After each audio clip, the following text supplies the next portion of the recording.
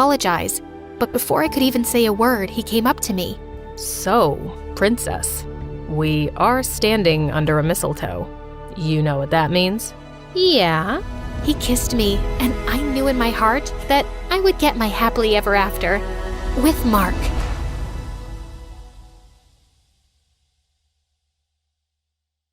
I was about to shoot my target when suddenly someone appeared from the shadows and snatched the apple away. It was the most popular guy in school, Travis, and lately he'd been flirting with me every chance he got. Let's play a game. If you miss the target, I'll have to kiss you. But if you hit it, then you'll have to kiss me. What do you say? Sure, why not? Everyone knew how good I was in archery, and as expected, it was a bullseye. Deal's a deal, cream puff. As he closed his eyes for the kiss, I called for the school cat Loki and whispered something to it. You can open your eyes now. Loki scratched his face like a wild animal as I walked away, in total satisfaction. Hi, my name is Bianca, and I'm incapable of falling in love. Well, that's what I thought. But before I continue, please like and subscribe. My mom owned a huge chain of hotels, and I was the sole heiress to the business empire. Our family name was well known already, but I'd really made us famous. Teen heiress seen kissing alleged gangster? Spoiled princess seen at archaeological site closed off for public? Princess Bianca announces to pay any amount to straighten the Leaning Tower of Pisa.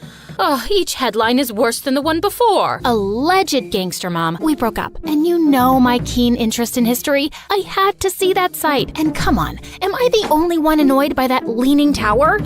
When will you ever get serious, Bianca? I have a private jet to catch, but we're not done with this conversation. Yes, go to your meeting, Mom. You didn't even remember to wish me a happy birthday, but I was still celebrating in style. I was having a huge birthday party at the newest club in town, but my night was ruined when I saw an uninvited guest, Travis, and he was approaching me and my BFF Carmen, as if he was God's gift to women, despite that scary face. Hey, sugar lips, wanna dance? Aren't you supposed to hate me for making you look like Frankenstein? What's love without a little pain? And I adore your feistiness. He was all over me the whole night. Eventually, I had to make Carmen distract him and try to escape, but he noticed and followed me like a madman. I'm not done with you, my love. I turned around a corner and opened a VIP door at the end of the hallway. There were some men in suits playing poker, and they all turned to me like I was an alien. Oopsie, wrong room. Thought it was the toilet. But may I say, sir, your jacket is really cool. Very vintage 90s. Michael Jackson kind of vibe. Okay, I won't bother you guys.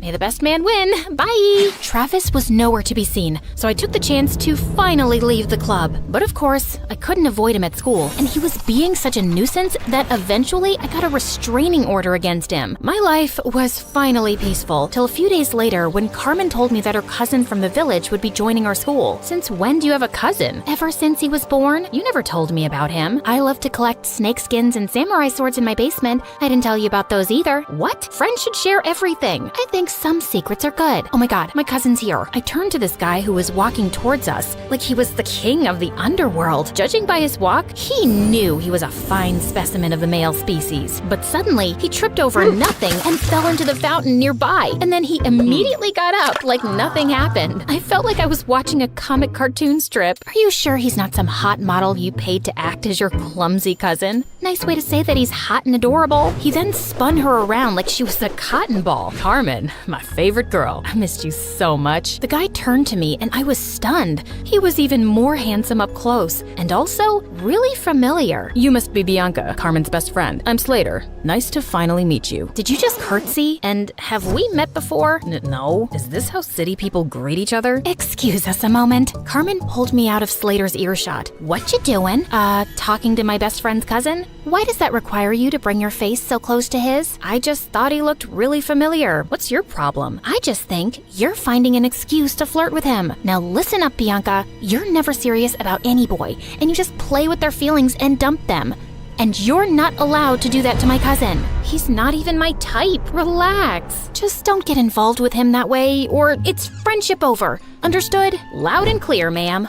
Since then, the three of us started hanging out together, and I was having a hard time believing someone like Slater existed. Sheer perfection on the outside, but with the poorest balance a human could possibly have. He tripped, slipped, and stumbled everywhere. He even got a black eye while tying his shoelaces. But one night, while I was admiring one of the paintings at home, it hit me like a bolt of lightning. I remembered where I'd seen Slater before. You gotta trust me, Carmen. Your cousin's up to something shady. Mom and I attended this art exhibition downtown last month, and Slater was there. He was one of the artists. We even bought a painting from him. Only his hair and eye color was different, but it was him, and he wasn't clumsy. He must have been a look-alike. Slater has lived in the village his entire life and just got here last week, and he can't even draw a circle, trust me. I even showed Slater's picture to Mom, and she said it's him too. Now she's contacted the artist to buy more of his work, and he's coming soon, and I'll finally know the truth. You just need to give yourself something to be excited about. Do what you want, but you're wrong. A couple of days later, the artist called Mom to say that he had to go out of town and he'd come to meet her next month. How convenient. I decided not to say anything to Slater and try to get to the bottom of his secret identity. He was always hovering around me and Carmen like an annoying fly. He was sure to slip up at some point. I'd be watching him. But one day, I was spying on him at the gym, and after seeing him miss the 100th basket, I got really bored. I decided to skip the rest of school that day to get a manicure. As I was walking to my car, a van suddenly stopped next to me. "Good day, child. Would you please buy some apples from me? I run an orphanage, and I'd like to get some toys for the children." "Sure thing. Just give me a basket and I'll give you $100,000. I was about to take the basket from her when Slater suddenly popped out of nowhere and crashed into me. Hey, you! Who do you work for? Show me your ID. The poor lady looked terrified and just drove away. What the heck was that? Didn't your parents ever tell you not to take candy from strangers? What if she was trying to poison you? Dude, those are apples, not candy. And who am I? Snow White? And that cute granny is trying to poison me because I'm the fairest girl in all the land. This isn't funny. You don't know how dangerous some situations can be. Oh, please. I swam with sharks last year and jumped off a hot air balloon when it malfunctioned. I laugh in the face of danger. And that lady just wasn't dangerous. I know you're from the village and probably think everyone in the city's evil, but please stop being a weirdo. But Slater just got weirder. Like another time, the three of us were at a restaurant, and as soon as the waiter served our order, he started sniffing mine. If you wanted me to completely lose my appetite, you succeeded. What's wrong with you? He also started sniffing his food and Carmen's. That's how we do it in the village. The first whiff of food tells you everything you need to know. About what exactly? About how organically the food was grown, if the farmer sang to his crops and cows. I ordered a giant brownie sundae with whipped cream and sprinkles. Are you insane? Just give me that. Just then, there was a loud crashing sound next to us, and Slater jumped towards me and brought me down to the floor, covering me like a human shield. He was looking down at me, and I was a little breathless. And then, I saw everyone else staring at us like we were mental. Apparently, a waiter had just dropped a tray full of glasses. Oh, my bad. I thought it was a gunshot and maybe some robbers had come in. I just acted on instinct. Wait, let me get this straight. So you thought it was a dangerous situation, and your first instinct was to save Bianca? Hello, what about me? Your own flesh and blood? Slater muttered some apologies while Carmen kept scolding him, even if he was crazy. It was really sweet how he tried to protect me. One weekend, Carmen told me that the cheer captain was throwing a party, just for the cheerleaders and all the boys. I felt curious to see how Slater would act at parties with other girls, so I dashed over to the venue and spied from the bushes. But I couldn't spot him anywhere. I knew how girls looked at him. He was probably surrounded by the cheerleaders. Well, what did I care? I took this opportunity to practice my amazing singing. I can buy myself flowers, write my name in the sand, talk to myself for hours, say things you don't understand. Suddenly, I heard a sound right behind me. Slater, what are you doing here? Same question for you. I came here to sing flowers, 'cause you know, there are flowers here, duh. What about you? It's too loud inside, and everyone was acting wild. It was scaring me. Just then, a huge bug came flying at our faces, and Slater tried to smack it away, but he ended up slapping me instead. Oh my god, I'm so sorry. My hand is so stupid. Bad hand. Gosh, Slater, why are you so freaking clumsy? I don't know, just born that way, but I get even clumsier around you, because attractive girls make me nervous, and you're the most beautiful I've ever seen.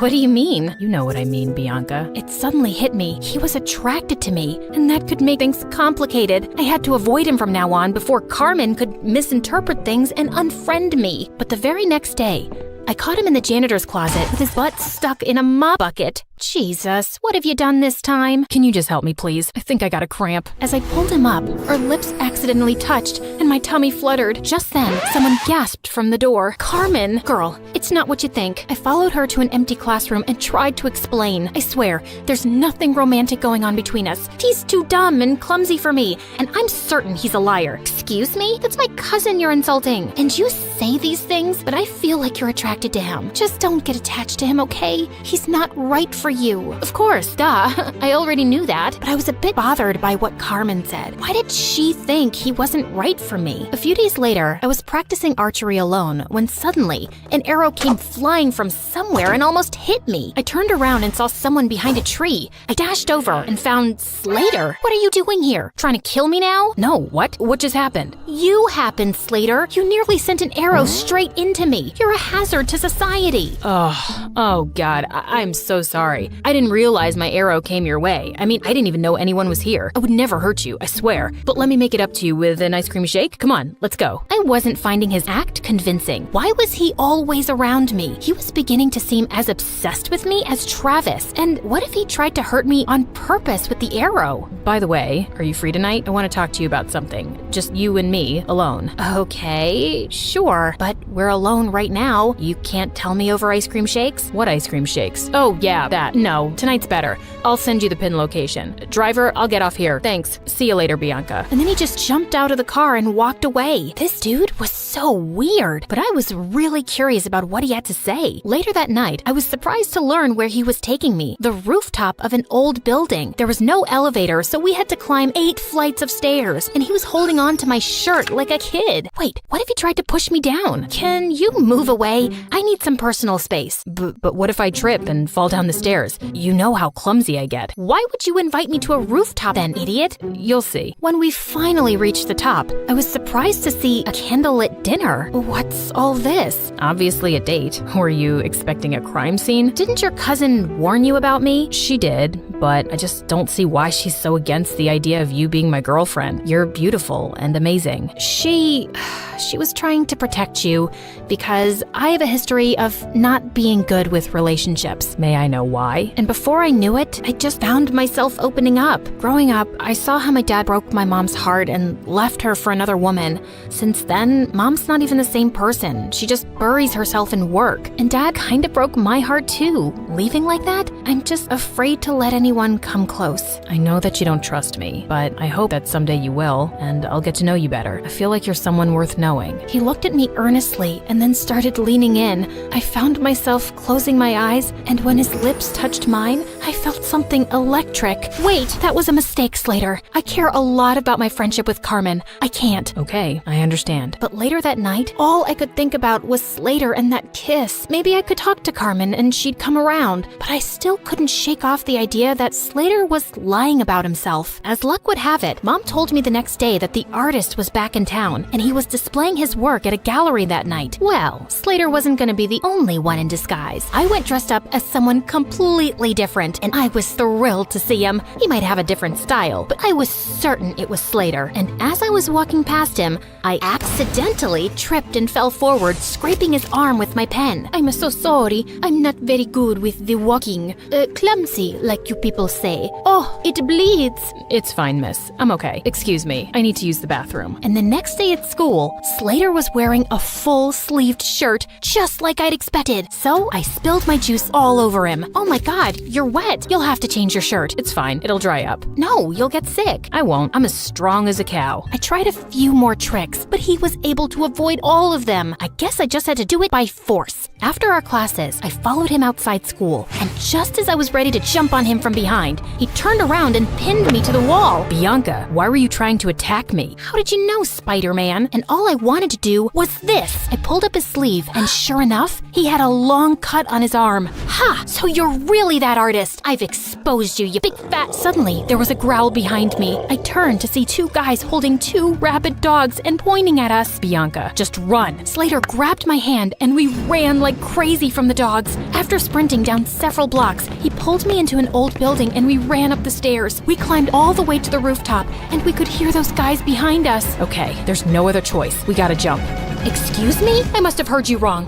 And what is going on? Questions later. And what's the matter? I thought you laughed in the face of danger. Haha. Now is not the time to be sarcastic. Just hold on to me and you'll be fine. Do you trust me? Of course I don't trust you. You're the clumsiest idiot I've ever met. Listen, Bianca, I'm not who you really think I am. I just need you to trust me right now, okay? I won't let anything happen to you. I promise. My instincts told me to trust him, and I did. And what happened next was the most thrilling thing ever. We went flying through the air, then landed straight in a garbage dump. Ew, fish heads. Come on, this isn't over yet. I needed answers about why I was currently running a marathon with my BFF's mystery cousin around the city. Slater, why are these people after us? Listen, something happened. He didn't get to finish because the gangsters finally cornered us. Slater pushed me inside one of the diners as he started fighting them expertly. What were these kung fu ninja moves? He was so hot. Just then, one of the guys came up behind him with a metal chair. I looked around for anything I could throw at that scumbag before he could hurt Slater. Bullseye. That's my girl. Just then, a bunch of policemen arrived and surrounded the men, and Slater pulled out a badge. You're under arrest. What? He was a detective? As those jerks were being taken away, Slater finally told me everything, starting with how I unknowingly got involved with an international mafia gang. You walked in on them one night at the dance club and saw something you weren't supposed to see. You've been in danger since then. Oh, those guys. But I swear I didn't even see anything. They couldn't be sure of that, so you've been their target since. I was already in town looking for this gang and posing as an undercover artist, but when we found out that they were looking for you, I joined your school to be closer. We also thought we could catch them using you. You mean using me as bait? I didn't mean use you like that. We just knew they'd come after you. So that date on the rooftop, was that also a ploy to get the gang members there? Well, yeah. We had police hidden all over that building, but I think the gang realized it was a trap. Everything made sense now. He was just pretending to be interested all along so he could be around me for my protection and to catch the bad guys. I was just a mission for him. You saved my life. Thank you. I just did my job. I'm glad you're safe now. I gotta report to headquarters soon, so... Yeah, great job. Goodbye then. As I walked away, I suddenly felt sad and empty, and the next day at school, Slater was gone. I demanded more answers from Carmen. Slater really is my cousin. He became a detective at a young age, and he doesn't tell us much about his job. But after that restaurant incident where he was clearly protecting you, I asked him what was going on,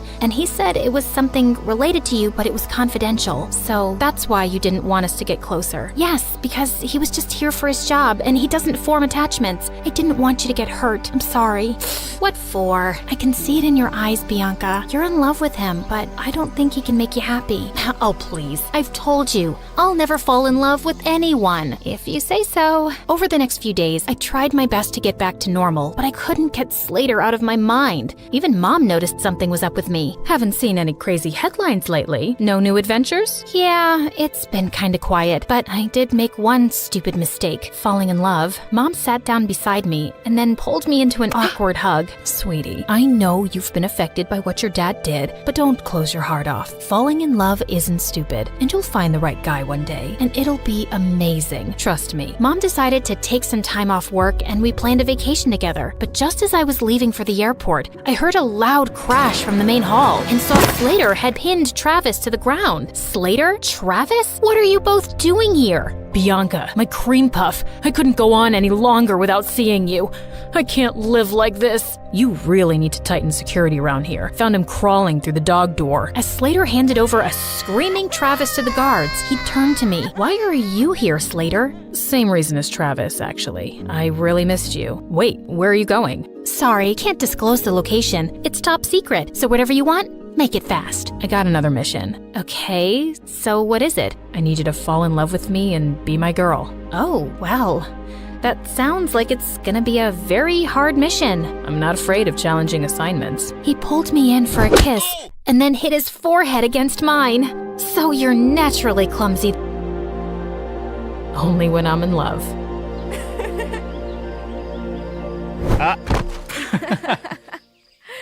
Hi, I'm Mia from LA. Please like and subscribe. Growing up, it was just me and my mom, who was a famous photographer working for big brands and celebrities. So you'd think, with a photographer parent, I'd have a beautifully documented childhood. Well, you'd be wrong. I hardly had any pictures because mom was always too busy. and I was raised by nannies. Sure, Mom gave me everything, but she couldn't make much time for me. She did try by setting up her studio at home, but once when she was in a meeting, I slipped into her darkroom and switched on the lights, and all her photos were destroyed. That nanny was fired, and Mom relocated her studio. And then she hired a lady named Susan, who was the coolest. Susan could play hide and seek with me for hours. She'd always let me do her makeup, and she even taught me how to slide down our main staircase. She'd pitch up a tent in our backyard and then tell me stories around a fire. And what a storyteller she was. She'd just make up magical tales in the moment, and I was hooked. What are you thinking, you lily-livered, yellow-bellied scallywag? I was thinking you should be my mom. Susan laughed it off, but I was kinda serious.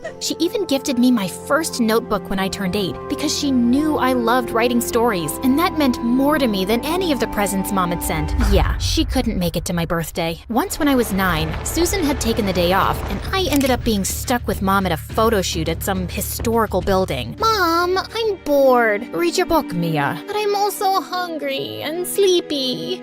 Think of something fun to do for a little longer, okay? Okay, but you better come find me soon. Yeah, soon. So I skipped off to find an amazing hiding place. I thought it was clear to Mom that we were playing hide and seek. As I waited for her in my spot, I dozed off. And when I woke up, it was kinda dark. I tried to find my way back to Mom's shoot, but I was totally lost. Luckily, a security guard found me and took me to the nearest police station. And the only number I knew by heart was Susan's. Sometime later, both Mom and Susan came running in, and I jumped straight into Susan's arms.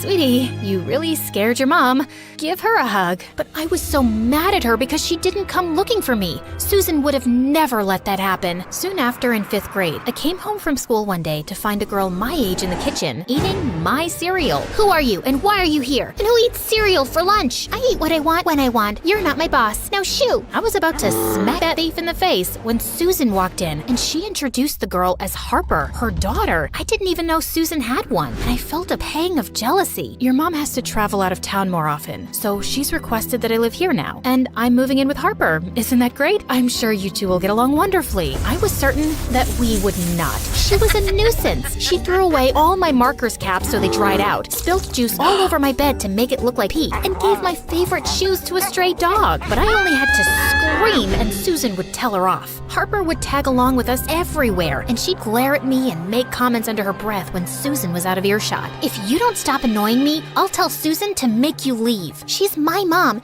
If I leave, she leaves with me. Well, she likes me better. As if your mom pays her to spend time with you. You're just a job to her. I'd never really thought about it that way, but it was true. That didn't mean she loved me any less, did it? Soon enough, Mom got Harper into my school. I was the top student in class, but she replaced me quickly. Her mental math was faster, her science projects were more inventive, and her creativity had the English teacher gushing. Usually, the person with the best story would be selected to read theirs out loud every week, and now it was always her. And one day when I walked into the living room, I saw Harper on the sofa with her feet up, watching TV, and the sight boiled my blood. I just didn't want her here. It's time for my show. Please leave. There's a TV in your mom's room. Watch it there. It's not your place to tell me what to do. What's that supposed to mean? I thought my mom was like family. That makes me family too, so deal with it. I snapped and dumped her bowl of popcorn on her head. She pounced on me, and as I was pushing her off, I sent her crashing into a table, knocking off a huge vase.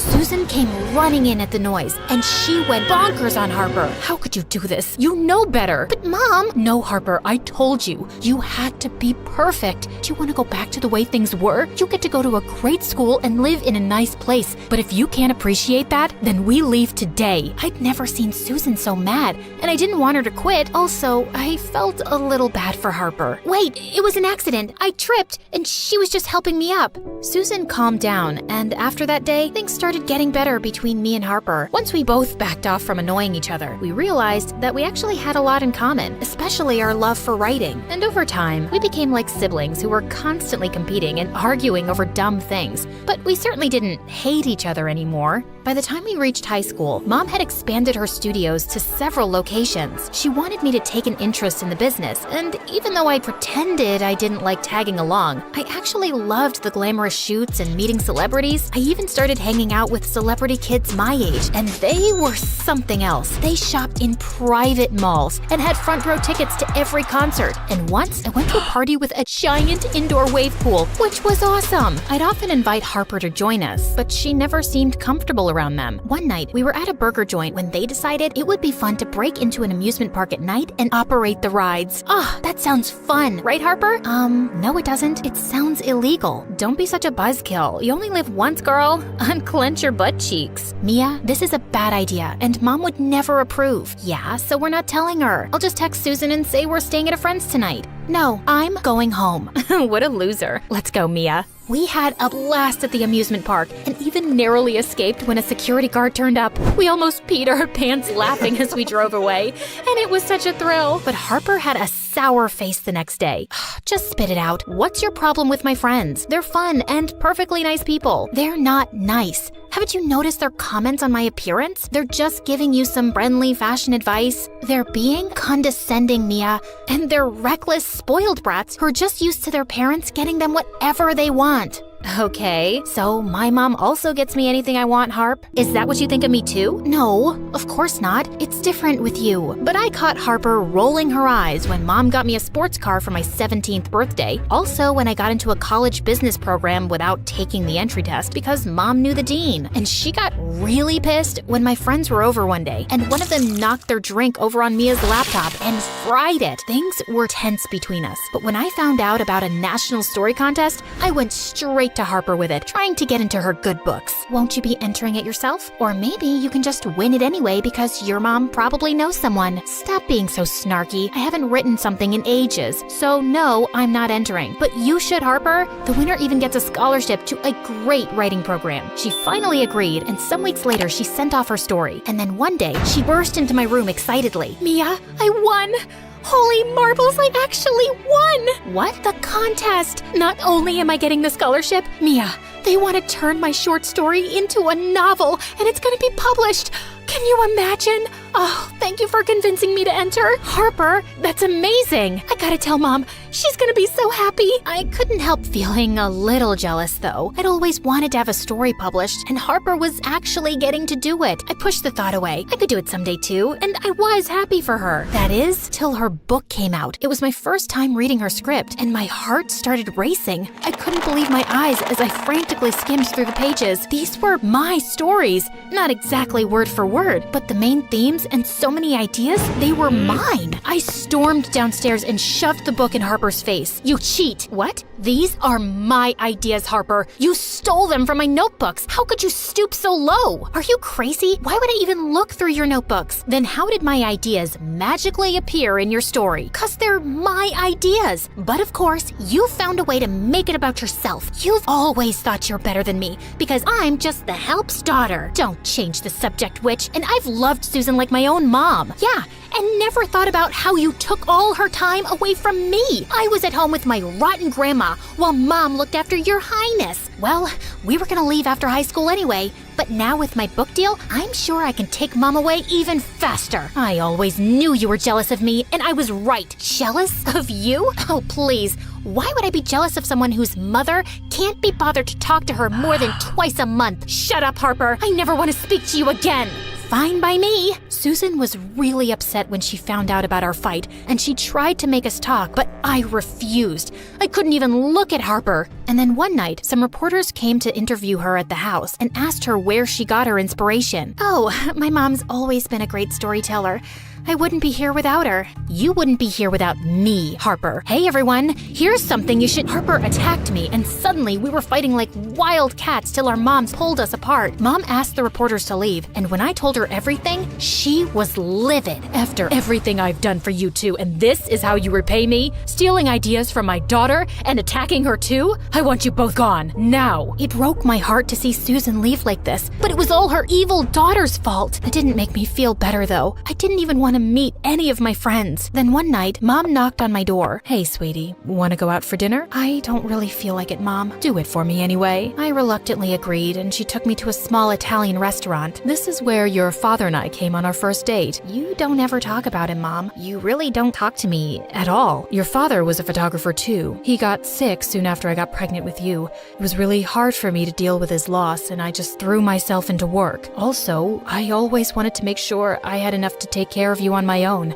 but I think I've let you down. What do you mean? I can see how much you miss Susan, and she's made you into the kind of person you are today, not me. It used to hurt my feelings when you preferred her as a kid, but I can't blame you. Is there anything I can do to make up for me not being there? Mom, I've always appreciated everything you've given me, but I think I just want your time now. Over the years, Mom and I grew closer and I got more involved with her business. I'd see Harper on the news. She'd turned her novel into a trilogy and gained worldwide success. I tried to get over my bitterness, but I just couldn't forget the betrayal. Then one day, my assistant let in a visitor, and I was shocked to see Harper. What are you doing here? I don't want to see you. Please, Mia, just hear me out. She told me that Susan had fallen sick and had been in the hospital for months. My heart sank at the news. She's recovering now, but she keeps asking to see you. Please, you should hear what she has to say. I put all my differences aside and ran to see her, and hugging her made me feel like a kid again.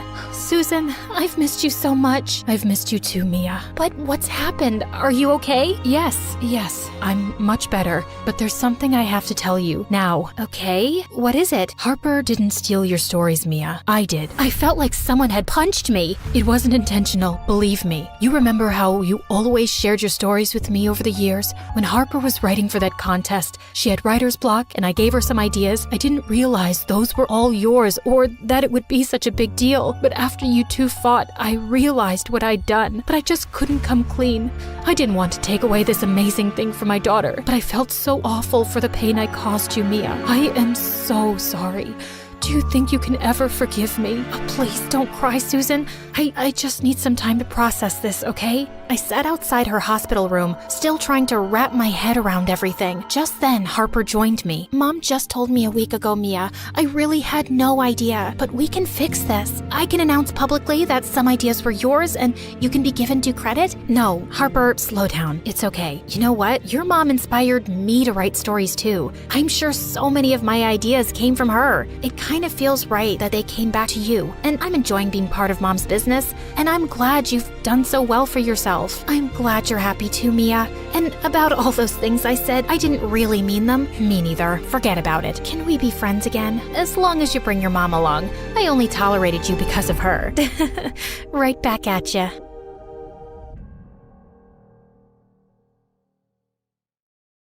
Hi, I'm Noor from Pakistan. Please like and subscribe. I was 17 when I moved to the US with my family. And even though my parents were worried about me adjusting here, I was super excited about my new life. On the first day of school, as I walked down the busy hallway, a girl bumped into me and dropped all of my books. As I started picking them up, I saw another kid in roller skates charging straight at me. I just sat there frozen in horror when suddenly someone pushed me out of the way. I looked up to see the cutest boy I'd ever laid eyes on smiling down at me. Hey, are you okay? Did you hit your head? Do you feel dizzy? Well, I did, but I don't know if it was the fall or his smile. I think I'm okay. Thank you for saving my life. Suddenly, he leaned in closer. Wait, was he gonna kiss me? I was ready for it, but to my embarrassment, he just reached over and picked up his sandwich lying next to me. Must have dropped this while saving your butt.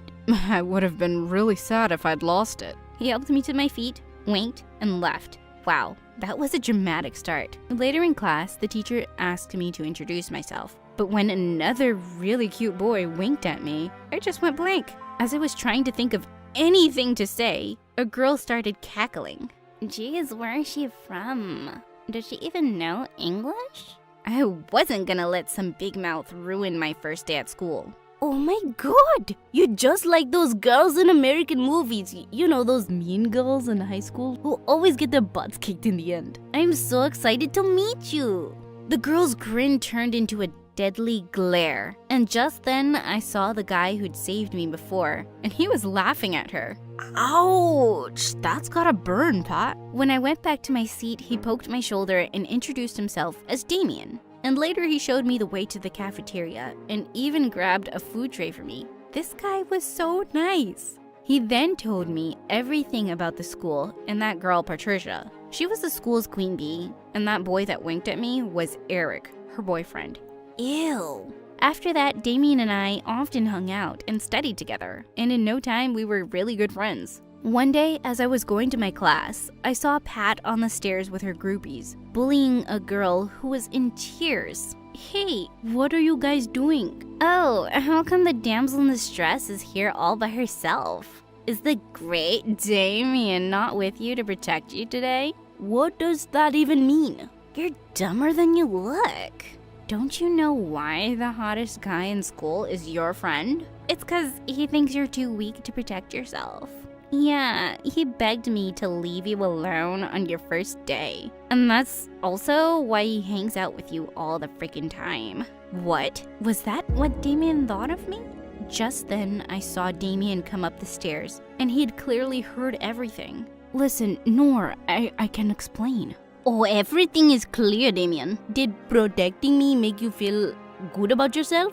Oh, well, you can go be someone else's bodyguard. I can take care of myself. Thank you very much. And with that, I stormed off angrily and planned to ignore him for a very long time. A few days later, I was paired up with Eric for an experiment in the science class. There were rumors that he and Pat had broken up, but she kept giving me death glares all the time he sat next to me. While we were doing an experiment, a test tube slipped from my fingers and almost fell on me when Eric pulled me to his side and I fell over him. And Pat jumped off her seat like it was on fire. Girl, where have you been all my life? Hiding from you. I pushed him away and left the class. I didn't want Pat's sleazy ex or more drama, but it wasn't like I could avoid it. We were having elections for student council in the coming weeks, and I entered my name for the same position that Pat was competing for. Oh, you think you can win? That's cute. Right. I am really cute, and it's gotten me very far in life. But yeah, if the position can only be filled by a bad-tempered witch, I'm sure I'll win this year too. I'm gonna. Easy there, Pat. Kids might not vote for you if they see you going all wild on me. You gotta be cool and a little cute. She looked furious as I walked off. That day, I was waiting for my bus outside school. A car stopped in front of me and the backseat window opened. Come on, Noor, get in. I'll drop you home. No thanks. I'd rather stay on this spot the rest of my life. Oh, you're hurting me, babe. I know it may look like a jerk, but trust me, I'm not one. He literally stood there for 20 minutes, and when I realized the bus wasn't coming, I gave in. Just this once. When we reached home, he got out first and opened the door for me. And then, he pulled me close and kissed me. What the what? I pushed him away, but he just smirked. How dare you do that? Easy there, princess. It was just a kiss. Was it your first? I was so mad at him, but I didn't want to create a scene in front of my house, so I let him leave unscratched. But when I entered my home, I saw both my parents standing near the window looking shocked. I thought I was going to be grounded for life. But when I told them how the loser just kissed me out of nowhere, they calmed down and told me to be careful. The next day at school, the campaigning for the student council election began. I'd made all my posters and left them to dry in the art room. But when I got there, I saw they were all trashed. Of course it was that witch. I could almost cry. As I frantically started all over, I felt a gentle hand on my shoulder, and I turned to see Damien. Hey, you look like you could use some help. May I? Oh, just go away, Damien. Yeah, Pat's a big fat jerk. And she's wrecked all my hard work, but I can fix it on my own. I need a friend, not a knight in shining armor. Just give me a chance to explain, okay? I never thought you're weak. I just thought you're new around here and I was only looking out for you. But I'm sorry about how I did it. Can we be friends again, please? How could I not melt at that adorable smile? I gave him a hug and he jumped right into helping me out. We made a lot of posters and hung them all around the school. But just as I was getting one up on the wall, my foot slipped, and I almost fell to the ground when someone caught me mid-air. Eric, gotcha. Straight from heaven into my arms, gorgeous. Before I could even say anything, Damien pushed him away roughly. Get away from her before I punch out all your teeth, Eric. Whoa, I'd never seen Damien getting so mad before. Was he jealous? I had to cut in to stop the two from getting into a fight, and Eric walked off with a smirk. But later that day, as I walked back to the art room to put away some stuff, I stopped when I saw Pat and Eric inside, and they were talking about me. Babe, I swear, I was so sure Nora's parents saw me kiss her. I thought they'd ground her for a few weeks and she wouldn't be able to run for the election, but I don't know why it didn't work. It didn't work because you're a moron. Try harder. We need to do something big to get her butt kicked out of school. I just can't stand that brown-skinned curry girl. OMG, these guys were such jerks. And I decided I was gonna teach him a good lesson this time. The next few days, Eric kept trying to impress me with his expensive gifts, and I started acting like I was loving all this attention. I wanted him to think that he was winning, but it wasn't gonna be easy for him. One day, I was in the cafeteria when I invited Eric over to eat together. Hey, Eric, come sit with me. I made this delicious food only for you. OMG, homemade Pakistani food? It's my favorite, babe. And then I grabbed a spoonful of my mom's super spicy chicken tikka and shoved it in his mouth. His face turned red and he ran around the cafeteria looking for water with tears in his eyes. Did you like it? Here, have some more. But he just ran out of there like crazy. This was so much fun. But just then, I saw Damien at the back of the cafeteria, and he looked so pissed. I called out his name, but he just left, and I went after him. Damien, stop. Let go of me, Noor. I don't wanna. Whoa, just listen to me. I've been listening to plenty of things. Eric's been going around saying you kissed him. He's such a jerk. Why would you? And then I pulled him close and kissed him. Oh, did you just? Yeah, dummy. It's you I like, not him. Then I told him about how I was playing Eric and Pat. He looked at me all surprised, but then he just hugged me. I like you too, Noor. You certainly don't need my help, but still, I want you to be careful. OMG, he was so sweet. I loved this guy. And now that everything was going according to plan, I was totally focused on the election, while watching my back, of course. On the last day of the campaign, both Pat and I had to give speeches for all the school kids in the main hall. Just as Pat got onto the stage, she said, Guys, there are so many reasons you can vote for me, but I'll just give you one that'll make you love me. And that is, I'm not a criminal like Noor. Just then, the lights went off, and the auditorium's TV screen lit. Everyone gasped at what they saw. It was some girl dressed like me, but in a mask, breaking into the principal's office. She took some sealed question papers from the drawer and ran out of the window.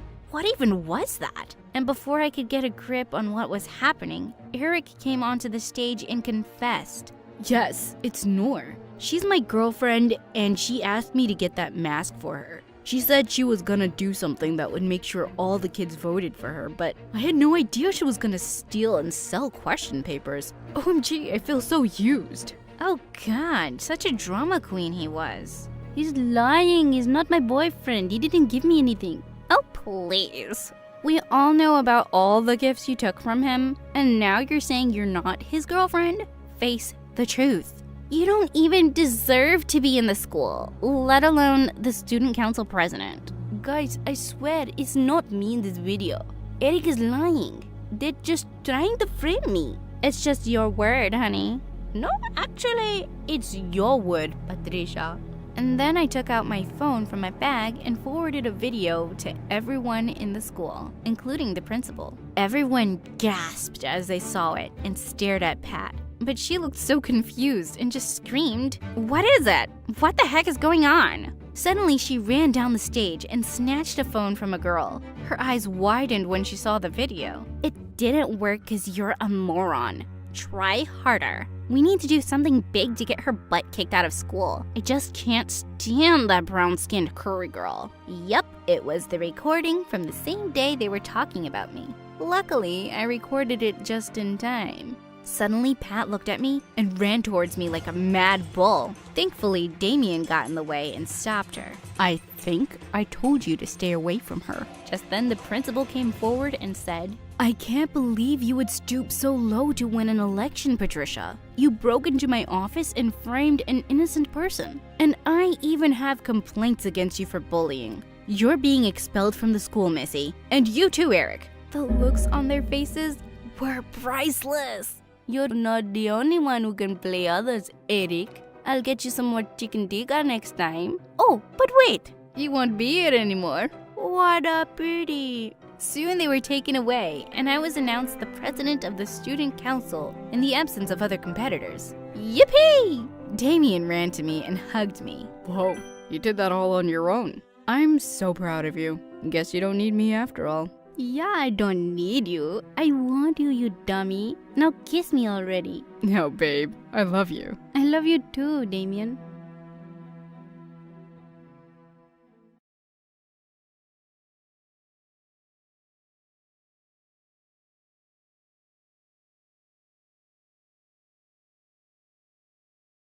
Hi, my name is Caroline, and from the day I was born, Mom has thought of me as a nuisance. No matter how hard I try to please her, I just always end up doing the wrong thing. You see, I was always clumsy, and I'd been causing minor disasters around the house even since I was born. Like one time when I was 2 years old, I climbed onto the bookshelf to take down a book and somehow managed to bring the whole thing down. Mom and Dad were freaked. They fired my nanny then, and since Dad was always away, Mom had to quit her job to look after me full time. I think that's when she started hating me. She thought everything I ever did was wrong. On my 6th birthday, she said to her friends, "She's so annoying that she chose to come out in the middle of my pedicure. I had to go to the hospital with half my nails painted. Can you imagine? So annoying." I was so embarrassed that I tried to run out of the room, only to run smack into my cake. I sat in a pile of cake and felt so embarrassed, and Mom looked so annoyed that I did the stupidest thing on the planet. I ate a fistful of cake and said, "Yum, chocolate." Everyone just laughed harder, and someone said I was an idiot. Turns out, it was Mom. Later that night, I heard Mom on the phone with her friend, and she was crying like a baby.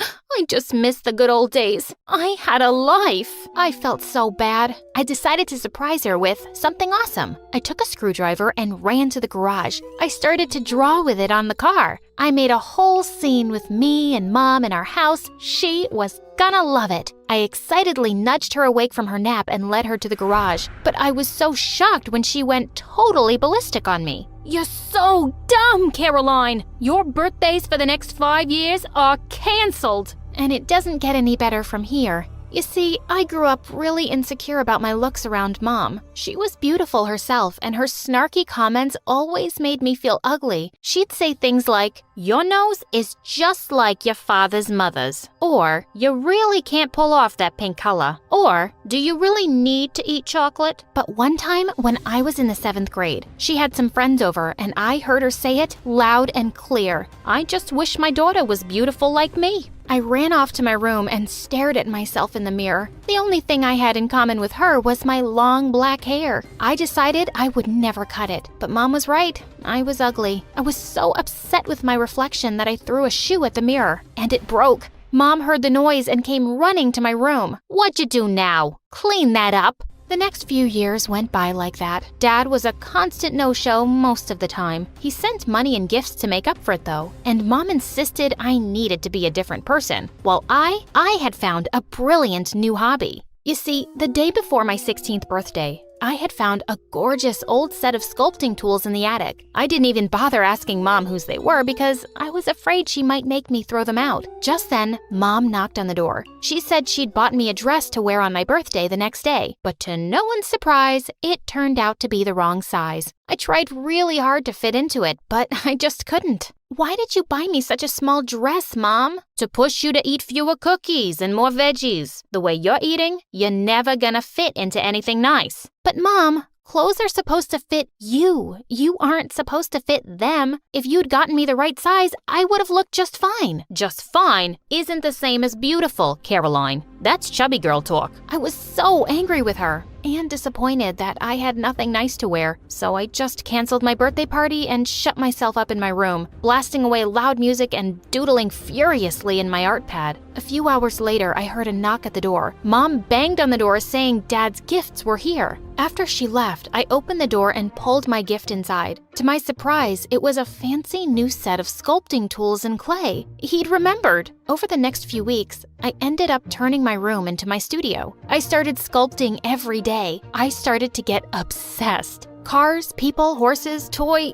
everything. I even started doing it at school. One day, as I was rushing from class to the art room, I bumped into someone and all the miniature sculptures in my bag fell out and scattered everywhere. Oh my God, I'm so sorry. No, it's okay. Just help me. I looked up and saw the school's basketball captain, Ron. I'd had a crush on him for a while, but he didn't even know I existed. And now he was helping me pick up my scattered miniatures. Suddenly, Ron looked at my work and let out a whistle. Don't tell me you made these. They're brilliant. I'm pretty sure I'm very capable of making something brilliant, Ron. No, of course. I meant you're really good. My aunt's a sculptor, and I just know she'd love your work. Then he invited me to his home after school. I could not believe my ears. Ron's aunt was crazy talented, and she did seem really impressed with my work. Before I knew it, we had become friends. Not just us, but Ron too. I started hanging out more and more often at his place and sculpting in his aunt's studio. Before I knew it, we had become great friends, and my crush was back. One day while I was at Ron's place, his aunt showed me a poster of the sculpting contest. And wow, the prize was a scholarship to study art at the university. Ron said, "If anyone can win it, it's you." The way he said it gave me butterflies, and I decided I'd give it my best. I came back home thrilled, and I told my mom about my project, but Mom was anything but impressed. A sculptor? I was hoping you'd become a doctor, a lawyer, or something that won't make you starve. Actually, on second thoughts, maybe that's not such a bad thing. I tried to not let her get to me, but she made me so mad. I shut myself up for the weekend and sculpted with such passion that I dirtied the floor and sent clay water splattering onto the walls. I wouldn't even go down to eat with her. I just ordered pizzas and had the delivery boy hand them to me through my window. A few days later, as I was leaving for school, she barged in and was beyond furious. She completely ignored my beautiful pieces and only looked around at the mess with crazy eyes. "What are you, a cave woman? You're not going anywhere till you clean this garbage dump." "I'll clean it up, Mom. But why do you always see the ugly side of everything? Don't you have anything nice to say about my art? I couldn't care less about your stupid art." And with that, she walked away. I was so furious, I decided to do the only thing I knew would really get to her. I decided to cut all my long black hair and dye it. It was the only thing my mother and I had that was similar, and now I was different. When she saw me with bright blue short hair, she dropped the plate she was holding and simply said, "Ah, completely ugly now." I started spending as much time away from home, returning late and not answering my mom's calls. I spent most of my time at Ron's house working on my sculpture of Grace O'Malley, a fierce Irish pirate. She was such an iconic woman. One day when I returned home, I couldn't find my sculpture anywhere. So I asked Mom, and she casually said, "Your room looked like a dump." So I threw away everything. "You what? Mom, I spent weeks on it. The competition is just 4 days away." I told you to clean up your mess. I couldn't tell the art from the trash. I was horrified and did the only thing that made sense. I turned around and ran out of my home. That night it was freezing outside and I didn't know where to go. I started crying, sitting on the street. Suddenly a car approached me. It was Ron. He said, since I hadn't shown up at his place when I was supposed to, he thought I might be in trouble. When I told him I'd left my house, he said I could stay at his place as long as I wanted. The next 3 days were crazy. I skipped school and worked on my sculpture all day long. I blocked Mom's number because she wouldn't stop calling to yell at me. But the day before the art contest, someone knocked at Ron's door. It was Dad. He wanted me to go home to Mom. "Are you coming?" No, honey. I have to catch a flight in 30 minutes. Now, hurry up. "Forget it, Dad. I'm tired of how you and Mom have been. You're literally never there in my life. And Mom just hates me so much. I'm not going back to her. She doesn't hate you. She loves you. Yeah, of course. Now go, Dad. I don't need you either. I have other friends who can be there for me when I need it. With that, I slammed the door in his face. On the day of the art contest, I was very anxious. I tried to look around and find some familiar faces, but none were there for me. I looked at other people's art pieces, and I suddenly felt they were all better than mine. I wanted to go away. I took my small little statue and ran out of the exhibition crying. But at the door, I found Dad. He took one look at me and smiled. You came? How? No one else gets to be my daughter's best friend and biggest support. Now tell me, you weren't running away, were you? My work is really bad, Dad.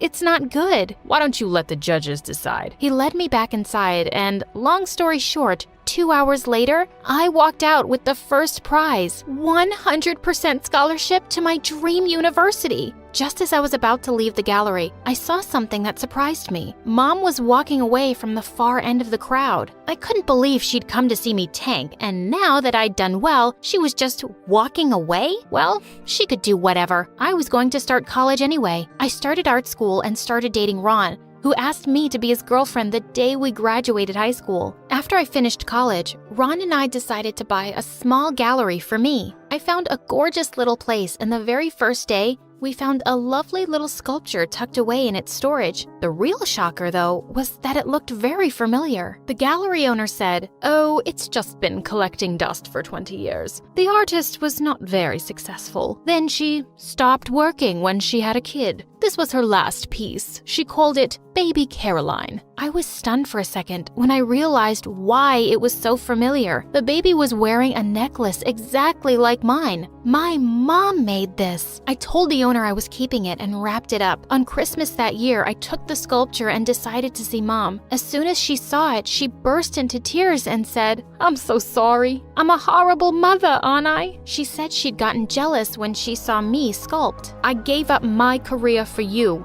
and you were so good. I got so upset. I'm so sorry." As angry and hurt as I was, I knew that Mom had given up a lot for me, so I hugged her and showed her my second gift, the old sculpting tools I'd found in the attic years ago. She cried as she held them. They were hers. Well, now the two of us often sculpt together in my studio, except we have a third edition, my little girl Maria. My friend often says that Italians are emotional and impulsive. I haven't done an impulsive thing in my life. Crazy things just happen to me, you know? I was just so unprepared for my chemistry exam, and all I did was set off the fire alarm. Next thing I know, a fire truck had crashed into our school auditorium. The principal was furious and searching for the culprit, and I, the culprit, found myself running away from the school as fast as I could. I rushed straight into my empty house and up to my room to find a boy sitting on my bed.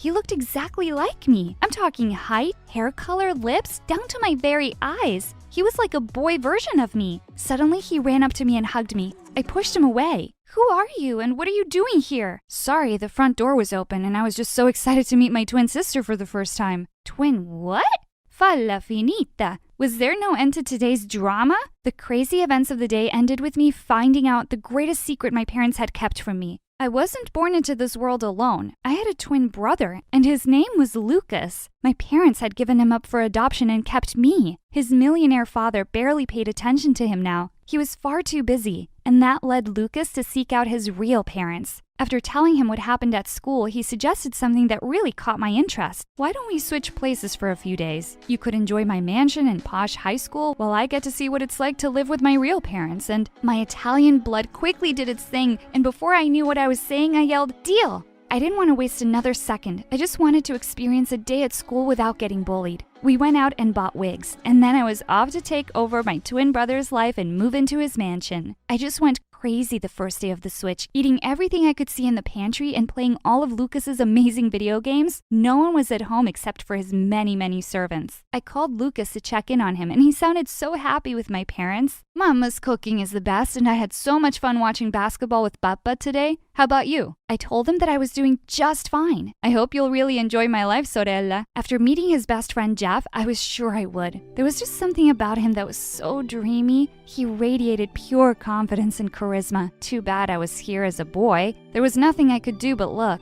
Or so I thought. Turns out Lucas and Jeff were much closer friends than I knew. One day, he just barged into my room without even knocking. And worse, he immediately jumped into my bed as if he owned it. Wake up, princess. It's time for your morning tea. What did he just call me? He was grinning from ear to ear. And then it hit me. I was still in my girly pink pajamas. Could I just disappear right now? I immediately cleared my throat, and in a deeper voice I said, I'm just man enough to wear pink. Dude, I know, it's cool. He gave me a fist bump and a wink, and I responded in the most awkward way.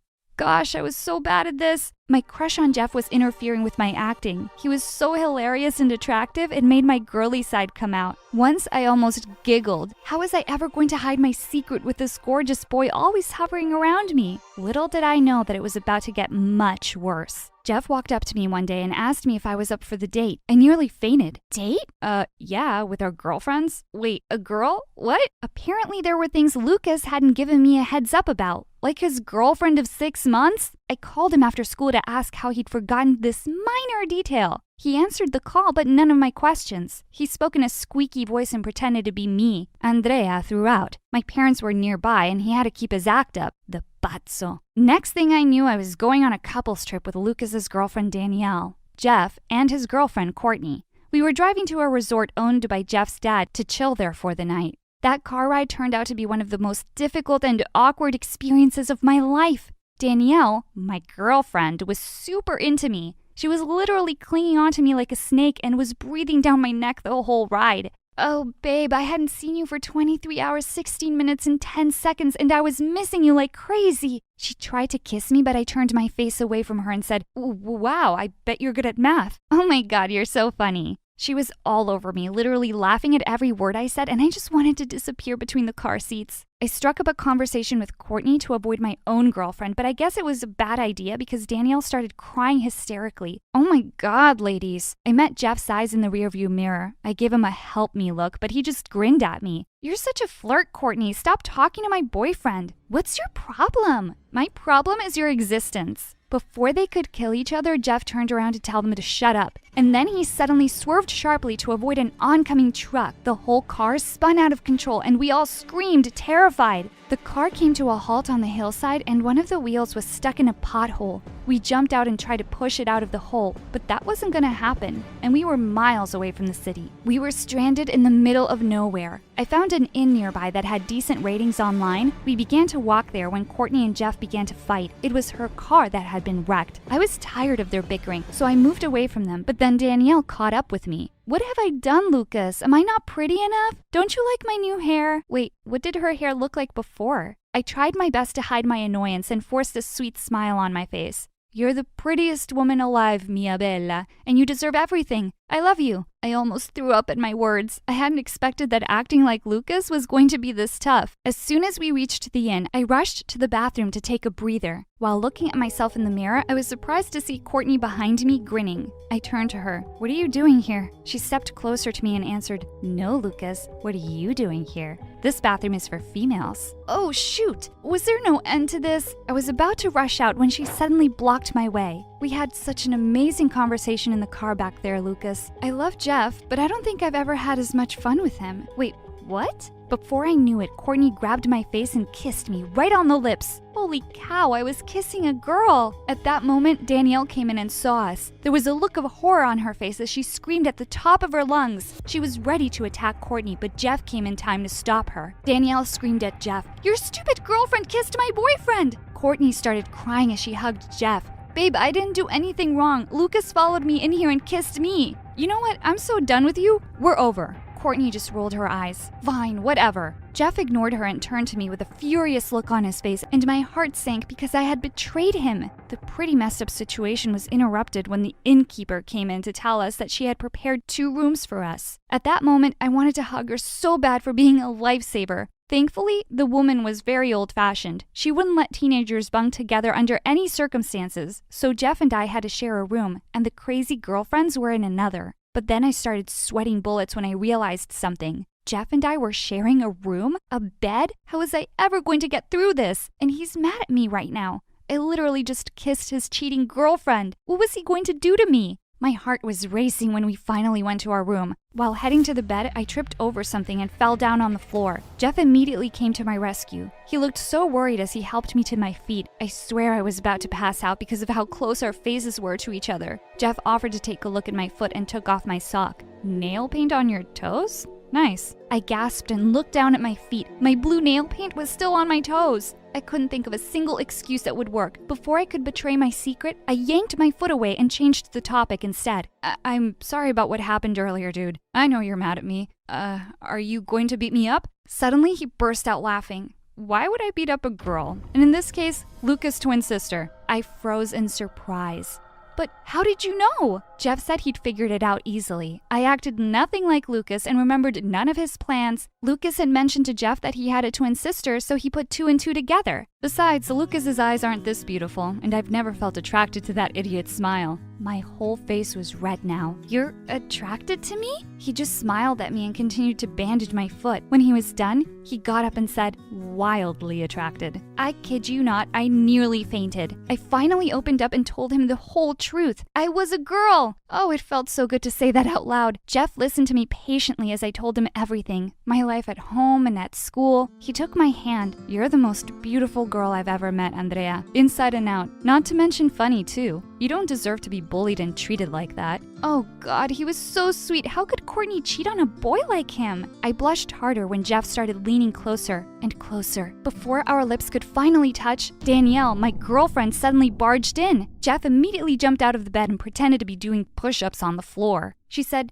"Babe, I couldn't sleep. That witch Courtney was snoring like a pig." I said, "How did you get in here?" "Oh, the innkeeper was sleeping, so I took the duplicate key from the reception." Ugh, she was so annoying. I forgive you for kissing Courtney, by the way. Now let's go to sleep. She climbed onto the bed and told Jeff to sleep on the mattress instead. Jeff said, "Yeah, sure," while grinning at me. He was really enjoying my misery. I was forced to cuddle Danielle to sleep just to stop her from making out with me. "Babe, can you sing me my favorite lullaby?" I was panicking now. I started singing some random nursery rhyme when Jeff came to the rescue again. In case you guys have forgotten, I'm also here. Can I have some peace? After a few more minutes of pestering me, Danielle finally fell asleep. I carefully untangled myself from her and rolled to the edge of the bed. I whispered down to Jeff, "Are you still up?" He whispered back, "How can I sleep when I can't stop thinking about you?" Oh, my heart. Go to sleep already. We need to have enough energy to deal with these crazy girls tomorrow. Sure, but I need a goodnight kiss. I rolled my eyes as I grinned in the dark. Fine, carino. I reached down to him, intending to give him a kiss on the cheek, but to my surprise, he aimed for my lips instead. My heart almost jumped out of my chest when Danielle started snoring. Jeff and I were laughing soundlessly till our stomachs hurt. It was 5 a.m. when Jeff convinced me to sneak out and leave the 2 crazy girls behind. He paid for the rooms and we waited for help at the side of the road. Luckily, we were able to find someone to give us a ride back to the city. Jeff wanted to take me out on our first official date, so I wore the cutest pink dress and let my hair down this time. As he watched me walking towards him, he put a hand on his heart. Did it hurt? Huh? What did? When you fell down from heaven? His cheesy line had my heart doing hula hoops. Finally, I was able to giggle as much as I wanted. He took my hand and kissed it. "You're even more beautiful than I thought." He took his dad's car and we continued our love story that weekend in his dad's resort. Just the 2 of us this time. Everything was perfect. Until Monday. Word of Courtney and I kissing had spread like wildfire, thanks to Danielle, who was really mad at me for leaving her behind. And now everyone thought I was trying to steal Jeff's ex-girlfriend. There was an awards event in the school's gym the next day, and Courtney was declared the best cheerleader. After delivering her speech, she suddenly called my name out and said, "I can't stop this feeling anymore, Lucas. Will you be my boyfriend?" Danielle shouted from the audience, "Girl, your desperation is hurting my toenails. Dream on." Courtney fought back. "At least I wasn't dumped by Lucas." Danielle replied, "Yet." It was so awkward that I found myself running out of the gym as everyone laughed at Courtney. I skipped school for the next 2 days to avoid those girls and chose to hang out with Jeff as my real self. I was so happy when he agreed to watch a cheesy romantic movie with me. The movie ended, and as soon as the lights were back on, we were shocked to see who was sitting in front of us. Danielle's friends! They were about to turn around, but Jeff and I were quick. I immediately buried my face in my bucket of popcorn while he pretended to sleep. Thank God they immediately left. That was close. Jeff and I continued our little dates, but my love-filled haze of happiness didn't last long. I was heading to school one day when Lucas showed up, the real Lucas. He was troubled and unhappy back in my school. He said he had no idea what I'd meant when I said I was unpopular. People were picking on him left, right, and center. I love our parents, sis, but I'm done with your life. I'm sorry. I would have agreed to switch back happily a few days ago, but now I wasn't sure. I didn't want to leave Jeff. On the other hand, I missed being a girl freely. I missed my parents too. What was I going to do? I told Lucas to give me some time and I went to school. Little did I know that this was the calm before the storm. That night, I got invited for a Zoom conference by Courtney. Out of curiosity, I clicked on it and was surprised to see the faces of everyone at school. Did I miss something? All right, now that everyone's here, are you all ready for our interesting lesson tonight? Oh no, I didn't like where this was going. She started playing a slideshow presentation for everyone to see, and it was pictures of me and Jeff, hundreds of them. Apparently, Courtney hadn't dealt well with my public rejection. She was suspicious of me and Jeff, and without our knowledge, she had stalked us during our last few dates. My world stopped when the pictures of me taking my wig off and kissing Jeff showed up. Everyone knew our secret now. My act was finally over, whether I liked it or not. So according to my research, Lucas's twin sister has been pretending to be him for the past few weeks, and she has had the nerves to kiss me and steal my boyfriend. I don't know which one is more disgusting. Ew. That was officially the end of it. I had to go back now. I was about to call Lucas to tell him what had happened, but he called me first and told me to come home urgently. I got really worried. Jeff drove me to my real house, and I saw my parents hugging Lucas with tears in their eyes. And Lucas wasn't dressed as a girl. What was happening? Mama? Papa? They immediately hugged me as soon as they heard my voice. Dad said, "Our bambina is back. Why didn't you tell us about this switching business?" I turned to Lucas, and while scratching his head, he told me, "Sorry, sis, Mama caught me in my underwear in the bathroom." Mom then started explaining, "We were forced to give up Lucas for adoption because we didn't have enough money to take care of you both. We never thought we'd see Lucas again, and we're so happy that we got to meet him." Lucas told us that he wanted to be close to his family, so he'd made a plan. There was more than enough room in his mansion for all of us. He talked to his foster dad already, who was totally fine with it. My parents were so over the moon. I was so excited to have a sibling and leave my horrible school. And of course, now I could stay close to Jeff. Jeff said, "Oh, by the way, dude, Danielle's no longer your girlfriend." Lucas laughed. "Great, I was wondering how I was going to break up with her. Seriously, those girls are the worst." The boys did a fist bump in front of me. Jeff then turned to me with a wink. "That's how it's done, babe." I just answered him with the girliest giggle ever. Amore mio. I never knew my father, but Mom and I were really close. We didn't need anyone else. We both loved to talk over a cup of hot chocolate in the morning and tell each other the most interesting things we read on the internet. Fact-checked, of course. See? This male model is walking on the ramp with heels. Guess what? Apparently high heels were originally for men. After that, we biked to school most mornings on Mom's way to work. One day, when we were in a little bit of a rush, Mom and I raced through a light just as it turned. I didn't pay attention to a car making left turn, crossing the intersection and nicking Mom's back tire, sending her flying off her bike while it sped away. Rage rushed through me and I threw rocks at the car before it sped away without looking back. Oh no! Mom! I'll call 911. We need to get you to the hospital. Did you see who did this? No. Well, let's not wait for the ambulance. I can take you to the hospital right now. And here I am, getting into the story without even introducing myself. Hi, I'm Aurora. I used to live in Pennsylvania, and now in Australia. Before I tell you the rest of the story, please like and subscribe. The man introduced himself to us as Carrie, and he was so kind that he checked on us every day for the week Mom was in the hospital. Once Mom came home on crutches, she tried to go back to work at the chocolate factory. But instead, they let her go. No job meant we were about to lose our tiny one-bedroom apartment too. We were struggling when, like a guardian angel, Carrie showed up at the door. He came to meet us as it was his last day in Pennsylvania, and when he heard about everything, he had an idea. I have plenty of room, and I'd really like to help you and Aurora. The next thing I knew, we packed and left everything I liked and moved with Carrie to Australia. He had an enormous mansion. I had my own bedroom and my very own study with an art corner. Carrie even hired Mom to be his office assistant, and we never had to cook or clean anything. The upstairs housekeeper made our beds, and the driver took me to school along with Carrie's twin nieces, Julie and Jackie. You'll have to sit in the boot, like the dog we never had. There's plenty of room in the back seat. It's a big SUV. We're not sitting next to you. Just because our uncle took you in does not mean we have to change our lives to make room for you either. So yeah, I sat in the back. Didn't try to make friends with their friends, and I kept to my passion, which is art. When I wasn't finding art to look at, I was drawing. That one guy, Lee, who looked like a rock star, had his locker right next to mine. And one day, I accidentally hit him with my locker door, giving him a start. Watch it, loser. You almost tore my jacket. Your wardrobe looks like you can take it. I'm sorry, I didn't mean to. The door just swung open kind of fast. Don't let it happen again, or you'll see how fast I can fight back. He walked away, and I felt really weird. Like, was that a threat? Was he actually dangerous? Or just liked acting tough? He surprised me the next time we were both there at the same time, when he picked up a drawing that fell out of my notebook. This looks like a cross between an old famous Degas and a cool Banksy. Way to mix decades together.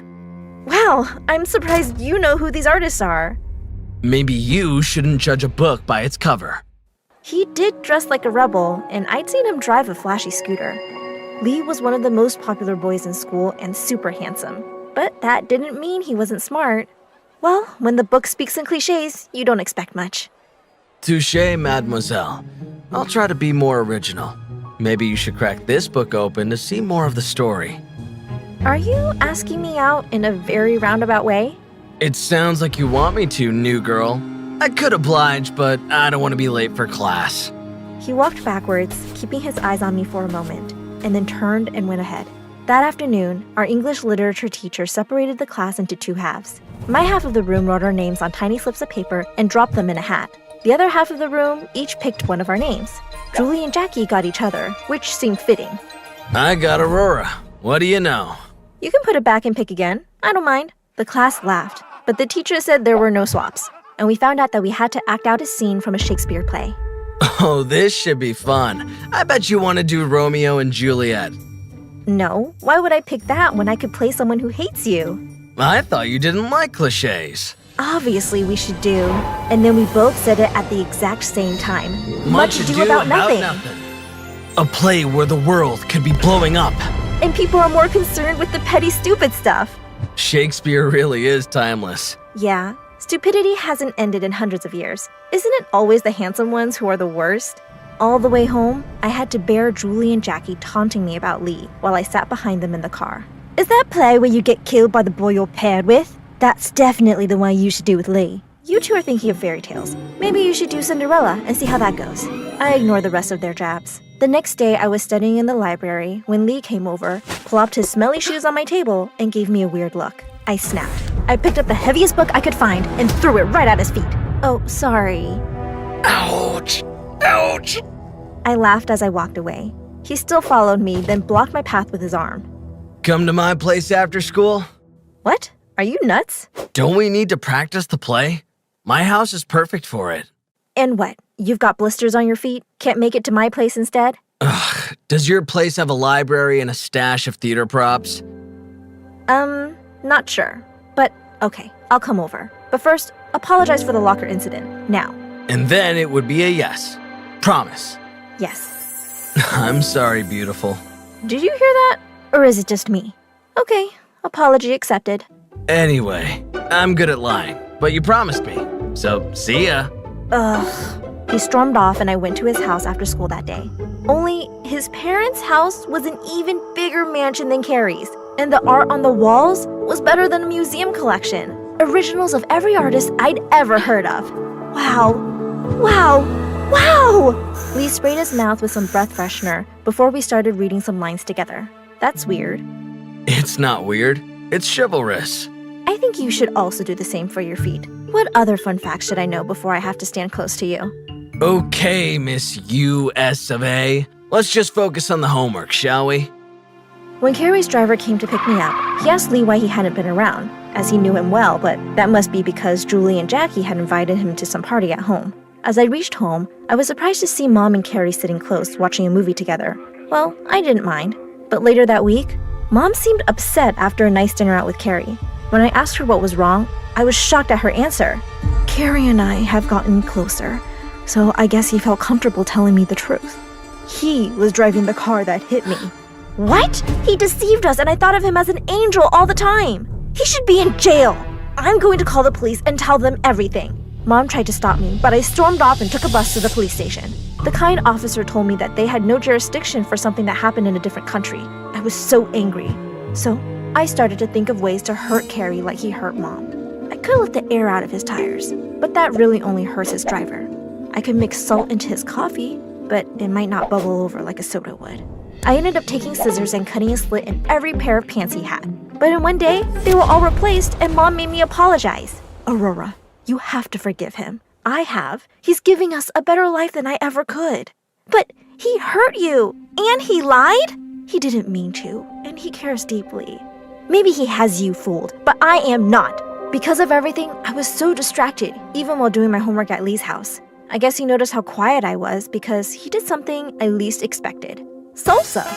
He kept on dancing, making these silly faces, and then he started tumbling over the furniture like a circus clown, which made me laugh till I cried. Eventually, he sat down next to me and took me by surprise when he hugged me. Why'd... You look upset about something, and I've learned over the years that a hug is like magic. I wish I had them once, but since I didn't, I'd rather give them to people whom I like. A lot. I didn't push him away. I knew that I needed that hug. But in that moment, I knew he needed it maybe more than me. I was happy, and we started spending more time together. He even offered to carry my books, started sitting with me at lunch, and when I told him about the chocolate factory where I used to live, he had hot chocolate waiting in a thermos for our next rehearsal. We should rehearse the scene all the way through since we have to do it in class tomorrow. He asked me to be his girlfriend, and I said yes. When I went home that night, I completely understood the expression, walking on clouds. Maybe our life in Australia was better than it ever might have been. I wanted the good vibe to last, so I couldn't face riding with the nieces to school the next day. I took the bus. On my way to class, I noticed Lee talking to Julie and Jackie, so I ducked around the corner so I could listen without them seeing me. Then I was shocked when he leaned closer to Jackie. Well, I am that good of an actor. Okay, but you can quit now. I don't like this anymore. You were just supposed to spend time with her to see how Jackie and I are so much better. I'm missing my boyfriend. Aren't you missing me too? Of course, I'm doing this for you, right? You two came up with this plan. Plan? Getting close to me was all some sort of game for them? He didn't want me any more than Carrie wanted us. I was fuming. I raced to the bathroom to pull myself together and set my own plan in motion. When it was time to perform our scene in class, I put on the low-cut costume our maid delivered for me with an extra prop I asked her to bring. Lee whispered in my ear before we began. Aurora, you look amazing. Wait for the next surprise. When he tried to squeeze my hand, I conveniently pulled away to grab my little paper bag with the prop inside. In our scene, we worked out that Lee would casually take a bite from an apple. We ad-libbed and made up some added dialogue when I handed him a caramel apple instead. What a treat to have caramel. You'd think it was my birthday. I tried to keep from laughing, but his face was priceless as he took a bite and found it was a caramel onion. The whole class laughed at him, but he kept going, like he wanted to prove he'd do anything for me. After class, Lee grabbed my arm. What was that? Maybe Jackie, your real girlfriend, has some of your mouth freshener for you. Wait, how'd you find out? I didn't want to hear any of his lies, so I ran out and left school early to go home to find Mom. I begged to move back to Pennsylvania, but Mom showed me a giant new ring right before Carrie walked in.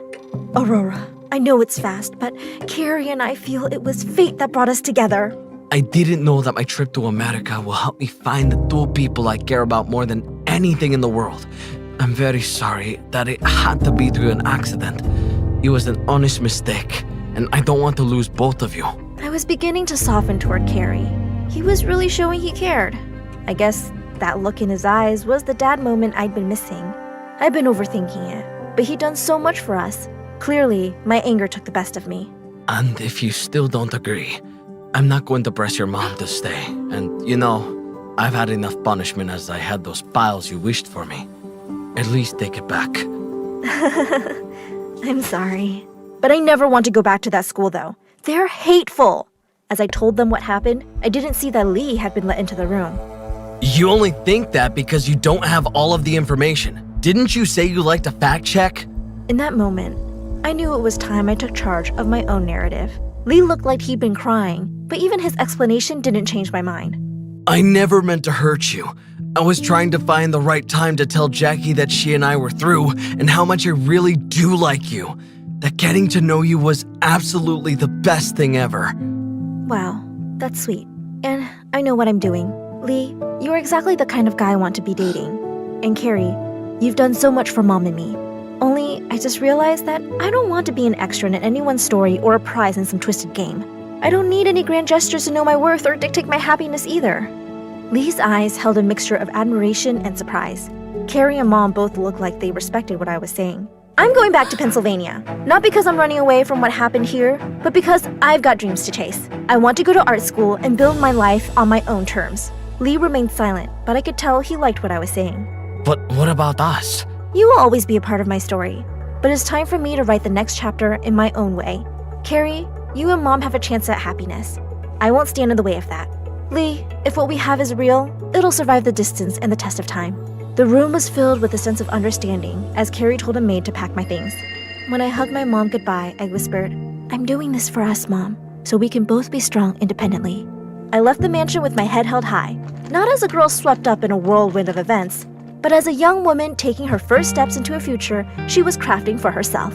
On the plane back to Pennsylvania, I sketched a collage of lessons learned over the past few months, friendships formed, and a path leading to a bold, unapologetic future of my own design. Of course, I included a kiss with Lee in that future. Stay tuned for the story of when he visits me.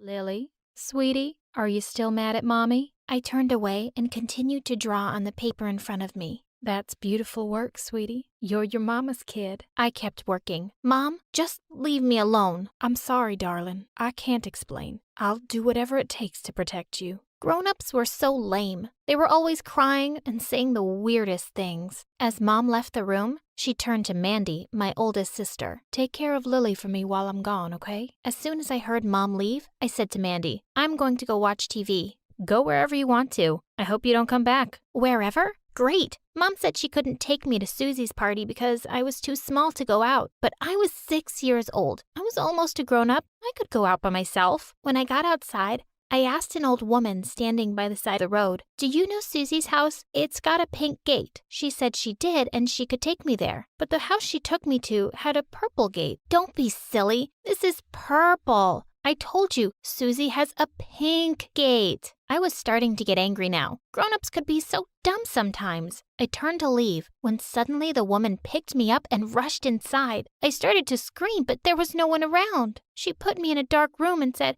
if I keep quiet, she'd give me ice cream. I don't want it. I want my mommy. Should have thought about that before. Now I'm your mama. She'll never find you. I started to cry. Just then, the door of the house flew open and someone yelled, Keep your filthy hands away from my girl. I started to jump up and down with joy. It was Mom. As the woman was taken away, my mom hugged me. How did you find me, Mommy? I was so scared. She said you'd never find me. She hugged me again and said, I'll always be able to find my little girl. I put a special little chip in her brain that tells me everything about her, so I never lose her. Hi, my name is Lily, and if you think you have an overprotective mom, wait till you meet mine. She can literally read my mind and can always track me down. She said that I'm too beautiful and can't go around by myself. When I was younger, I didn't know what that even meant. But before I continue, click like and subscribe. By the time I was 10, I had good grades in school and was the smartest kid in class. I could read books far above my age group, and I was better at math than Mandy. But my real passion was like my mom's, art. One day, my art teacher invited me to her house, saying she had some old canvases and paints I could use. I had just started working when the door burst open and Mom barged in, looking like a loony. Just what do you think you're trying to do with my child? You think I won't find her? Your little Lily is a prodigy. She's another Picasso,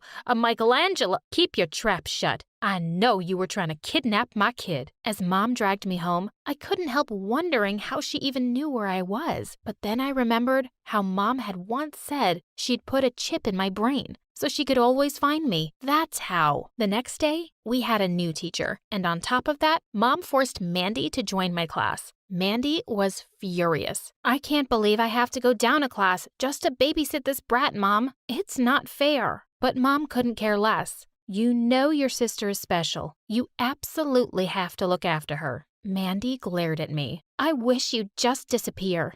Yeah, well, I wish you'd disappear too. Years passed, and every day Mandy had a new reason to be mad at me. She kept picking fights for the smallest things. If I made a good piece of art, Mandy yelled at me and called me a loser. In fact, sometimes she yelled at me if she could hear me breathe. It's not my fault what Mom decides. One day soon after I turned 14, Mandy threw a particularly horrible tantrum when Mom said she had to go somewhere, and Mandy had to stay back to watch me. You honestly can't expect me to cancel my date to watch her again. When Mom came back that evening, Mandy was still in a really bad mood. So she said she'd take us out for pizza and ice cream. We'll spend some time as a family. This is bad.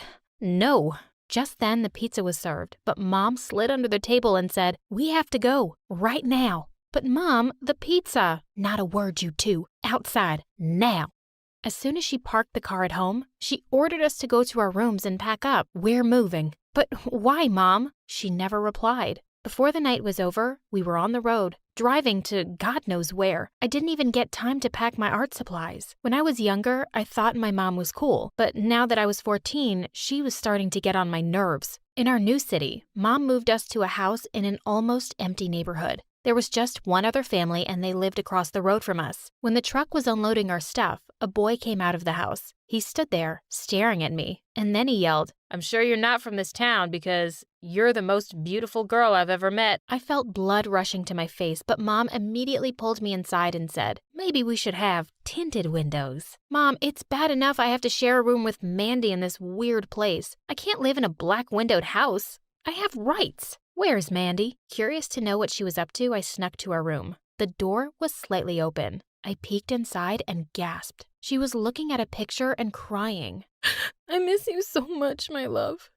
I have no one here." Watching her cry like that broke my heart. I threw the door open and rushed to her. "Don't say that, Mandy. You have me." Truth be told, I expected Mandy to throw me out of the room for spying on her, but instead she hugged me and said, "I know, and you'll always have me, Lil." And then, just like that, my sister and I were best friends. When school started, I was excited. At least now I had an excuse to get out of the house. Mandy spent hours getting dressed because she was determined to be one of the cool kids. I'm going to stun them all, baby sis. The minute we walked in, someone whistled. I grinned at Mandy. Clearly, her effort was not wasted, but she looked angry. I was confused until I heard someone say, "The blonde girl is gorgeous." I was? Since when? But throughout the week, it became clearer that everyone thought I was beautiful. Add to the fact that everyone who saw my art wanted me to do a piece for them, and before I knew it, I was hanging out with the popular kids. By the end of the week, I'd been invited to 4 parties, even to the one the captain of the football team was throwing. You don't just make art.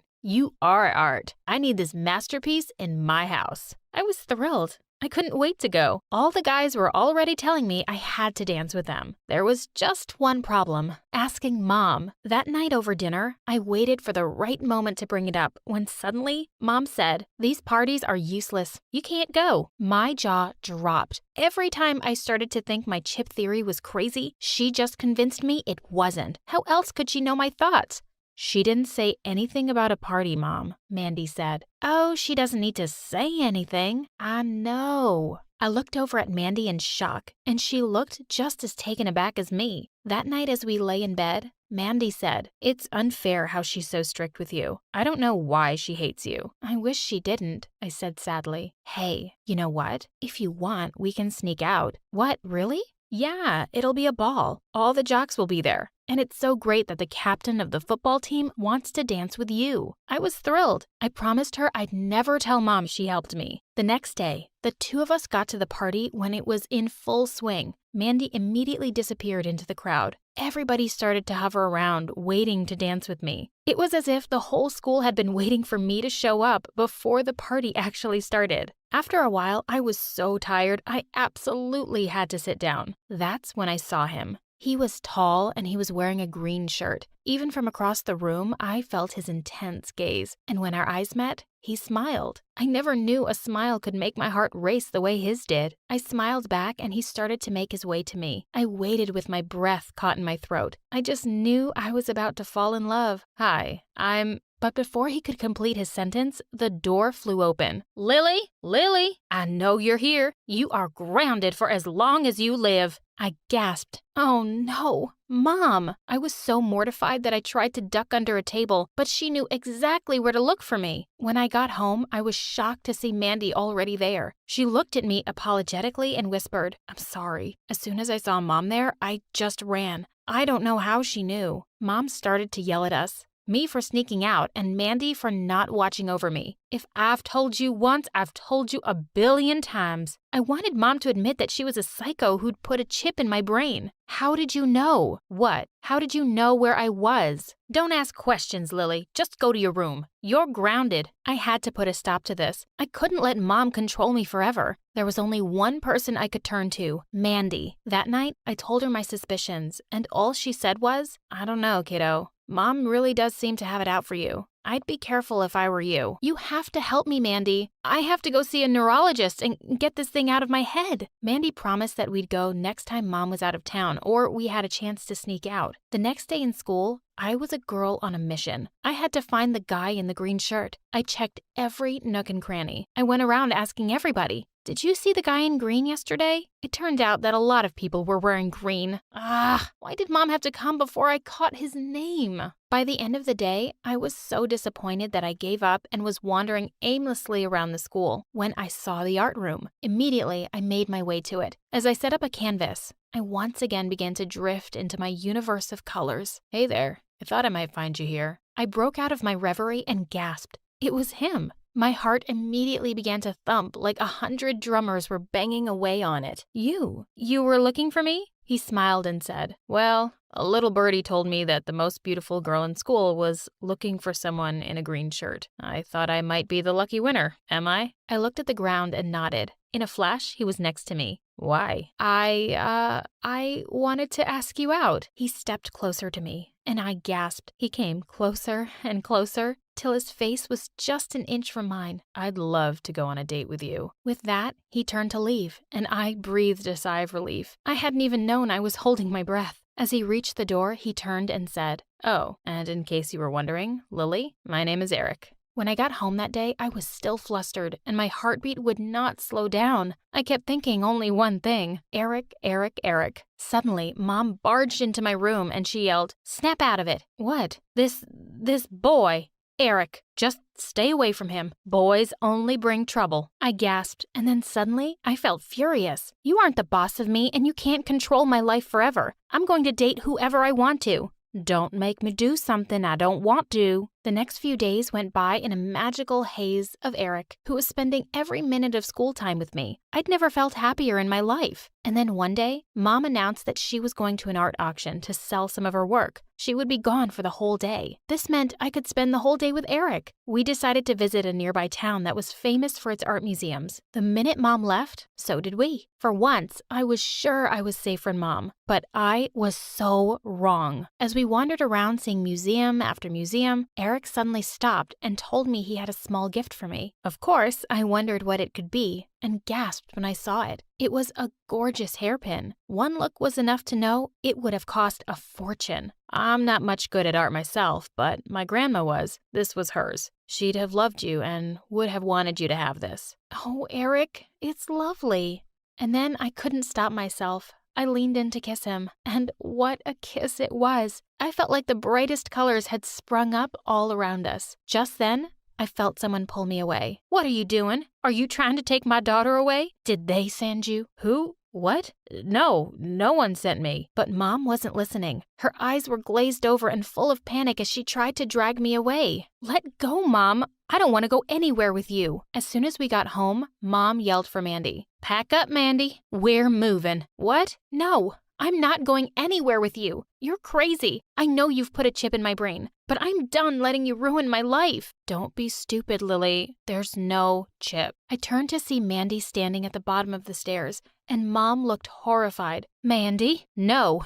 You can't. Watch me, Mom. I'm just as sick and tired of you as she is. You promised me we wouldn't move as long as I told you. Told her what? What are you talking about? She's been using me to spy on you all your life. There was never any Chip. The last time we moved, she said if I was nice to you and told her everything, we could stay. I was stunned. Why would you do this, Mom? Mom stood speechless, and Mandy said she'd wondered that too. I got so tired of Mom acting crazy that I snooped around in her papers and found everything. Will you tell her, Mom? Or should I? Mom looked at me, tears pouring down her cheeks. After Mandy's dad left, I was completely broke. A really rich couple who couldn't have a baby offered me a great deal of money to carry their child. But as soon as I set eyes on you, my Lily, I couldn't bear to give you up.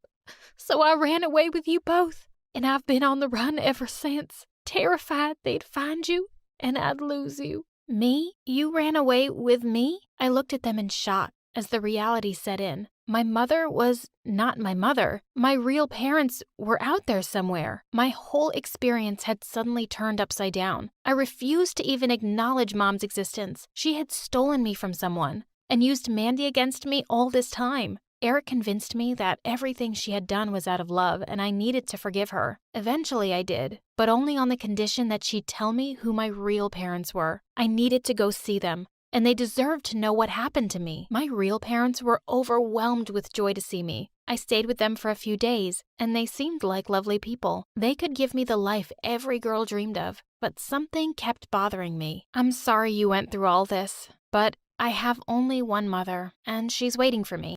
Smile, please. Click. You should be on the cover of a family magazine. So perfect. I fake a smile and walk past the photographer. To the outside world, we have it all. A big house, cars, money, and my parents' perfect marriage. But what goes on inside the house is another story. Hi, I'm Fatima from Afghanistan, and this is how I made my jerk dad regret having me as a daughter. But before I continue, click like and subscribe. Mom and Dad were high school sweethearts, but their parents were dead set against the match from the start. Dad took a stand and got married to her anyway, cutting off all ties with his family. Mom was so blindly in love with him after this because she thought he was her real-life Romeo. But sadly, it didn't last. Dad was pretty mean with me and my elder sister Sasha when we were growing up. Once, I ran up to him excitedly to show him my report card full of A's. He tossed it aside without even looking at it. So what? Anyone can study and get good grades. It doesn't make you special. He never let me participate in any math international competition, saying, You can't leave the country. Girls should be raised to be good wives. Period. Once, the principal called my parents and told them I should be transferred to another school for gifted students. Dad lost his mind and started yelling at the principal. You all feminist women, trying to poison our daughters. As soon as we hit our teens, Dad made our lives a living hell. Suddenly, we weren't allowed to do anything or go anywhere on our own. Soon, he started criticizing the clothes we wore and said they were too revealing. Once, we were getting ready to go to a wedding. When our dad came to our room to see if we were dressed properly, he took one look at us and lost it.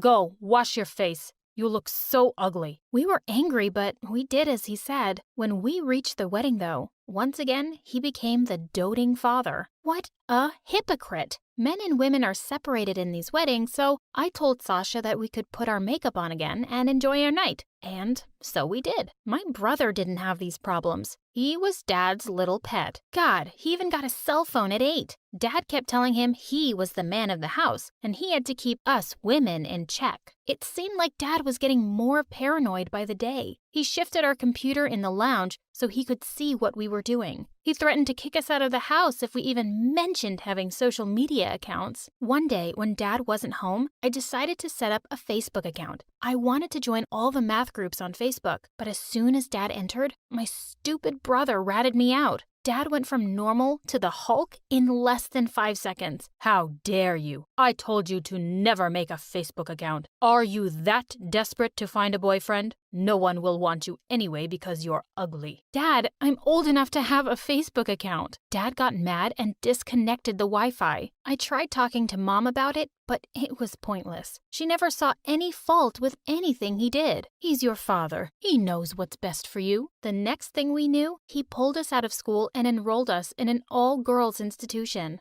I couldn't believe it. This is so unfair. All my friends are here.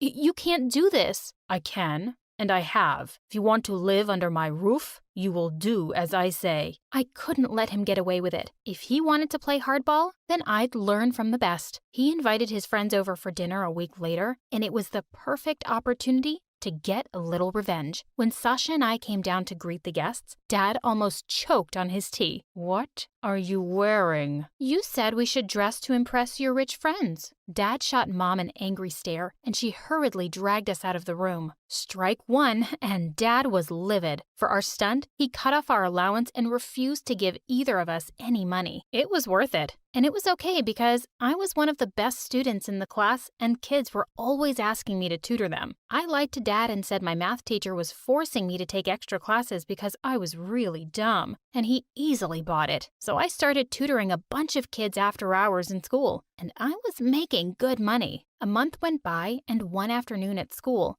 right in the middle of a lesson, the door suddenly burst open. I turned in horror to see it was Dad, looking mad as a raging bull. You take me for a fool, girl? Pack your things this minute. I felt humiliated in front of my classmates, and I didn't want to make things worse, so I left with him. When we got home, he screamed at me some more and insisted I give him all the money I'd made tutoring, but I refused. Fine, but make sure it lasts, because there's no way you'll be making any more.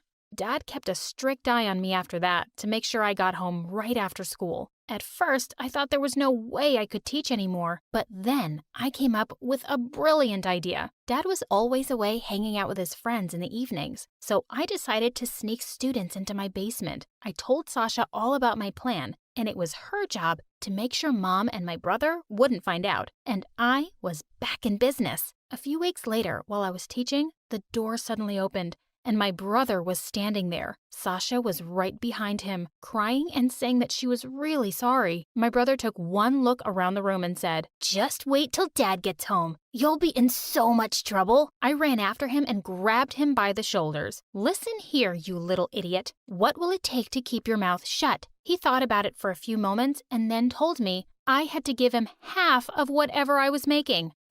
As if I was going to tell him how much that actually was. I agreed to it, and he kept his mouth shut. But I was always a little afraid he'd rat me out. A few days later, when the kids were entering the basement, I saw a boy staring at me. He was a few years older than me. He stepped closer and was about to say something when my brother jumped out from behind him and said, "Are you lost, kid? Need any help?"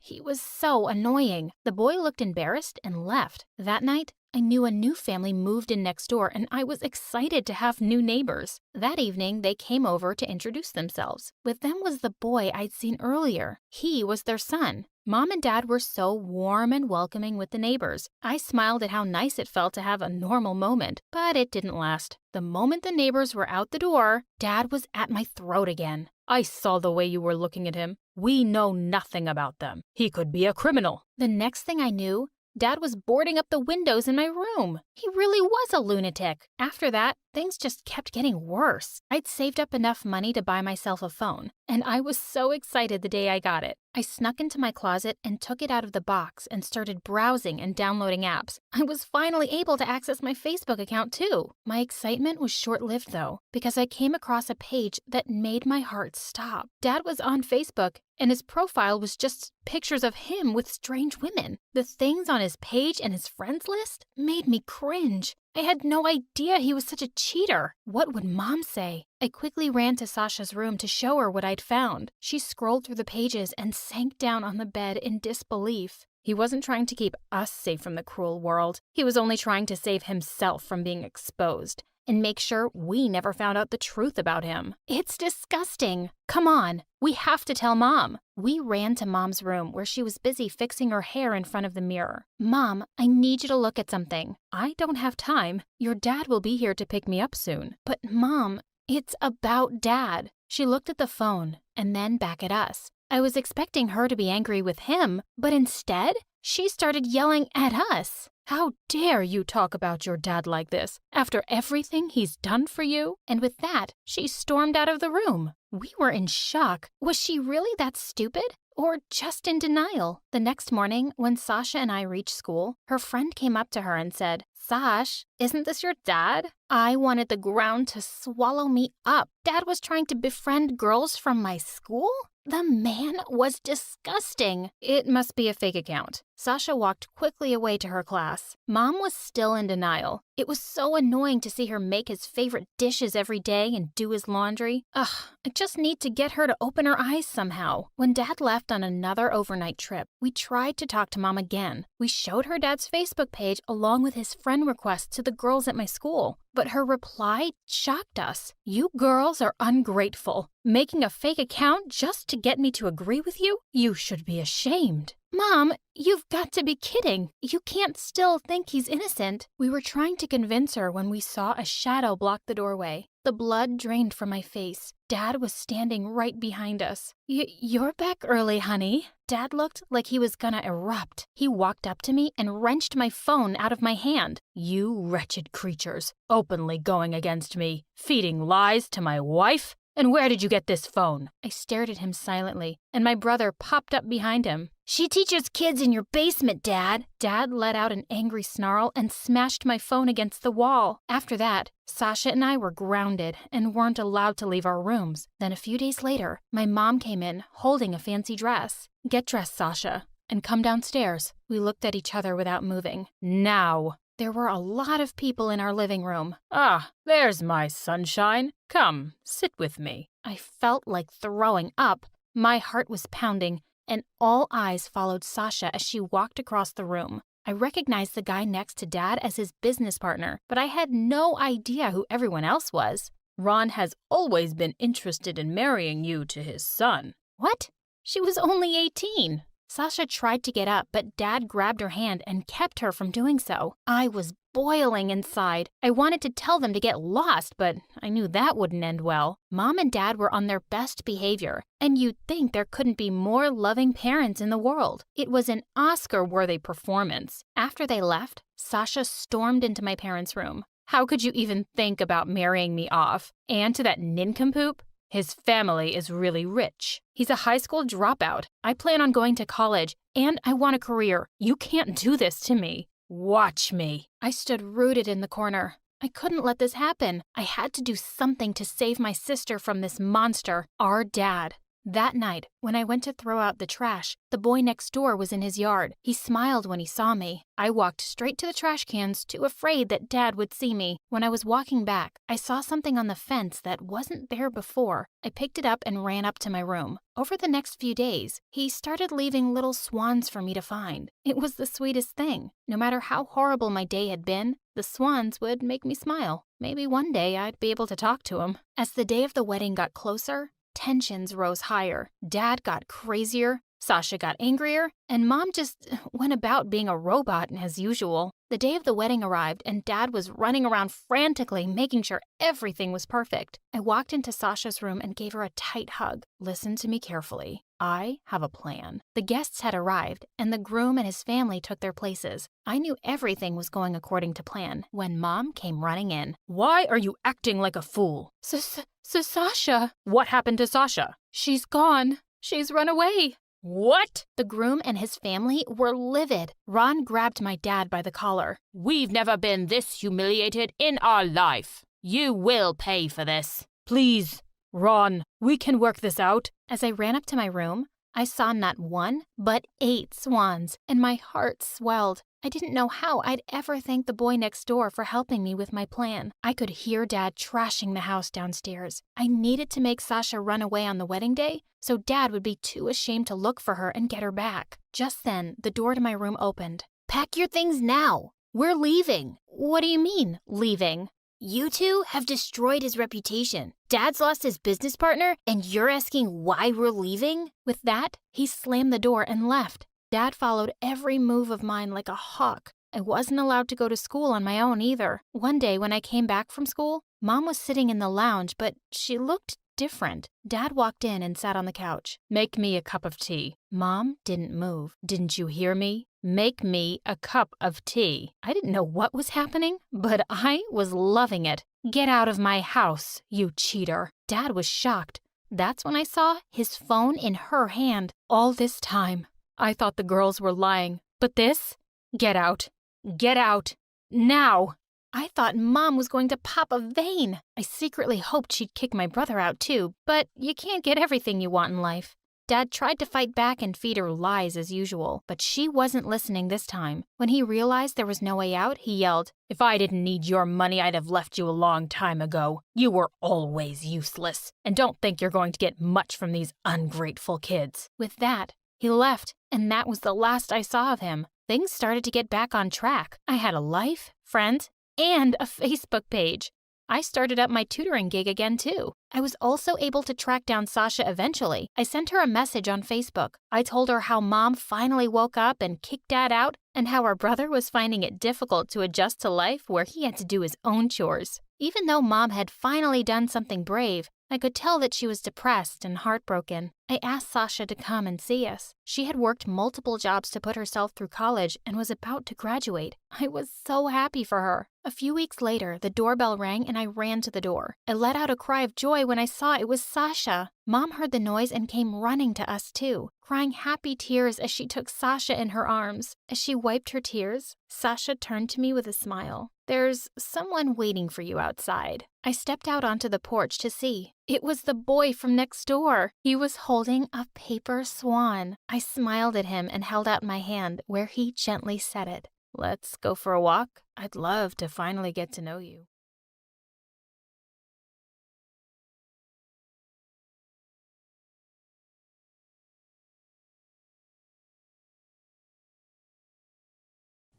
When I was 5 years old, I was playing alone near the road when suddenly, a bus full of kids stopped next to me. A tall man with a bushy beard came down. He knelt down next to me. Where are you off to, little missy? Would you like an ice cream? Do you have blueberry popsicle and orange icy creams? Oh, yes, I have those. I have everything. But I don't have money. I'll get it from Mama. It's for free. Just come with me, princess. Free? Why? Are you trying to kidnap me? Suddenly, he tried to grab my hand and pull me towards his truck. I was terrified. Let go! I don't want to go with you! Get away from my girl, you monster! Mama rushed forward and grabbed me while the man turned and ran away. Mama, how did you know I was here? I saw the monster's face through my baby's eyes. My eyes? How? See, mi amor? Mama sees everything you see. She's got the doctor to put a special camera behind your eye so she can always come help her baby. My eyes widened in shock as she carried me home. Mama was the coolest, or so I thought. Hi, my name is Isabella, and I'm a Tico. That means I'm from Costa Rica. I was born in one of its smallest villages. When I was 7, I found a book outside the village doctor's house one day. It was full of lovely pictures. I took it to Mama and asked her to help me read it. Mama snatched the book from me and threw it into the fire. Then she said if she ever saw me reading, she'd make me do all the house chores, alone. Fine, I'd just do it where she couldn't see me. The next day, I snuck out to the village doctor and said, If you teach me how to read, I'll make sure no one bullies your kids for being snobby brats. But before he could even say a word, Mama showed up. I told you, I know everything. Whenever you try to disobey me, I will make you regret it. It was obvious she could see whatever I did, all the time. But what if I did it in the dark so she couldn't see? So every night after everyone went to bed, I would light the tiniest candle in the house and teach myself to read some words. By the time I was 15, I was sure I wanted to go to school in the city. But Mama obviously decided it was time for me to get married. You're lucky he agreed to marry you because, darling, you're ugly. But the day before the wedding, the volcano close to our village erupted. Within hours, we had to leave everything behind and run to San Jose to our Uncle Pablo. On our way, someone told us that my groom had run away with another girl, with all the dowry my parents had given him. When we reached his house, Uncle Pablo immediately pulled Papi to his study, while his daughters, Daphne and Carla, rushed out to see me. Just as I was about to say hello, Carla slapped Daphne and came to me. I jumped back, scared she was going to hurt me. Oh, don't worry. We had a bet. If you're pretty, she would slap me. And if you're ugly, I would slap her. And yeah, I slapped her hard. You are ugly. Then Daphne came and gave me a quick kiss on my nose. What was happening? Aren't you a little cutie? But you look innocent. How can I get you a boyfriend then? A what? What's a boyfriend? It's a guy whose life you'll ruin. I don't want to ruin anyone's life. I don't want a boyfriend. Well, too late. I've already made my decision. They both burst into laughter at the exact same time. Suddenly they stopped laughing and glared angrily at each other. Ooh, sisterly drama. It turned out that Carla had stolen Daphne's boyfriend last year, and they'd not spoken to each other properly since. Then their mama said one of them had to share her room with me. Immediately, Daphne grabbed my arm and pulled me to her room. I'll take good care of her, Mama. Then she said loudly so her sister could hear, I need someone to take my revenge from this witch so-called sister. Once inside, I put my pillow on the floor and was about to sleep. But Daphne insisted I sleep on the bed. But I can't sleep on your bed. Mom will get mad. She put a little camera behind my eyes and she can see everything. Are you crazy or something? What camera? To sleep on the stupid bed, you stupid village girl. Wait, Mom was lying about the camera thing all this time? And I believed her. I felt so dumb. In the middle of the night, I woke up to a strange sound. I sneaked a peek and almost passed out. There was a guy in the room, and he was kissing Daphne. Just then the door flew open and Carla charged at them. You little backstabbing, good-for-nothing witch! You're making out with my boyfriend! What kind of a sister does that? I'm just giving you a taste of your medicine. Remember when you stole my boyfriend? Besides, I thought he should date the prettier twin. Prettier? You're literally a copy of me. There's two of you. What's going on? Which one of you is my girlfriend? I am. No, me! Suddenly they were both pulling the poor boy and trying to kiss him. One of them threw a shoe which came flying at me. Ow! Keep me out of your drama, you psycho Humpty Dumpty! All three of them turned to me. The boy's eyes met mine, and my heart started beating like crazy. He pushed them both off him and stepped towards me. The twins looked from him to me and were immediately one team again. Get out of here! They pushed the boy out of the window and high-fived each other for getting their fight. But the next second, Daphne spat on Carla's face. I hate you. Don't think we're friends just because we both hate this cow. The next morning, I ran downstairs and found Mama crying. She said that since we were poor, we would have to work as their servants. Carla pinched me. You hear that? From now on, you're our maid, Cinderbella. Just then, Poppy spoke up and said that Uncle Pablo had generously decided I would start school with Humpty Dumpty. What? As soon as we got to school, the twins turned on me. Listen here, loser. Don't you dare tell anyone you're related to us. Yeah, and don't forget, you're still our maid. Then each one went with a boy, like a different boy from yesterday. As soon as I sat in class, I noticed everyone was staring at me, especially the boys. One of them instantly asked for my number. When the teacher came, she spotted me as the new kid immediately and asked about my previous school. I gulped, suddenly nervous. I learned to read and to write. She's lying. She's never been to school. She's our maid. No, that's not true. I mean, it's true I am their maid, and I've never been to school, but... Never been to school? I can't believe they put you in 9th grade. You should be in 1st grade. And within the hour, I was sitting amongst itty-bitty 1st graders. As soon as the teacher would turn to the board, someone would pinch me or pull my hair or throw spitballs. If you were in the village, I'd have you all running to your mamas and puppies. A small mousy girl, Mindy, threw a paper ball straight at my face. Yeah, but you're not in the village now, are you, you Dumbo? Oh, how I wish I could fight these rich brats. A few days later, the principal came to our class and found me sleeping. You made a huge mistake by putting me in the 1st grade. Just let me take some tests and you'll see. Finally, she agreed. Then the principal took me to the 9th grade. This girl here is a true genius. She's smarter than all of you without ever going to school. The guy who asked my number winked at me. Beauty with brains? Me likey. Maybe you can help me study privately. I grinned as I caught the look on the twins' faces. They looked like they'd smelt dirty diapers. At lunch, a group of kids gathered around me. One of them said he'd pay me $100 if I tutored him.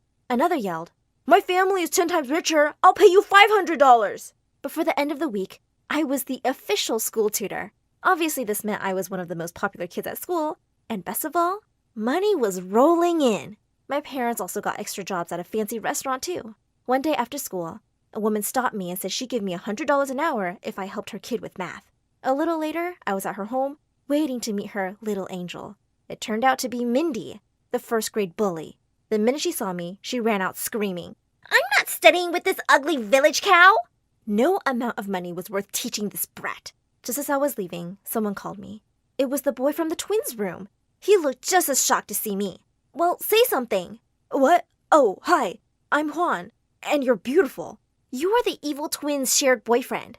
Ugh, don't even remind me of those psychos. They both still show up here and peek in through my curtains sometimes at night. I'm Bella, their cousin. Bella, I know this might sound a bit much, but ever since I've seen you, I can't stop thinking about you. Would you like to go on a date with me? I would, but I can't deal with the twins' drama right now. I just want to study and save up for college. They'll never know. No one will. Till you want them to. I really wanted to date him, so I said yes. In a minute, he was with me and kissed me intensely. Suddenly, someone started banging on the door. I see him. He's kissing someone. I can't see her face. Open up, Juan.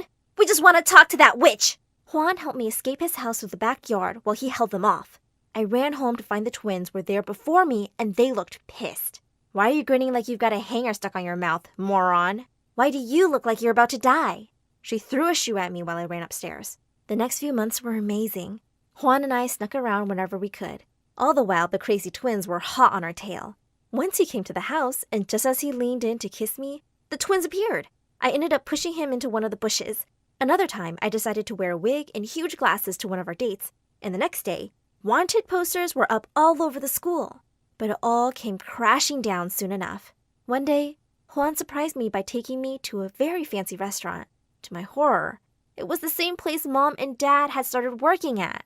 But thankfully, they acted like they didn't know me. But then out of nowhere, the twins showed up. Juan, babe, you want to meet your in-laws? Shut up, Daphne. What my parents do is none of your business. Yeah, but it's Juan's business, you gold digger. Babe, that's her parents. And she's our maid. Well, guess what? I knew all that. I don't care. I love her exactly as she is. She's so much better than you bimbos. Mom and Dad heard the commotion and came to us. And Carla started making fun of them and their clothes. That's when I really lost it. I'm so tired of you two. Ever since we've come here, all you've done is act like you're much better than us, just because you're born in the city. But that doesn't make anyone better. It's kindness and generosity that makes people better and worthy of love. And all of you've been till now is mean and cruel. If that's what city people do, I'm so glad I was born in the village. Suddenly, everyone around me started clapping. Some kid from the table next to us threw a poached egg at the sisters, who screamed and ran away. That evening, I went to Mom and Dad's room and said I had saved enough money to move out.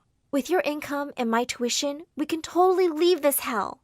The day after we moved, I was shocked to find out someone had put up a video of my little rant, and it was going viral. Everyone said I was brave and smart, while the twins were just awful bullies. They even got suspended from the school for a month, and they were banned from the prom. But I quit that place anyway and joined Juan's school. Life eventually turned normal. Best of all, not only did Mom and Dad join my classes to study, they became my best students.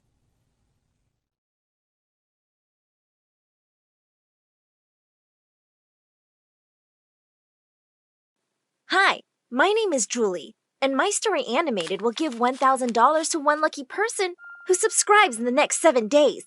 Tell your friends, your sister, brother, and mom to subscribe now! I have no idea where I was born or who my parents really were. All I ever knew was my orphanage and the kids there. But once when I was 5, I saw a magazine in a trash bin and I fished it out. As I flipped the pages, I came across a picture of a beautiful couple. They looked perfect! I was certain my parents looked like that. I cut out the picture and tucked it under my pillow. The next day, a couple came to the orphanage and the head mother took me to meet them.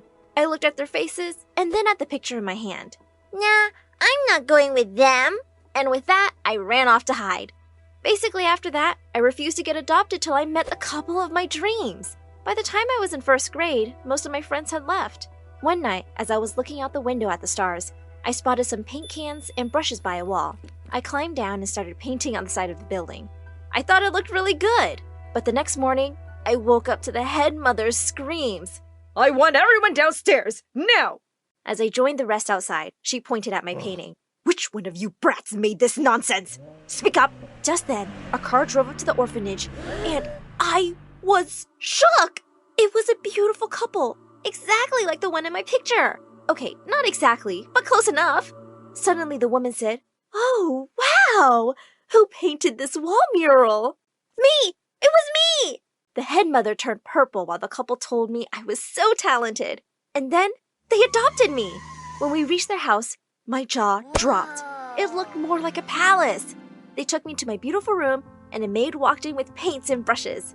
You can paint the walls however you like, sweetheart. Go crazy. For the next 2 years, I lived my best life. Grand birthdays, party on yachts, exotic vacations. My parents kept me by their side and were always boasting to their friends about how talented I was. I felt truly loved. Then one day, in 3rd grade, I went downstairs to find them crying. Mom? Dad? What's wrong? Oh, darling, these are happy tears. I'm pregnant. After trying for 10 years, I can't believe this is happening. I ran forward and hugged them. It would be awesome to have a sibling. I fell in love with baby Polly at first sight. While she and Mom were resting in the hospital room, I went to the vending machine to get candy. But when I returned, the room was empty.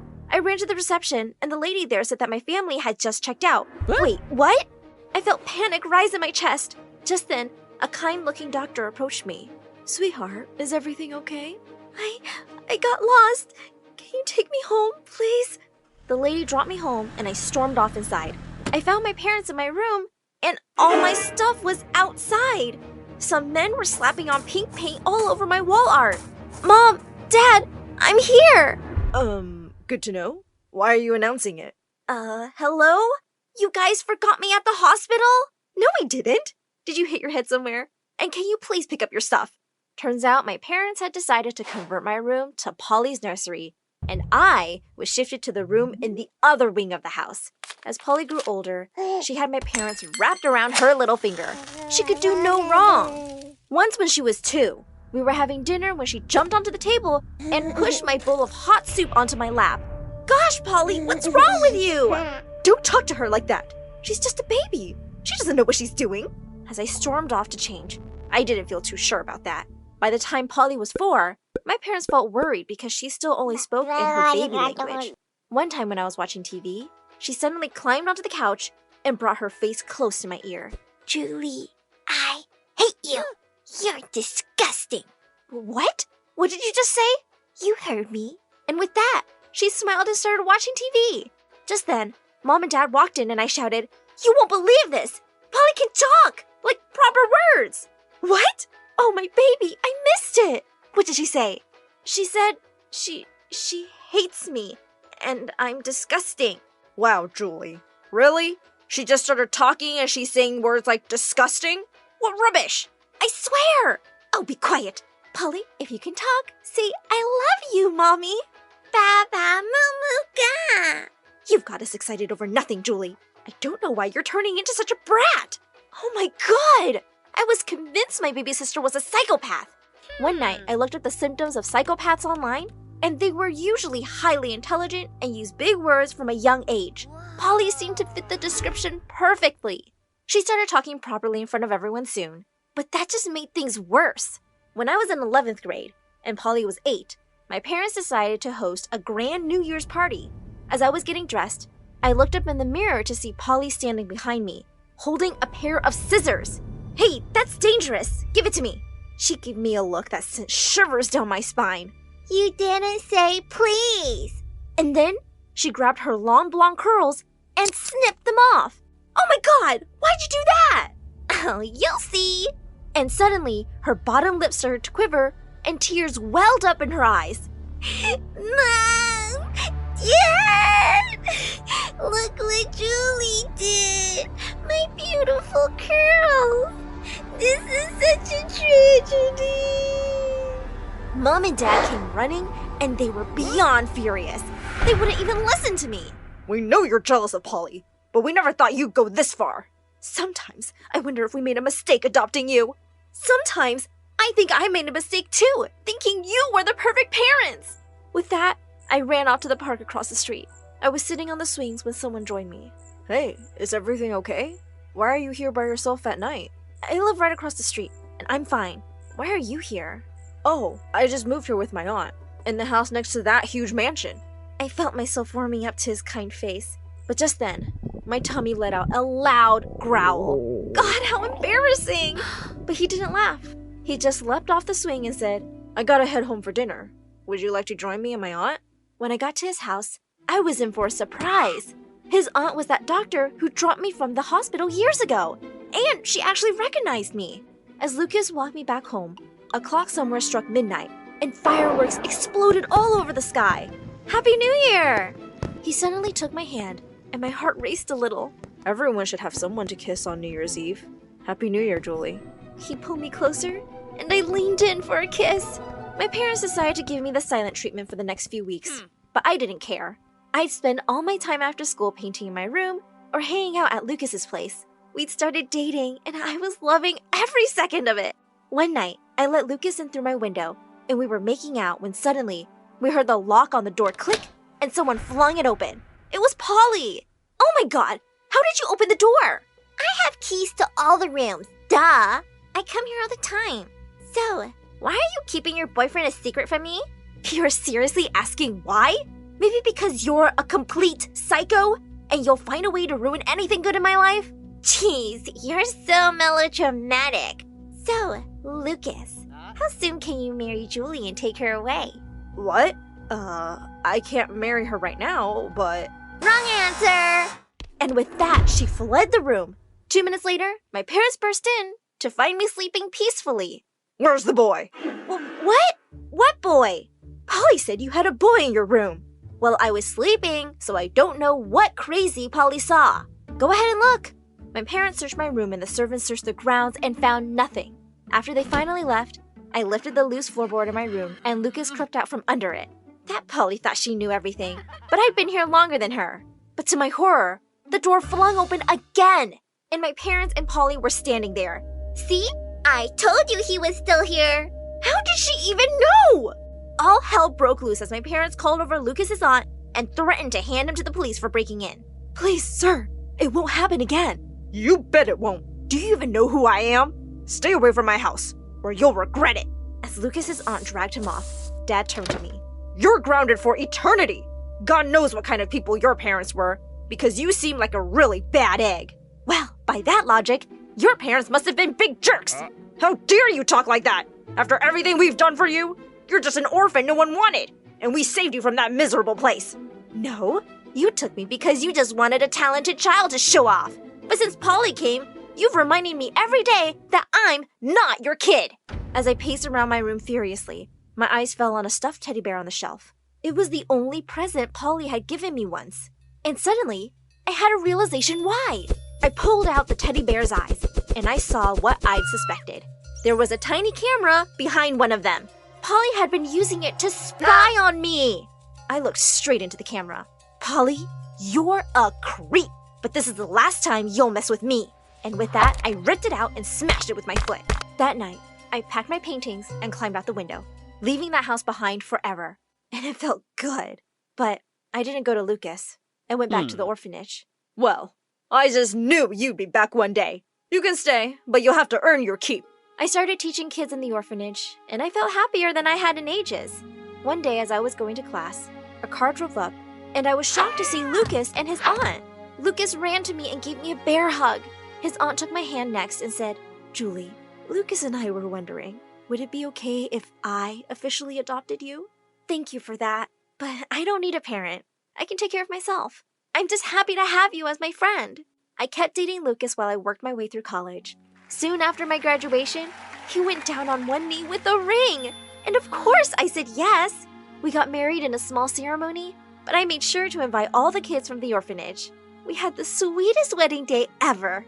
A year later, I gave birth to a beautiful baby boy, and my heart soared with joy. I'll work hard to give you the best life possible, and I'll make you always know that you're truly, truly loved.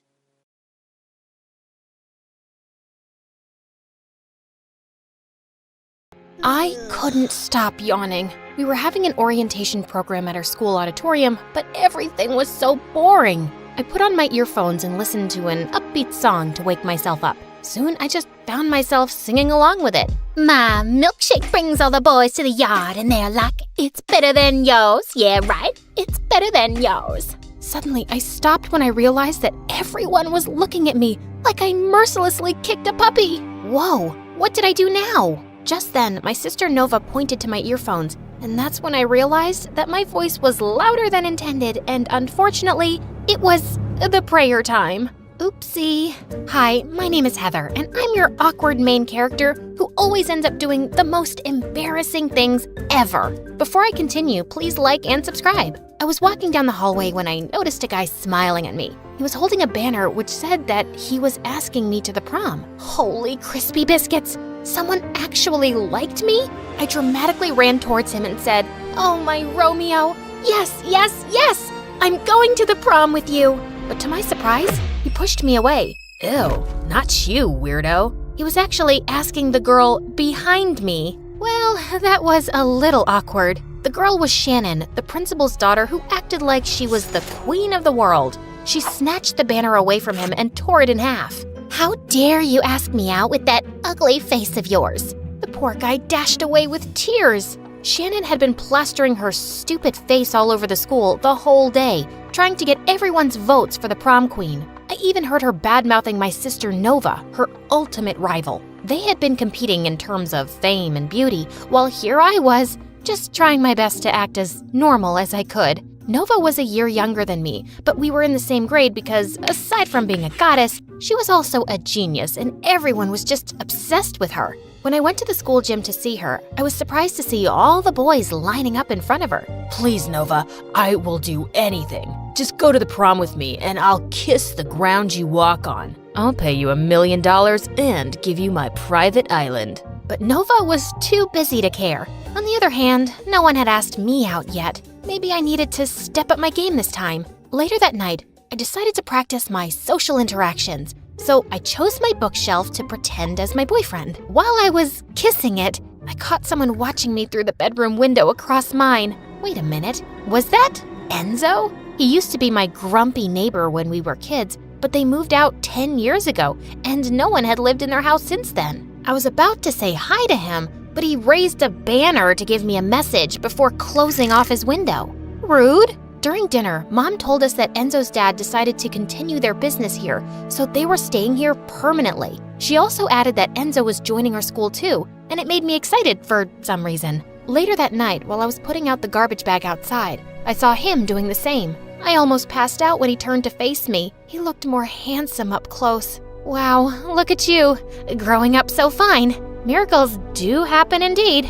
And you're still a waste of oxygen. Look, I'm sorry for pushing you on an anthill and stepping on your flowers in your yard. I was just a kid back then. Can we forget the beef and start all over again? As friends, you know, and nothing else. I mean, you're cute, but sorry, you're not my type. But he just gave me a look like I was a lost turd in the street and walked back inside. What a jerk! I just focused on my current goal, getting myself a prom date. But first, I had to get a boy's attention. Most boys loved soccer, so I studied about it all night, and the next day, I walked up to the field where the hottest jocks were practicing and tried to join them. Soccer is the best. I love to kick balls real hard. Nice kick, homie! But everyone was acting like I was invisible. Maybe I should try harder. I grabbed a megaphone and walked up to the middle of the field. Did you know that soccer's modern origins began in England in 1863, but not sure about the exact month and day though. I'll dig into that later. And oh, my favorite player is Lionel Messiah. Finally, someone turned to me, and it was Jacob of all people, the most popular guy in school. Jackpot. As he walked up to me, I gave him my sweetest smile. Excuse me, but can you move? We're practicing. Oh, let me join you then. I snatched the ball from him and kicked it, but I ended up kicking him instead. Uh-oh.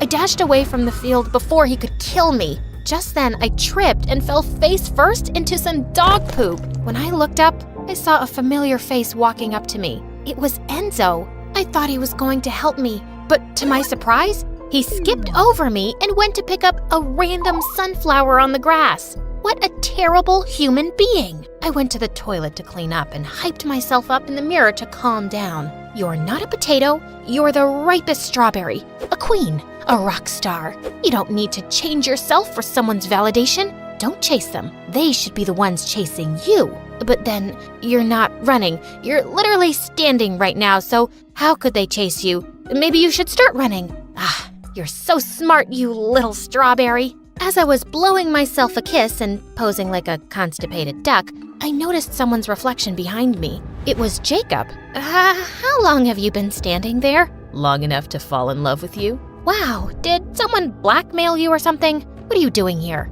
I'm here to punish you for kicking me. But it was a harmless little kick. Or was it an assault? Oh no, I'm going to jail. Do you think they have Wi-Fi there? You're amusing. Want to be my girlfriend? Pinch me, punch me, shake me, throw me away to Mars.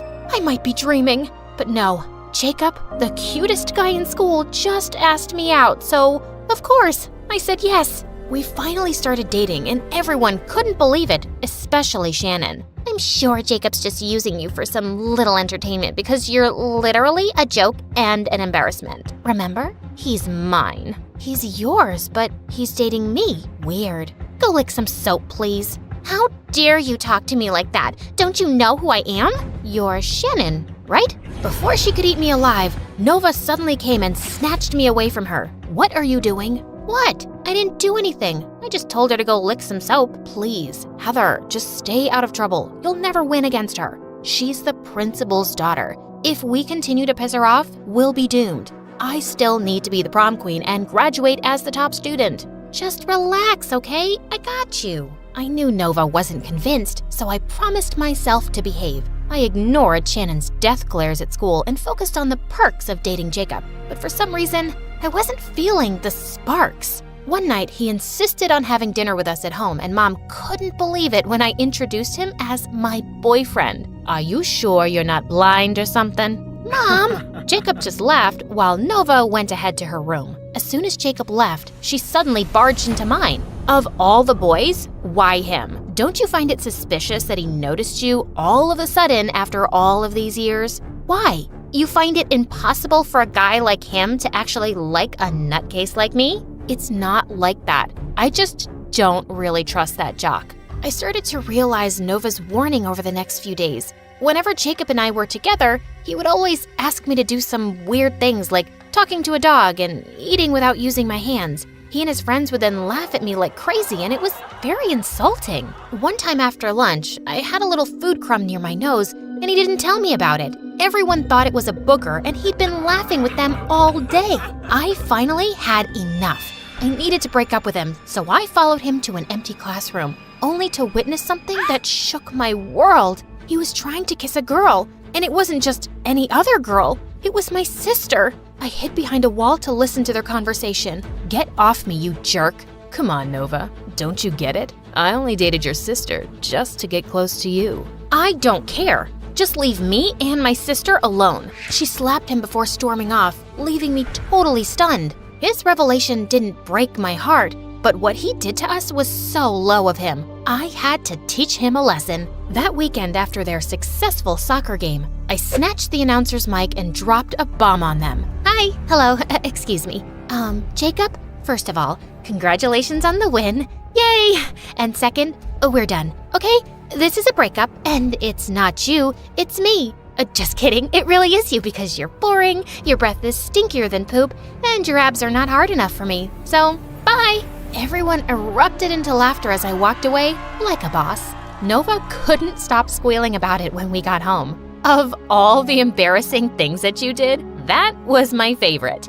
We then decided to go to prom together, and to be honest, that sounded better. As Nova left, I caught myself glancing at my window straight to Enzo's. He was walking back and forth in front of his window while reading a book, and it was making me dizzy. Well, if he wasn't so grumpy and arrogant, that would have been attractive. It had only been a few weeks since he joined our school, but he had already formed his own fan club, and I wasn't surprised. Suddenly, he stopped and looked straight at me. I slowly and pointedly pulled out my chair, sat, leaned on my study table, and opened the book in front of me while making eye contact. Then I wrote something on a piece of paper and showed it to him. He looked amused for a second, but then he rolled his eyes at me before pulling his blinds closed. Wait a minute, why was I smiling? The next day at school, I found out that Shannon got mad because Nova accidentally ruined one of her posters, and now they were having the cat fight of the century. I threw myself between them and pushed Shannon away. Oh, please, Shannon, no matter how hard you try,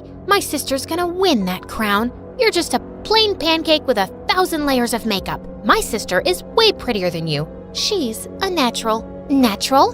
let's make it artificial then. She grabbed a bucket of dirty water from the janitor's cart and splashed it on Nova's face. To get back at her, I grabbed the dirty mop and slapped it on her stupid face, taking everyone by surprise. Hurt my sister again, and I'll slap you with a cactus next time, you filthy creature. You're gonna pay for this. You'll see. That's right. Run home to mommy, because that's all you can do. As expected, the principal suspended both Nova and me for 2 weeks, and that also meant that we couldn't attend prom. Nova tried to negotiate with the principal, but of course, she'd side with her awful daughter. If my sister couldn't be the prom queen, then Shannon shouldn't be either, and I had to do something about it. After carefully planning my revenge, I put on a mask, gloves, and a hoodie, and some props before heading to Shannon's mansion at midnight.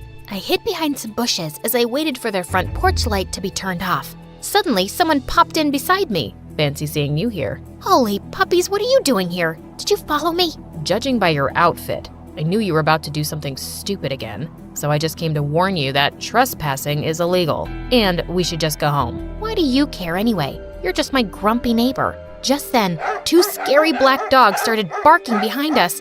Oh no, I know I'm not exactly pageant material, but do I look like a bone? Please, don't answer that. Just then, the dogs started chasing us. Enzo grabbed my hand and led me to the back of the house. We then entered an open window and ended up in the kitchen. We can't stay here. We're gonna get caught. Don't you think I know that? Remove your shoes. We can't leave marks. They can trace us through shoe marks. I've watched that one episode of CSI where the serial killer was caught because of his Adidas. Can you believe it? Suddenly, someone walked in. Enzo was quick to cover my mouth and pushed me against the wall to hide. As he was on high alert, I couldn't help but think how close we were right now. I could even feel his heartbeat racing. Or was it mine? She's gone. Now tell me, what exactly do you plan to do for revenge? Watch me. As we finally reached Shannon's bedroom, I took out my fake crocodile balloon, and while I was blowing it up, I noticed Enzo staring at me. What? Nothing. You're cute. Wow, I didn't expect that from you. Sorry about being grumpy. Those were just the times that I had my period. I continued blowing up the balloon to hide my blush, and when it was huge enough, I threw it beside the sleeping Shannon, waking her up. I started taking Polaroid pictures of her as she screamed her heart out, making sure I got her worst angles. Enzo and I were chuckling as we fled the scene. We then headed to the school to put up all Shannon's ugly, no makeup pictures all over the school. I got home still on a high about what we just did. Enzo was an amazing accomplice. Speaking of him, I turned to look at his window and my jaw dropped. He looked like he had just had a bath, and then I realized he was shirtless and I could see his abs. His very defined abs. Holy yummy macaroni! Just then he turned to me and caught me drooling all over him. I immediately pretended to be doing exercise by the window. Exercise is important, you know, especially at midnight. Not that you need that information. Like, look at your body, you obviously work out.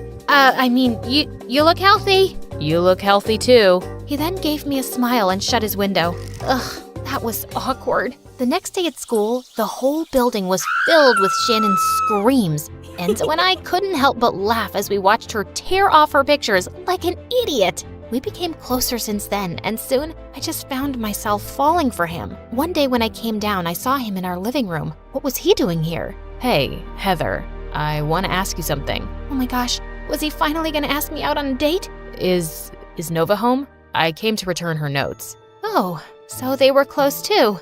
Nova? Yeah, she's here, definitely. This is her house too.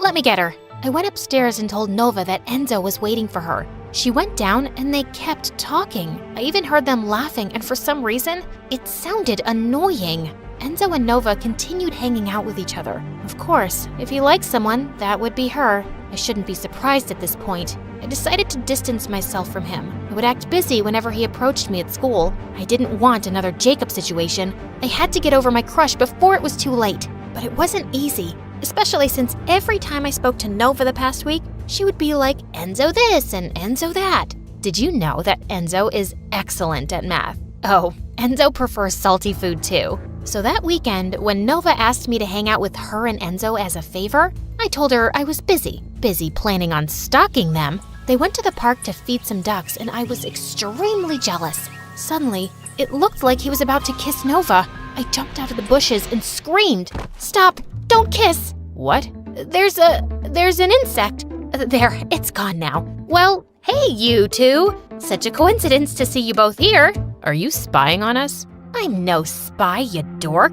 I thought you were busy. I was. Anyway, I just realized that I need to go home. I left something in the kitchen when we went out, and I needed to make sure it didn't burn or something. That's why I've been acting anxious. That's right, I need to go home. But I hope you guys enjoy the rest of the day. Bye! Ugh, that was a disaster. But when Nova got home, she kept insisting that I was jealous. Fine, I was jealous, okay? But it was just a crush. You don't have to worry about it. I'll get over it soon enough. Just, can you please try to not bring him up every time? Heather, there's nothing going on between us. Every time we hang out, we talk about you. I asked you to come with us today because he said that you've been avoiding him. What? The guy is in love with you, you fool. Her revelation almost made me pee my pants. Thank God I was able to reach the bathroom just in time. I was expecting Enzo to talk to me about it, but to my disappointment, all he did was shut his window and avoid me at school. Weird. The day of the prom finally came, and Nova and I decided to crash the event, and everyone was so hyped up when we came with our iconic outfits. Shannon was about to throw some fit, but then the announcer came up on stage to finally announce the winners. As expected, Jacob won the prom king, and Nova as the queen. Deserved. This is unacceptable. She was disqualified because of her suspension. Shannon tried to snatch the crown from Nova, but some people picked her up and threw her out. Serves her right. I was about to look for Enzo among the crowd when I suddenly crashed into the table of drinks. Everyone turned to me as I bathed in orange juice. Just then, someone approached me and started wiping the juice off my face. Enzo! You silly girl. What are you doing? Taking care of you? Why? Because I like you. I like how weird and awkward you are, and how loud your personality can be. I'm drawn to how real you are. I'm in love with you, Heather. Everything about you. Well, I guess I like your abs. He chuckled and finally asked me the ultimate question. Will you be my prom queen? I thought you'd never ask. Everyone then cheered for us as we finally kissed.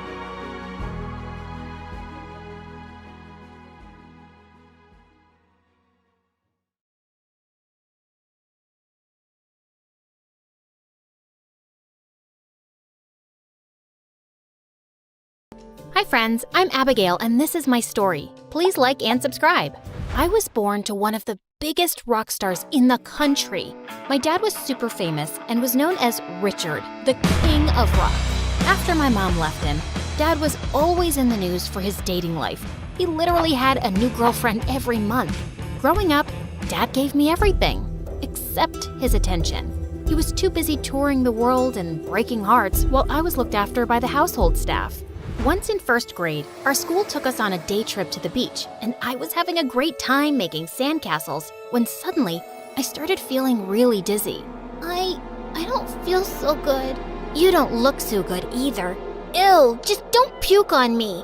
I tried walking to the teacher, but before I could, I landed straight into a sandcastle and everything went black. I woke up to find myself in the hospital with Dad by my side, and I was diagnosed with diabetes. The next few days, I was just really happy to have Dad at home, fussing all over me. He was busy looking for a live-in nurse who'd make sure I took my meds properly while he was away. Too old, too grumpy. She looks lazy. Man, she's got a big nose. Oh, look, Abigail, she's cute. Let's call her. Her name was Bridget, and Dad hired her the minute she walked in. Although I could tell that she was no good. After Dad left, she just spent the whole day watching TV or talking to her friends. Hey, lady, isn't it time for my medicine? Oh, sweetie, I don't know how to read the time. I'm dyslexic. Are you even a real nurse? Yeah, I did go to nursing school for like 2 months, but I dropped out. Sick people are gross. I just took care of my medicines myself because I couldn't trust her one bit, and I was gonna get her fired soon. My 10th birthday was around the corner, and I decided not to have a party for my classmates because I wasn't really close to anyone. I knew they were just friends with me because I was rich. Dad promised me he'd come home and we'd celebrate, just the two of us, but he never came. Call him. He promised he'd be here. What am I, your maid? And he's not gonna come now, so just eat something before you start feeling sick. Nuh-uh, you can't make me. I was beginning to feel dizzy, but I still refused to eat. Just then, a girl my age entered the room with a cupcake in her hand. Listen, you. This is my daughter, Percy. She just came from the village today. She'll celebrate your birthday with you, okay? I honestly didn't want to, but then the girl suddenly shoved the cupcake in my mouth. Yummy, isn't it? There are more downstairs. Whoever reaches there first gets to lick the frosting. After that day, Percy and I became best friends, even though her mom sucked. I loved Percy and didn't want her to leave, so I never got Bridget fired. But when we were close to graduating high school, Percy dropped a bomb on me. She was going to Oxford University. That's freaking expensive. And without you, I'll fade into Bolivia. You mean oblivion? And I saved money from all my summer jobs. Plus, I got a student loan. Can you imagine? I'll be the first in my family to go to Oxford. It's like a dream come true. Oh, what if I come to Oxford too? Come on, you can't tell the difference between Bolivia and oblivion. It's not like you can clear the SATs. They're super hard. But I did clear them. Actually, I barely cleared them after working my butt off for a month. The day my Oxford acceptance letter arrived, I felt like my heart stopped for a second. Yes! When I looked at Percy, I could see she looked really surprised. How? Is this a fake letter or a real one? Did your dad make a donation or something? How is this even possible? Percy, it wasn't that hard. Come on, let's go shopping! I was so pumped for London, but there was only one thing. My fear of flying. I'd never been on an airplane before, but I so wanted to do this. When we boarded the plane, Percy and I had seats in different aisles. That wasn't good. I knew I was gonna panic. I got a seat in the middle of an old man and some young guy. When the plane started moving, I felt like I was having a heart attack. Oh God, save me please. I think I'm drowning. Yep, my heart's sinking. I just want to get off this plane. Just then, the young guy next to me took my hand and he gave me a dimpled smile. Hey, calm down. You'll be okay. Just look at me and take deep breaths. And we're not drowning, we're flying. By the way, I'm Ryan. I'm Abigail. Okay, so the moment of truth? We've taken off. I used to be frightened of flying too when I was a kid, but my aunt would distract me until the plane took off. Always worked like a charm. Your aunt sounds amazing. She sure is. Now, if you don't mind, you can loosen your grip on my hand. Oh, I'm so sorry. I didn't even realize. It's okay. As long as it worked for you. Gorgeous. Throughout the flight, Ryan and I talked. He told me about how his aunt had raised him after his parents had passed away, and it was her dream to see him succeed in life. When we landed at the airport, I told Percy everything, and she asked me why I didn't get his number. Oh, bummer. When I entered the class on my first day at college and took a seat, the girl next to me gasped. OMG, I know who you are. Hi, I'm Sophia. And oh God, can you get me access to your dad's wedding? What is it, his third or fourth? My Insta followers will go wild if I post pictures from the wedding. Sixth, and I'll see what I can do. Just then, Percy came and sat next to me, and Sophia made a constipated face. The class is about to start. Just mop quickly and go. Excuse me? Mop? I'm in this class just like you. Really? And out of all the clothes in the world, you decided to wear these gray overalls? The same as the janitor's uniform? Epic! Okay, this girl was a jerk. I grabbed Percy's hand and we both sat far away from her. Percy was fuming and I told her she looked wonderful. Just then, I saw a familiar face enter the class. It was Ryan. Hello, class. I'm Ryan, and I'll be teaching you archaeology. Let's start off with the attendance. OMG? Ryan? My professor? Apparently, he was some kind of child genius and had graduated at a very young age. But when I tried to talk to him after class, he just walked away. Later, I told Percy who he was, but she didn't believe me. Oh, really? Then why didn't he say hi? I don't know. Maybe he had anemia or something. Amnesia, not anemia. It happened in every class. He always acted like I didn't exist. And after a while, I gave up trying to talk to him. But one time, I was in the cafeteria, and just as I opened a can of soda, it exploded on the person in front of me. On Ryan. Oh no, I am so sorry. It was a mistake. Oh, I guess it just runs in the family. You guys just make mistakes and never mean any harm, right? Just leave it. Huh? What was that about? He walked away before I could ask, and I decided not to bother with it. I was here to study, and for the first time in my life, I was really enjoying it. Learning about prehistory captivated me, and I really wanted to become an archaeologist. A few weeks later, Percy got some bad news. Her mom was sick and she had to go back for a few weeks. Give my love to Auntie and don't worry, she'll be all right, promise. With Percy gone, I felt rather alone. But luckily, I made a few friends, and a week later attended a Halloween party with them, dressed as a vampire. I was having a great time, till I went to the bathroom and took off my mask. And Sophia turned up out of nowhere and started taking selfies with me. Wonderful. My followers are gonna go crazy. So, how are you, girl? Worse than I was a minute ago, because you're here now. Whoa, snappy. Is it because I showed your friend the mirror? Come on, she did look like a janitor that day. How do you even know her? She's my nanny's daughter, and we've been best friends since we were kids, and no one deserves to be here more than her. So please, don't talk trash about her if you don't want me to punch your face. When I got back to the main hall, an upbeat song came on, and a guy who was dressed as the Phantom of the Opera offered me his hand to dance. I was having a great time.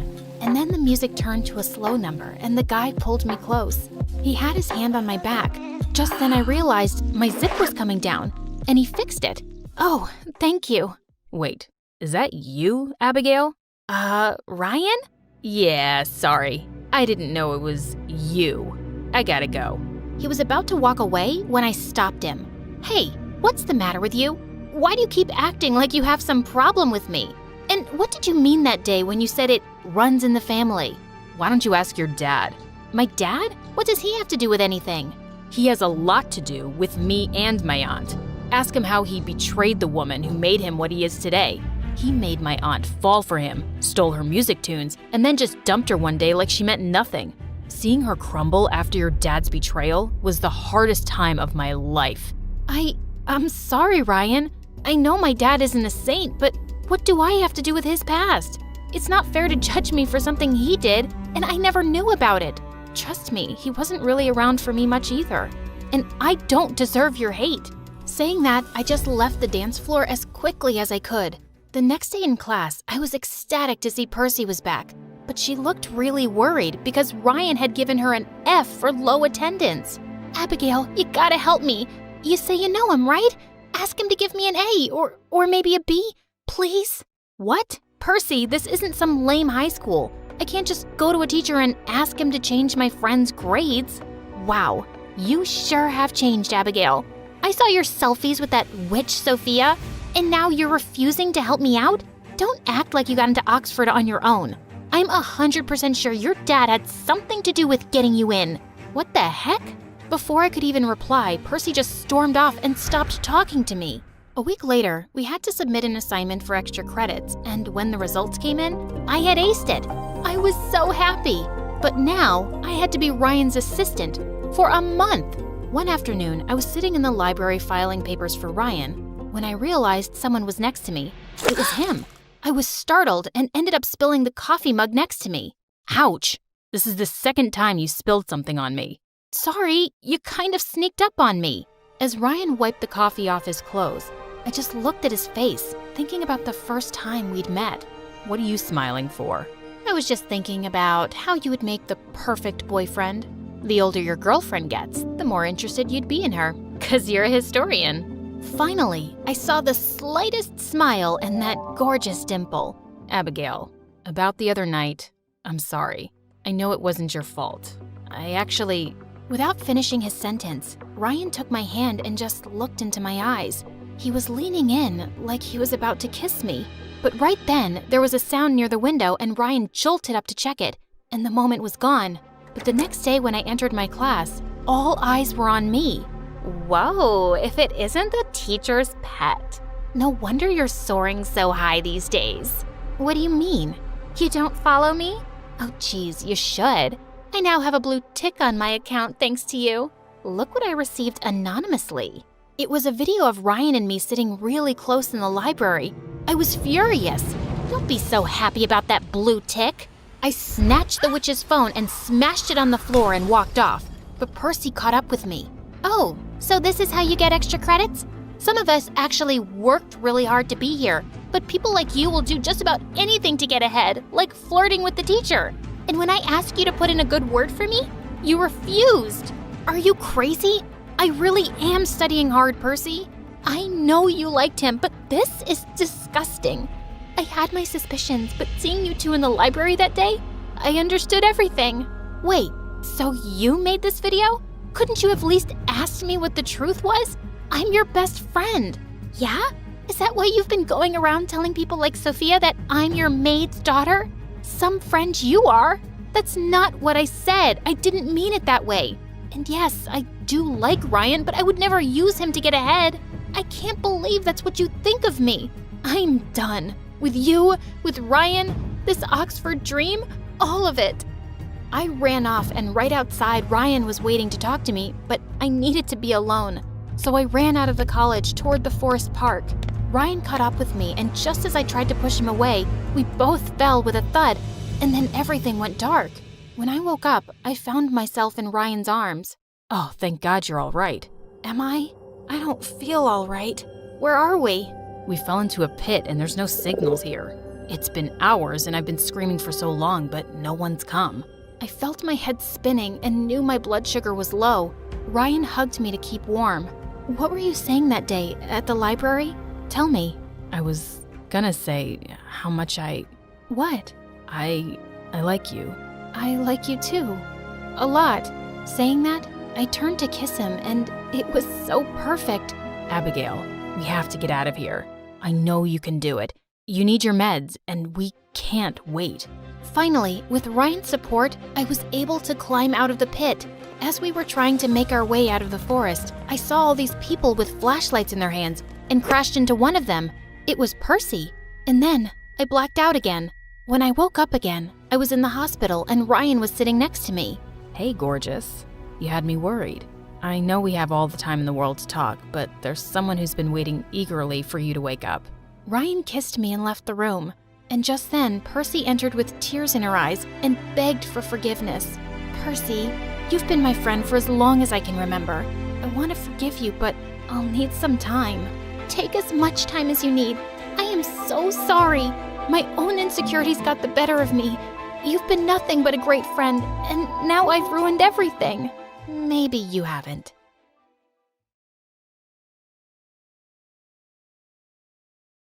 Hi, I'm Mona. I'm one of the smartest girls you'll ever meet. Please like and subscribe. I was 5 years old when I was playing hide and seek with the neighbors' kids, and I got stung by some bees. My skin immediately started to swell, and moments later, I fainted. When I woke up, I found myself in the hospital. Your daughter has anaphylaxis, which is an extreme allergic reaction to bee stings, but that may not be all she's allergic to. You'll have to monitor her closely. After that, Mom was terrified and she wouldn't let me play outside. She also decided to homeschool me. During our lessons together, she always told me I was a genius. I still felt sad about not going to a real school, till she told me the big secret. School's gonna take away your genius and make you dumb like the other kids, because that's what the government wants. I wasn't sure why the government wanted that, but I didn't want it happening to me. While Mom was away working, I started making videos on YouTube to stay busy, and soon had some subscribers. Hello guys, it's your stay-at-home genius. Today, let's talk about the amazing periodic table. Who knew there were so many elements? Sometimes the comments on my video were quite mean. Literally every 11-year-old knows about the periodic table. Do us a favor and go to school.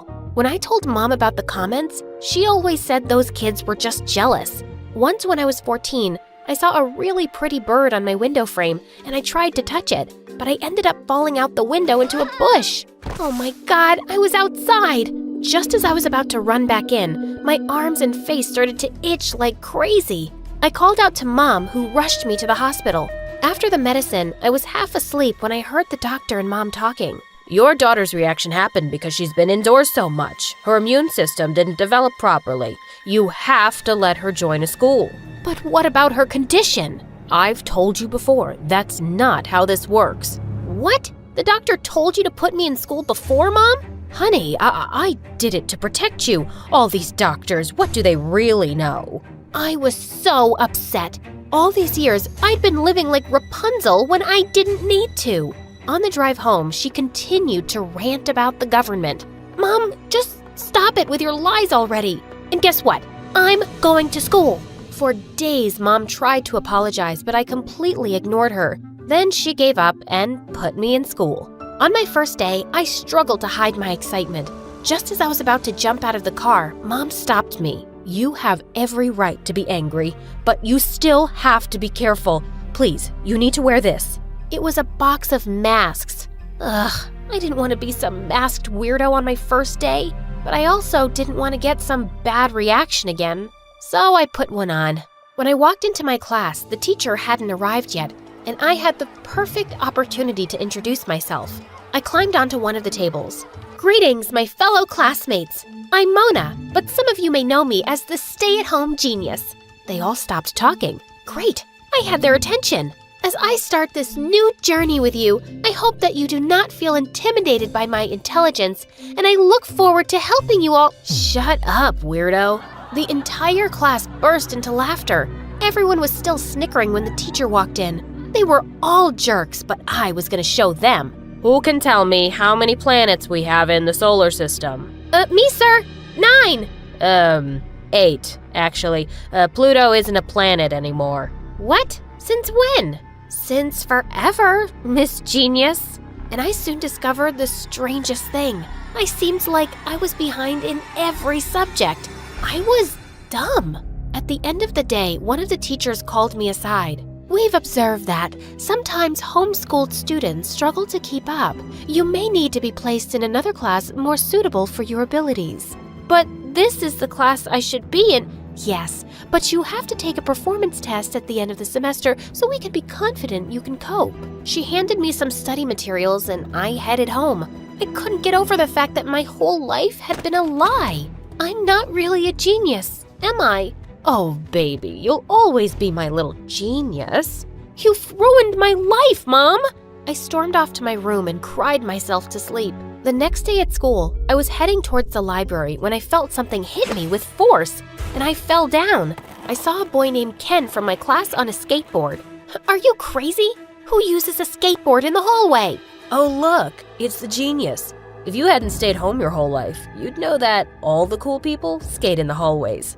I just ignored him, but from that day on, Ken started joining me at lunch without an invitation. He was a mess who spent half his time in detention, but he was kind of funny, and I didn't mind not eating alone. The next few days, I spent every spare moment in the library preparing for the test, but I just felt lost. One day, I got so frustrated over some math equations that I started to cry. I was going to be sent to a class with kids half my age. Suddenly, I felt a hand on my shoulder and I jumped. Sorry, I didn't mean to scare you. Is everything okay? Seeing this handsome stranger being nice to me made me cry all over again. I can't seem to figure any of these out. I'm so stupid. Hey, don't worry. I'll help you. His name was Brad and he was a senior. He became my guardian angel as he helped me study every day. And I just couldn't help having a crush on him. But Brad had some strange rules. We could only talk or meet after school, and at other times, he'd act like I didn't even exist. One day, we ended up studying till quite late, and the school was empty as we were leaving. Suddenly, he took my hand, and my heart skipped a beat. But then, I pulled away. Why do you act like you don't know me in school, Brad? Are you ashamed of being seen with me? It's not like that, Mona. My friends, they're not the nicest people. They don't even know you right now, but if I introduced you to them, I'm afraid they'd be rather mean to you. They usually are to anyone who's a bit different. You mean odd? Weird? Different. And I like that about you. Suddenly, he pulled me close and said he wanted to see the face behind the mask. Wow, you're even prettier than I imagined. He kissed me softly on the lips, and it was wonderful.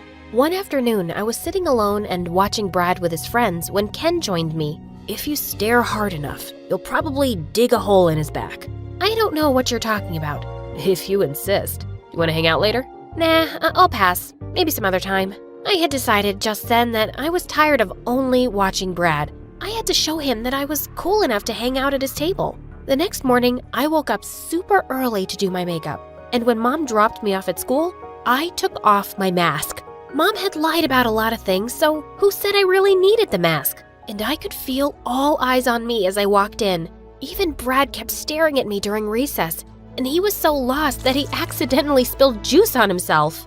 Could this day get any better? Well, well, who do we have here?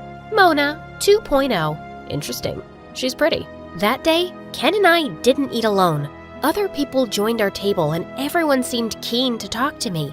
And the best part was, my allergies weren't acting up. Just then, a girl offered me some chips. And a moment later, my worst nightmare came true. I could feel my throat closing up. I felt the entire school watching me as I fell to the ground. I could hear panicked voices all around me, but just then someone jabbed me with my EpiPen. Ken had taken it from my bag and saved me. He helped me up and I immediately felt better, till I noticed Brad. He hadn't even moved from his spot. What the heck? I felt really disappointed, so I returned to school with my mask the next day. I couldn't make Brad care about me, and hiding behind the mask just felt more comfortable now. But later that day, Brad bailed on me for our lesson at the library, and I felt really mad. I stormed into the gym where he was playing basketball, and I didn't care that people were watching. You just sat there and watched me struggle to breathe yesterday and did nothing. Do I even know you? Stop pretending, Brad. You've been my friend for months. More than that. You even kissed me the other day. What? Me kiss you? In your dreams, loser. Why would I kiss you when I have the prettiest girlfriend ever? Girlfriend? It finally made sense. He was always hiding because he didn't want to be seen by his girlfriend. I was so upset and slapped him real hard. You are a terrible person. But the next day, everyone was calling me a crazy liar. I was really beginning to hate high school, and I just wanted to go back to my old homeschooled life. I thought Mom would be delighted to hear, but to my surprise, she refused. Listen, Mona, when I was younger, I lost my best friend to a condition like yours, which made me so scared when you got it. I thought hiding you away was going to protect you, but I was wrong. Running from your problems never solves them. You're so selfish, Mom. You just make me do whatever you want, when you want. Sometimes, I think I hate you. I took the picture of us on the fireplace and flung it at the wall. Mom yelled at me after that, but I just stormed off to my room. And I refused to go to school the next day. But later, as I was watching MSA videos in bed, someone tapped on my window. It was Ken. Get off your butt, princess. I'm here to quiz you. What do you mean? You're not gonna hide out here. You're gonna take that test. And you're gonna stay in my class. Because I find it really hard to make friends. You got that? Ken really was an amazing friend. And I thought about what Mom said too. Why should I quit school? I was gonna show everyone I deserved to be there. At school, I didn't really care about the stares and whispers anymore, but I still couldn't stop feeling stupid about Brad. Why did he do that to me? One day I walked into the science lab and found him there, and I just couldn't stop myself from confronting him. And he laughed. Look, I was just bored. None of the girls pay attention to me because I've been with the same girlfriend forever. But you didn't know, and I thought I'd have some fun with that. We still can, you know.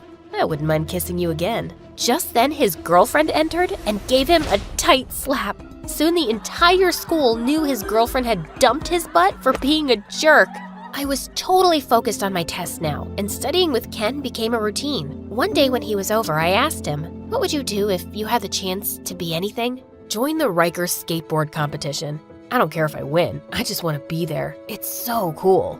Then go for it. My dad won't let me. He says it's a pathetic waste of time. The day of the test finally came, and after completing it, I nervously watched as the teacher graded it. Wow, this is impressive, Mona. Congratulations. You passed.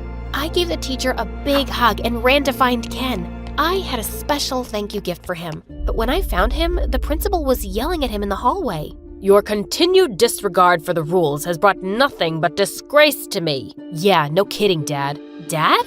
I followed him outside and found him sitting under a tree. So, the principal is your dad? Yup, and you just saw for yourself what a disappointment I am to him. Listen, I gotta tell you something. Don't be mad, but I applied to the Rikers competition on your behalf. I sent them that crazy stunt video you have on Facebook, and they want you to participate. You've been watching out for me since I got here, Ken. Let me help you talk to your dad. Can we try, please? I could see tears in his eyes as I spoke, and then suddenly, he held my face and kissed me. I felt a million butterflies erupt in my tummy. That day when I got home, I found Mom sitting in the kitchen and I hugged her from behind. I owe you an apology, Mom. I was a jerk. Thank you for not letting me quit. I'm just trying to make things right, honey. You're on the right track.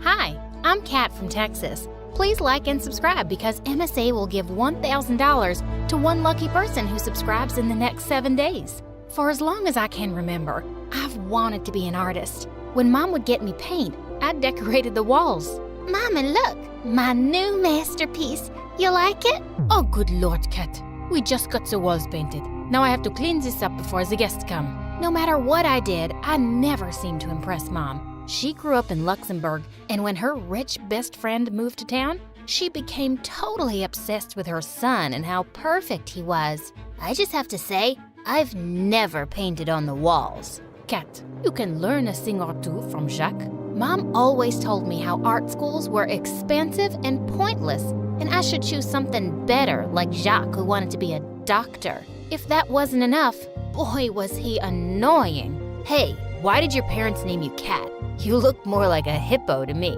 Go away already. When no one was looking, he would pull my hair out of nowhere. Ow! You had something in your hair. You are such a liar. Ugh. If that wasn't enough, he would get weirdly protective of me.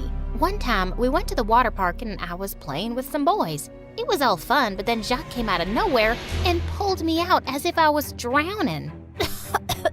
What was that? You looked like you were drowning. Are you all right? Moron, I was fine. The guy drove me nuts. I was so relieved when Jacques and his family moved back to Luxembourg. One time when I was 15, Mom told us how Grandma would be visiting us. I had never even met her or even heard of her before. So, my mom is coming. It would only be a day or two. Dad got so mad he walked right out. I was shocked. Mom and Dad never fought. Turns out, Dad hated Mom's family, and they hated him right back. That's why we never saw them. Dad cooled down and told us he would not be there for the visit, but he supported the need for us to reunite. The weird reaction made me super nervous for the visit, but when Grandma came, she looked like a queen. Bonjour. I am so happy to see you all. It's been too long. Whose fault is that? Mon chéri, I want to put all that behind us. Although we disapprove of you marrying a poor man, it's clear you are happy. She had dinner with us in private jet. When I got to the huge mansion she lived in, I was mesmerized. My room was the size of my parents' entire apartment. Then I met my aunt, who, for some reason, reminded me of the Wicked Witch of the West. Perhaps it was the nose. Maybe her eyes. Remember, I've got eyes on you. I then realized she was the complete package. A witch. At dinner, my aunt's daughter Adele sat next to me. She looked really cute, and I hoped she was nicer than her mom. It's nice to meet you. Out of nowhere, she knocked my glass out of my hand.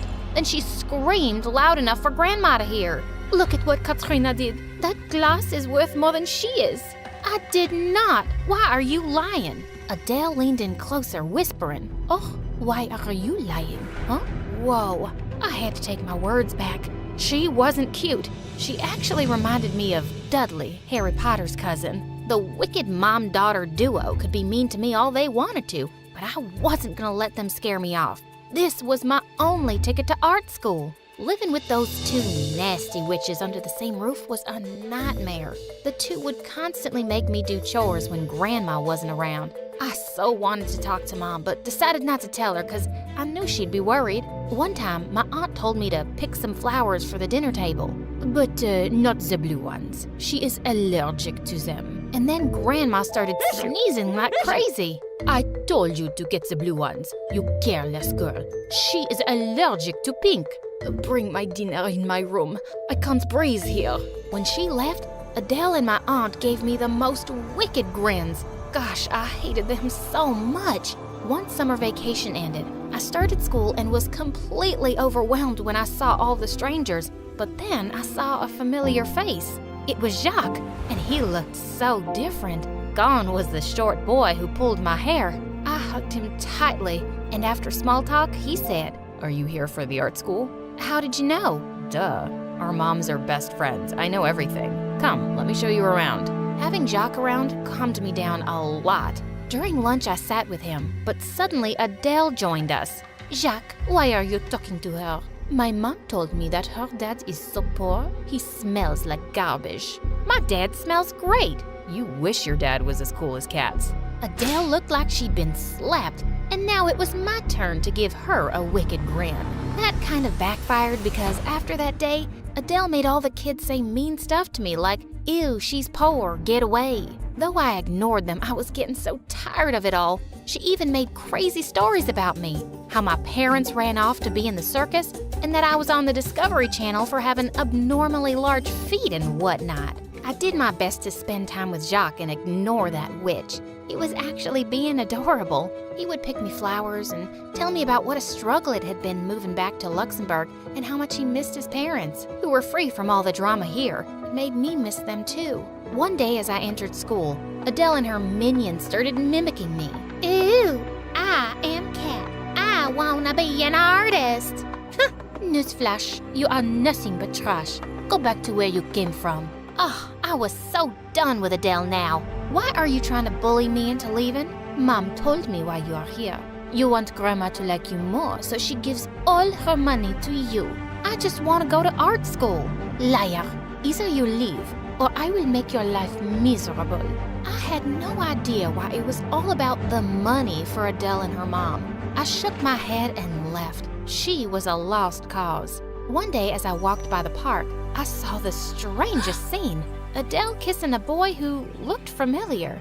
I waited for her in her room that night so I could talk to her when she got home. "Who was that boy you were kissing?" Suddenly, she turned white as a sheet. She begged me not to tell Aunt and even offered me money. "I just want to know why you're keeping this a secret. Don't you even know what happened to your mom? Your dad was our family's cleaner. Your mom fell in love with him and he stole from the family, and your mom actually lived with him. Since then, this family doesn't trust poor people. My boyfriend, he is a gardener. Mom will kill me if she finds out." I had never heard that story before. I never thought my dad would do something like that, and I wondered if it was true.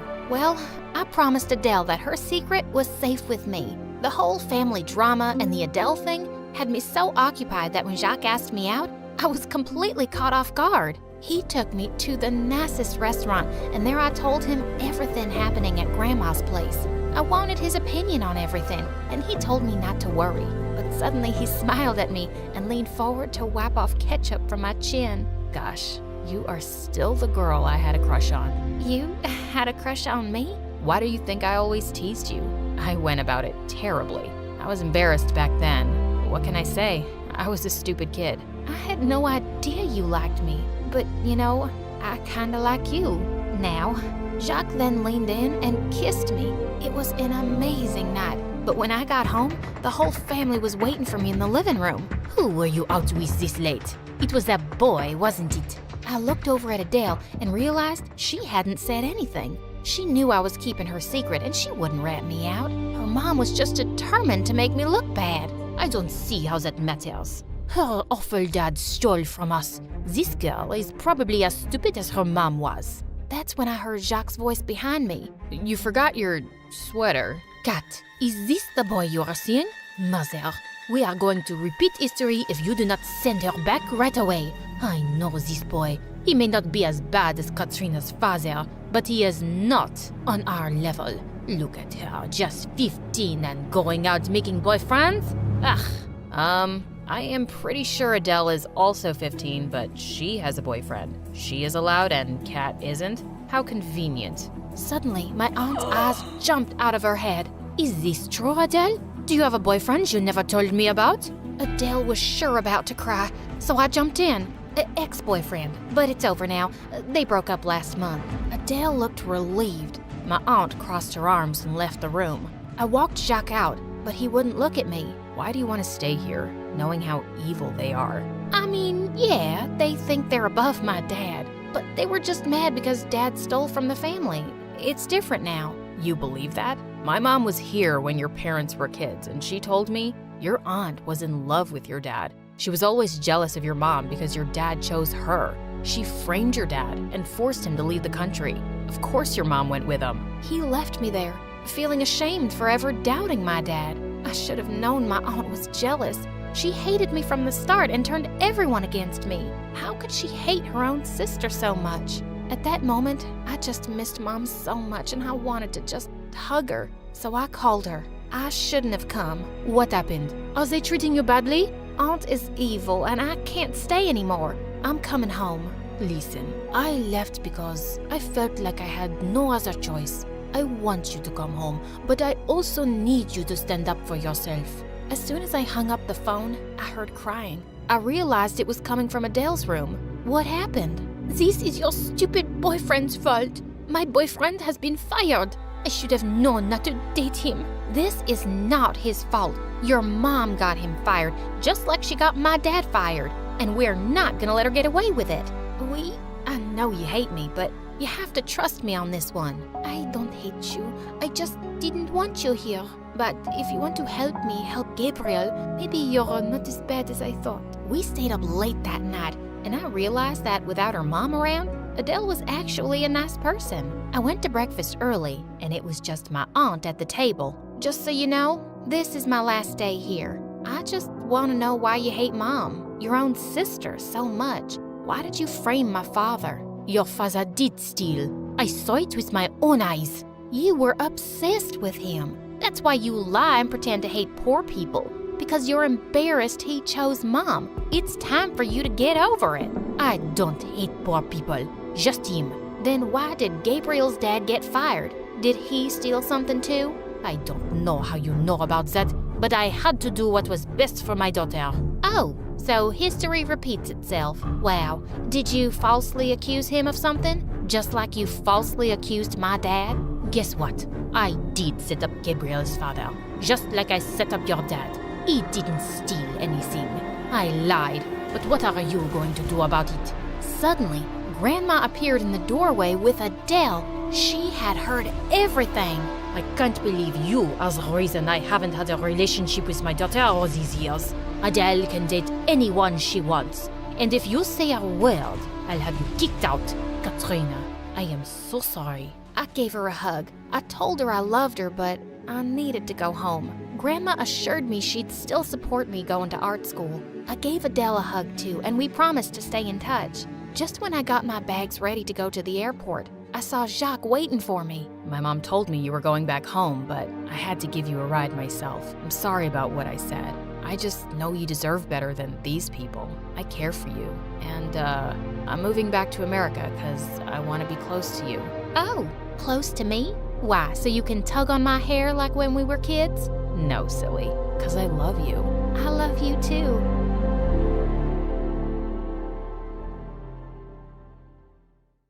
Hey guys, how's it going? Okay, you're probably wondering why I only have one half of an eyebrow. It's just that I was waxing my eyebrows and I had a little accident. But no biggie, your girl's gonna pencil them in just as soon as I find my brow pencil. Ruby, you're gonna be late for school. Again. What am I supposed to use? Lipstick? Ugh. Oh, magic marker. Guys, please don't give me that judgy look. I can't go to school without eyebrows. Oh, wait, sorry. I meant to introduce myself. I'm Ruby, and I live in Montana with my parents as an only child. Oh, before I continue, would y'all mind hitting that like and subscribe button? Sorry, my director will fire me if I don't tell you guys that. Anyway, I live with my parents, but I'm not really close to them, and I don't relate to them either. It's not that Mom and Dad are bad parents, it's just that they're possibly the most boring people on the planet. Oh, let's face it, you won't ever be a normal, responsible adult. You silly thing. You probably wouldn't even notice if your own head fell off. Whoa, rude. Also, I'm only 13, Mom. I don't want to think about marriage. But Mom disagreed. In fact, she wanted to get me engaged right now. Okay, maybe I'm exaggerating. She just wanted me to meet my potential fiancé, hoping he'd fall in love with me and propose after high school. So in 8th grade, she introduced me to her friend's son Grayson, who was a couple of years older than me, and a triple package. Handsome, smart, and planning on starting his own company one day. So, Gremlin. Grayson. Totally.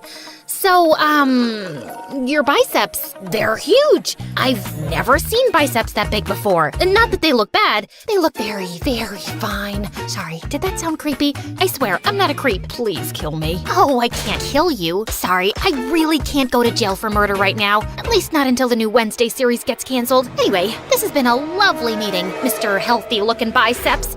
Keep up the good work. Boy, that was awkward. I guess Grayson won't be my future husband after all. But secretly, I did really want a boyfriend. So, that summer before 9th grade, I decided to give myself a makeover. A new skincare routine, a healthier diet, and a better wardrobe. Though, when I was shopping at the mall for my wardrobe, things got a little crazy. While I was picking out dresses, I also decided to get some new bras. But just as I was walking into the changing room, I ran into my crush. His name was Colin, and I hadn't seen him all summer. He looked a million times more handsome. Hey, dude.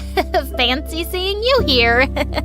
These aren't mine. They're for my mom. Your mom likes bras with unicorns on them? No. I mean, what's wrong with unicorns? Do you have a problem with them? Because that's just racist. I ran off before Colin could answer. That didn't exactly go well. And when I got home, things just got worse. I found out Mom's friend's son Grayson was gonna start volunteering for her company. Remember that handsome snob with the enormous biceps? He wasn't exactly thrilled that we'd be seeing each other all the time at the house and at social gatherings. Pfft, as if I was excited about it. Ignore stupid handsome Grayson. Back to my glow-up makeover. Not to brag, but I looked like a knockout the first week of 9th grade, and everyone showered me with compliments, including Mom and Dad. Finally, you cleaned yourself up a little. Look, sweetie, our ugly duckling has turned into a swan. Mom! She looked beautiful before, and she looks beautiful now. I don't get what the big deal is. She just caked on 10 layers of makeup to make herself look like a Barbie doll and put on flashy clothes. I just rolled my eyes hearing that. Of course the jerk had nothing nice to say about me. Well, his opinion didn't matter, because the following week at school, guess who finally noticed me? My longtime crush, Colin. Even after our embarrassing unicorn bra encounter, he asked me out to a movie,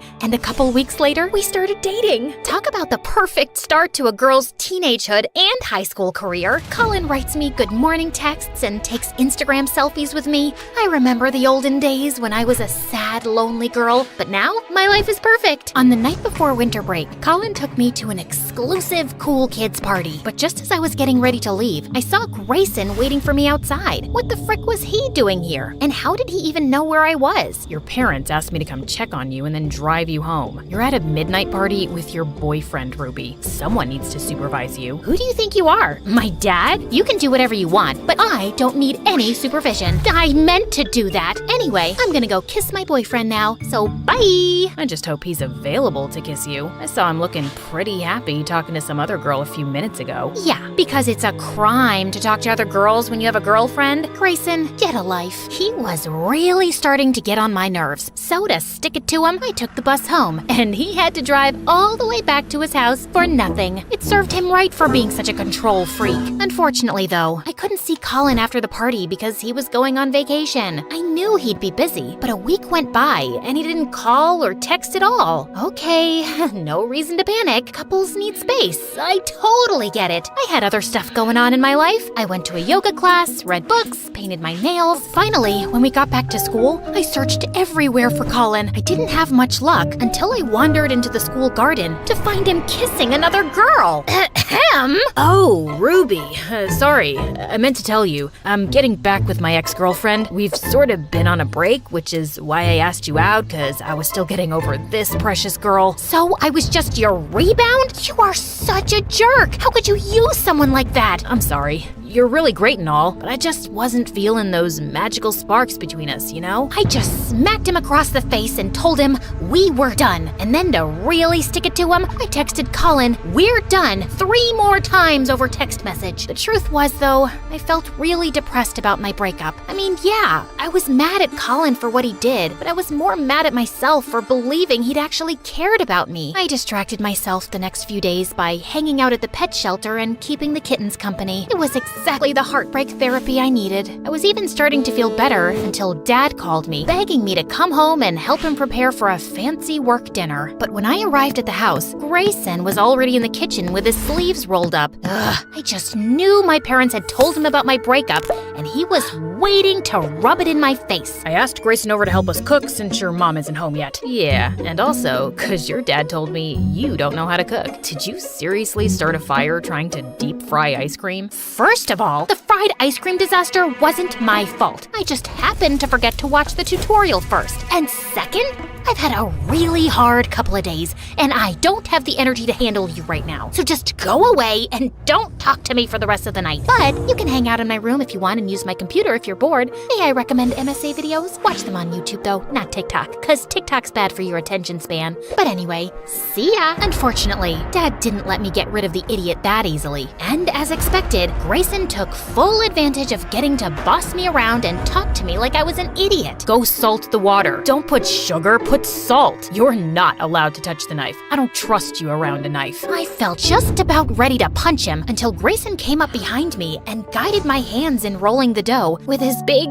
strong arms. It even made my heart rate go fast. I guess it was a good form of cardio exercise. Nice job. You know, you actually don't suck at this. Mom was quite late, but when she finally came, she was with her boss, and his arm was around her. What was that about? Then at the dinner table, Mom and Dad's boss made an announcement. Excuse me, may I have everyone's attention? I would like to introduce my new co-owner of the company. Audrey, darling, congratulations. That also brings me to my other news. The two of us have decided to restart our business in Australia, and we'll be moving there in a month. What do you mean? We're gonna be moving in a month? No, I'll be moving. Actually, I'm divorcing you. I'm just not happy with our life here, and I need a change. I hope you'll understand. My heart stopped as I saw Dad's stunned face and all the guests staring at us. Many of them were strangers I barely knew. The whole thing was just this surreal, unexpected mess. And fast forward 2 months later, Mom was gone, Dad was a wreck, and I was still numb with shock. I didn't exactly have time to cry and grieve though, cause I had to take over the house since Dad wouldn't leave his bedroom. 3 guesses how that went. Yeah, I broke our dishwasher, also our oven, and killed all our houseplants cause I forgot to water them. Not that I was surprised. It was like Mom said, I was just too dumb to ever be able to take care of myself, let alone Dad too. One day, I just couldn't take the stress anymore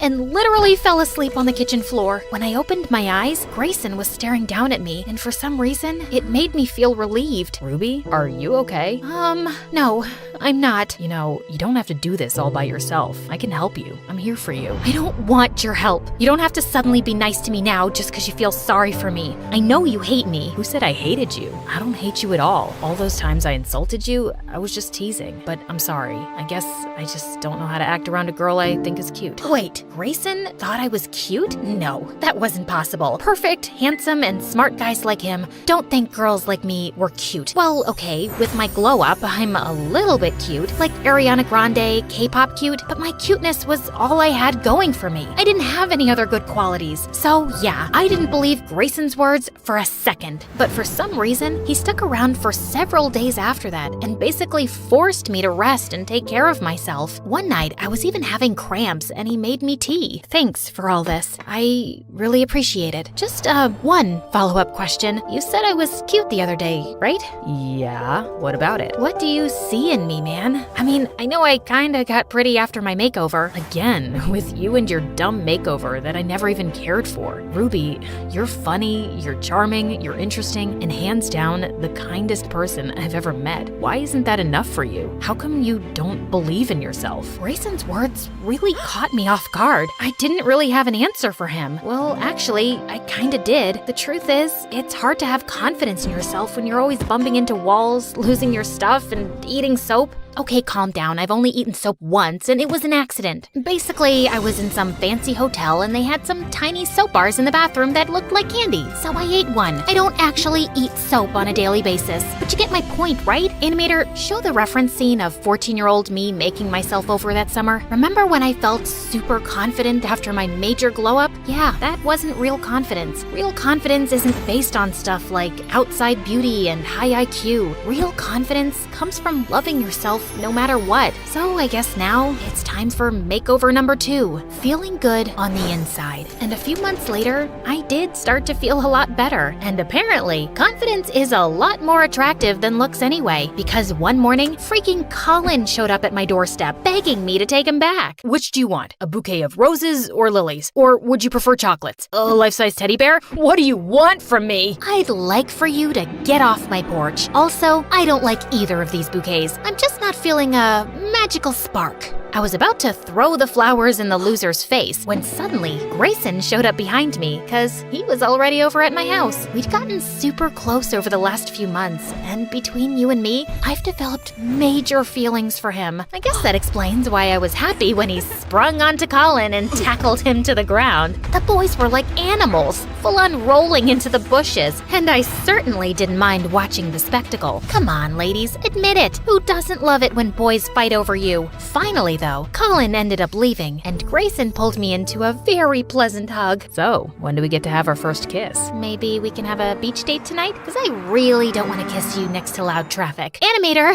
Hey, me again. Can Grayson and I maybe have a nicer setting for our first kiss? Yeah, keep going. This is supposed to be my romantic moment, dude. Oh, yeah, I like the sunset. Perfect. Thanks. Anyway, I hope y'all enjoyed hearing my insane drama. If you want more stories in this style, make sure to comment below. Ruby, our craziest MSA character.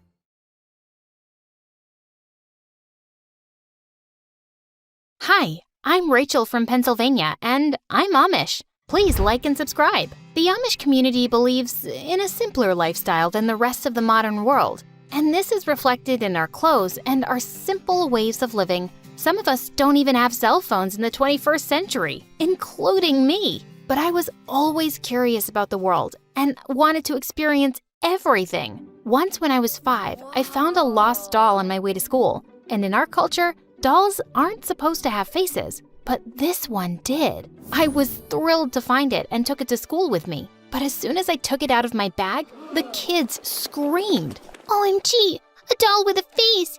Where did you get this thing from? I guess it belongs to some tourist who must have visited the area and... So you stole it from her? No, she forgot, and just then the teacher came running. She took the doll from my hands and tossed it into the dustbin. But I wasn't giving up so easily. After school, I snuck into the classroom and took the doll out of the bin. And then I heard the teacher's voice. What do you think you're doing? The teacher took me to the principal, and soon the news spread across the town that I was evil. But my parents didn't care. I'm so sorry, Mom and Dad. I caused you trouble. Oh, it's okay, honey. We know that you're a good girl who is just curious about things. You don't have to be sorry about anything, love. And then she hugged me real tight. But no one else liked me after that. Not much changed until I turned 16. And then it got worse. Because this was the age that girls in the community started getting married. And I didn't want to. I was confident no one would ask for my hand in marriage since everyone thought I was evil. But to my horror, it happened. One day I had some guests over and my parents told me, "Oh dear, Jim has decided that he wants to marry you. And even we think you both are a great match. So, what do you say?" Say? I didn't know what to say. I pulled the guy aside and asked him to say no. No, I can't do that. What? Are you crazy? They'll get us married if you don't. That's what I want, Rachel. I've been in love with you ever since I saw you, and Rachel, stop. Please listen to me. He was a sore loser, and I didn't want to marry someone like him. I tried to talk to my parents, but they said it was for the best. Really? Now I had no option but to run away. I left home and kept running until I reached the main road. And there, I saw a bus approaching me. The bus stopped and some kids got down. And that's when I saw the most shocking thing. A girl, just like me, was standing right in front of me. What the freaking pigeon? She looked just as shocked and walked towards me. Wow, you look just like me. That's so amazing. I'm Lindsay. What's your name? I'm Rachel. Well, Rachel, your clothes? They look so cool. Where did you get them from? I don't know why, but I told her my entire life story. And suddenly, Lindsay smiled at me and told me this crazy idea. Rachel, Do you want to trade places with me?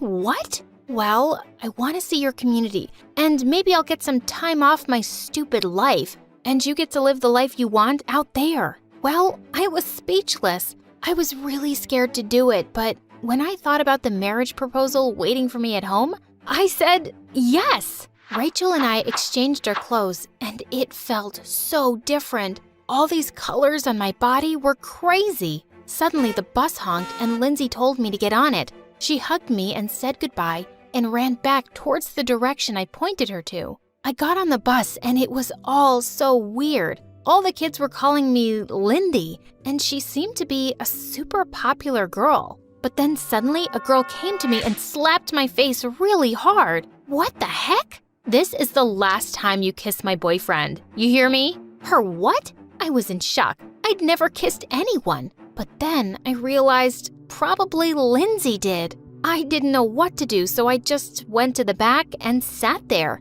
When we reached the school, a lady standing by a car waved at me. Lindsay, how dare you go on this trip without informing me? And why are all your teachers telling me you're a brat? That's enough. Not another word from you. I'm taking away your phone, young lady. My phone? I don't have a phone. Lindsay probably took it with her, and her mom looked furious now. She asked me to get into the car, and just as we reached home, she said, "You sneaked out when you were grounded, and now I'm extending your punishment. You're not leaving this house for another week." OMG, this was like back to where I started from. Lindsay's mom sent me to her room, which was mine now, and this room was full of things I'd never seen in my life. A TV, a computer, a closet full of colorful clothes. This place was heaven. And then I jumped onto her super soft bed and fell asleep. Suddenly, I felt like I was kissing someone in my dream. But I screamed my lungs out when I realized it wasn't a dream. There was a boy in my room kissing me. He tried to hush me and said in a low whisper, Why are you screaming? It's me, Toby, your boyfriend. Boyfriend?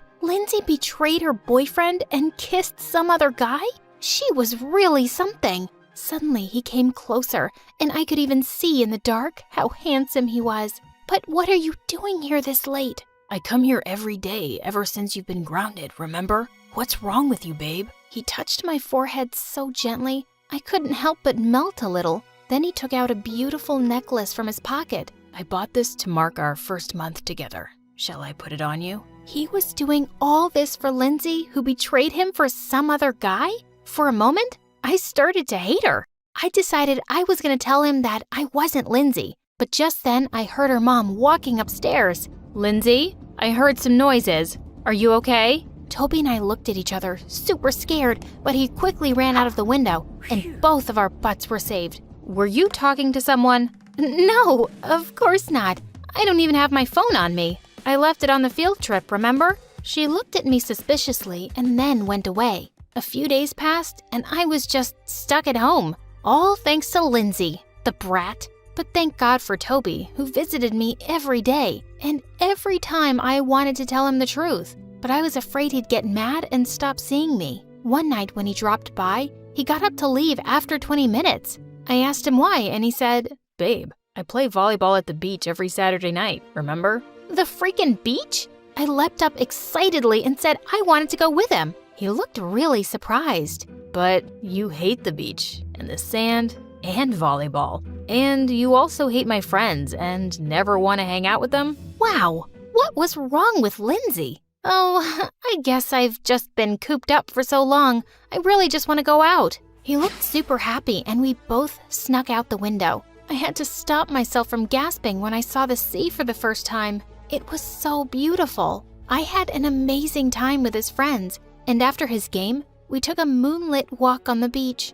I closed my eyes to feel the wind in my hair, and when I opened them, I saw Toby looking at me curiously. He stopped and took my hand. Lindsay, I don't know what it is, but something about you has changed. You're enjoying all these things you never do with me, and you even look different. I haven't seen you much without makeup, and I have to say, you're even prettier this way. And with that, he pulled me in close and kissed me. And I just couldn't help kissing him back, even though I felt so guilty. I'd been so caught up with Toby, I hadn't even thought that much about Lindsay, and I decided to check up on her. I sneaked into her mom's bedroom one evening and took her cell phone. I found Lindsay's contact there and called her, but she just cut my call. I tried again, and she kept rejecting it. Ugh, this girl. Then I sent her a text message saying it was me, Rachel, and then she replied with a picture. What? No, this girl was insane.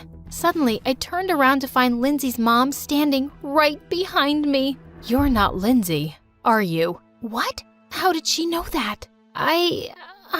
Suddenly, she put her hands around my face. You guys look so alike. I can't even tell you apart. What are you talking about? Do you know who I am? And who are you? My name is Sabrina. I grew up in an Amish community, but I never felt connected to anyone in it except for my sister, your mother. She was my mom's sister? At the age of 20, I got pregnant with twins, and I knew my sister could never have any children. So before leaving town, I gave you to her. Wait, what? So you're my mother? Yes, but that doesn't mean my sister isn't. She loves you more than me, I'm sure. Well, of course she does. She didn't leave me like you did. And you're a terrible woman. I can't believe you abandoned me and thought of only yourself. I hate you. I just got up and ran out of there like crazy. It was raining heavily and I kept running until I bumped into someone. Toby. Lindsay, are you okay? What happened? I was so out of breath, I couldn't speak. I started to cry, and Toby hugged me tight and took me to his home. After some time, he gave me some hot chocolate to drink, and while I was drying myself by the fireplace, Toby came and hugged me from behind. Lindsay, it's okay if you don't want to tell me anything, but I want you to know that I'm falling in— Toby, stop! I turned around and he looked confused. Is everything okay? No, it's not. I'm not Lindsay. I told him everything about the switch and even that Lindsay cheated on him. You're a good guy, Toby, and you deserve so much better. I'm sorry I didn't tell you sooner. Toby stood there stunned. I hugged him tight and left. It was almost dawn and I decided I was gonna go back and stop Lindsay from ruining her life. But just then a car stopped in front of me and Sabrina jumped out. Rachel, there isn't a day that I haven't thought about you. It was really tough for me, but I don't regret what I did. My sister is a very good human being and she deserved happiness. And you, tell me, would you give her up as your mother? Suddenly, I realized that she was right. My mother was amazing, and I was so wrong to leave her like that. I turned to Sabrina. We have to leave now. Lindsay is getting married. She drove with the speed of light, and when we got to the farm, I ran to my house, and there, I saw Lindsay kissing Jim in the front yard. Lindsay, stop! Are you crazy? Jim looked at me like he'd seen a ghost and ran away like crazy. Everyone was right. You're a witch. A witch! What are you doing here? And Mom, I swear I didn't do it. It was Rachel's idea to switch places. No, it wasn't. You've got to stop with these lies and stupid things that you do. I can't believe we're sisters. We're what? Sabrina told her everything as she stood there in complete disbelief. Just then, Mom came out and hugged Sabrina. Oh, sis, it's been so long. I missed you so much. And then she turned to me and pulled me close. Rachel, my child, I heard everything and I'm so sorry, honey. I should have told you that I'm not your mom. No, you are. You are my mom and I love you. I shouldn't have fled without telling you. I like my life with you and Dad, but Mom, I just wanted to see more. You were always a curious one. Sweetheart, if that's what you want to do, you can have it. And there will always be a home for you here to come back to. As I hugged Mom tight, suddenly Lindsay let out a loud squeal. OMG, Toby, baby, what are you doing here? Did you come all this way for me? He gently pushed her aside. No, I didn't, Lindsay. We're over. You can kiss or marry whoever you want. He pulled me to the side and said, I came here for you. You didn't let me finish my sentence earlier. I wanted to tell you that I'm falling in love with you. With you, Rachel. And if you're moving to the city, I'd love to ask you out on a proper date. I'd really like that. And I love you too, Toby. Hi, I'm Clover from Oklahoma. Please like and subscribe. I was born to a busy doctor mom who spent most of her days treating patients and performing surgeries. She loved her work so much that when I was about to come into this world, she was busy delivering other babies and the nurses had to pull her out to deliver me first. She's so pretty, like a snowflake. I was born with blue eyes and white hair, unlike anyone in my entire family. And wherever we'd go, everyone would stare at me. What a unique kid. You should have her tested. Maybe she's an X-Men with mutant DNA. Oh, go away. Listening to such stupid people and seeing how Mom got scared for me every time, I decided to fix things on my own. I took some paint colors and decided to color my hair all brown. Oh, Clover, what are you doing, honey? I don't like strangers coming up to me all the time, Mom. I want to fix it myself so I can be normal like the others. Sweetie, you are normal, and you don't have to change anything about yourself for anyone. But they just keep bothering me. Then give them time. When people see something they're not used to, they get excited, but over time, they'll get over it. Trust me. To my delight, I discovered what Mom said was true. When I started school, at first, all the kids would stare at me, but then they all wanted to be my friend. By the time I was 14, guys would go crazy over me. And even though I secretly liked all the attention, I wanted to focus more on myself and my studies. So I worked my butt off and got into the best high school in Texas. But when I told Mom this, she shocked me with something even bigger.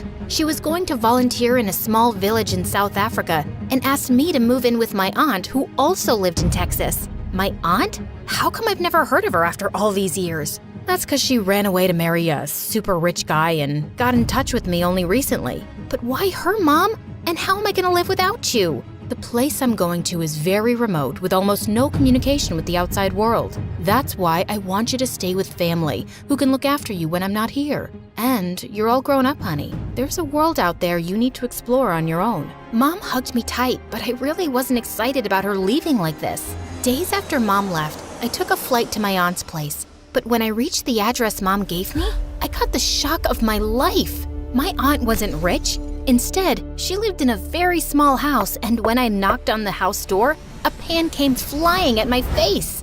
What the flying pans? Oh, darling, I am so sorry. It's just this bratty daughter of mine. She keeps throwing nasty fits. You, come on in. She took me inside, and I could see this house hadn't been cleaned in ages. Yikes. It's just a pet. Don't freak out, princess. Freak out? I wanted to run from this place, especially because I had to share a room with nasty Nia, and she was the most unhygienic of all. So, what's with the white hair? Does it get you the boys, or do you have one of those real conditions like they show in MSA videos? You watch MSA? Yeah, and that's how I know I'm the main character. Now take the couch and don't fart all night. Ew. She was sick. But there was nowhere else I could go now, so I decided to make this place my home. And these people, my family, like Mom had asked me. The next morning, before Aunt and Nia woke up, I cleaned the entire place to give them a surprise. But when I returned from school, the house was all upside down again. You guys, I worked all night to clean this place. Well, who asked you to do it? And anyway, I couldn't find any of my stuff with everything so tidy, so I messed it all back up. Ugh, this girl was such a nuisance. I almost wanted to call Mom and tell her to come back. But that's when I learned that Mom got stuck because a serious illness broke out in the area where she was working. And the government in that state announced an emergency and sealed it. So when's Mom gonna come back? And is she okay? Yeah, she's safe, but I have no idea when she'll be back. Now tell me, did you clean the house all by yourself? Your mom told me you can cook too. And did she give you any money? And even though my heart kept sinking thinking about Mom, my aunt would keep me busy with the house chores. And just like that, I became a live-in maid for these people. And Nia and I became like siblings who quarreled all the time. What did you do with my boots? I sold them for $40 at school. Profit, you see. Only you ain't smart. They cost more than $400. Oh, you're so stupid. She'd even have wild parties at home just before my tests to annoy me. And my aunt would sleep peacefully on the couch, like a deaf bear in hibernation. God knows how she managed to run the house without money. She didn't give me any allowance, and I decided it was time to make my own money. So I took up a job at a local salon, but then one evening while I was on my way back home, rain started pouring, and I started to run, but just then, a car came and stopped right in front of me. Camilla, get in. I kept ignoring him because that wasn't my name, but the guy kept following me in his car and then stepped out. I turned around to hit him, but he held my hand firmly. Hey, chill. Look, I'm not gonna force you to come back with me, but just listen to me once, okay? He let go of my hand and kept talking to me like I was someone else. Look, sir, I think you're mistaken. I'm not Camilla. It can't be. You both look so similar. God, is that your real hair? He then apologized to me and went away. But only after a few seconds, he came back running. What now? I can at least drop you at home. It's terrible weather and I'd like to apologize for my misunderstanding. He seemed like a nice guy, and because of the rain, I decided to take the lift. But on our way home, he showed me pictures of this girl who looked just like me. What's this? Did you Photoshop these? And then he told me something shocking. This girl was a model, but she ran away, and ever since then, he's been searching for her. But I'm not her. I know. That's why I want your help. Until I find her, do you think you can work in her place? And I'll pay you a lot, too. Me? I can hardly walk properly in slippers. I'm no model. But I can teach you. Look, I don't want to force you, but I took advance payments and Camilla ran away with all the money. Now, if you won't do the shows, I'll have to refund triple the amount and I'll go broke. I felt bad for him, but I had school and even mom wasn't around, so I politely refused. But then a few days later when I woke up, I saw all the stuff was put out in the garden for an auction sale. Nia, what the heck are you doing with all my stuff? Making more money out of it? Your mom's gone and we have no idea when she's coming back. You can't just stay with us for free. So, who wants this shawl? Hey, that's my mom's, give it to me. We both pulled it apart and went flying in different directions with the shawl ripping into pieces. I felt terrible seeing this and just wanted to move out now. So I called up James, the guy in the car, and took his offer on one condition, that he'd let me continue with school, and he agreed. He took me to the modeling agency dressed as Camilla, and later that night when I was in bed, I heard a knock on my window. James, what are you doing here? I'm grateful that you agreed to do this, Clover. So, I bought you this. I stuffed my mouth knowing I had to go on a diet from the next day. But from then onwards, James would sneak into my room every night and teach me how to act like Camilla, along with how to pose and walk like a model. He'd even pick me up and drop me back at school. And we'd have so much fun together that it felt like I had a new best friend that I could trust. Then on the day of my first ramp show, I was getting dressed in the green room when I heard a familiar voice. I went out to check and saw Nia was yelling at James. If you don't pay me the rest of the money now, I'm gonna tell her the truth. Here, take this for now. I'll pay you the rest later. James went off, but I couldn't help thinking what all this was about. Nia, what are you doing here? And what's this money for?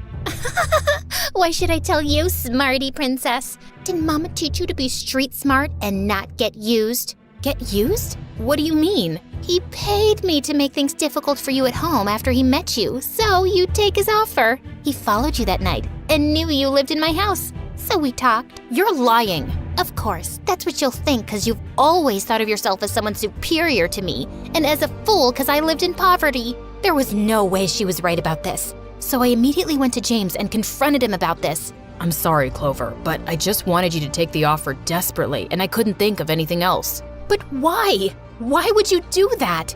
I don't want to gain sympathy, Clover, but the truth is, I have a chronic disease and I need lots of money for the treatment. Here, you can see my medical records. Oh, James, I'm sorry to hear this, but I'm not yet sure if this justifies what you did, man. I know. I just wanted to save my life, Clover. I know it was wrong, and I couldn't live with myself knowing I had tricked you into this, but I'm glad the truth came out. And it's okay if you leave, but... I'm not leaving. What? Look, I don't want you to think of me as some charity case. No, it's not charity. What you did was wrong, but ever since, you've just been nice to me, and I want to help you, James. He hugged me tight, and then I rushed to the stage because I was already late for the show. But the minute I got onto the stage, I realized there was something wrong with my dress. Thankfully, the model right behind me saw this and helped me cover it. And the show was a super hit. James took me out to celebrate, and he looked so happy. God, you were breathtaking today. And so many people wanted to sign you for more modeling jobs, but I refused since you have school. What? No, you should have taken the offers. But Clover, I don't want you to compromise on something you love. Besides, I told you, it'd only be a few shows and then you can go back to your previous life. But what if I don't wanna? I love doing what I do right now, and this isn't for anyone else but me. So you should take the offers, James. That brought the brightest smile on his face, and from then onward, I started working harder. I did 2 more shows for big brands, but then one day, something bizarre happened. As I walked out of the changing space, I got the shock of my life. Camilla? What are you doing here? What are you doing here? I saw you on the TV and magazines pretending to be me. Why the heck would you do that? 'Cause you ran away with James's money and he needed help. That's a pathetic lie. I ran because James is the biggest jerk on the planet. He used cheap tricks to get me into the spotlight, like messing with my wardrobe, and then wanted to make me do cheap shows for good money that he could make. What are you saying? Tell me none of that has ever happened to you, and he didn't use some cheap tricks to gain your sympathy. He's a big liar and crazy about money. He tricked me into signing some bad modeling projects, and when I refused to do them, he threatened me legally. That's why I ran away. All of a sudden, the ground beneath my feet shifted, and I felt devastated. But I knew I couldn't be weak now, and I had to come up with a plan to teach this jerk a lesson. There was one person I knew who could help me come up with an evil scheme, but she wasn't gonna do it for free. So, now the smarty pants princess needs my help. Yeah, the jerk didn't pay me the amount we agreed on. Can you imagine someone conning Nia, the queen of conning? And yeah, I'll help you, and I expect payment. So I want every penny you have saved up, and I want a foot massage. Fine, as long as you take a bath for once. We came up with a plan, and then a few days later, James came up to me with a bunch of documents. Just like you said,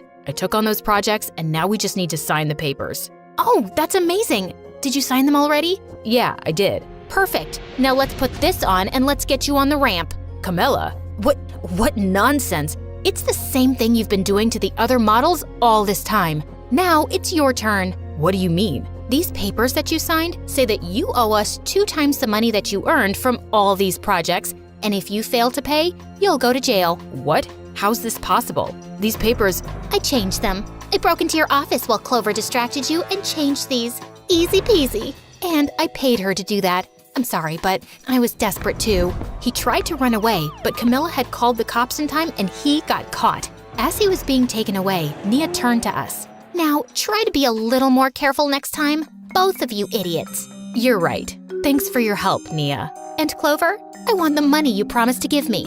Also, I have something to tell you, but no drama or I'll slap you. My mom called and said your mom is back and with my mom now.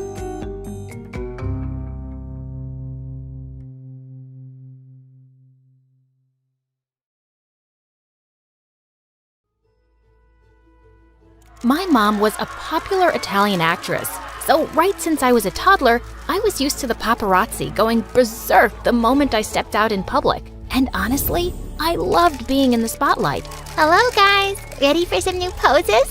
I always knew I wanted to be an actress like Mom, so I begged her to take me to auditions. I'd get in front of the camera and everyone would go nuts. Mamma mia, Valentina, you're a born actor. Well, that was kinda true. Mom said I was a very expressive baby. And when I was in the 2nd grade, I pretended for a whole year that I was some celebrity whose life was being secretly recorded. Thanks to my natural acting skills, I was already a successful actress by the time I was 15. My life was almost perfect, but things started going downhill quickly after that. Mom lost some film contracts to younger actresses, and she started getting plastic surgeries to look younger. A few of them went horribly wrong. Mom, what did you do to your lips? You look like a duck. Shush, I know what I'm doing, Valentina. But Mom ended up looking so weird. No one wanted to cast her in their films anymore. This broke her heart, and she slowly transformed into this wild party animal who dated a new guy every month. And the worst part? She was blowing tons of money buying expensive gifts for them. Mom, I just saw your boyfriend kissing one of our maids. He's a total jerk. Oh, really? Then I guess I'll give that limited edition Rolex watch to my next boyfriend. Mom kept going around with the biggest buttheads on the planet and spending money like water. Her falling reputation in film circles affected me too, and in a matter of a few months, we were both sitting at home with no work. Then Mom tried one business idea after another, but nothing worked out. And soon enough, we exhausted all our savings. Even the banks kicked us out, and all of our relatives turned us away. I was so angry at Mom for getting us into this mess, and the paparazzi were having a field day selling news about our downfall. But one night, Mom walked into my room and sat on my bed. Valentina, I'm so sorry about everything. Oh, how I just wish that American business was in my name. That could have saved us right now. What business? I invested in a perfume business with my friend in the US a few years back, and it became really successful. But it's entirely in her name. Why? I didn't want to pay the taxes. Oh my God, that was typical Mom. Last year, I had a fight with her, and now that witch won't give me my share of the investment back. What if I go to the US and talk to her? Mom loved the idea, and I took the next flight to the US. When I reached Mom's friend's house, she looked pleased to see me. Wow, you're as pretty as your mom. Or as pretty as she used to be once. Thank you. I think you know why I'm here. Your mom and I are childhood friends, and you're very welcome in my house. Stay as long as you like. But I'm talking about Mom's investment. What's the hurry, Valentina? We'll talk about this unpleasant business later. The next day, I kept trying to remind her of Mom's money, but she simply wouldn't talk about it. I knew this was not going to be easy, but I was determined to get our money back from that witch. One day, as I was leaving her study, I bumped into a boy around my age. I figured he was Mom's friend's son, and for some reason, he was dressed like Michael Jackson. Hi, I'm Will, but I guess you already know that. How would I know your name? I know yours. That's because I'm famous. Ugh, why is everyone here so stupid? Hey, I'm not stupid. In fact, I might just be the solution to all your problems. Mom told me why you're here. I can help you get your money back in a month. Mom will do anything I say. Trust me. But on one condition. And what's that? You have to fake date me in front of my ex. She dumped me last month for another guy. And I'd love to show her that I'm with someone like you. You're a great actress. It shouldn't be a problem. I stared at him and thought about it. Fake dating this weirdo wasn't something I was looking forward to, but I really needed that money. We have a deal. You get me my money in a month, and I'll make sure your ex eats her heart out and runs back to you. The next morning, I was nervous about going to a new school in a foreign country, but when I got there, kids practically jumped on me. You're that Italian actress, Valentina, right? I saw your toilet cleaner commercial. You looked like a goddess cleaning toilets with your perfect hands. Just then, a guy took off his t-shirt and asked me to sign it. I obliged my fan happily, and soon, all the guys were doing that. I was loving this place. But just then, a teacher came and told everyone to put their shirts back on. What a buzzkill. I looked for Will to show me around school, but he simply disappeared. Sometime later, I found him in the cafeteria in a corner with a guy who seemed to be bullying him. There was a pretty blonde girl with them too. The bully took out a paper from his pocket and started shouting, "Attention, everyone. Here's a song that our lover boy Will once wrote Mia. Mia, you're as sweet as honey. I'll buy you gifts with my money. Your hair is silky smooth. I even like your wisdom tooth." The girl, who I guessed was Will's ex, looked really uncomfortable. "Stop it, you're embarrassing him." But obviously, that jerk just kept laughing and going on. I walked over and snatched the paper from him. What is wrong with you? You're such a rude donkey. And Will, I didn't know you write so well, babe. I'm so glad I met you in Italy last summer. That caught Mia's attention. Wait, last summer? As in, before Will and I dated? Don't worry, we didn't start talking again until an hour after you broke up. Mia turned red and walked away with her moron boyfriend. Whoa, did you see how jealous she looked? You're awesome. Tell me something I don't know. By the way, that song was awful. I promise, I've gotten better since. For the first time, I saw Will smile and noticed his cute dimples. The next day, Will turned up at school wearing a t-shirt with my photo printed on it, and it had Sugar Boo written in bold letters. And at lunch, he was standing on a chair in the cafeteria waving me over. "Valentina, the love of your life is here." It was so freaking embarrassing. But just as I was pulling him down, Mia walked in, so I grabbed Will's collar and kissed him. Babe, I missed you so much. It's been 2 hours, 34 minutes, and 23 seconds since I last saw you. Oh, my Sugar Boo. I'm sure it must have hurt when you fell from heaven. Is there an airport nearby, or is my heart taking off? God, he could win an Oscar for overacting. Later that day, I gave Will some tips on how to be a cool boyfriend. No more sleazy pickup lines or cringy songs. But I read online that girls want their boyfriends to write songs for them. Yeah, if they are good at it, which you are not, my friend. You just get me chocolates and flowers. Luckily, Will turned out to be a fast learner. We kept fake dating for a few weeks, and to be honest, it was fun. I even took him to the mall one day and gave him a complete makeover. The next day at school, I could see jaws drop when we walked hand in hand. Will was loving being popular, but the idiot was still hung up on Mia. Our fake dating is working. I caught Mia looking at us 17 times today. Come on, do you still want to date Mia? I don't think she's anything special. And with your new looks, any girl would go out with you. Any girl? Will you go out with me? I mean, for real? That question took me by surprise.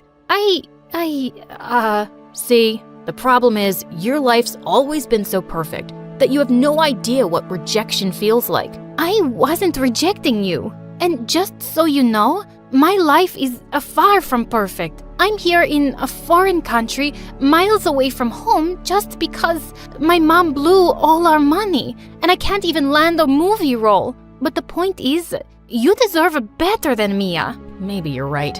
Okay, now you stop frowning, or you'll get wrinkles on your pretty face.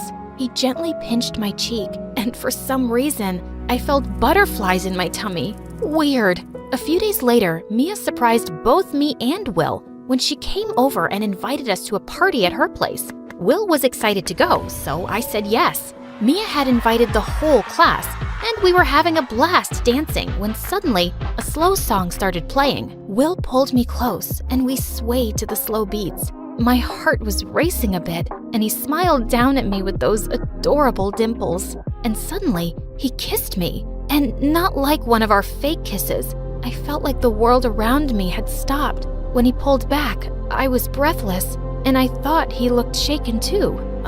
Mia saw us kissing. I'm sure she must be burning with jealousy. Wait, she's coming our way. Be cool, Will. Oh, so the kiss was for Mia. That shouldn't have hurt, but strangely it did. Well, I wanted to talk to you for a moment. He immediately let go of me and followed Mia. I just stood there like an idiot. When Will didn't return for half an hour, I went looking for him and found him in the kitchen, washing dishes.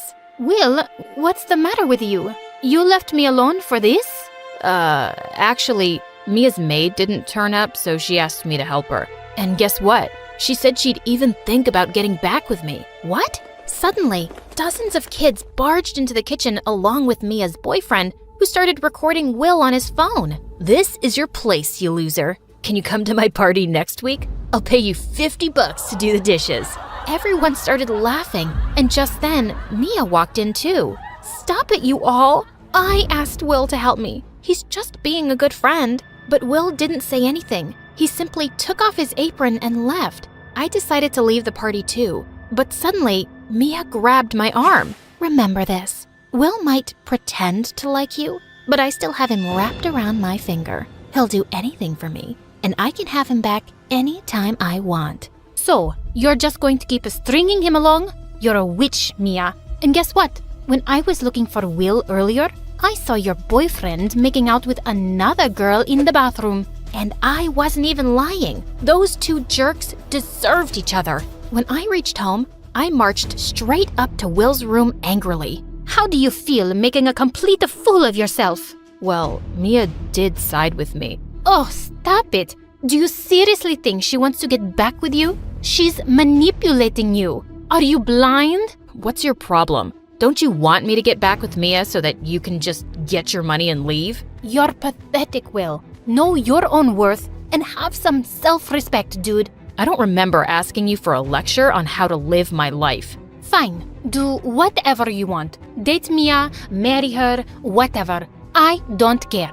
I slammed the door hard and stormed off to my room. Idiot. The next day, I didn't even sit with Will at lunch, and I felt even madder when I saw Mia walk up to him. Will, I broke up with my boyfriend. That jerk was cheating on me, and I was a fool not to realize how amazing you were. Can we get back together? I know you still care. Well, I'm not too sure about that anymore. I'm done being your backup plan, Mia. Good luck with your life, but I'm not interested anymore. Mia looked stunned, and Will just walked out. That was amazing! When I reached home that day, I found Will waiting for me in my room with an envelope in his hands. You kept your part of the deal. Now it's my turn. I took the envelope, and when I opened it, my eyes almost popped out. It was a check for $20 million. How did you manage to do this? Let's just say I'm Mom's only weakness, so it wasn't that difficult. Thank you. I guess now there is no reason for me to stay back any longer. Will looked at me and then spoke. I guess there isn't. I'll drop you at the airport when you're ready. Soon, I flew back to Italy, and Mom and I started our own perfume business with that money. Thankfully, it took off, and I also started getting acting offers once things settled down. One day while I was shooting, I noticed a familiar face in the crowd, a face I'd been dying to see again. Will, what are you doing here? Listen, Valentina, I know I suck at writing songs. Hi, I'm Apurva from India, and I live with the cheapest person in the world, my mom. Before I continue, please like and subscribe. I don't know if Mom has always been a miser or raising me alone made her one, but boy, could she pinch pennies. I never had birthday presents, Christmas presents, or any toys to play with. Well, not really. She always told me to use my imagination and make my own toys. Here's an empty carton I got from work. It will make a great dollhouse. Mom, I don't have any dolls. She picked up 2 hard-boiled eggs, drew faces on them, and handed them to me. There, these can be your dolls, and we can eat them later too. All my clothes were hand-me-downs from neighbors and cousins, but when I had to start school, Mom obviously had to buy me a uniform, and she bought it 3 sizes too large. Mom, I've tripped twice on this skirt. It's too long. Just pull it up a little higher. You'll grow into it before you know it. Well, that couldn't happen fast enough, and I got laughed at in school. A lot. But Mom really went overboard in 8th grade when I just started my period in school. We stopped to buy pads on the way home, and her eyes nearly fell out as she looked at the prices. No way I'm buying these. I'll make them for you at home, Apurva. I'm an expert. Mom, can you please, for once? Can I have the attention of the ladies here? These companies are robbing us blind. Make your own pads for yourselves and your daughters. Let's boycott these. Oh my God. I just vowed that I'd have a different life when I grew up. I wanted to be rich, a millionaire. A good job could make me rich, except that I hated studying. But watching TV, I felt that acting would be the easiest way to earn money. And also, I was pretty, though no one ever said that to me. But whenever I looked in the mirror, I saw a beautiful girl. One weekend in 9th grade, I heard about an audition for a TV series in our town, and I was so excited. When I reached the venue, there was a long line, and I noticed there was a spot boy who was letting rich-looking girls stand first in line even if they came later. But when I tried to stand in the front, he pushed me. Poor girls at the back. What? You swollen piggy. Just then, a glamorous-looking girl walked in, and the second the casting director laid eyes on her, he shouted, "Yeah, this girl looks like a star. We've got our actress. Girls, you can all go home." Wait, what? Just because she was rich, she was selected without an audition? Stupid director, stupid audition. Stupid you, out. That day I realized it was very difficult to get launched in the showbiz industry unless you're extremely rich or have connections. So I decided that I'd get into the biggest school in town where lots of celebrities' kids went to. I had to make friends with the right people, and the only way for me to get in there was through a scholarship, which meant studying hard. But my craziness to become rich got me studying day and night. Oh, Apurva, I feel so emotional when I see books in your hands. Keep working hard, and one day you'll achieve all your dreams. Thank you so much, Mom. Just try studying more in the day so you don't need to keep a light on all night. I pay the bills, you know. Oh God, Mom, you'll always stay the same. Before I could say more, Mom ran away. She was impossible. I took the entrance exam a couple of weeks later, and I got in. Luckily, the new school had a uniform, but I still used up my savings to buy a nice bag and some shoes. I had to dress to impress. On the very first day, I walked into the classroom with all the confidence of someone super rich. Just then, my shoes were splashed with water, and I looked up to see a pretty girl holding an empty bottle. OMG, my expensive shoes! I got them for $200 just a week ago from Europe. Oh, I'm so sorry. I was just having fun with my friends. It was an accident. Oh, okay, yeah, no worries. I've got like 5 more pairs of these. It turned out that the girl was Sitara, the daughter of an actress and a film director, and we instantly became friends. She'd often want to talk about her parents and their lives, and all I could think about was how much I wanted to be like them. One day when I was walking down the hallway, I saw Sitara with her minions bullying some poor girl. Where'd you get these clothes from? The garbage? And this cloth bag? Ew. Did your mom make it? Sitara snatched the girl's bag, and just as she was about to rip it, I ran forward and took her hand. Come on, Sitara. Why are you even talking to this lame girl? We're rich. We're born to give fashion advice to poor idiots. Let her go. She just seems like a hopeless case, not worth your time. I returned the bag to the poor girl, and she ran off like a scared rabbit. I hated Sitara's behavior, but I had to put up with it. As we all sat down in the cafeteria, Sitara announced she was having her birthday party that evening, and I was excited to attend. That is, until she said, "Hey, Apurva, would you like to go shopping with us after school?" No, I have to go home. Mom needs me for something. Then what will you wear to my party? Oh, I'll wear anything from my closet. Seriously? Like, you'll wear the same outfit twice? Oh, of course not. I was just kidding. I'll definitely go and buy some new clothes. See you all at the party. I didn't have anything nice in my closet. I ran to the mall after school and bought an expensive dress, but I didn't remove the tag. I'd return it after wearing it. When I reached Sitara's place, I was stunned at the size of her mansion. She then introduced me to a handsome boy who was her brother, Rocky. I liked him at first sight, and he seemed to like me too. But just when Sitara was about to cut the cake, her minion suddenly said loudly, "Apurva, why haven't you removed the tag on your dress?" Oh, I didn't? I don't know how I forgot to. I'll do it at home. But just then she pulled the tag away. See? It's so easy. Gosh, how would I return it now? I was cursing that girl inside as I smiled at her. I was worried about the dress, but Rocky distracted me soon enough by asking me to dance. He danced with me all evening, and it was amazing. The next day in school, Rocky sat next to me at lunch, and soon we became very good friends. We'd often go out together, and I loved spending time with him. Once we were at the park getting ice cream when we spotted some beggar kids playing nearby, and Rocky bought ice creams for all of them. That was really sweet. Those kids were sweet.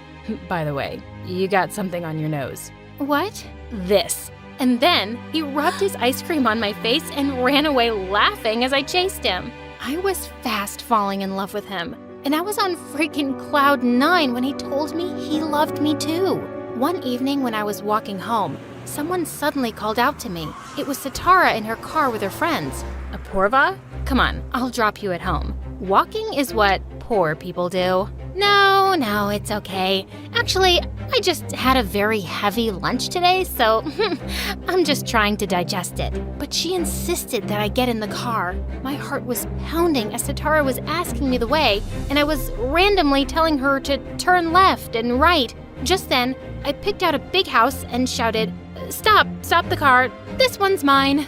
Ooh, nice home. But it looks like it's locked. Oh, actually, I'm all alone at home today, so I locked it when I went out. Gosh, where are my keys? Never mind, I'll find them. You mean these keys? And Sitara fished some out of her bag. I have them, because this is one of the 6 mansions my family owns in the city. I was always suspicious of you, Apurva, and I was right. You're a liar and a fraud. How dare a poor beggar like you befriend me and date my brother? Just look at her, shameless moron. Sitara, let's beat her. And as this girl came closer, I pushed her hard away from me. Hey, back off. I'm not scared of anyone. I don't live on your charity, so I'm not gonna put up with any of this nonsense from you. I stormed off, but by the time I got home, I was in tears. I felt so mad, not because those girls had insulted me, but because I'd been so stupid pretending to be someone I wasn't. I thought these were the people I needed to be friends with, but I was wrong. And I was done. I thought I'd call Rocky and tell him everything, but he was out of town for a few days, and I decided to wait for him to return. The next day, as I entered the school, I saw everyone staring at me like I was some kind of criminal. Of course, Sitara had told everyone about me. Just then, a ball hit me in the head. I turned to see Sitara and her minions. How can anyone be so shameless? I didn't think you'd be able to show your face now, but gosh, you just have no self-respect. Just then, I spoke loudly in the hall so everyone could hear me. Everybody here? Attention, please. I'm poor. What am I? Yes, poor. And I'm not ashamed of it. I'm here because I'm smart, not like these morons whose parents paid bribes for them. Hearing that, Sitara charged me and we broke into a big fight. And we both landed detention for a month. But the only thing I cared about was Rocky finding out. I was afraid he'd think I'd fooled him with my lies and he would dump me. And I really didn't want to lose him. The next day, I saw a poster for some acting auditions on the bulletin board. They were for a role in a TV series, and I immediately signed up. But just then, Sitara pushed me aside and signed up too. Oh, look who's aspiring to become an actress. Babe, these things are meant for rich people with connections. Don't even bother. If you don't want a bruised face right before the audition, better shut up and keep walking, Sitara. I'll see you on the stage. The next couple of days, all I could do was practice for the auditions. Even Mom was excited to come see me. But when I got there on the day, I was taken aback to see Rocky there, next to Sitara. I warned you about Apurva, Rocky. I know poor girls like her. When they can't get rich, they find a rich boy. Why else would she lie about it? I just couldn't make eye contact with Rocky and started walking away. But he caught up with me. Apurva, you're not even going to talk to me now? You think I care if you're rich or poor? I love you for who you are. You'll always be the same for me, no matter what anyone else says. I stared at him in shock, and then I hugged him tight. Rocky, are you crazy? She's no match for us. Get away from her poor butt. But Rocky totally ignored her, and Sitara angrily stormed off. Rocky wished me luck, and the audition went well. When the results were to be announced, I could hardly breathe. So, the winner is up. Just then, a guy ran onto the stage, whispered something into the announcer's ear, and then turned to the mic again. So, the winner is Sitara. The ground under my feet slipped while Sitara screamed out for joy. I couldn't believe it. I really thought I had it this time, but I just wasn't rich enough to buy myself the part. As Mom and I stepped out of the venue, Rocky joined us and offered us a ride home. After he dropped us off and drove off, Mom said, "Wow, this boy is a catch. Isn't his dad a famous film director? Good job on trapping someone like him, Apurva. With connections like these, I promise you'll become a successful actress one day, just like you always wanted." Mom, you are... But just then, the door opened and Rocky walked in. Apurva, you forgot your bag in my car. Oh, thanks, Rocky. Come, sit with us. I can't right now. I'm in a rush. I'll see ya. And he left. The next day in school, as I looked for Rocky, I walked into the cafeteria and found him sitting with Sitara's group, while she was standing on the table, busy making fun of me. Oh, you should have seen that beggar's face when she didn't win. I'm sure she went home and cried like this.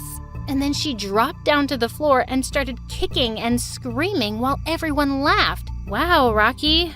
So you're just gonna sit there and watch her mock me? Yeah, I think I will. It's what you deserve. And he walked away as I stared in shock. But then I went after him. What have I done that you're behaving like this? Isn't being poor a good enough reason? Sitara was right. I'm way out of your league. He walked away and I was left in angry tears. How could I have been so wrong about him? He was just like his sister. He stopped loving me because I was poor? Well, I would forget the jerk too, ASAP. Soon after, I found out that the TV series Sitara was selected for was filming the first episode in our school. I joined the crowd and had gathered to see the shooting. On the director's cue, Sitara started saying her dialogue, but she immediately forgot them. And even after 100 takes, she couldn't deliver one line of dialogue properly. The director was so frustrated that he banged his head on the desk, and I laughed out loud. Who laughed? Who is that? Come out. I raised my hand. How dare you laugh at my shooting? You think acting is easy? Yeah, I think it is. Oh, really? The director snatched the script from Sitara and gave it to me, thinking I'd make a fool of myself. But when I delivered the dialogue perfectly, he looked stunned. Oh my God, you're so talented. I know. The emotions, dialogue delivery, everything was just amazing. I know that also. Thank you so much, sir.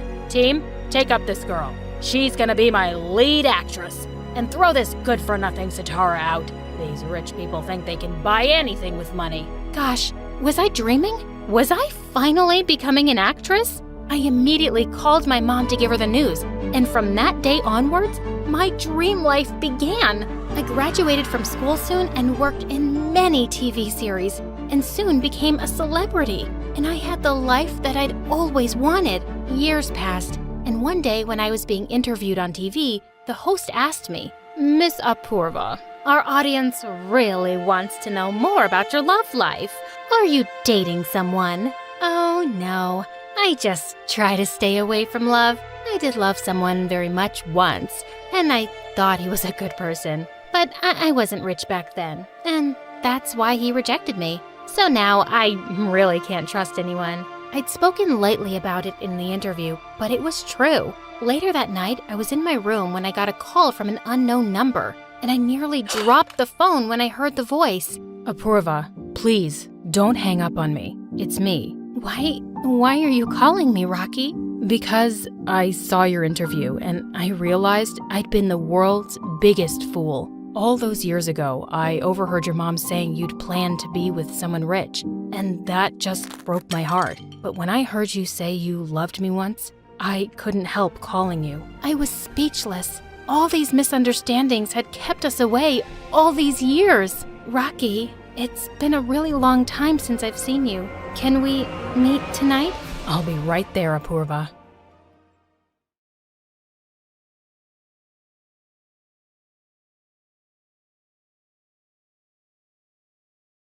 I was only 10 when my next-door neighbor asked me out. "I want you to be my girlfriend, Dylan." Ew, gross. Jack. Ow! Hi guys, I'm Dylan from Portland. Before I continue, please hit like and subscribe. I rushed back and told my mom, and she just laughed. You're a smart cookie, Dylan. There's no hurry to date boys. He apologized and we made up because I didn't want to lose my only best friend over some silly thing. My life was amazing. I had my mom and Jack, but everything changed after that summer. Mom surprised me with a packed suitcase and a brochure. What's this? I thought it would be good for you to get away and meet new people, since we can't afford a vacation this summer. No, I don't want to go. Jack and I already have plans, Mom. If you send me there, I'll just call you every day, every hour, or every second until you come and pick me up. Mom had made up her mind, and she wasn't changing it, no matter how hard I begged. The day had arrived, and I wasn't ready to leave Jack. He pulled something out of his pocket. It's a leather friendship bracelet. Mom let me buy it at the mall. I thought maybe you'd think of me while you had it on. Yeah, it's a bit flimsy, but we girls love it, right? He tied it on my wrist, and I was just adjusting it when, snap, it broke. Whoops. Good thing you didn't buy the pearl one. I'll fix it, and I won't ever take it off. I was crushed. I'd have to leave my best friend for an entire summer. As if that wasn't enough, when I arrived at camp, all the kids seemed to know everyone there already, and I felt like an outcast. So I was tossing rocks into the lake, lost in thought, when I felt a tap on my shoulder. Let's see who can skip rocks the farthest. No thanks. I guess I thought she was there to pick on me too, but she plopped down next to me and smiled. Oh, come on. It'll be fun. I'm Molly, by the way. Hey, Dylan, we go to school together, right? Yep, and you look like you could use a friend. So what do you say? Ready for a little friendly competition? Are you ready for me to kick your butt? I'm the best rock skipper known to man. Ha! We'll see about that. We had a blast, and I laughed my lungs out. From that day on, Molly and I became joined at the hip. Molly was more social than me, which helped me break out of my shell. I got to know other kids, and I felt like I fit in. I no longer called my mom to pick me up, and I felt myself changing. Until swimming day. No one had a clue that I couldn't swim, and I was too embarrassed to admit it. I tried, but it was like I was Titanicking without a lifeboat. Of course, a few jerk boys figured it out and started to poke fun at me. Imagine being 10 years old and having a bunch of kids laugh at you because you can't swim. I wanted to run off, but then Molly spoke up. Whoopsie daisy. It looks like I just peed in the pool a little. Of course she didn't, but the way those guys scrambled away was enough to give me a good laugh, and I felt my confidence creep back in, thanks to her. The rest of camp wasn't so bad after we put those boys in their place. Camp ended, and I got Molly's number to stay in touch. The first thing I did was go to Jack's. I was excited to give him a bracelet. I had made it in camp, but no one was home. Even his porch swing was gone. Mom, where's Jack? I'm sorry, Dylan, but Jack and his family moved away to California. He left you this. I was feeling devastated, but at least I could keep in touch with him, even though he was miles away. We started chatting and calling, and over the years, I started to like him more and more. As we got older, things changed, and he talked less and less until one day his calls just stopped. He even blocked his Instagram account. He totally ghosted me. I guess he found himself a girlfriend. Talk about a broken heart, but I still had Molly. At 16, we vowed to make our junior year the best ever and maybe find ourselves some boyfriends. Did you talk to the new guy, Kyle? No, why would I? He keeps to himself. He's really cute. You're right, he's quiet, but I think I can get him to open up. You do have a knack for that. The final bell rang, but Molly continued gushing about Kyle. She always made me late, so we split and I ran to class and I was about to sit, but I missed my seat. And butt planted on the floor in front of Towns Miller, the most popular guy in school, and my dream crush. My hopes and dreams of impressing him were ruined. I looked over, unaware that Kyle had been staring at me. Hey, Kyle. My face was beet red, but he ignored me anyway and turned his attention to his phone. Such a rude dude. I didn't tell Molly this, but she wasn't lying. Kyle was hot. After school, I went to the mall with Molly to look for dresses for our upcoming formal. Neither of us had a date, so we decided to go with each other. We both slipped the glamorous dresses on. I felt so pretty in mine, and despite the price tag, I was convinced I'd wear this gown to the formal. When I came out, Molly was already waiting for me and twirling in front of the mirror. Dylan, look at us. We look like the popular girls. Screw the popular girls. I feel like a princess. It felt magical. But as I looked in the mirror, I spotted Kyle standing outside the store, staring at us. OMG, Molly, look! And just as we both turned to look, my foot snagged my dress and ripped it right off my body. We need to make a run for it, or else you're gonna be paying for a $3,000 pile of rags. No, wait. OMG, what is this? This big shop filled with pitiful things? I can even sue you for this. We are very sorry. It's our fault. It was from a defective batch. I'll give you both a 50% discount on any dress you choose from the store. This day couldn't get any better. Despite flashing Kyle and the entire dress shop, we were still laughing at my mortifying moment right before we ran into Kyle. Kyle, hey, what are you doing here? I waved, trying to play it cool, but knowing Kyle had seen me embarrass myself a few times now, I felt like sinking through the floor into the pits of hell. But why did I care anyway? Molly was so into Kyle that it was nauseating. It's a mall, so I'm shopping. Kyle blushed when he looked at me. I hoped Molly didn't notice, but when I looked over at her, she was practically drooling over him. Get a grip, girl! Molly looked like a psycho Cheshire cat. I'm having a party this weekend. Wanna come over? Yeah, sure, I guess. Molly gave Kyle her number, and that's all she talked about on the ride home. And the next day at school wasn't any better. I was walking down the hall when Towns yelled, "Looks like Aunt Flo came for a visit." I spun around, totally puzzled, as everyone was laughing. Out of nowhere, Kyle came running over and wrapped his flannel shirt around my waist. "You can borrow this." I stood there and gawked at him, but then I realized I must have gotten my period. Of course, that would have happened in front of Towns of all people. Thanks, Kyle. He was so sweet, but I was bummed that Towns made fun of me. I talked to Molly, and of course, she made everything better. But before we left, she pointed to my waist. "This is Kyle's. I'm so jealous. I wish I had my period instead of you." She was like a lovesick puppy. Later that day, I found Kyle looking inside his locker. Why didn't he notice? Try again, Dylan. He peeked out, but I felt myself sweating when he turned his familiar gaze toward me. Thanks for this. It's okay. Then he left, and I slammed my locker shut without realizing my hand was inside. Like always. Ouch! That weekend, Molly had her party, and Kyle was there. I gotta give the girl credit. She always went after what she wanted. The only problem was, I liked Kyle too. Ugh, why do I have to like the same guy my friend does? I stepped inside, and surprisingly, Towns walked right up to me. It turns out she also invited him. I know he made fun of me, but he was too handsome, so he deserved a chance. You have a date for the formal, Dylan? I'm going with Molly. No, you're not. You're going with me. I am? Towns moved his head close to mine, and I prayed I didn't have bad breath. Yes, you. Molly's going with Kyle, so you're going as my date. Wait, what? Hearing Towns admit that he wanted me to go to the formal with him was amazing, but I was hurt that Molly made plans without telling me. Should I be mad? But why should I when we're both going with our crushes now? Molly was busy, so I walked over to Kyle since he was the only other person I knew there, and Towns was busy talking to his friends. So, you and Towns, huh? I nervously tugged at my old bracelet, something I've always found comforting since I was a kid. It's nothing official. We're just going to the formal together. Molly probably had to bribe him to go with me. What makes you say that? I'm not exactly Miss Popular, and Towns is like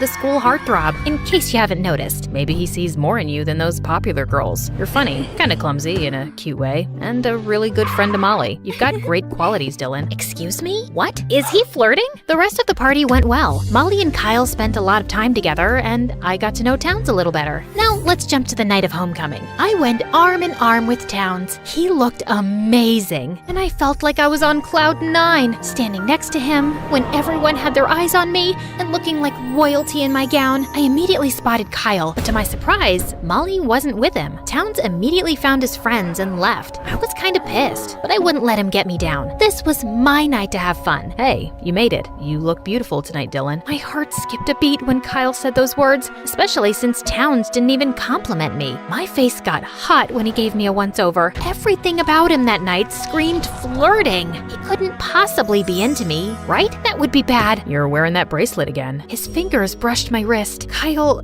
if this is you flirting with me, don't bother. Just then, Towns swooped in and dragged me to the dance floor, and unfortunately, I smashed his toes as I tried to keep up with him. You're brutal, Dylan. You need dance lessons. You don't have to be such a jerk about it. I was leaving when he spun me around, lifted my chin, and moved his face close to mine. He was gonna kiss me, and I didn't feel ready at all. I panicked and ended up bumping my head on his chin. Oh, I'm sorry. I didn't mean it. Ouch, my lips. I brought you here as my date, and now I'm gonna go home with broken feet because of you. The least you could do is kiss me. Just then, Kyle stepped up to us. They both glared at each other, and Kyle looked so territorial. I have to admit, it was kind of hot the way Kyle looked like he wanted to strangle Towns. And I just realized that Towns had been the biggest blunder of my life. Whoa, calm down, guys. You better stay away, Towns. Just then, Molly walked up and pulled me away. Talk to her, Kyle. You promised, or should I say, Molly, that's enough. Hey guys, are you guessing the same? Is it like Molly left Kyle for me? Talk to me about what? Dylan,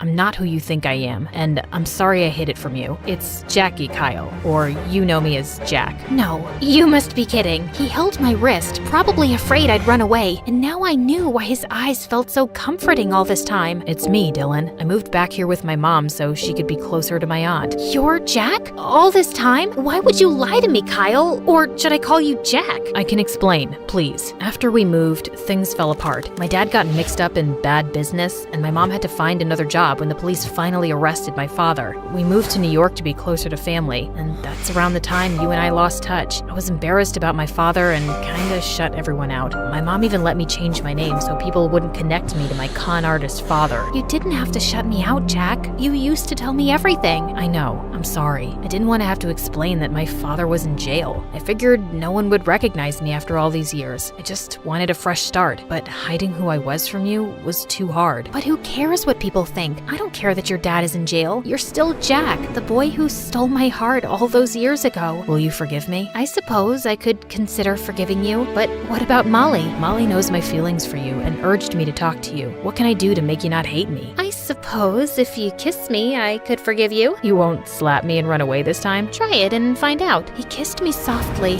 and it felt perfect, just as I thought it would. I felt like I was floating in the clouds. So, Jack and I reconnected, and we've been dating ever since. since. Molly eventually started seeing a super nice guy too, and I ended up having the best junior year ever.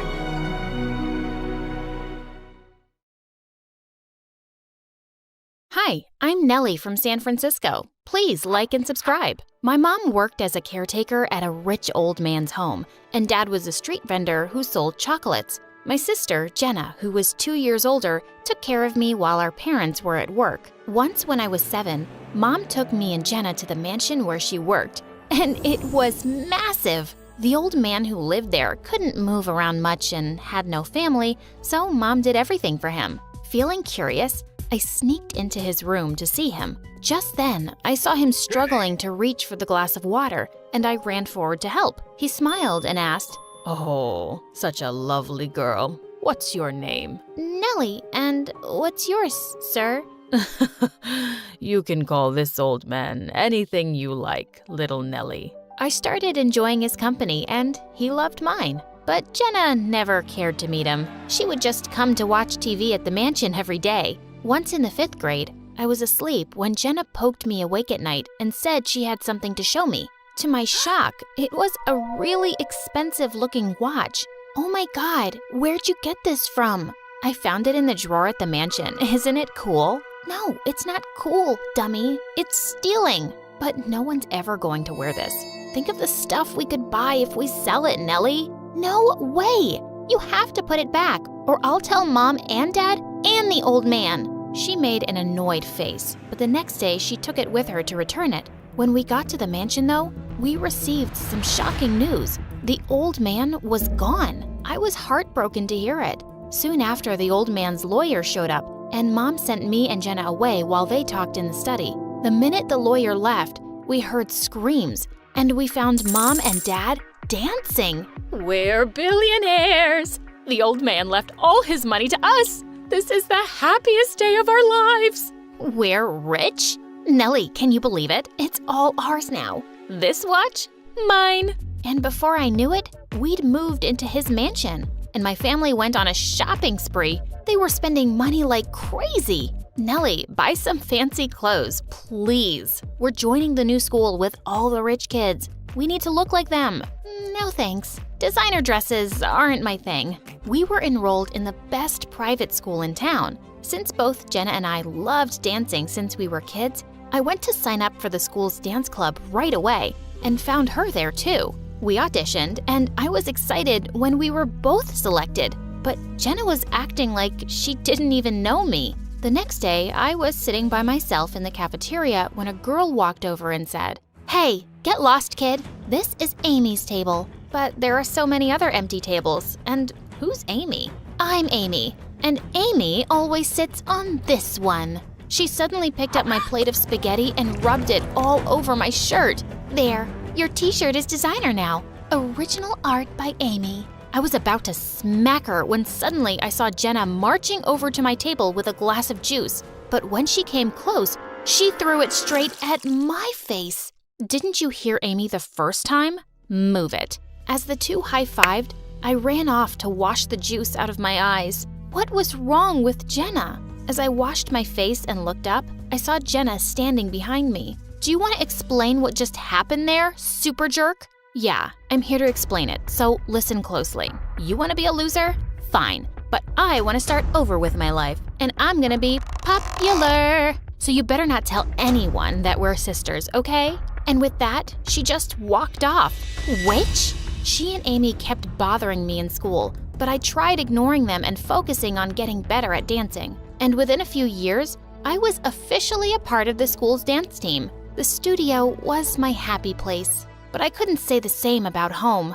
Jenna and Mom were too busy partying and attending fancy events, while Dad was always out driving his luxury cars, and I was often all alone. At least we spent some time together before we got all this money. But to my surprise, I found out that Mom was throwing a huge party on my 15th birthday. When I stepped out into the pool area that evening, I was really surprised because I couldn't spot anyone from my class. They were all Jenna's friends. And standing next to the cake, all ready to cut it, was freaking Amy. What are you doing, weirdo? It's my birthday.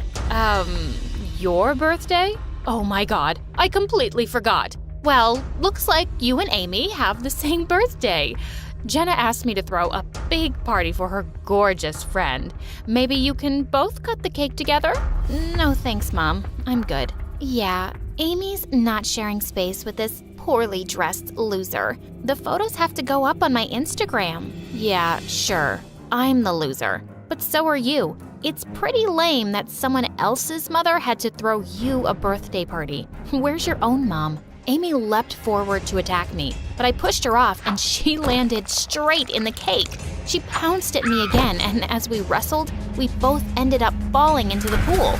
Amy started to scream and cry because her look was ruined, and Mom and Jenna started screaming at me. Ugh, they were all unbelievable. I just stormed off, cleaned up, and snuck out to go to school, to the dance studio. I turned on the music, but suddenly I saw a strange figure behind me in the mirror, and I screamed. Who are you? Why are you sneaking up on me, creep? Hey, relax. I'm Daniel. My parents donated this dance studio to the school. I come here every evening to practice. You're the one interrupting. I couldn't think of a reply, so I just walked out, but he followed me. I didn't mean to offend you, and you don't have to go. Maybe you could dance with me? I looked straight into his dreamy blue eyes, and I couldn't refuse. Yeah, why not? We danced and then talked for hours. I found out he was my senior in school and already part of an established dance group. We grew close and always met at the studio.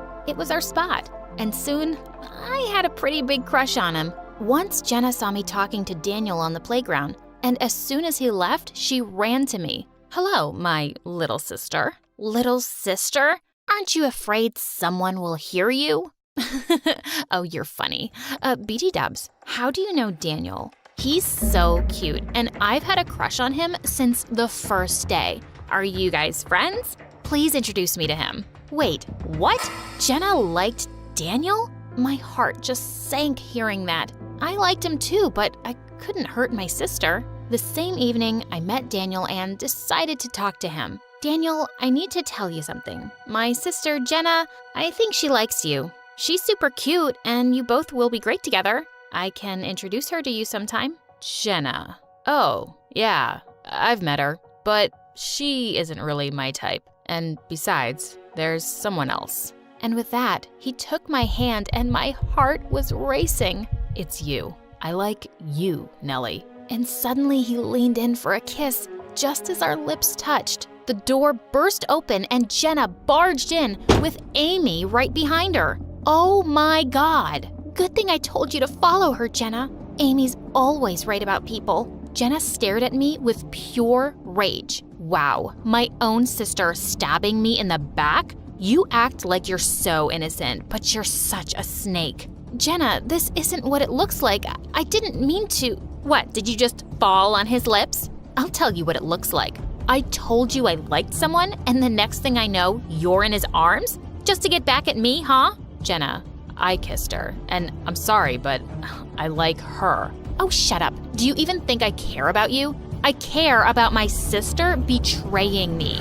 Jenna, please. I tried talking to her so many times after that, but she didn't listen to a word, and I felt terrible. Even at home, she would act as if I was invisible. And soon after, I found out that as the dance team captain, she'd kicked me out of the team and replaced me with Amy. What? We were participating in a national level competition soon. When I told everything to Daniel, he came up with an idea. Why don't we enter the competition as a separate act? You don't need to be part of the school team to do that. I agreed, and on the day of the competition, Jenna had no idea we were participating. When our names were announced, Jenna's jaw just dropped open. We danced really well, and the whole audience got on their feet to applaud us.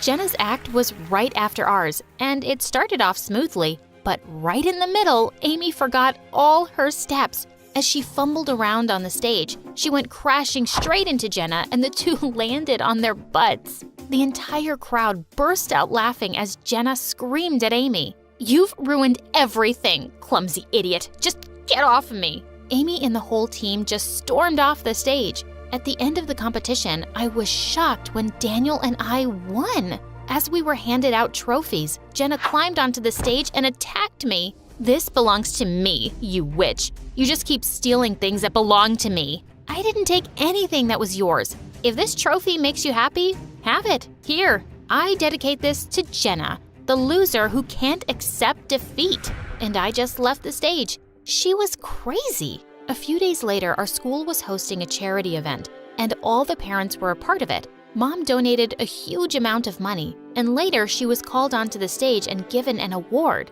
Just then, I saw Amy climb onto the stage too, and she snatched the mic from the host. Thanks to Jenna's mom for donating such a huge amount to the poor. You came from the same background, so you understand them completely, of course. Jenna told me how you guys were so poor. You were cleaning toilets at a rich man's house. And now look at you. Wow.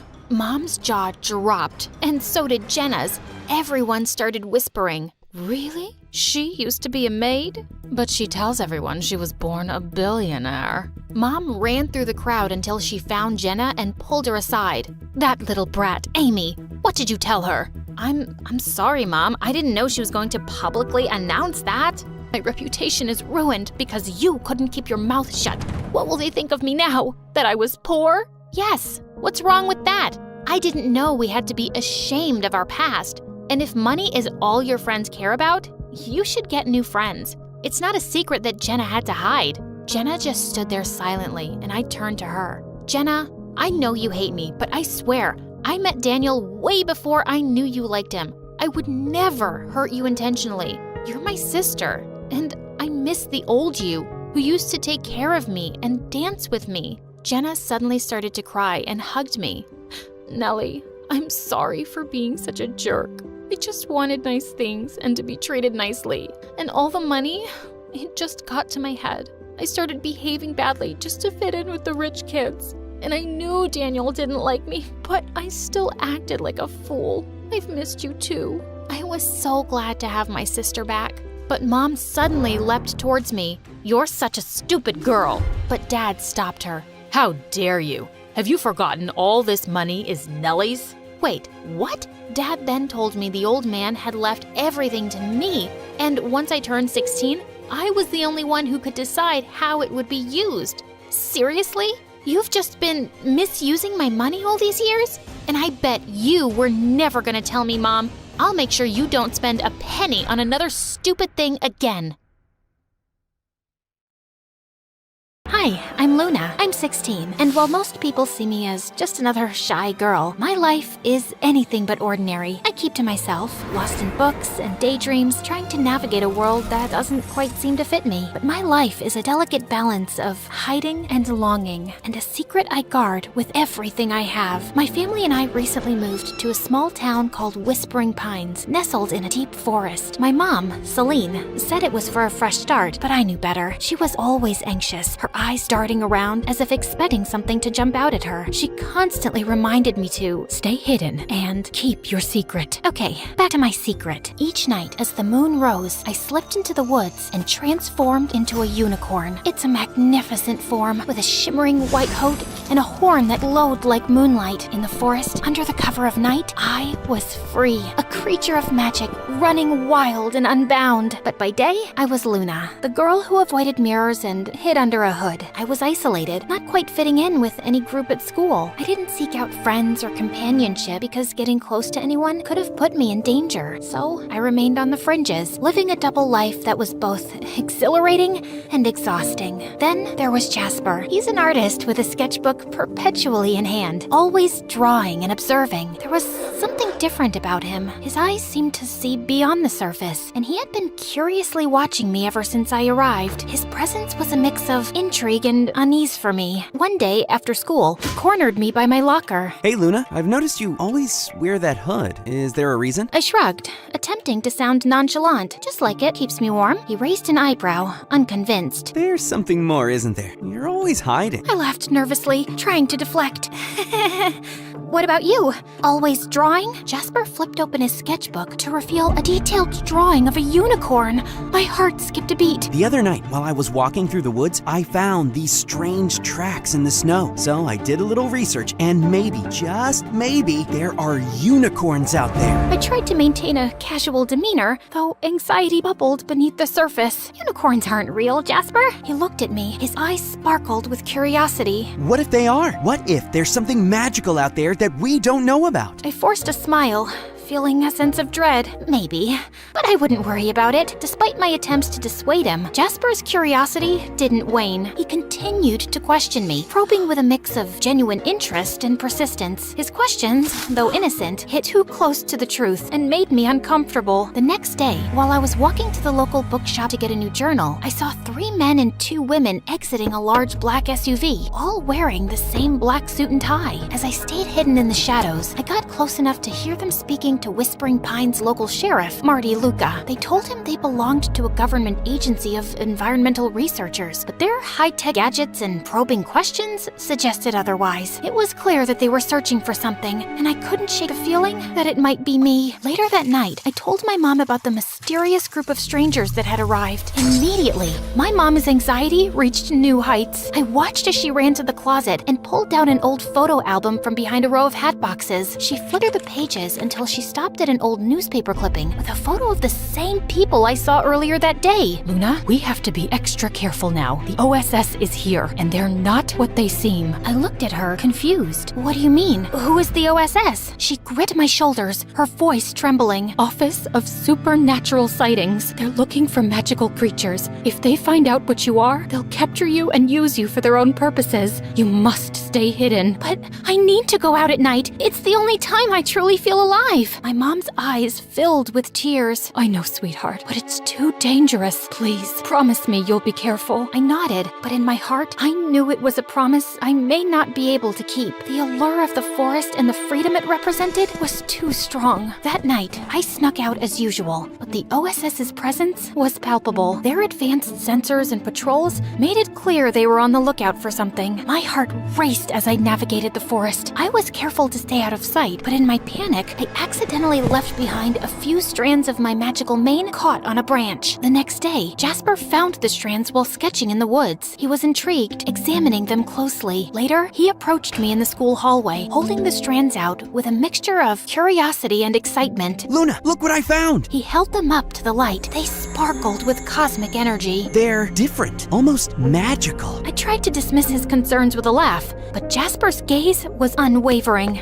Magic? Are you sure? He nodded, his eyes serious. Then he looked deeply into my eyes, like he could see right through me. There's something about you, Luna, and you've been acting so strange lately. I felt a rush of anxiety. I don't know what you're talking about. Jasper's frustration was evident. Come on, Luna, I'm not trying to pry. I just want to understand. Is there something you're hiding? I hesitated, torn between fear and the desire to confide in someone who seemed to care. But the moment was interrupted as my mom approached and pulled me away from Jasper. What's wrong? The OSS is intensifying their search. They set up traps in the forest. They're using tracking technology, and they're questioning the townspeople. My mom's fear became even more apparent, urging us to leave town immediately. Luna, it's getting too dangerous. We need to leave before it's too late. I crossed my arms in defiance. I'm not leaving. I've been running all my life. I want to stay. Mom looked over my shoulder at Jasper. You can't risk everything over a boy. You don't understand how serious this is, Luna. I do understand. And Jasper is my friend. I trust him. My mom scoffed and walked away, clearly frustrated. I approached Jasper and took a deep breath, my heart pounding in my chest as I looked into his eyes. Jasper, there's something I've been hiding from you. Something I thought you could never understand. My hands twisted nervously. I took Jasper into an empty classroom so we could talk in private. I'm not like everyone else. I'm a unicorn. As the words left my lips, a soft, ethereal glow surrounded me, and a single shimmering horn slowly appeared on my forehead, illuminating the night with a radiant, magical light. I watched his face, waiting for his reaction, fearing he would turn away, but hoping beyond hope that he would stay. Jasper's face softened, and a smile slowly spread across his lips. He reached out and gently touched the glowing horn, his fingers trembling with awe. I always just knew there was something magical about you. Thank you for trusting me enough to share this. He let out a soft laugh, his eyes bright. You're beautiful, Luna. All of you. In the following days, Jasper and I spent countless hours together, working on a plan to outsmart the OSS. His artistic talents became crucial. We created detailed maps and tracks to mislead them, and in the hours we spent together, the bond between us grew stronger. Jasper's presence was a source of comfort. For the first time, I felt that I wasn't alone, that there was someone who truly understood and cared for me. One afternoon, Jasper voiced a troubling thought. What if they catch you, despite our efforts? What if they find out everything? I took a deep breath, trying to stay calm. They want to control me, to use me for their own gain. But having you help me is everything. I've never had someone stand by me like this before. Jasper reached out and gently touched my arm. I won't let them catch you. I'll do everything I can to keep you safe. His words brought me a sense of relief and hope, but also a growing fear. The OSS's search was becoming more relentless, and time was running out. The night of the final confrontation arrived. The OSS's search had become more intense, with advanced tracking technology and sophisticated traps. My mom was even more frantic, and her anxiety made it difficult for her to focus. Jasper arrived with a determined expression. We have one last chance. If we can make them believe the unicorn has left town, they'll stop searching. He worked tirelessly through the night, setting up a series of diversions and false evidence. Jasper used his artistic skills to create elaborate fake tracks, leading the OSS in circles. I used my unicorn magic to add an extra layer of deception, making it appear as though I had been everywhere at once. The process was exhausting. We were both drained, but driven by hope and the desire to protect my secret. As dawn approached, the OSS's frustration was evident. They started to back up, convinced they were following a false trail. Jasper turned to me, his eyes filled with concern. Are you okay? I nodded as tears welled up in my eyes. I'm just grateful.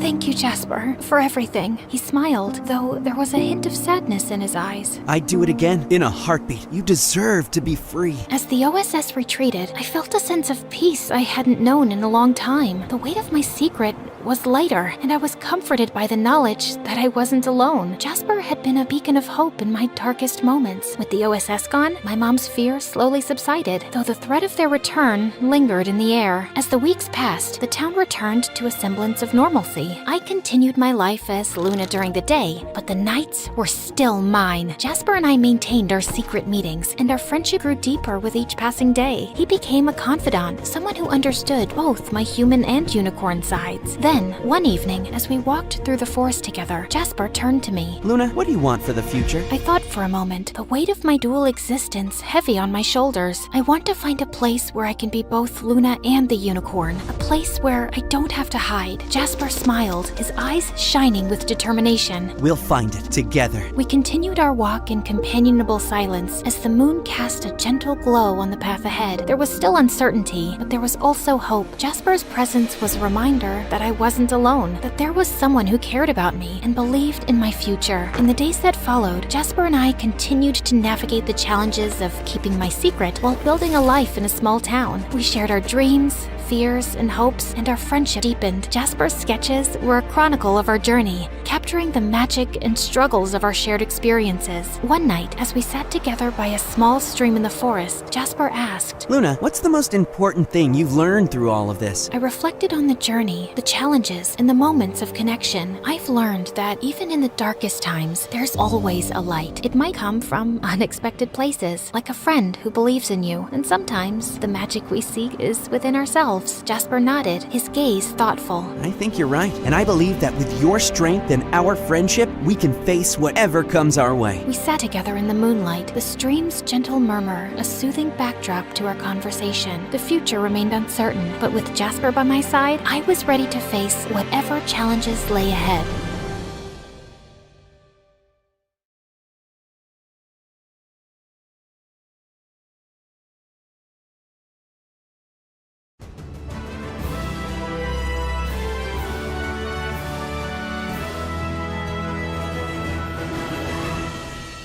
Relaxing at a beautiful hotel in Paris with the cutest French boy smiling at you from across the pool is just perfectly splendid in every way. My personal assistant / best friend Lexi rushed towards me while holding a letter. She read it out loud. Fancy a date on my yacht tonight? Meet me at 7 on the harbor. The boy across the pool winked at me. That night, I learned that his name was Pierre, and he treated me like a princess. But our splendid date was interrupted by a panicked call from Lexi. Your dad's secretary called, and he's just sent the jet for us to leave right now. Ugh.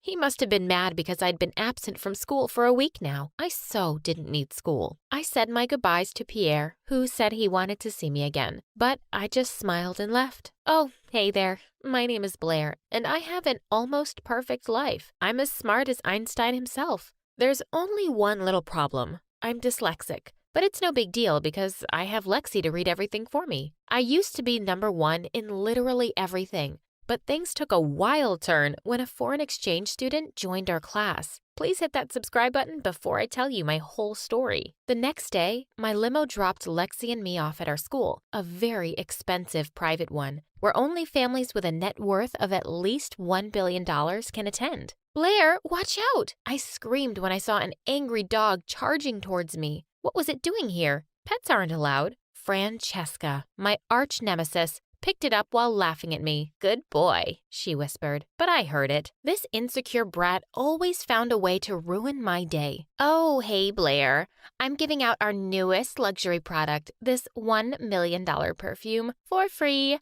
I thought you might need one. Thanks, Francesca, but I'd rather donate it to charity. The principal appeared and got angry when she saw her dog. Our dog mansion with 10 floors is currently being renovated, so my baby needs to roll with me. Ugh, what a show-off. The principal shut her mouth when Francesca gave her a stupid perfume, too. In the middle of class, I suddenly forgot how to breathe when the most gorgeous boy that I'd ever seen walked in. Everyone, I would like you all to meet Terrence, a foreign exchange student from Korea, and he will be with us for this school year. We were all speechless as we looked at him. Francesca immediately offered her seat, but Terrence just headed quietly to the back. Our math teacher then started the discussion and suddenly asked us to solve the area of a stadium on our tables. Such a no-brainer. The answer is, it's 69,963 square meters. We all turned to Terrence like we'd seen a ghost. He'd answered before me. Like, how? After class, all the girls flocked around him, including Lexi. I tried to smile at him too, but he didn't smile back. What a snob. I snatched Lexi away from him and told her to cut it out. Do that again and I'll fire you. Oh, come on, Blair. He's literally perfect. He's like Lee Min-ho. He's not my type.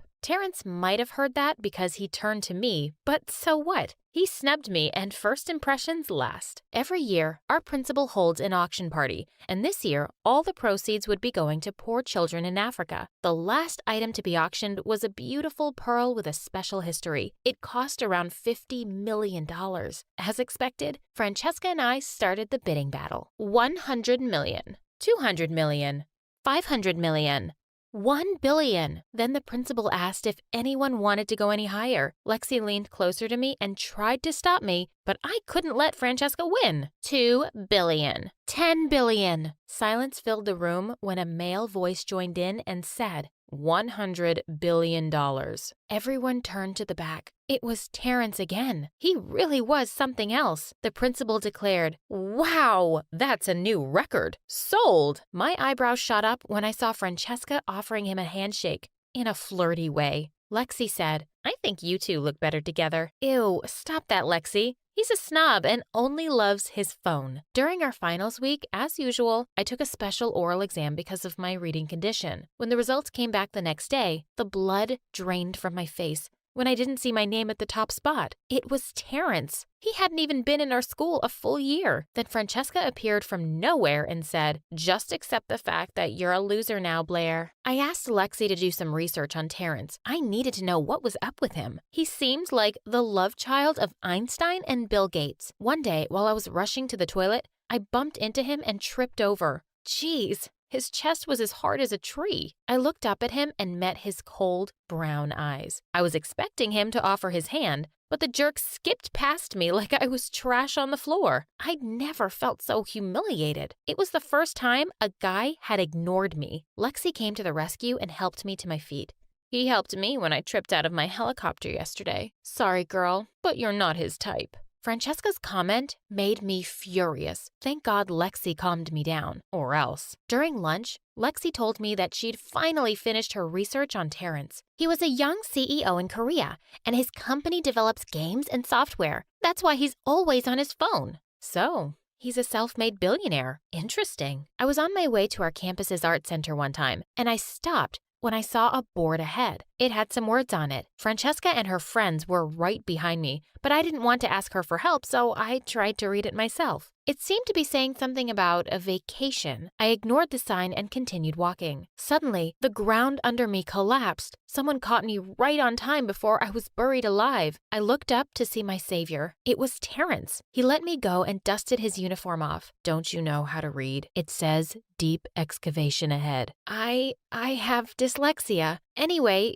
thanks for saving my life. Just be careful next time. My heartbeat was still going fast as I watched him walk away. A few days later, the principal announced the annual competition between private schools called the Battle of the Brains. I was so ecstatic when I was picked again to represent our school. I always aced it. The problem was the competition would be all about teamwork, so I needed a partner. And Terrence was picked. Lexi came up to me and said, "Oh my God, I ship you both. This is going to be fun." I ignored Lexi's stupid comment and told Terrence to meet me in the music room. We needed to talk about the competition. While I was waiting for him, I started playing the piano. I couldn't finish the song because I forgot the keys. Just in time, he arrived and continued for me. We were so close to each other and it felt really weird. I was about to move, but the way he played was hypnotizing. I flinched when I felt a spark as our fingers touched. He looked down at me after he finished playing. "That's how you do it. I don't need piano lessons right now. We need to plan a strategy. Just focus on the spelling. Memorize the letters of the longest words, and we'll be fine. Don't underestimate me, Terrence.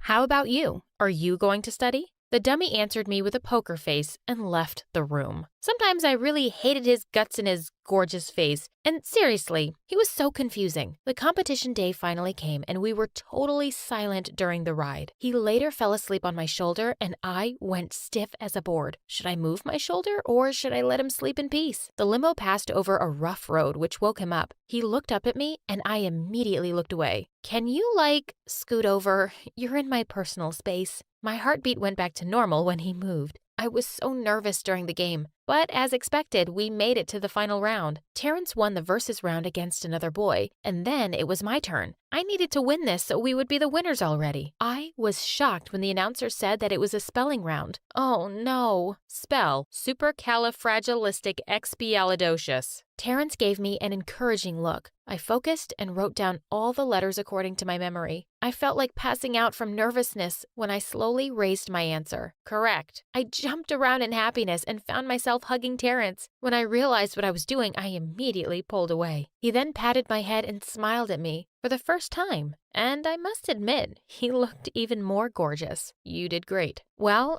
thanks for your advice. Lexi showed up to congratulate us. Oh my gosh, you guys were so good. You two should get married already. Ugh, Lexi and her random fangirling. Terrence smiled at me in the hallway the next day, and it made me feel something in my stomach. What a miracle that he wasn't wearing his headphones and holding his phone in front of his face. Suddenly, the girls started screaming. I went to see what was happening and was shocked to see Pierre in our school uniform. He was showing everyone my pictures that he took on his phone. Oh, finally. There's my girl. Pierre immediately walked up to me and kissed me on the cheek. What are you doing here? I told you. I wanted to see you again. I enrolled in your school just to be with you. I didn't know what to say. Pierre kept following me around and it bothered me. I wanted to turn him down, but I felt bad for breaking a nice guy's heart. Mademoiselle, come. I have a surprise for you. I told Pierre that I still had a class, but he grabbed my arm and was about to pull me outside when someone grabbed my other arm. It was Terrence. Come on,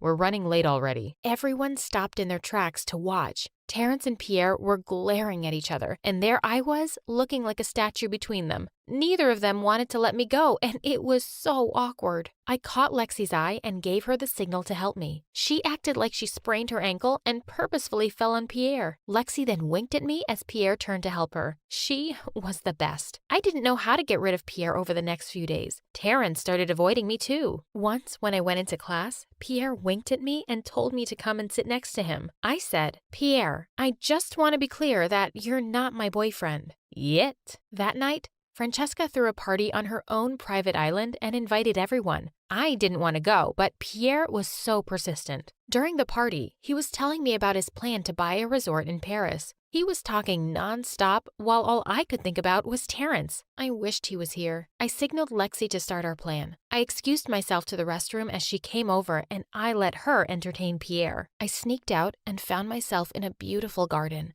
While I was smelling some flowers, I suddenly felt someone's presence beside me. I turned to see Terrence.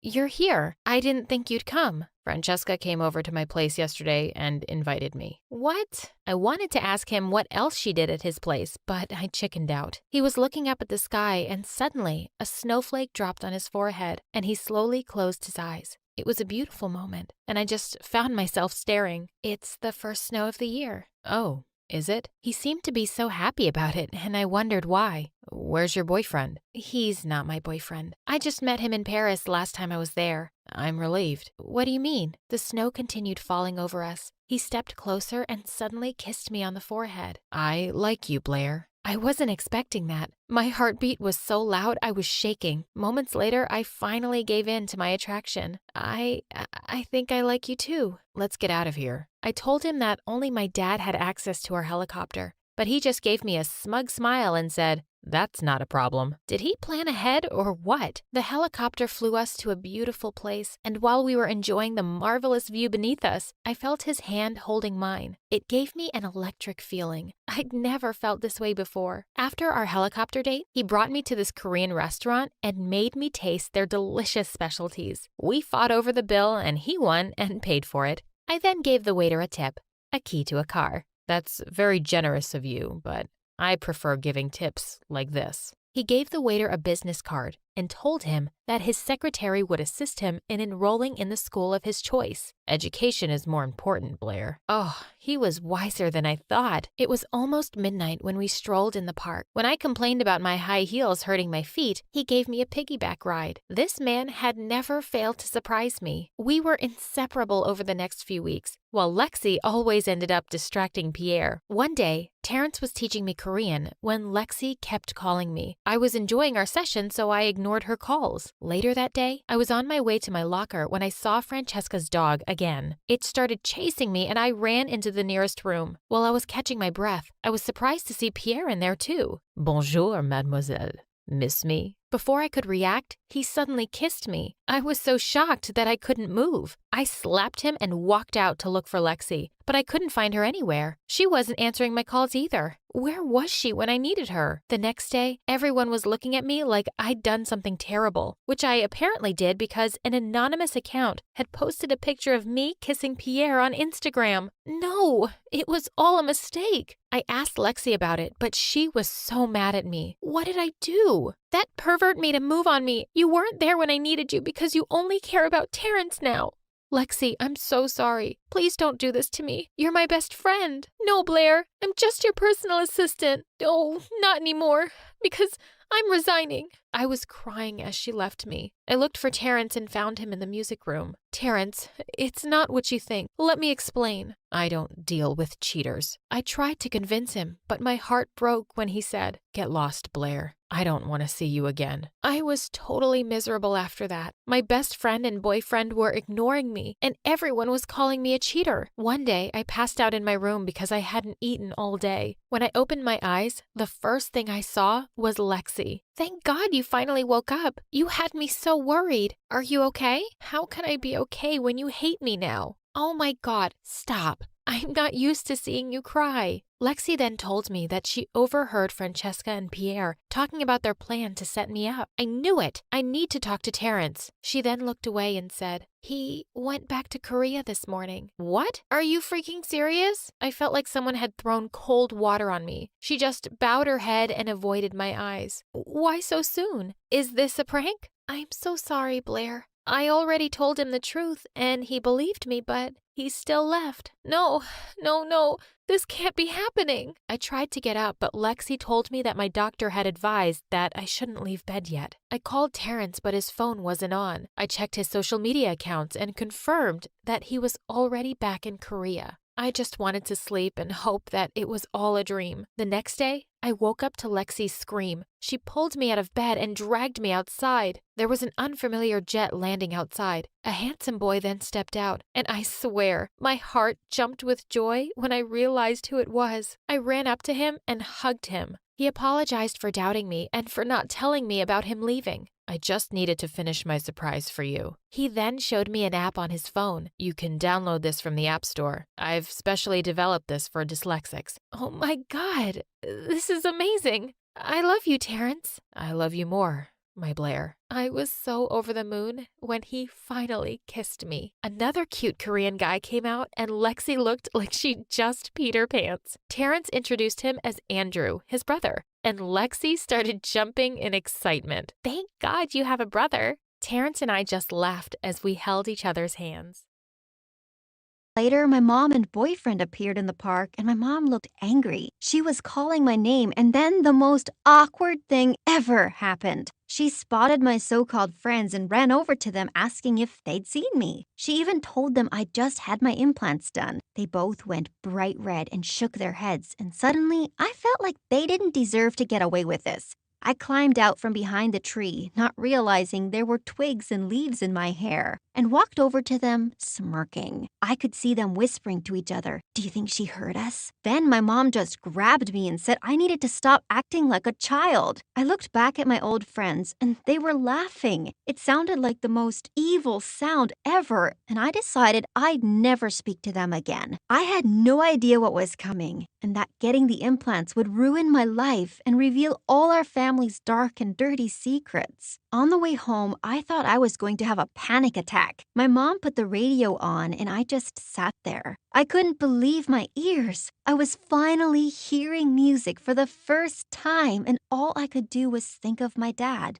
Every time he'd take me out in the car, he'd turn the radio on, and then his head would start bopping along, and he'd do all these hilarious dance moves. To a deaf person, he looked insane. But now that I could hear the music, all I wanted was to be in the car with him, dancing like a nutcase too. We finally got home, and I needed to lie down. I got out of the car, and then I spotted Sweetie Pie waiting for me at the window. She's been my dog since I was a kid, and she's the sweetest little thing, hence the name. As we walked up to the house, something wasn't right. I ran back towards the car, feeling scared, and my mom said it was just Sweetie Pie barking. Oh my gosh, it sounded like a monster, like even worse than crying. My mom opened the door, and Sweetie Pie came racing towards me, and I'm not joking, I freaked out. The first night at home was horrible. I looked forward to hearing for so long, but so far it had just been a disaster. I couldn't sleep because everything was so loud. And then late at night, I heard voices.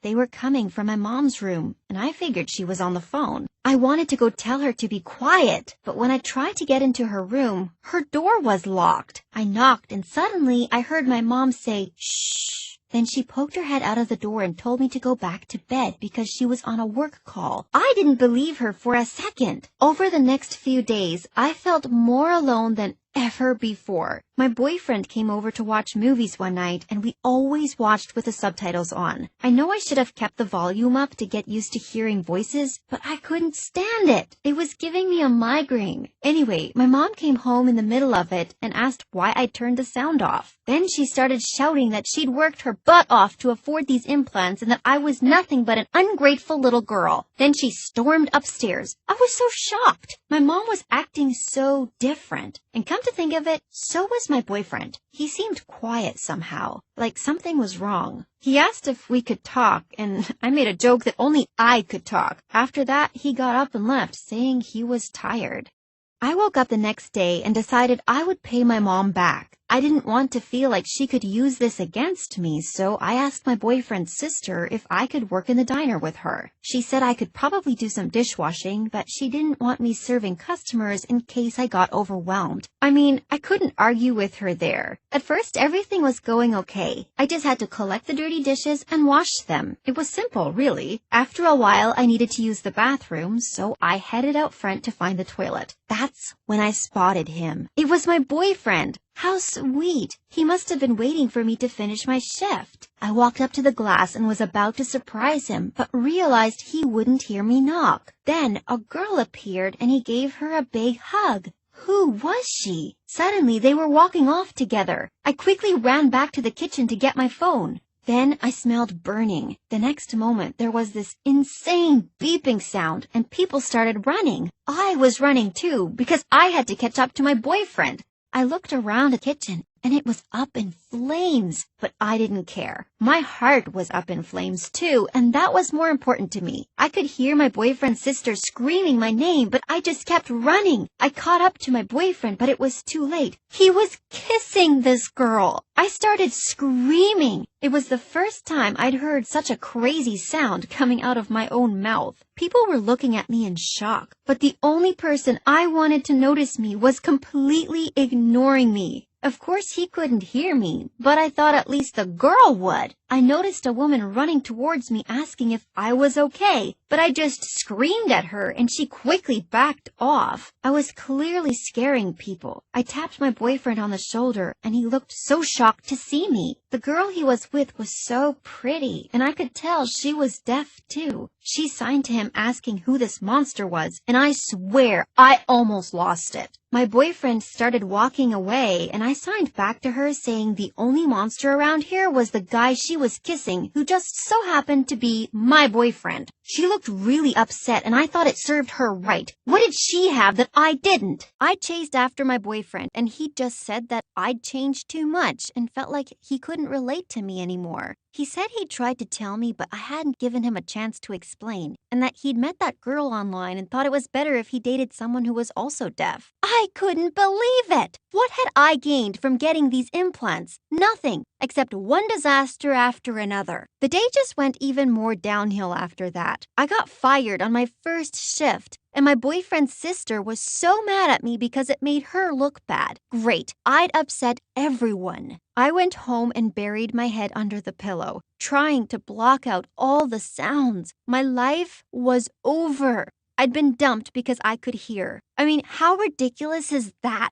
I must have fallen asleep because I woke up later that afternoon to a car pulling up outside. I looked out my window and saw it was a man, but I'd never seen him before. He knocked on the door, but I didn't want to answer. I crept downstairs, and then I heard him speaking. He was on the phone, and he was speaking to my mom. I heard him saying he was the house and that he thought it was time he finally met me. What? Who was this man? I thought about opening the door, but by then he'd got back in his car and driven off. Finally, my mom came home and she could tell straight away that I'd seen the man. She told me she could explain and that he was just a friend. Then she said my dad had left so long ago and that surely it was okay for her to date again. Okay, so he wasn't just a friend then. Had they been creeping around behind my back? I felt sick thinking about it. All I wanted was to see my dad. I missed him so much. I didn't want some other guy moving into our house. My mom asked if I could just give him a chance, saying I would really like him.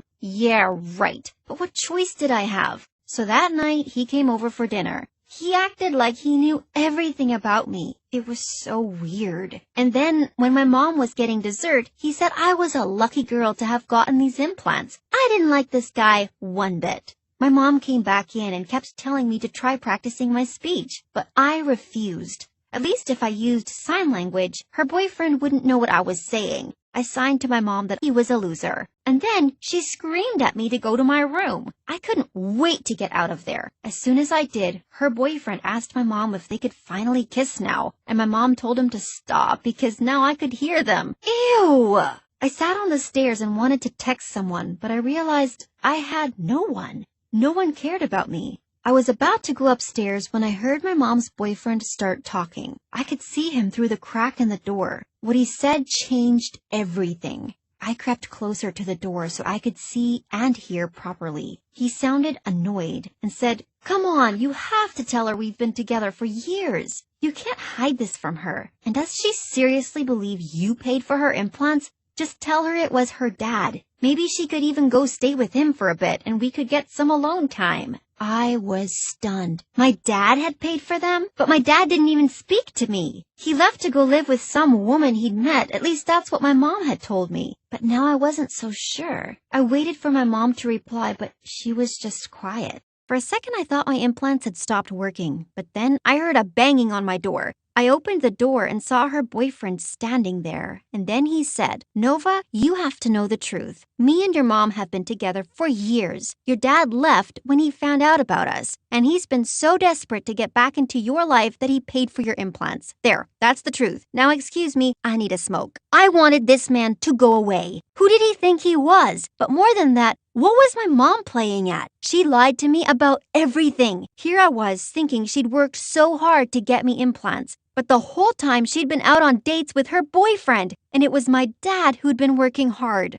My mom told her boyfriend to go home, shouting that he'd ruined everything. Then she tried to apologize, but I didn't want to hear it. I didn't want to hear anything. All that had happened to me since getting these implants was that my life had been turned upside down. Sure, I could hear music and the sound of rain and Sweetie Pie's bark, but now I'd heard my friends talking about me behind my back. I'd lost my boyfriend, and now worst of all, my mom was a liar and my dad was actually the good guy. All these years, I'd been made to believe that my dad had run off with another woman when it had actually been my mom. I told my mom to give me my dad's number. All I wanted was to hear his voice. She'd done enough damage so she couldn't fight with me on this. She gave me his number and I called him. I was completely shaking. When he answered, I just started crying. And then he was crying and saying, "Nova, is that you? Oh, Nova, I miss you so much." I tried to speak, but nothing came out. My dad just kept crying, saying, "My baby can hear." It is so good to have my dad back in my life. As for my mom, things are still a bit weird between us, but we'll figure it out.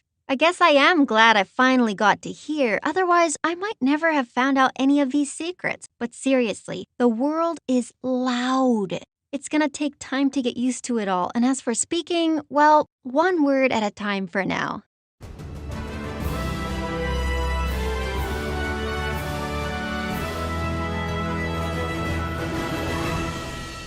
Tiptoed into the lounge. I nearly jumped out of my skin when I heard a voice. "You're gonna be in so much trouble." It was my annoying older sister Natalia sitting in a corner and recording a makeup tutorial. "Listen, you can't tell Aunt I came so late. She'll make me do the dishes and laundry for a month. I might keep your secret if you do my math homework for the rest of the school year." Just then, my eyes fell on the mound of honey cakes on the table and my stomach growled. "Don't even think about touching these. Aunt wants to sell them at the farmer's market." We came to live with our miserable Aunt Ursula after our parents passed away in an accident a few years ago, and she treated us like we were her servants. I was really hungry, so I just grabbed one and popped the whole thing into my mouth. Just then, my aunt suddenly showed up and yelled, "That's it! I'm sick of breaking my back looking after you girls. I'm sending you off to foster care." We looked at her in horror. Going to foster care meant we'd be sent off to different families. As Aunt stormed off and we heard her making a call, I got a flying shoe on my head. Ow! Oh, I forgot to tell you about my third sister, Tanya.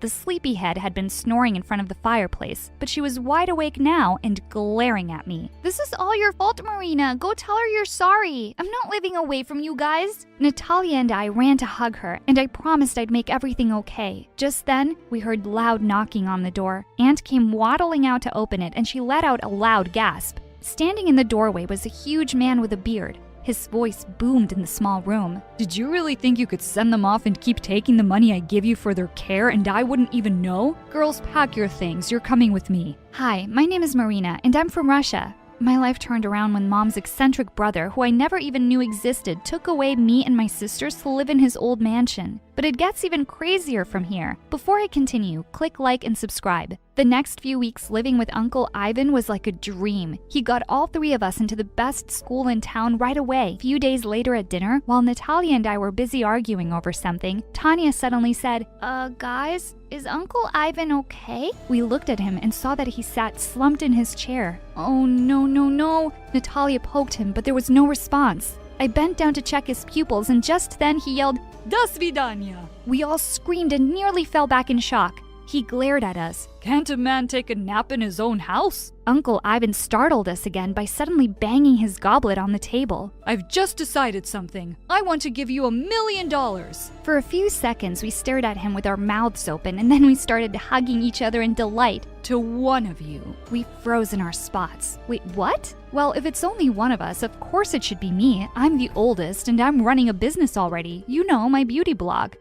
Your business is just Dumbos watching another Dumbo putting on makeup. I'm going to be a big shot singer one day, so I'll need that money for my album. Guys, come on, $1 million is a lot of money. We can share it. But the other two weren't even listening to me. How dare you call me a Dumbo, you little bug? I'm 11 and I can kick your butt. And before I knew it, they were attacking one another while I was trying to break it up. Uncle got up and looked at us with sad eyes. I will make my decision in 3 days. And with that, he walked off. The next morning, when I peeked into Natalia and Tanya's rooms and didn't find them there, I knew exactly where they'd be. And sure enough, I found them standing outside Uncle's bedroom with breakfast trays loaded with his favorite foods. Seriously, guys, we're family. I swear if I find the money, I'll happily split it with you two. Well, I wouldn't do that for you. Yeah, me neither. It's gonna be all mine. And with that, Tanya knocked on the door loudly, but there was no reply. We opened the door, and to our surprise, the bed was perfectly made and the room was empty. Just then, I caught sight of a note on his pillow and ran forward to pick it up. A fat lady with no eyebrows sitting in a frame, smiling strangely at the world. Everyone knows her name. P.S. I had to go somewhere. What on earth is he talking about? The woman he's describing sounds like Aunt Ursula. I'm not going back to her, not even for $1 million. Later that night, when I was in bed, I was still thinking about the strange poem when I suddenly sat up straight. Of course that's what Uncle meant. I quickly put on my nightgown and rushed downstairs. I crept quietly into Uncle's study and switched on my phone's flashlight. I knew I'd seen it here, the Mona Lisa hanging on the wall. I stared at the painting for a while, wondering what I was supposed to do now. Then I took it off the wall and flipped it over. I gasped. Taped to one corner was a small bronze key. I couldn't wait to tell the others. And then suddenly, I felt a hand around my ankle. Ah! I jumped back in fright and fell on the floor. And then someone popped up from behind the couch. Oh, hi, Marina. I thought it was Natalia bringing me food. Oh my God, how could it possibly be? It was Petrov, the hockey team captain at my old school and my biggest crush. What on earth are you doing here? Just then, the door burst open and she walked in with a tray of snacks. She looked shocked to see me, then quickly smiled. Oh, I see you've met my boyfriend. We were really missing each other, so he decided to pay me a visit.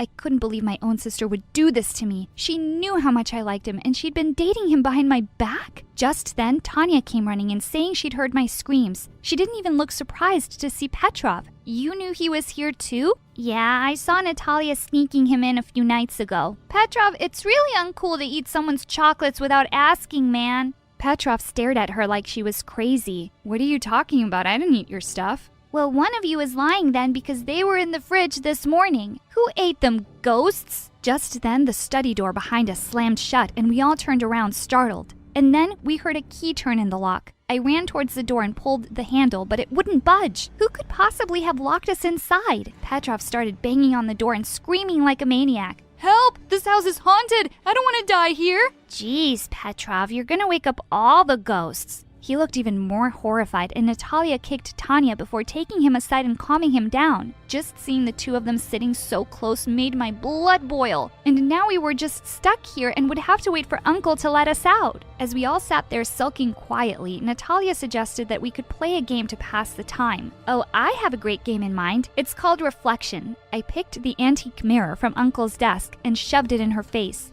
Mirror, mirror in my hands, who's the worst sister in all the lands? OMG, loser, get over it. Petrov looked really confused and asked what was going on. Natalia just said, oh, nothing. And then she grabbed him by the collar and started kissing him in front of me. Oh, my eyes, my eyes! Tanya ran off to the other end of the room and refused to come back. She snuggled into a big armchair, and after a few minutes, we could hear her loud snoring. Natalia opened a packet of crisps for herself and Petrov and glared at me. Don't even think about it. Also, why were you snooping around at night? As if I'd tell you. When Petrov asked us what we were fighting about, Natalia spilled out everything about how Uncle was leaving one of us $1 million.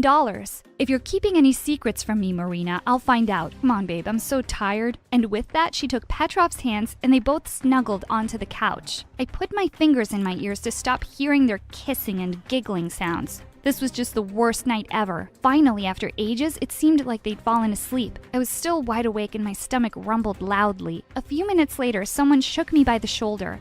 I turned around to see it was Petrov, and he'd brought me some food. We stayed up for hours talking, and I was having the best time. You know something, Marina? I think you're the smartest, and you'll win the money. His face was really close to mine, and he was leaning in to kiss me. Just then, we heard Natalia stir, and he quickly ran off to her. A little while later, I crawled over to the Mona Lisa painting on the floor and found a key on the back. I clutched it tight and fell asleep. I woke up the next morning, and to my shock, the door was unlocked and wide open. I woke the others up, and everyone was so excited we were free. Just as I was walking out, I heard Natalia say, "Hey, why is this painting on the floor?" "Oh, I saw Marina take it off last night. There was something behind it." And before I knew it, Natalia had jumped across the room and pinned me to the ground. "Tell me what you found, you witch!" I tried to push her off me, but she was crazy strong. As we wrestled on the floor, the key slipped out of my hands and Tanya ran to pick it up. "Both of you, shut up!" As we sat panting and staring daggers at one another, Tanya said that there was something written on the key. "Together in Paris." We had no idea what that was about and decided we'd come back from school and figure it out together. I went to Uncle's room and slipped the key into a drawer. During the first recess, I snuck out of the school and went back home as fast as I could. I crept into Uncle's room and headed straight for the drawer, to find it empty. What? Just then, I saw the curtain move a little. I crept up to it slowly and pulled it back to see Petrov behind it. "What are you doing here, and where's my key?" I saw you with it, and I just wanted to help solve the mystery for you. You're so smart. I really wanted you to think I'm smart too." He suddenly took my hand and pulled me close. "I like you, Marina, a lot. Let's figure this thing out and get out of here with the $1 million.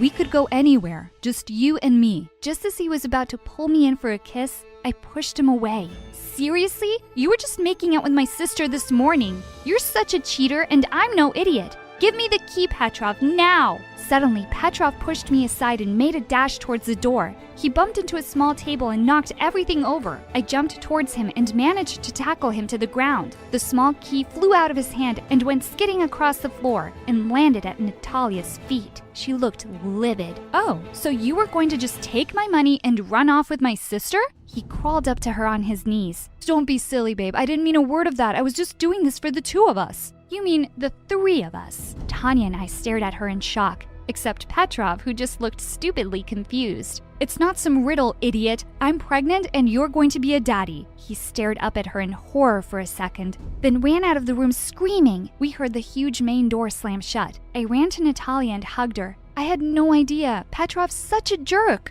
But don't worry, we will be really good aunts, and She pushed me off. "Ew, I'm not dumb enough to get pregnant. That was just to get rid of him." Just then, Tanya, who was picking up the things Petrov had knocked over, suddenly screamed, "Look, girls, look what this says!" She was holding a beautiful little music box in her hands, and there was a small carving on the lid. "Together in Paris." I placed the box on the table and we all gathered around as I turned the key. The lid slowly opened and we gasped in delight as we saw two figurines dancing to the tinkly music. There was a tiny compartment underneath and a small note tucked away, 271287. For a moment we just stared at the paper when Natalia suddenly gasped, "These numbers! This is Mom's birthday!" She was right. But what could Uncle possibly mean by this? I have no idea, girls, but Uncle said we only had 3 days, so we have to put our heads together and figure it out soon. Later that night, as I tossed around in bed, I suddenly heard a loud thump from downstairs. I froze for a minute,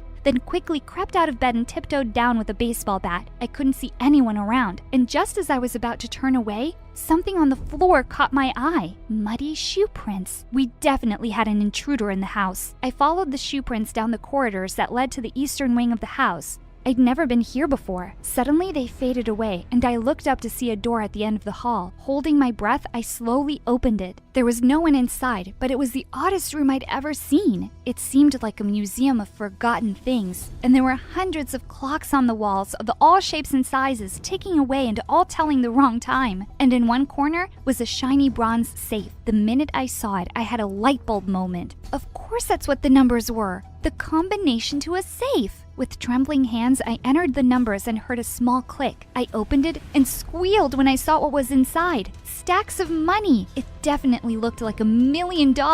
Were you going to keep this for yourself? I turned around to see Natalia and Tanya standing behind me. Of course not. How could you even think that? Come, let's split it right now. There's plenty for us all. Just then, the door burst open and we turned around to see Uncle Ivan beaming in the doorway. Uncle, you're back!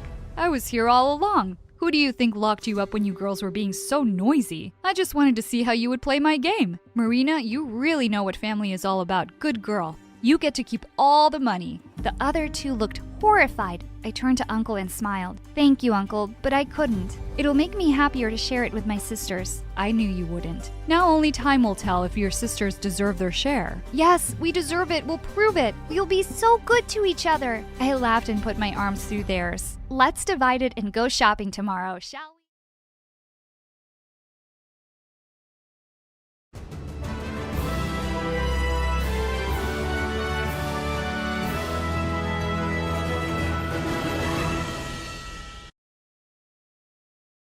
Hi, I'm Lena from Poland. I grew up in a family of models. My mom and my 3 sisters were always spending time wearing makeup, but that made me nothing close to being a girly girl. They used to call me tomboy because I cared about cars and mechanics more than stupid makeup. But that's because my dad's a mechanic and I didn't care about their stupid opinions. One day when I was 5, on Christmas, my parents brought us some gifts. When it was my turn to open mine, it was a boy's underwear. Ew, Mommy, what is this? She and my sisters laughed like maniacs, and Mom said, "Oh, aren't you happy about it? It's boys' clothes since you're a boy, you know." I found tears flooding down my face, and I said, But Mommy, I'm a girl." I wish. Just then, my dad held my hand and gave me another present. "Don't cry, sweetie. Take this." I opened up the box and felt thrilled. It was a toy car and a mechanic's toolkit. Oh, Daddy, you're the best. But does this make me a boy? No, of course not. You're you. Don't be embarrassed to be yourself. And my sisters laughed even harder. "Yeah, that suits you better, tomboy." I looked at my dad to say something, but he simply patted my head and smiled. Well, the truth is my mom and sisters thought they were models, but they only worked as waitresses and kept applying for modeling jobs for as long as I could remember. Mom believed that people were coming to the cafe only to see her and her daughters. One day, when I was in the 4th grade, Mom barged into my room screaming because her skirt that she used to wear 10 years ago was too tight. "We're such beautiful ladies. I was prettier and more attractive, but getting pregnant with you ruined my body. I don't know why I wanted a kid after an 8-year gap. Maybe because I wanted a boy. Well, God listened and here you are." Mom, I have no idea what you're talking about because, honestly, you're not even that pretty yourself. Mom got red in the face and yelled, "Go to your room, and I hope you never come out." Is that meant to be a punishment?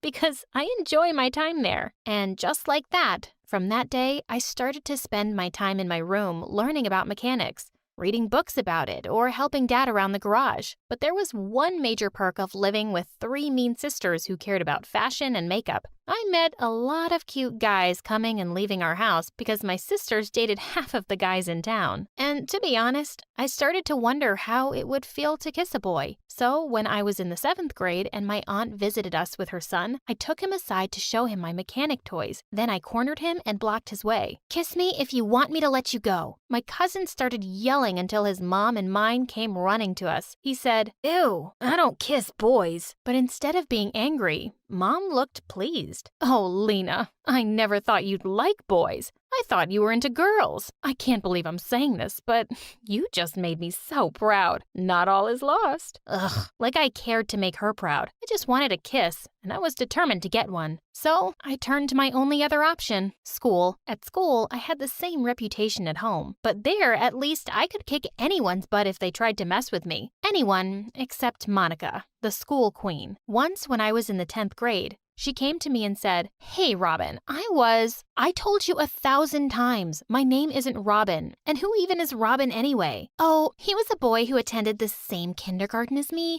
He used to pee his pants, and you remind me of him. You're both ugly and have a crush on me. I'm telling you for the last time, I'm not into girls. Now out of my way." Then she pushed me aside and walked away. What a total nut job. That idiot thought I had a crush on her. Well, the person I really had a crush on was her boyfriend, James. But she didn't know something I did. James was cheating on her, like, at least with a different girl every week. Once, he came to my dad's garage with one girl, and the following week he came with a different one. But I didn't care. I still liked him. So one day, I figured out a plan. When he came to my dad's garage again, I offered to help him. The girl with him didn't mind me talking to him and touching his shoulder because she already thought I was a lesbian. I took his number and said I would call him when the car was ready. I was fully prepared to have James fall for me, but that night, everything changed. When Dad and I got home, we found no one. My mom and sisters were gone, leaving a note saying, "We thought it was the right time for us to leave and pursue our careers. Staying with both of you is just keeping us stuck and losers. So goodbye." Honestly, I felt good and thought Dad would feel the same, but when I looked at him, he was crying. Then he collapsed and started sobbing. I knew I wasn't good enough for your mom. No matter how hard I tried, she would always look down on me. I hugged him and said, "No, Dad, you're amazing. My mom is stupid, and so are my sisters. We're going to be just fine, the two of us." But nothing was after that day. Dad went through a severe depression and stopped going to the garage. He never wanted to work there because it reminded him of Mom. I sometimes had to work instead of him to provide for us. So at school, I got so busy working and fixing other kids' cars that I forgot all about James and my crush on him. Until one day, he and his jerk girlfriend came to me. "Hey, Robin, me and James have been arguing since this morning whether this shirt is too revealing and attractive." James,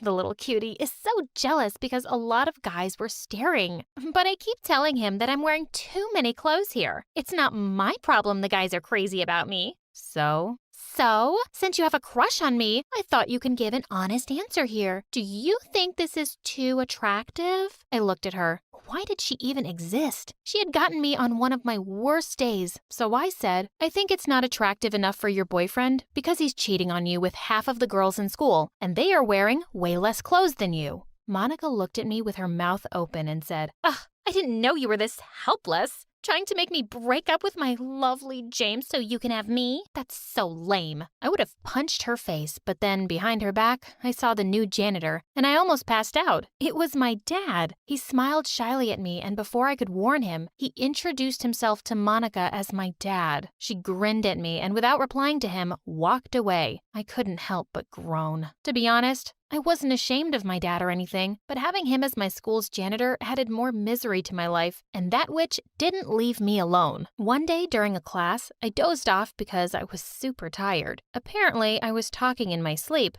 and I said a few words, and according to Monica, I was mentioning her name. God, this girl. She came to me and pushed my chair away. I fell on the ground and woke up terrified. "Can you stop being so obsessed with me? It's freaking me out." I was boiling with anger. I just snapped, and for the first time, I pushed her away. She pushed me back and said, "No one touches Monica like this, especially poor people like you, the daughter of a janitor." I slapped her and was about to attack her, but the teacher came in and stopped me. "Calm down. Are you a monster?" "What? She attacked me first." "Do you really expect me to believe that? Look at her. She's too gentle to hurt a fly. And look at you.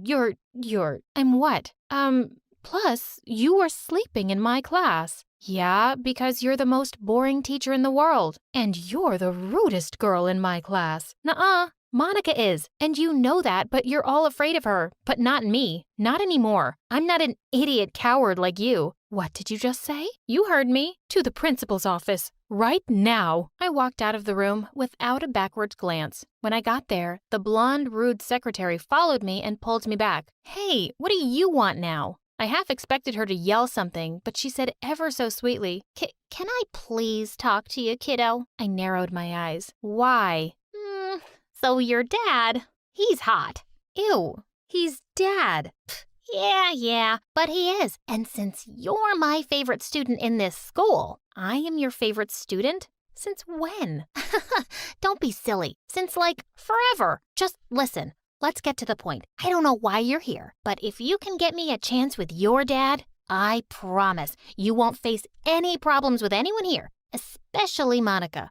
You can forget she even existed." Well, honestly, that did sound like a good deal. Dad needed a new woman in his life, and I could take my revenge. Deal. And she let me go. And I didn't go to the principal's office that day or any other day in my life. Dad agreed to start dating the secretary after I begged him for the entire week. To my delight, though, he was genuinely happy with her. I couldn't be happier for him. One day, I got to school late, and when I entered the class, the teacher glared at me and told me to go to the principal's office. Then Monica said, "Oh no, please let her stay. She's been busy all night working in her dad's garage to help her poor, useless janitor dad." I swear I was going to attack her, but the teacher probably read my mind and dragged me out of the classroom. When I got to the secretary room, she wasn't there. I supposed she was with Dad. I looked at her computer and it was the grade sheet, and I saw Monica's name. So I changed her grades from A's to D's and F's, and also James, and left. They threw the worst tantrums after their grades were posted, but the secretary stood firm, and before long, everyone in the school knew about my power. Of course, some students tried to tell the principal, but since he liked and trusted his rude, suck-up secretary, he didn't do anything. And she didn't have an idea I was behind all of this, and I really felt like the godfather. Suddenly, boys were into me and wanted to hang out with me, and honestly, I enjoyed the attention and hung out with a couple of boys. But my eyes were only on one boy, James. I mean, the heart wants what it wants. So one day, while he and Monica were having lunch together, I went to him and said, "Hey, you gotta date me or kiss your dream college goodbye." He looked at me and pushed Monica away. "Of course, babe. Come sit next to me." Monica looked furious, but she knew her time as the school queen was over. She never faced me again. Dating James was nice at first, but soon enough, I found out he was a jerk. And I even felt sorry for Monica that she had to deal with him. He was embarrassed to be seen with me, and I was certain he was cheating on me. Once, he sent me a message by mistake that said, "Hey, babe. Want to go out tonight? That disgusting tomboy is busy in her dad's garage tonight." I cried when I read it. Next day, James came to hug me and I pushed him away. "Don't touch me, you cheater." Instead of apologizing like a decent person, he rolled his eyes at me and said, "Oh, but you knew that a long time ago and still wanted me because you're a helpless, ugly loser." Suddenly, I lost it. I had done so much for him and he was being such a pig. I slapped him hard. "Whether you slap me or not, you're still the janitor's daughter. Nothing more." Before I could reply, I heard a voice behind me. It was my dad. "Don't you dare talk to my daughter like that, you little mutt." "Dad, don't worry about him. He's a jerk." Then my dad put his arm on my shoulder and said, "I'm sorry I'm embarrassing you, Lena." "No, Dad, you're not. I'm so proud of you. Don't mind these empty-headed ignorants. They know nothing about hard work, about dignity, about being yourself without feeling embarrassed. Dad, we aren't like them. We are free." Dad looked at me with teary eyes and smiled. "Come here, sweetie. Give your old man a hug." We hugged. That night, I had the loveliest dinner with my dad and his girlfriend and felt like the luckiest girl in the world. I couldn't wait for tomorrow to become a better person and to love myself more.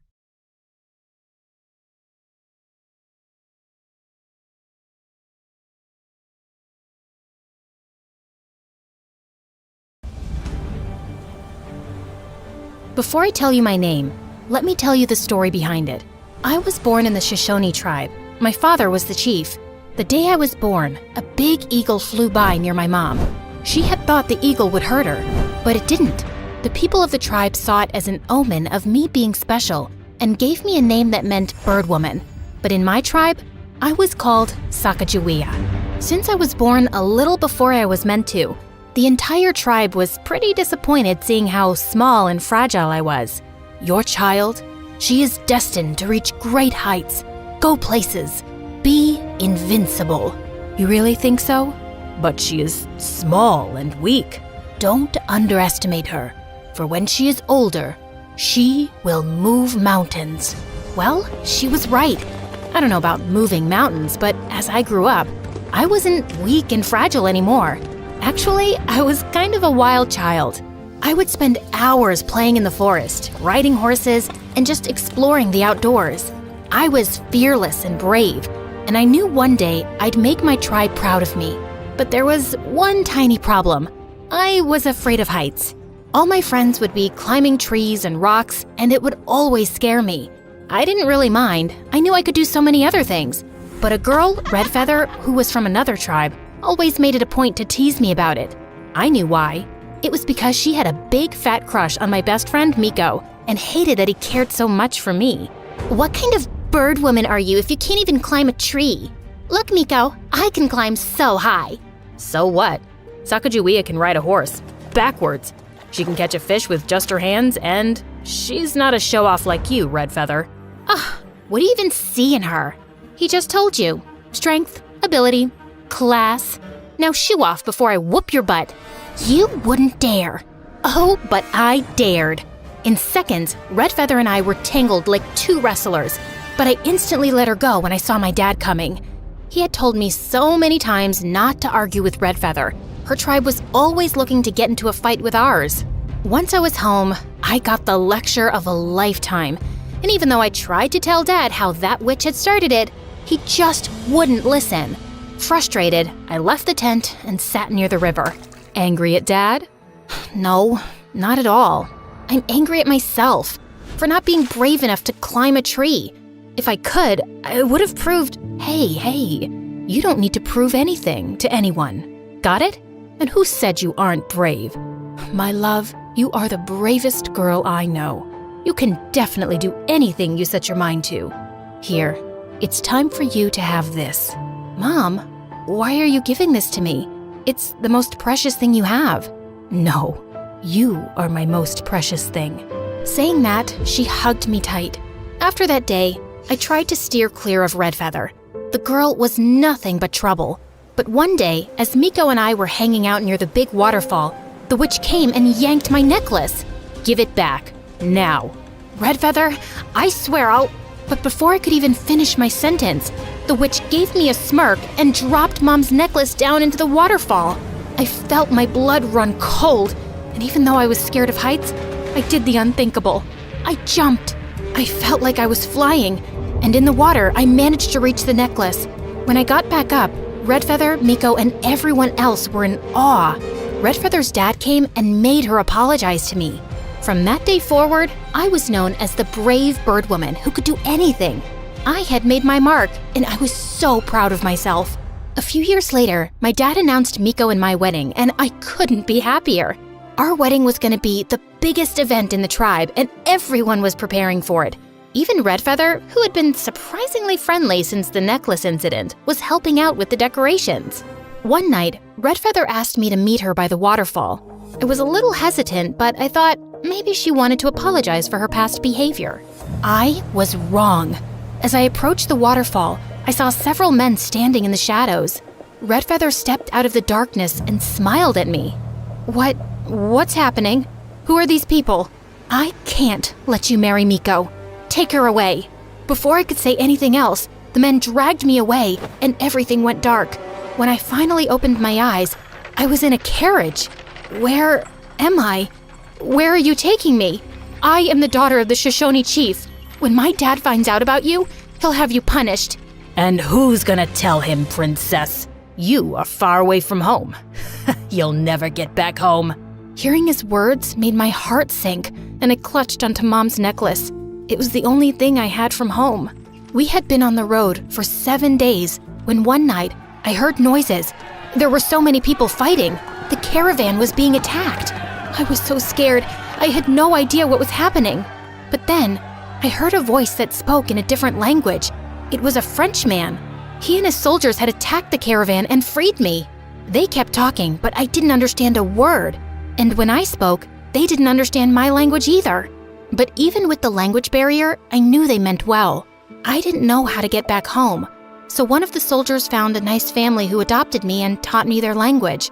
I was so thankful to them and all the help they gave me. Years passed and I missed home terribly. Unfortunately, we had traveled too far in an unknown direction, so I didn't know my way back. When I turned 18, I got married to a Frenchman, and just when I had my son, my husband left me. I was disappointed. As a little girl, I had thought I would go places, have a life filled with adventure, make my tribe proud. But everything had gone so wrong. But things changed when one day, 2 men, Lewis and Clark, came to my town. They had heard about me and wanted to know if I could help them find a new route to the Pacific Ocean. Sacagawea, we heard you used to be from the Shoshone tribe. We need your help to find a new route to the Pacific Ocean. I'm not sure I can help you. I have been away from my home for many years. You don't need to worry. We have maps and guides to help you. We just need your help to navigate the terrain and communicate with the locals. That sounds like a lot of work. Why should I take up the offer? Because we're headed west. This might be your chance to get home. What? All right, I'll do it. I was so excited to be joining the expedition in April of 1805, with my newborn son tied to my back on a sling, ready to set off on the adventure of a lifetime. As we made our way along the river, I helped out in any way I could. I showed the men how to find edible roots and plants, and how to identify which ones were not safe to eat.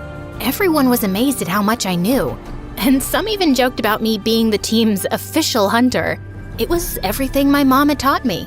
We had been traveling for months, and Lewis and Clark were always friendly to me. I realized how important the mission was for them. One day, as we were crossing a river, our boat capsized. Oh my God! Our documents and supplies! All our hard work will be gone! Quickly, I jumped into action and was able to save most of the supplies and important documents. Sacagawea! That was amazing! Oh, thank you so much for saving these. I owe you for life. It's no big deal. I'm here to help, aren't I? That you are. But your bravery needs a reward. I had thought they'd give me some coins as a reward, but when they named the river after me, I was speechless. Wow, I am so honored. Just promise us you're gonna stick around with us till the end, because I know for sure we can't finish this journey without you. I promise, I will. Our journey continued for months, and when it was summer, we stepped into a land that was familiar. I ran into the forest, and when I saw the waterfall at the end, I felt like my heart stopped. I was home. It was the land of the Shoshones. I was ecstatic. When I walked into the chief's teepee with Lewis and Clark, I was stunned to see the new chief. It was Miko. Sacagawea? Is it really you? Yes, it's me. But how is this possible? We thought you were lost forever. I was taken away by some men and adopted by a nice family. Miko was filled with joy, and tears of happiness rolled down his face. He then asked Lewis and Clark to give us some alone time. He called my mom and dad, and the moment they saw me, they hugged me tight. Sacagawea, I can't believe my eyes. I am so happy to see you here. Me too. I missed my family and my tribe so much. We never knew what happened to you. We searched for you for months and months. It was then the hatred I had for Redfeather came back, and I told Miko, Mom, and Dad everything. Miko had his guards bring in Redfeather from her tribe along with her father. The moment Redfeather saw me, her face went pale and she fell on her knees in front of me. You witch! I knew you were jealous of me, but how could you stoop so low? Sacagawea, I am so sorry for all the wrong I have done to you. I am sorry. Please forgive me. I wanted to tell her no, and how could she even ask for me to forgive her? But just then, Miko declared that Redfeather would be kicked out of her tribe, or else the peace pact between our tribe and hers would be broken. To my surprise, Redfeather's father didn't hesitate a bit and agreed. I apologize for what my daughter did to you. I'm ashamed of her. It was her doing. You don't have to apologize for her. Once Redfeather left, Miko and my parents asked me to stay in the tribe, but I just couldn't. I had made a promise to Lewis and Clark. While my parents agreed to let me go, Miko was making it hard. You just came back. You can't leave now. Please, Sacagawea, stay. I will, Miko. I give you my word. Once the journey is finished, I'll come back here, to the tribe, to you. Reluctantly, Miko let me go, and I accompanied Lewis and Clark on the rest of their journey. We continued on our travels, but one day, something horrible happened. As we were passing through a thick forest, an arrow hit a tree just inches from Lewis. I was so scared and desperately wanted to help my group. I quickly grabbed my bow and arrow and ran towards the attackers. I was determined to protect Lewis and Clark, and I started shooting arrows at the attackers. One of the attackers stopped, and seeing a native woman protecting the European men, he called off the attack. You are with them? Yes, I am. They come in peace. Please, let us pass. Everything has a price. Give us something. Perhaps the necklace around your neck. Will you let us pass if I give it to you? Yes. With a heavy heart, I took off my mom's necklace and handed it to the man, and the attackers left, and I ran to Lewis and Clark. I was so relieved that no one got seriously hurt. Sacagawea, why did you give your necklace? I know what it means to you. It was precious to you. For me, my friends are more precious. Your safety means everything to me. I just did what I had to do. No, You did more than that. You saved us all. I felt so proud of myself. Finally, I had done something that my parents and the tribe could be proud of. We continued our journey and finally made it. After months of traveling, here I was, standing by the Pacific Ocean. I felt like I was in a dream. The sound of the waves crashing against the shore, the smell of the salt in the air, and the feeling of sand between my toes. It was breathtaking. I couldn't believe I was here. I had been on this journey for so long, and now I was standing at the edge of the world. I realized in that moment how much I had grown. I had gone from a scared little girl who was afraid of heights to a brave and fearless woman who had gone on an amazing journey. We stayed for a month, and when it was time to return, Lewis and Clark asked me to come with them on another expedition. I really wanted to because I loved adventure, but I had other plans. When I returned home, the first thing I asked was where Miko was, and my parents told me that every morning he sat by the waterfall. So I snuck up to him and hugged him, and we both ended up in the water. Hi everyone, my name is Danielle, and I'm not your typical teenager. I've always been different. Instead of playing dress-up with the girls, I preferred playing football with the neighborhood boys when I was a little girl. And now that I'm 15, I always play video games with the boys, instead of going to the mall with my mom. I also sing a little, and it is my dream to become a professional singer one day. But before I get into that, please like and subscribe. I guess it's no surprise that I've barely got any girlfriends. My best friend's name is Chase, and he lives down the road from my house. Chase and I go to the same school, but since he's 2 grades above me, we only hang out after school. With his dark hair and light eyes, he's one of the hottest and most popular boys at Pineville High. I've had a crush on him for years now, but I know he'll never like me that way. Not when he could have any girl he wanted. No one knows we're friends, and I'd like to keep it that way. At least then, his female admirers will not find a reason to attack me in the hallways. At any rate, I am already pretty unpopular in school. Ever since I accidentally spilled juice on Michelle James's prom dress, the entire cheerleading squad has had it out for me. Well, I didn't trip on purpose. I've just always been a bit clumsy. This year was going to be different, though. This year, I planned to change. Now that I'm a freshman, I think it's time I got a boyfriend.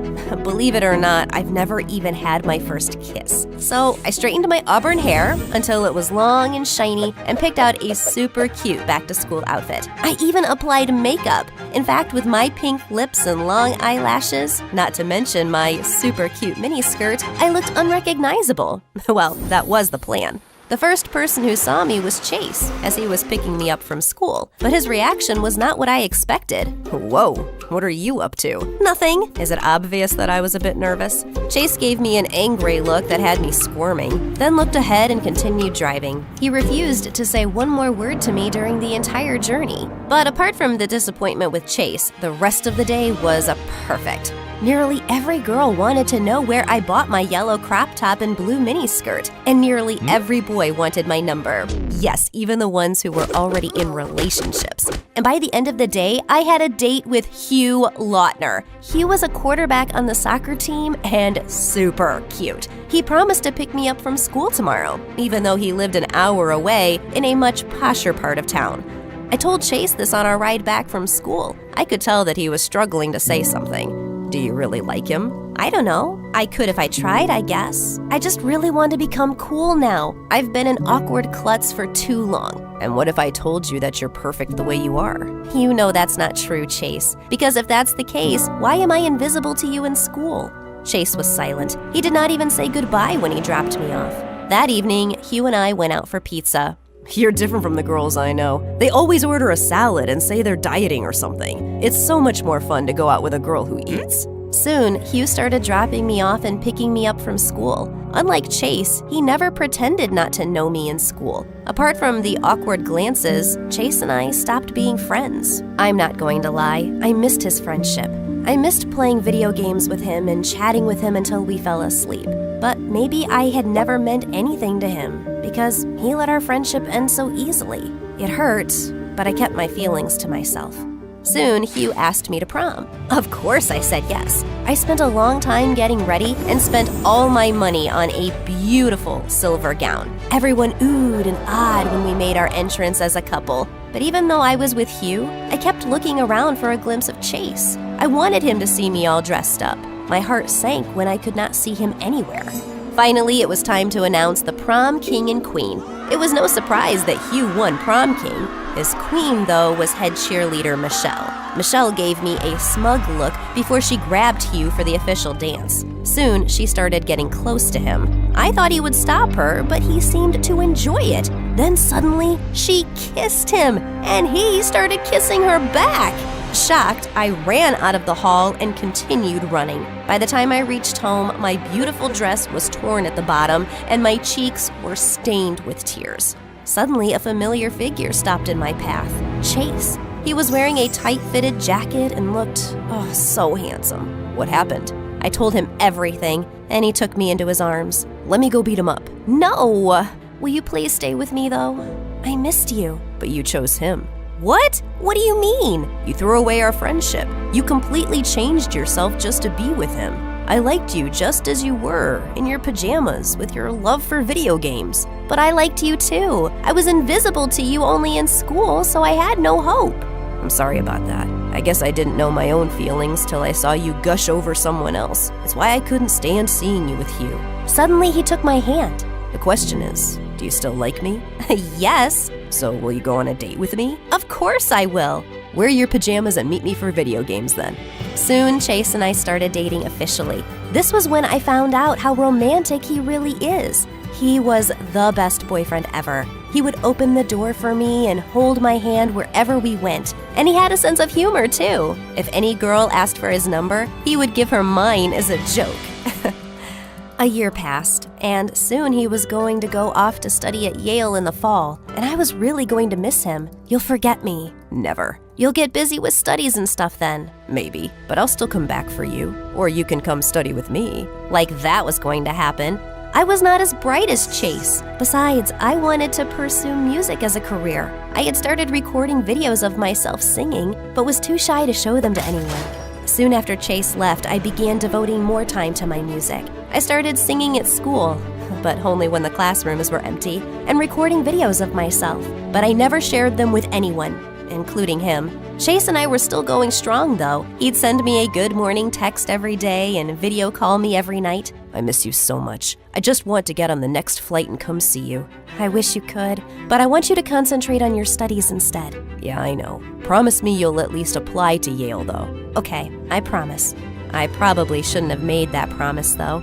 I really wanted to be a musician and had been practicing a lot recently. That night, on impulse, I shared one of my singing videos on YouTube. I applied makeup and wore a wig, though, so that no one could tell it was me. The next morning when I woke up, I realized it had gone viral. In just one night, my video had garnered 100,000 views. When I went through the comments section, I was shocked. Everyone loved my voice, and people wanted to know who the mystery girl really was. There were a few trolls, but I just ignored them. My eyes filled with tears of happiness, and I wanted to share the news with someone. But who? If Chase still lived down the street, I'd have gone running in my pajamas to tell him. But now that he was so far away and so busy, I didn't want to disturb him, especially since he had exams going on.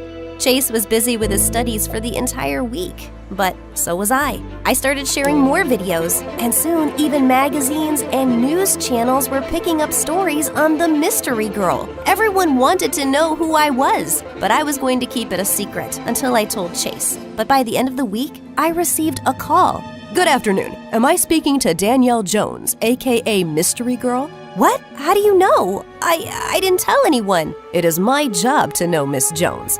Oh, okay. Let me introduce myself. We are Superstar Inc., and we like to give a launch pad to actors and musicians who show a lot of promise. Now, there is no denying that you're talented, but you've also managed to create a fan following around your mystery girl persona. Part of the allure, I think, is because no one really knows your identity. Okay. And we want to keep it that way. We are offering $1 million for your talent and your silence. This means that you need to keep your double life absolutely secret. And clearly you haven't been doing it well enough because it wasn't that difficult for us to figure out who you were. Does that mean I can't even tell my boyfriend? Of course not! He may be trustworthy now, but what happens if you two break up? You think you'll keep your secret then? I was silent. I knew it was wrong not to tell Chase my secret, but I also didn't want to jeopardize my only chance at fame. So I agreed to the conditions set by Superstar Inc. Within days, I was whisked off to LA. They gave me the swankiest car and the fanciest apartment, and suddenly I was making more money than I had ever dreamt of. The best fashion labels wanted me to sign as their models walked the ramp, so I was soon flying all over the world, from Milan to Paris to Zurich. Unfortunately, this meant that I was growing distant from Chase. I kept missing his calls and texts because I was always so busy with some concert or tour. I couldn't tell him the truth, so I would just send lame excuses. I slept off early last night, but I could see you were online till 1 a.m. I guess I was sleep texting then. Finally, one day, Chase sent me still broke. I spent many nights crying and poured all my pain into my music. The audience still loved my songs, even though they were sadder now. Male singers and actors would keep asking me out on dates, but I was still nursing a broken heart. I no longer had any ties to my old life, though. Mom and Dad had stopped trying to call me home for a visit, and we only exchanged the occasional text. I guess they still wanted to know that their daughter was doing all right. As time passed by, my heart began to mend. I began dating Hollywood stars, but I could never forget Chase. Even 3 years after he ended things with me, I was still not completely over him. One day, I was doing a live show with Aaron, an up-and-coming Hollywood actor. Everyone told me that you're a cutie, but I had no idea you were this cute. Thanks, I guess. I could marry you right now. On live TV? Yes. Will you marry me? Aaron got on one knee and pulled out a ring. Oh my God! No, I'm sorry, I can't. Why not? Because I don't love you. My heart is with someone else. But you're not dating anyone. Trust me, I've been having you followed. That's illegal, I'm sure. And he left me years ago. His name was Chase, and he was the best boyfriend ever. I started crying. Suddenly, I was sick of this job. It may have brought me fame and money, but it cost me my relationship with my parents and boyfriend. It was time to tell the truth about who I was, whether Superstar Inc. allowed it or not. Suddenly, I took off my wig and wiped off my makeup on live TV. My name is Danielle Jones, and I am the mystery girl. Only I don't want to remain a mystery anymore. I am real, and I want to live my truth for myself and my fans. My confession sent Superstar Inc. and the rest of the country into a tizzy. By the next day, I was the top trending topic on all the news sites. Superstar Inc. fired me and took back my apartment, but I didn't care. I had made so much money that I could live anywhere. The only place I wanted to go, though, was home. After 4 long years, I landed on my parents' doorstep to apologize. They had seen the news and cried tears of happiness while hugging me. There was still one more apology I needed to make, though. I texted Chase, "Hey, it's Danielle. I know this comes really late, but I'm sorry for everything." I waited a few hours for a response, but none came. Suddenly, the doorbell rang. It was Chase. Chase, what are you doing here? Answering your text. Can I come in? I'm a bit tired. I just flew in. Of course. Where are my manners? Will you have something to drink? Oh, wait, why are you wearing hospital scrubs? Firstly, I'll have just you. And secondly, I'm a neurosurgeon now. I'm just flying in from my last surgery of the day. I have to go back tomorrow. Wow, that's amazing. And wait, what do you mean you'll have me? Suddenly, he kissed me. I've been waiting to do this for years and years. I blushed as Chase lightly brushed a strand of hair from my face. So what do you think? Huh? About what? About picking up where we left off. I think that's a great idea. But let me just grab my pajamas quickly. We laughed as Chase pulled me in for another perfect kiss.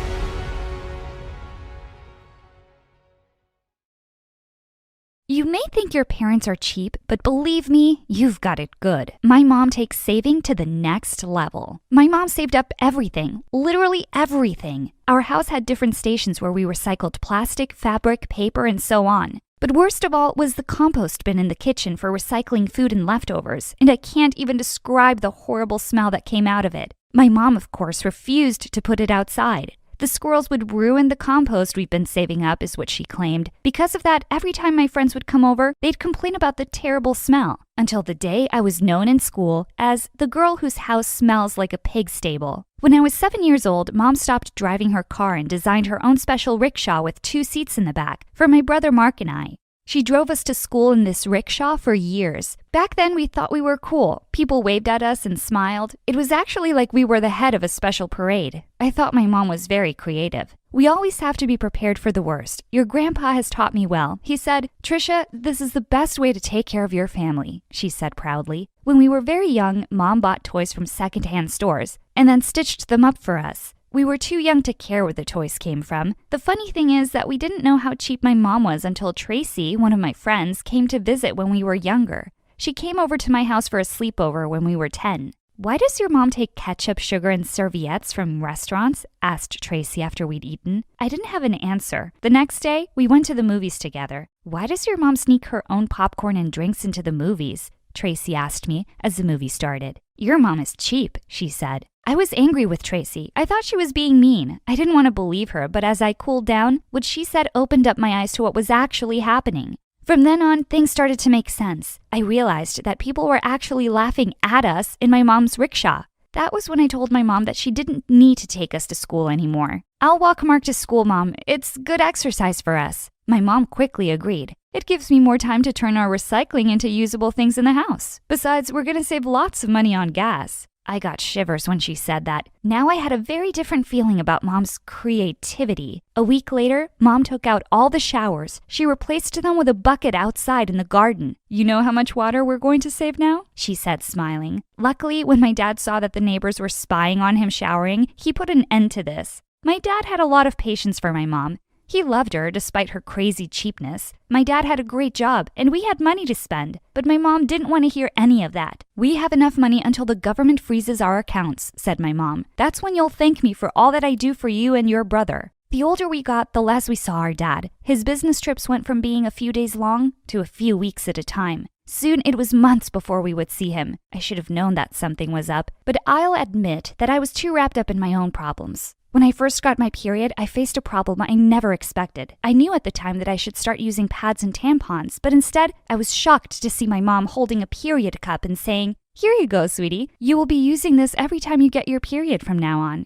Not only that, but she also gave me a weird piece of fabric and said, "Spoiled teen girls start wearing a bra as they grow up, but a special girl like you will wear this." She handed me the piece of fabric. I didn't understand what it was supposed to be for. You see, you only need to wrap it around your chest, and there you go, a comfy bra for free. I knew at that point that my mom had gone way too far. My brother Mark hated my mom's cheapness even more than I did. Because he was younger than me, Mark got all my hand-me-downs. From jeans to t-shirts and even jerseys, Mark grew up wearing my clothes. He was creative in how he reshaped them to look like something that a boy would wear. But by the time he was 13, his classmates wouldn't let him get away with this. They left lipstick and makeup on his desk. They stuck fashion articles to his locker. They even started calling him Marcy. "Leave my brother alone," I said to them. But they just laughed. "What are you gonna do? Will your mother chase us in her rickshaw?" I had no reply to this. I was furious, and so was Mark. He went home and told Mom that he needed clothes for boys. My mother almost lost it. "We don't have money for new clothes," she screamed.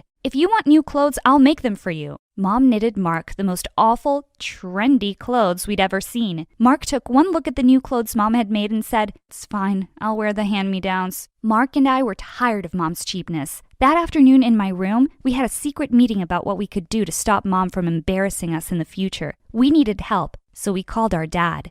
Dad didn't like to fight with Mom. He was a calm man who didn't like complications and fights. So whenever Mom went into one of her raging cheap spins, we made an arrangement with Dad. He sent us the money we needed, and in return, all he wanted us to do was keep these transactions from our mom. We agreed. Now we were able to buy all the clothes and items that we needed. The next part of our plan was pretty simple. My best friend Tracy lived down the road from us. We kept our secret stash of clothes at Tracy's house. Every morning we left home in Mom's clothes. Then we stopped at Tracy's house, changed, and then went to school in our new clothes. We did this for years, and there was peace in the house. But nothing lasts forever, especially when you've got a mom that has a PhD in cheapology. Summer vacation arrived, and I was excited. I'd just started dating a boy that I really liked. His name was Devin. He didn't judge me like the other kids did. I was looking forward to spending time with him and getting away from my bizarre life. That idea didn't last long. A week into the vacation, Mom arrived home with shovels, pickaxes, and other digging equipment.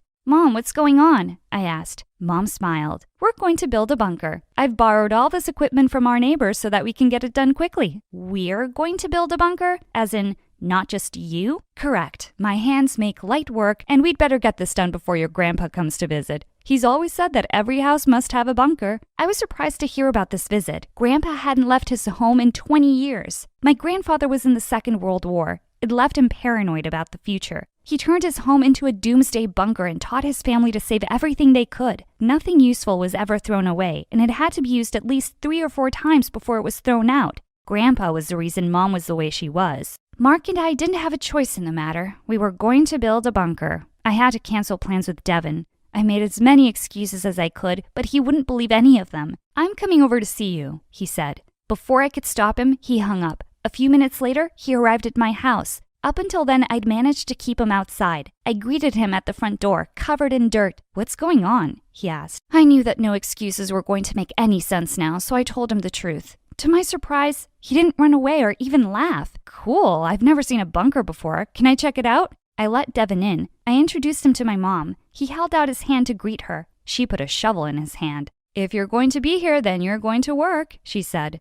At that moment, I could have died, but Devin just smiled and said, "Thank you." We spent the rest of the day digging. How romantic, right? We dug for hours and hours, only resting to have breakfast, lunch, and dinner. Dad was away on yet another business trip and was basically unreachable. We worked like this for a week, with Devin coming over every day. We dug until our hands ached. When our neighbors started seeing what Mom was doing, they became suspicious. They called the police on us. A squad car came around and asked Mom what she was doing. She told them about the bunker. They nodded while she spoke, but we could tell that they wanted to laugh at her. The police left soon enough, asking Mom to make sure that the structure was safe. Mom told them that it would be, but knowing Mom, she'd never hire an architect to design this bunker. "It's a waste of money," she said. Anyway, my father taught me how to make a bunker when I was 9 years old. 9? I couldn't believe it. I felt sorry for Mom. She'd had a pretty tough life. Mark and I got back to work. It was becoming easier now, and it would have been fine if the news reporters hadn't arrived. Someone must have contacted the newspapers telling them about what was going on in our backyard. A day later, we had reporters outside the house.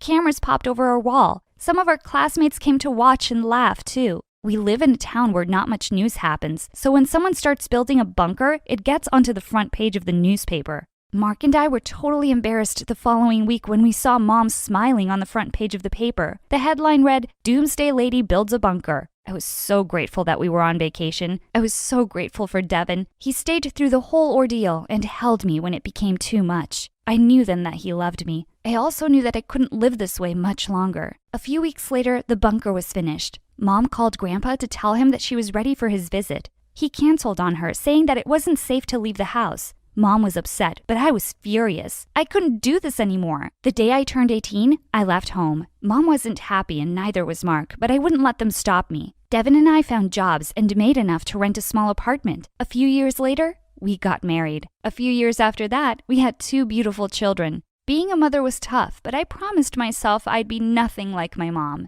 I kept in touch with Mom, but only through calls and messages. I kept my distance from her. Mark came to visit often. Dad, well, he was so busy with work that we barely heard from him. When my kids were about 5, Mom called me with news. "Your grandpa is coming to visit," she said excitedly, "and I'd like you to come and see him." I didn't want to go, but Devin talked me into it. "Family is important," he said. So we went. The next day, we went to my mom's house. "He'll probably come on the bus," said Mom. Back in the old days, he would have walked, but his hip is acting up now. Mark and I looked at each other. What kind of family had we grown up in? "Go to the bus to pick up your grandfather," said Mom. Mark and I walked down the road to the bus stop. The first bus arrived, but Grandpa wasn't on it. He wasn't on the second or the third bus. An hour later, we walked back home. As we arrived back at the house, a brand new car pulled up to the house. Mark and I couldn't believe it. It was Grandpa. He looked nothing like we remembered him. The Grandpa we remembered wore old clothes, cut his own hair, and had a beard longer than Santa's. This Grandpa stepped out of the car looking different. He was dressed in sick clothes and looked like $1,000,000. "Kiddos, so good to see you both. Come give Grandpa a hug."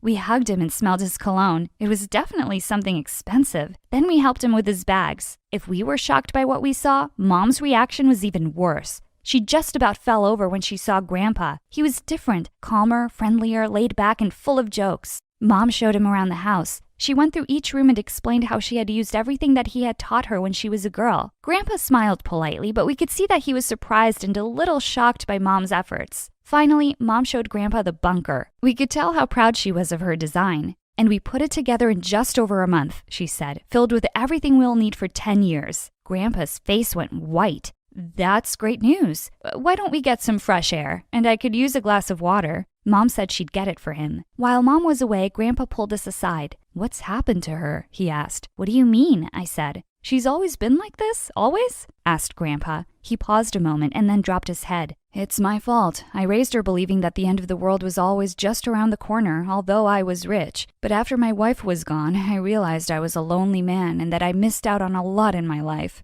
I decided to change. I'm sorry, kiddos. But don't worry. I'm going to talk some sense into her. Mark and I could have cried at that point. We were so relieved. We hugged Grandpa and thanked him. That evening after a tinned food dinner, Grandpa sat Mom down and had a heart-to-heart with her. I sent Devin home with the kids. Mark and I listened from another room. You've done a great job of preparing for the end of the world, Trisha, but it's not going to happen anytime soon. Mom looked shocked. What do you mean? Grandpa stopped her. I know. When you were growing up, I thought that the world was in serious trouble. I filled your head with a lot of ideas that I now see are a bit extreme. After your mother was gone, I started to think about life differently. Trisha, it's important to save and be sensible with what we have, but it's also important to enjoy life. It was the toughest conversation that Mom had ever had. Everything that she had ever believed in had just been pulled out from under her. She was quiet for a long time. Dad, it's okay. I'm going to keep doing what you taught me. We need to be prepared for every disaster. Grandpa tried to reason with her, but she didn't want to hear it. Mark and I tried to.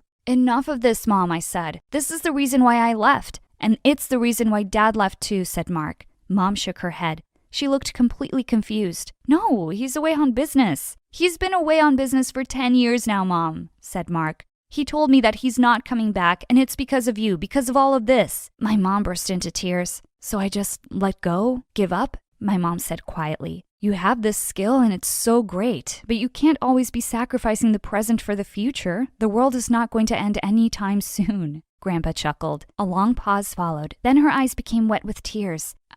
She began to speak, but only tears fell. It's okay, Mom. We're all here to help you. Mom took a deep breath before she spoke. Okay, how do you guys do it? Do we have to go out for dinner as regular people do? I can do that now for a start. I smiled widely. Things wouldn't change all at once, but, well, she was finally trying to bust out of her bubble. And that's all that mattered to us. Hey guys, I'm Ashlyn, and I lived with my mom and 2 siblings in Atlanta. And I have superpowers. Hang on to see why. My mom was a famous businesswoman in the city. She was from a filthy rich family and considered herself royalty. She carried herself like a queen and made sure my siblings and I behaved that way too. From the way we spoke, dressed, or even our posture, everything needed to be perfect. But because of my superpower, I couldn't get anything right. Mom, I'm sorry. I was just squeezing the ketchup. I didn't know how it ended up in your face. It's not my fault. He threw the ball at me first. He ducked and it shattered the window. Yep, being the clumsiest person on earth was my superpower. Sometimes, I even felt if I was bubble wrapped and kept in a corner, I would still end up breaking things. My siblings used to bet on how many times I'd trip over myself or drop something. Like once at the dinner table, I got the hiccups and they started giggling. Just wait, she'll break the glass. No, I think she'll break the glass and the jug. And sure enough, my sister won. But in the process, Mom was drenched in water. It's okay, Mom. It's just water. Let me help you dry this. I'll bring a fan. Oh, the fan isn't here. Okay, that napkin will work. When I pulled the napkin, it dropped the candle stand on the table mat, and in seconds it started burning. I quickly put out the fire with the curry. Oh, phew. Hiccup's gone and the fire's out. All good now. Oh, gosh, I'm sorry. Oh, just stop it, Ashlyn. How could you be so careless? Every time you're around, it feels like a disaster is waiting to happen. Always finding ways to ruin everything in my life. Such bad luck. It's like you're a curse in my life. But Mom, it's not like I did it on purpose. Just get out and let me have my dinner in peace. And all of you are fired. Mom's words really hurt me every time. But thank God I had Annie, who was my nanny, but she was so much more to me. She tucked me in bed, told me stories, and hugged me. Things my mom never did. I shared everything with Annie, and when she saw me crying, she asked me what was wrong. Annie, Mom's always angry with me. She doesn't like me. I don't know why things themselves fall even when I don't touch them. Oh dear, don't cry. You know you have superpowers, so things just move around. It's not your fault. And don't worry about your mom. She loves you. Just be a little more careful. Yeah, I know. Annie tried her best to make me happy and told me how Mom was just overworked, but actually loved me loads. But Annie didn't know that years ago, I had found out the reason Mom resented me so much. It was because Dad had left her for a maid working at our place just 2 days after I was born. And since that day, Mom saw me as her bad luck. I tried not to let it get to me and focused on my studies, but I wasn't very good at that either. But still, I tried. I really wanted to win Mom's love because seeing her with my siblings made me feel like I wasn't even a part of the family. One time, when I was around 17 and on summer vacation, Mom had a launch party for her new business. Please, just spare me the embarrassment and stay in your room. Order pizza, watch MSA videos. Just don't ruin my party. Mom was always keeping me away from the fun things she did, and I was curious, so I decided it would be fun to just peek at the party. The moment I saw the guests dancing, I decided to join them, and it was then that I tripped and fell on a table. Mom was furious. Before she could even say something, Annie came running and started to clean the mess I had made. You ruined! Ma'am, I got it. Please, don't be angry at Ashlyn. Mom forced a smile, and I thought she'd let the matter go. But I couldn't have been more wrong. When I woke up the next morning, I learned from the other servants that Annie was fired. Mom could call me bad luck and whatnot all she wanted. But firing Annie? That was the limit. Mom, that's not fair. It was my mistake. Why did you fire Annie? She was the only one that cared about me in this big house of yours. What? She was just a maid. It was her job to take care of the house and you. I can't take it anymore. You're heartless. I won't live here a minute longer. You want to leave? Fine. One day out in the real world, you'll realize how much you take for granted. I want to see you try. You're not serious. In fact, I am.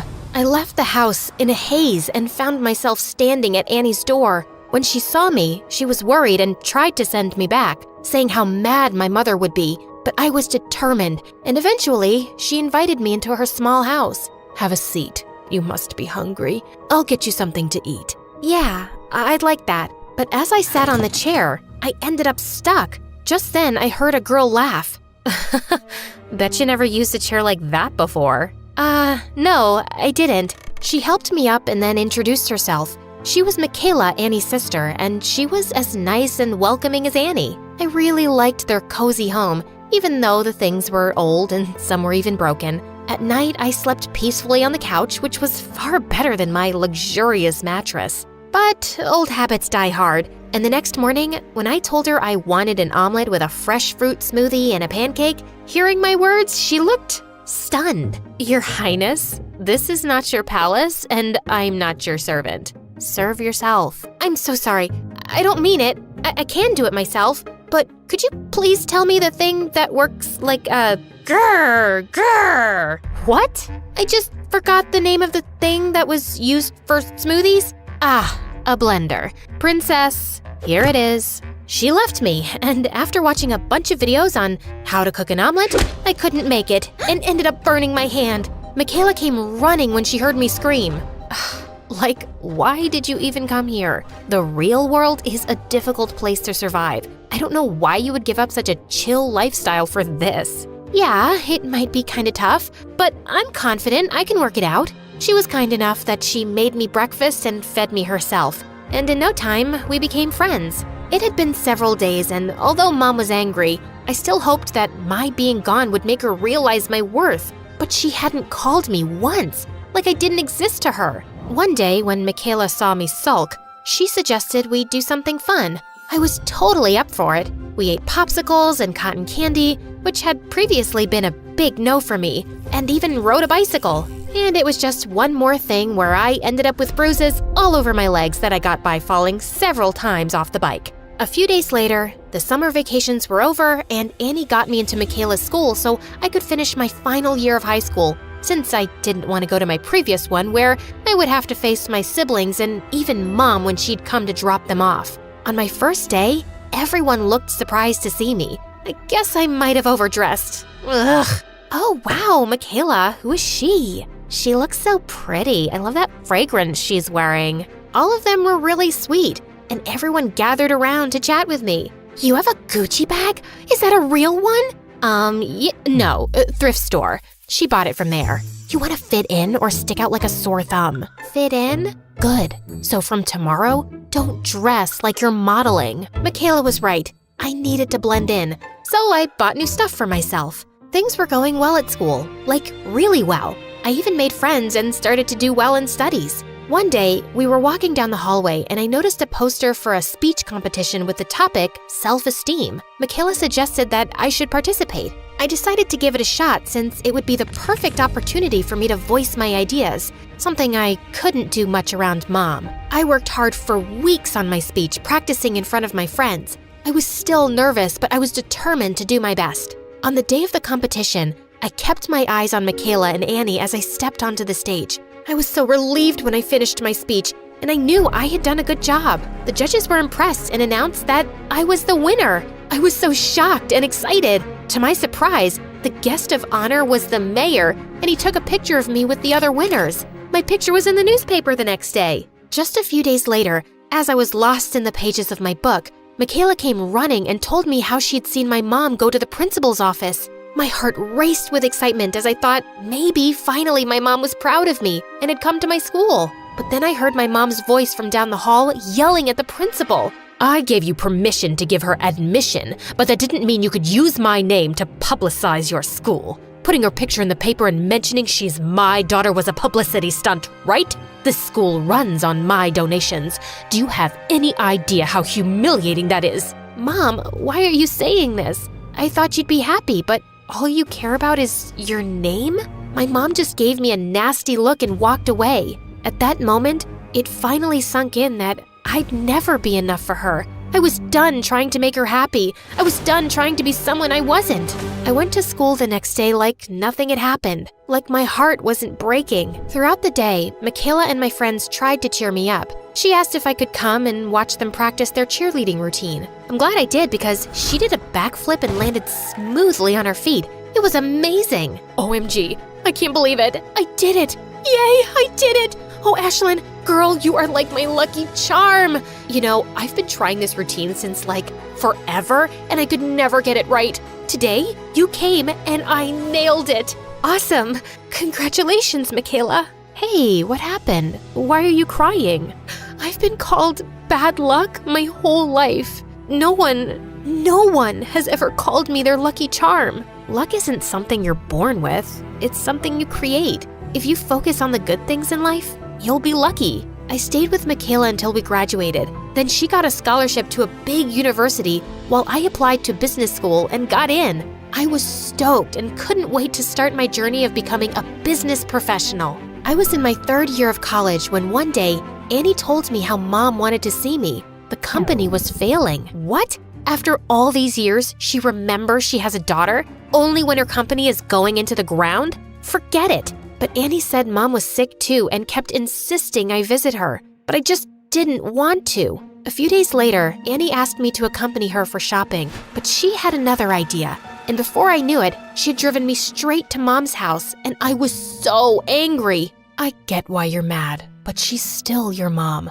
I know she was mean to you, but Ashlyn, don't let the anger take over. You are better than her. Please do this. For me. Fine, I'm doing this just for you. When I stepped in the house, I couldn't believe my eyes. Mom was sitting in a chair and she looked so weak. The moment she saw me, she had tears in her eyes. It turned out that my brother and sister had both taken their shares of the company and left Mom. Ashlyn, is it you? I am so sorry. I was so wrong about you. I always treated you wrong, called you bad luck. Please, forgive me. I was such a bad mother to you. Mom, you don't have to say that. Please, let me. I was so wrong to blame everything on you. Can you forgive me? I don't know if I can right now, but I'll try, Mom. I'll really try. And I'll spend every day of my life trying to make it up for being like I was to you.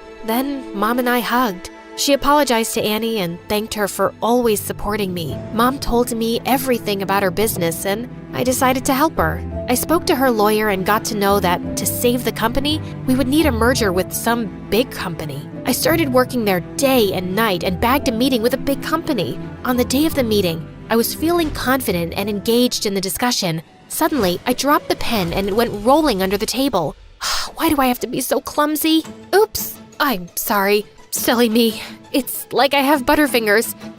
You know what? I'm gonna go. Ah, come on. Happens to the best of us. We understand it's just part of being human. If it had been my mom, she would have screamed at me. After that, the meeting went awesome, and they told me they'd let me know about their decision. At home, I told Mom everything that had happened, including dropping the pen. She looked unhappy, but right when she was about to say something, the phone rang. Oh my God, we got it! We got the merger! I knew it. I knew you could do it. This calls for a party. Mom threw an awesome party by the poolside. Everyone was having fun until Mom got a call, and her face suddenly changed. I followed her inside the house and saw my brother and sister were there. What are you two doing? Get out now or I'll call security. You can't really own this house anymore, can you? It's impossible. You ruined the business. Oh God, did you trick Ashlyn into helping you? We'll tell her the truth. What truth could you possibly tell her? That you were never sick, Mom? That it was all an act to make me save your business? I knew all along. Mom's jaw dropped and my siblings were left speechless. You knew? But why did you still help?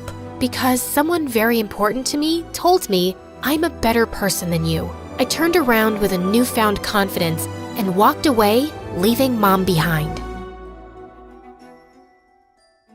Hi, I'm Bella from Colorado, USA. Please like and subscribe. My mom came from a line of amazing horse riders, and our ranch was filled with trophies collected over generations. It was her dream that my sister Nora and I follow in her footsteps. We both learned to ride horses as soon as we could walk. But Nora was 2 years older and got a head start in life. And well, I could never seem to catch up. She always had straight A's in school. She was naturally athletic. And with her auburn hair and blue eyes, she was beautiful. Even though Mom loved us both, it wasn't hard to guess who her favorite child was. When I was in the 3rd grade, Mom threw a big birthday party for me and invited all our relatives. But everyone's focus the whole time was on freaking Nora. Such a pretty girl. You already look like a celebrity, darling. I'd been so excited about my new dress, but now I was just feeling angrier by the second. It's like I was invisible with Nora in the same room.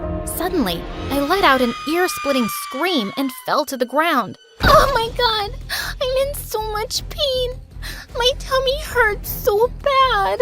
Everyone came running to me and Mom rushed me to the hospital. I was happy I'd ruined the party for everyone, and they would have all just left. But hours later, we got back home to find a mess. I'm so sad you missed your party, Bella, but I made sure the guests had a good time, and I thanked everyone for your presents. I'm glad you're feeling better now. All I could feel was an urge to slap Nora. She just had my birthday without me. As we grew older, I slipped more into the background. I loved horses and could ride well, but it was obvious who the star in the family was. By the time she was 13, Nora had started participating in competitions and was super popular in school. And I'd grown into an awkward kid who was into sci-fi novels and mostly preferred to eat lunch alone in the gym. Once when I was in 7th grade, I was reading under a tree on our ranch when I heard a noise above me. Suddenly, a boy fell down, and I managed to miss him by an inch. Gosh, you nearly killed me. Who are you and where'd you come from? Fell down straight from heaven. I'm gonna punch you in your face if you don't tell me. Okay. I'm Jeremy and I just moved in next door. I did something to my stepfather and he's really mad, so I'm hiding from him. What did you do? I may have given some important papers to our dog and he may have ripped them up. But trust me, my stepdad deserves it. He's not a nice guy. Come on, I'll show you a better hiding place. You can hide anytime you want. I helped him up to his feet, but he yelled out in pain. It seemed like he twisted his ankle. Just then, Nora came galloping on her horse, and Jeremy looked awestruck. Whoa, who is that goddess? Ow! You trying to break my other ankle too? Oops, sorry. It was an accident. Nora stopped by to ask who he was, and I explained. You obviously can't walk. Hop on, I'll give you a ride. The two of them rode away, and he looks like a princess who had been rescued by a knight. Why did Nora have to be such a freaking hero? And Jeremy and Nora became best friends after that day. He was also in her class at school, and soon the two were inseparable,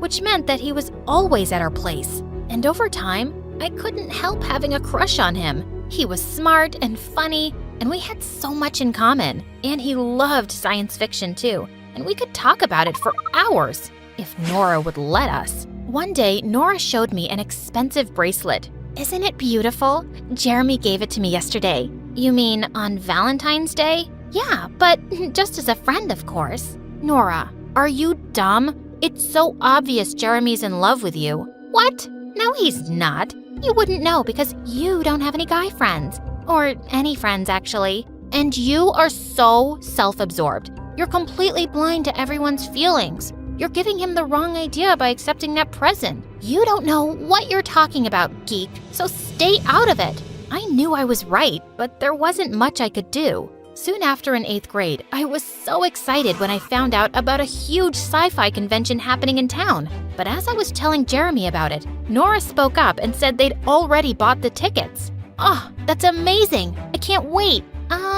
I meant I just got the tickets for me and Jeremy. We're going with our friends. So I can buy my own and come with you guys, right? I can't go alone, it's too far. No, you can't come with us. Why don't you have friends of your own, Bella? Come on, Nora, what's the big deal? I'm not gonna be the only loser with my baby sister tagging along, Jeremy. We're not taking her. You don't even like sci-fi. Why are you being a witch? Jeremy, please take me along. I'm sorry, Bella. Maybe next time? I couldn't believe he was being such a coward, and my heart burned when I saw them leaving for the convention a few days later. I just wanted to hurt Nora, and I had a brilliant idea for something I could do. A week later, I was having breakfast when I heard Nora scream.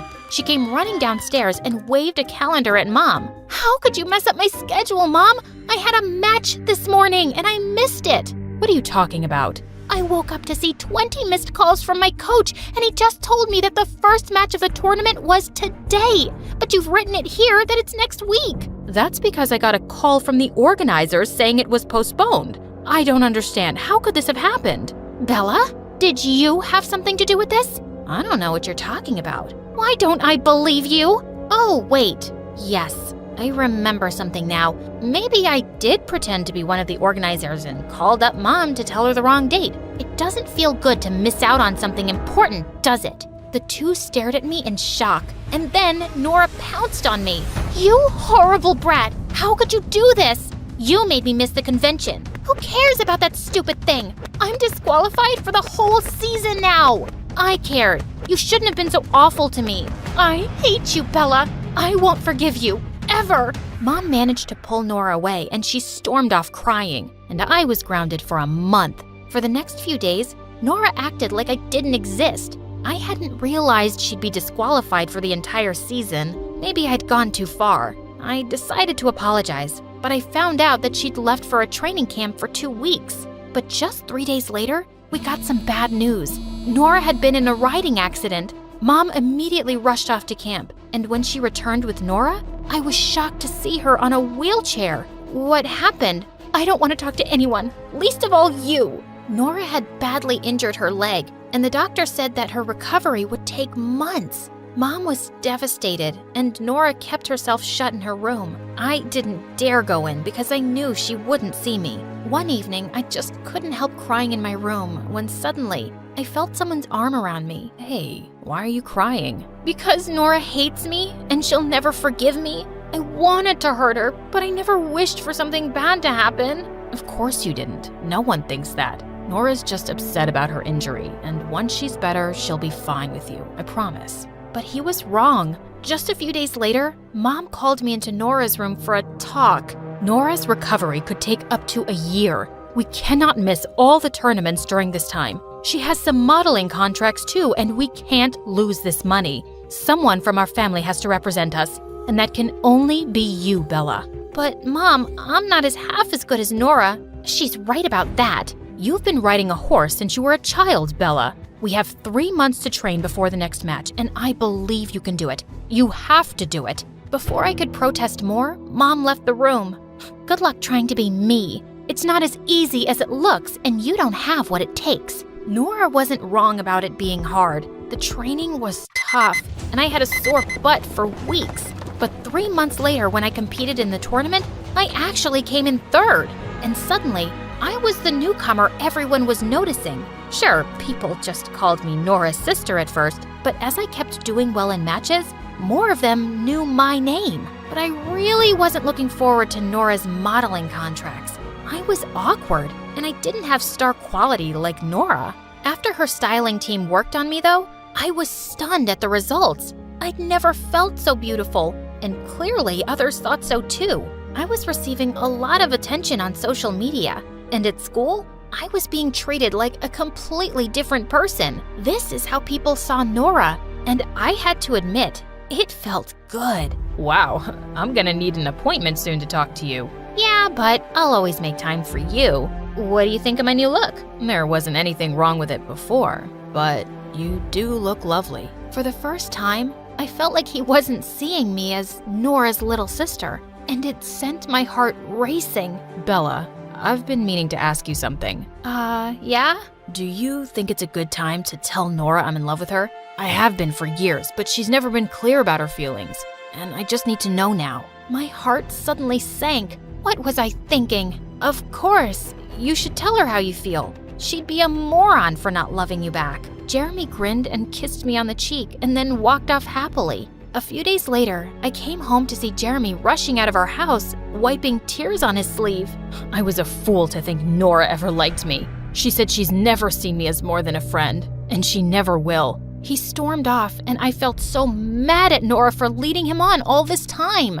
I didn't see her till later at dinner, and it looked like she'd been crying, but Mom looked really excited. Bella, I have such amazing news. You've been selected as one of the best newcomers to participate in the tournament in London. This will open international doors for you, darling. I knew it had always been Nora's dream to compete in Europe. As Mom went on and on, Nora suddenly swiped half the dishes off the table. It should have been me, but you've stolen everything from me. Nora, I only started competing because of you and Mom. Oh, shut up. You've always wanted everything I've had. Congratulations. Now you have it. That's not true. Oh, you wanted Jeremy too?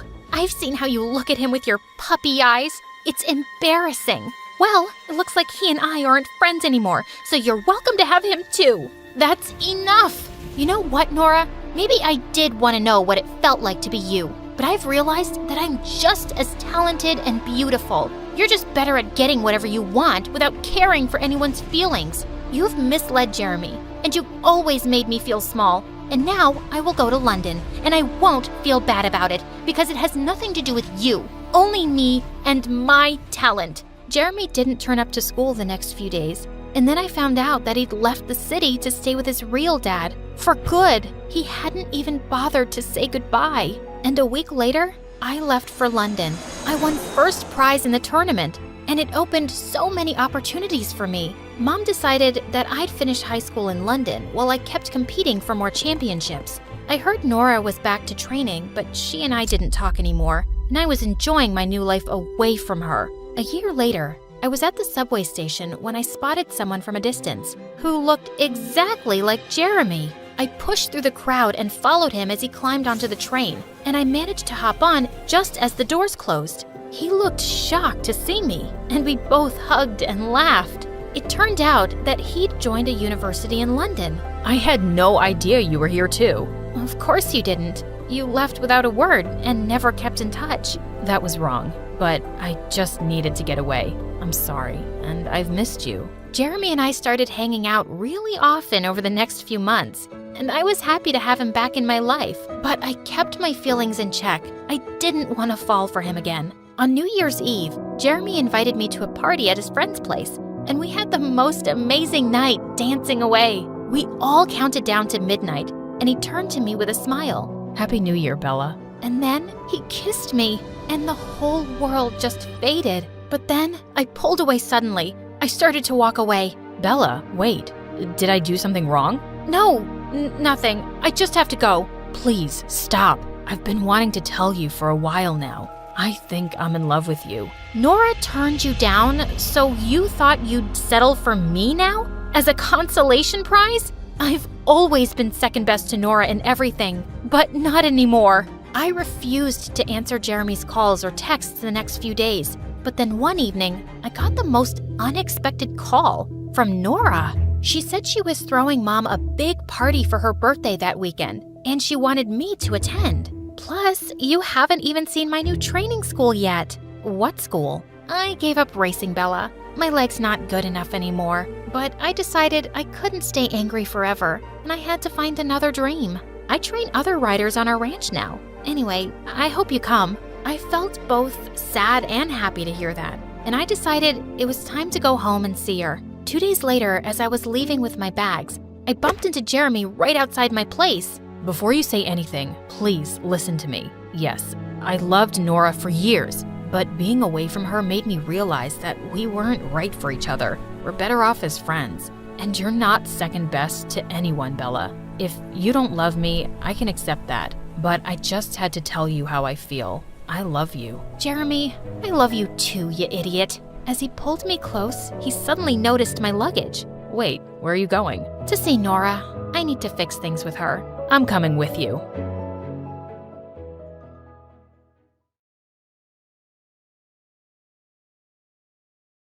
I hoped I looked confident because my insides felt like jello as the most popular girls sat opposite me at recess, their wolf-like stares fixed on me. Okay, so have you ever been to the super exclusive restaurant in Rome that only 1% of the world population knows about? Yes, who hasn't? I mean, other than the 99%. The poached snail pasta with volcano ashes, pretty good. But honestly, I've had better. So when did you watch the new movie Spider-Man Across the Spider-Verse? October last year. Obviously, I wasn't gonna watch it with the general public. Ew. Daddy got a private viewing arranged for me. And who's your daddy? We just got him back after he was kidnapped the 5th time for ransom, so I really can't share this information. You understand how it is, right? I totally get that, girl. Welcome to the gang, Sophia. Phew.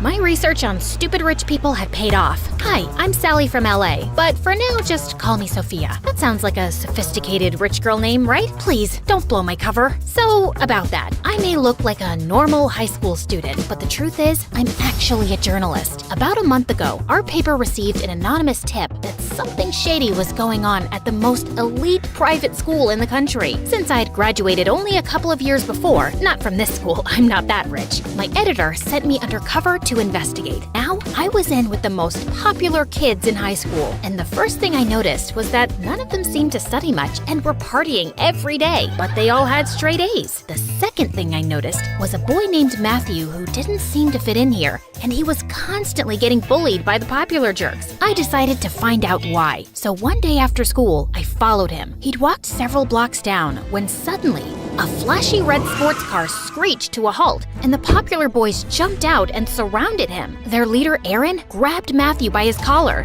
You know you have to do what we say, Pinocchio. You're our little puppet. Why are you being so difficult? I don't have to do anything anymore. I'm gonna expose all of you, even if it means getting expelled myself. And who's gonna believe you? They'll believe me when I show them proof. Yeah, this isn't a bluff, Aaron. What did you do, you little weasel? Just then, a policeman came around the corner and Aaron let Matthew go, but then snatched his backpack and threw it on the road. The boys all jumped into the car and sped away. As Matthew was picking up his things, I suddenly saw a bus approaching him at full speed, and he wasn't looking up. Without another thought, I raced toward him and pushed him out of the way. The bus driver pulled over to check on us, but Matthew wasn't moving. We called an ambulance, and I decided to wait at the hospital till his family arrived. And the doctor soon told me that Matthew had hit his head hard and he was in a coma. Gosh, so much for trying to save him. Matthew, please wake up and tell me what's going on with you and those jerks. Can you hear me? Hello? I shook him gently, flashed my phone light in his eyes, tried tickling his toes, but nothing. Then I gave him a passionate kiss on the lips. Nothing. Guess that doesn't work in real life. Just then, I turned around to see a couple who looked like Matthew's parents. They were distressed at Matthew's condition, but then, to my surprise, his mom turned around and hugged me. We received the full report of the accident, and you were really brave to jump in and save his life. The doctor's hopeful that Matthew will wake up once the swelling in his brain goes down. Matthew never mentioned you, but we're so glad to find out he has such a caring girlfriend. Girlfriend? Well, of course they thought that with my passionate kissing. I was about to correct them when suddenly I had an idea. Oh, yeah. Matthew's a great boyfriend. Lovely man. I mean boy. Such a weird age. Is he a man? Is he a boy? Who knows? He's a great guy. And before I knew it, I'd received an invitation to dinner at their place the next day. I walked away feeling conflicted. Yes, I was lying to these very nice people about being their comatose son's girlfriend, which was wrong, but Matthew knew something about the popular kids, and I had to find out what it was. The next day at school, I caught Aaron and the other jerks laughing about the accident. Good thing the Matthew situation got taken care of itself. What are you guys talking about? Why do we care about this Matthew loser? Oh, Sophia, you're cute, but you're too new for us to let you in on our secrets. You have to earn our trust, you know? Okay, and how do I do that? I'm pretty sure Matthew was bluffing, but he claims he has some dirt on us. Maybe a video? You think you can find out if he has any such thing and get it for me? That should be easy. I can totally go to Matthew's place pretending to be his sad girlfriend, and I'll look through his things. If there's anything to find, I'll find it. I like your confidence, Sophia. Maybe you can come by my place one of these days and see a slideshow of my abs. Chicks dig that stuff. I gave him a forced smile as I tried not to barf. Later that evening, I arrived early at Matthew's place for dinner, and it was obvious that they weren't rich at all. His parents welcomed me in, and while they were still preparing dinner, I slipped upstairs. I walked through the first door to see tons of sports trophies displayed on the shelves and a guitar on the wall. Clearly, I wasn't in Matthew's room. Just then, I spotted a photo frame with a picture of him next to a hunk who looked a few years older. Mamma mia, who are you? That would be me, Matthew's brother Cody. I turned around in shock to see the hunk standing behind me. He just stepped out of the bathroom, wearing nothing but a towel. Are you staring at my abs? I'm guessing you're my brother's girlfriend who my parents invited for dinner. What? I wasn't staring. How dare you accuse me of something so disgusting? I'm just so traumatized by what's happened to Matthew, and he used to talk about you so much. And now seeing you in person without Matthew here, this is all just very hard for me. Look, I'm sorry. I just threw the photo frame aside and ran out of there. Gosh, this was gonna be one awkward evening. Cody joined us soon and was being extra nice to me all through dinner, and his parents started asking me how Matthew and I'd met. It's actually a crazy story. So, you know that big park next to our school? I was feeding the ducks there one afternoon, and when I ran out of bread, they suddenly became these vicious creatures that started jumping out of the lake to attack me. So I was running as fast as I could when suddenly I tripped. I saw my life flash before my eyes, and then out of nowhere, this boy jumps in and starts howling at the ducks like a wolf. The ducks ran away like scared chickens, and my hero turned out to be Matthew. It's actually a true story, guys. I didn't just pull it out of my butt. That's how I met my first boyfriend. He's in a mental asylum now. Wow, that's amazing. It doesn't sound anything like our Matthew, though. He's terrified of birds. Also, dogs, cats, squirrels, butterflies, water, heights, sunflowers, grapes. Right, of course, I found out later he's a scaredy cat, which made the duck thing even more special. He overcame his fears to save me. His parents smiled at me warmly. I'm sure you already know this, but Matthew's a genius. It was his dream to get into that school on scholarship, but ever since he's gone there, he's been so different. Closed off, moody, even angry. We're really happy to know at least he had you to talk to. I felt quite bad for being a big fat liar as I left that evening, and I was no closer to finding the truth. Well, at least now I knew which bedroom was Matthew's. So the next night, I decided to sneak into his room when everyone was asleep. I managed to climb up the wall and was halfway through the window when my butt got stuck. Oh God, when did my butt get so big? Probably eating all those French pastries at lunch. Why do they serve such stupid stuff in school? Oh, you know what they say. Ouch! A moment in the mouth, forever on the butt, or something like that. I finally managed to get through and fell on the ground with a thud, and I quickly crawled under the bed. Seconds later, Cody walked in. Gosh, even his feet were pretty, and he was swinging a baseball bat. Anyone there? I'm warning you, I'm armed. I lay there silently and watched him leave. I sighed in relief and turned around and suddenly felt someone pulling me out by my shirt. Sophia, what on earth are you doing here? I stared up at him, my mind racing. Just then, I spotted a pair of Matthew's shoes under the bed and grabbed them. Oh, I just came here because I miss Matthew so much. I was just sniffing his shoes. The smell of his feet makes me feel like he's still with me. He hasn't died, Sophia. You know what? I think you're lying about something. What are you actually doing here? I just had to tell him the truth. Well, the partial truth. Okay, so I didn't tell you before, but Matthew started shutting me out too lately. I've seen the popular kids in school talking to him a few times, but he'd never tell me what it was about. And right before his accident, I heard Matthew telling them that he was going to expose them all.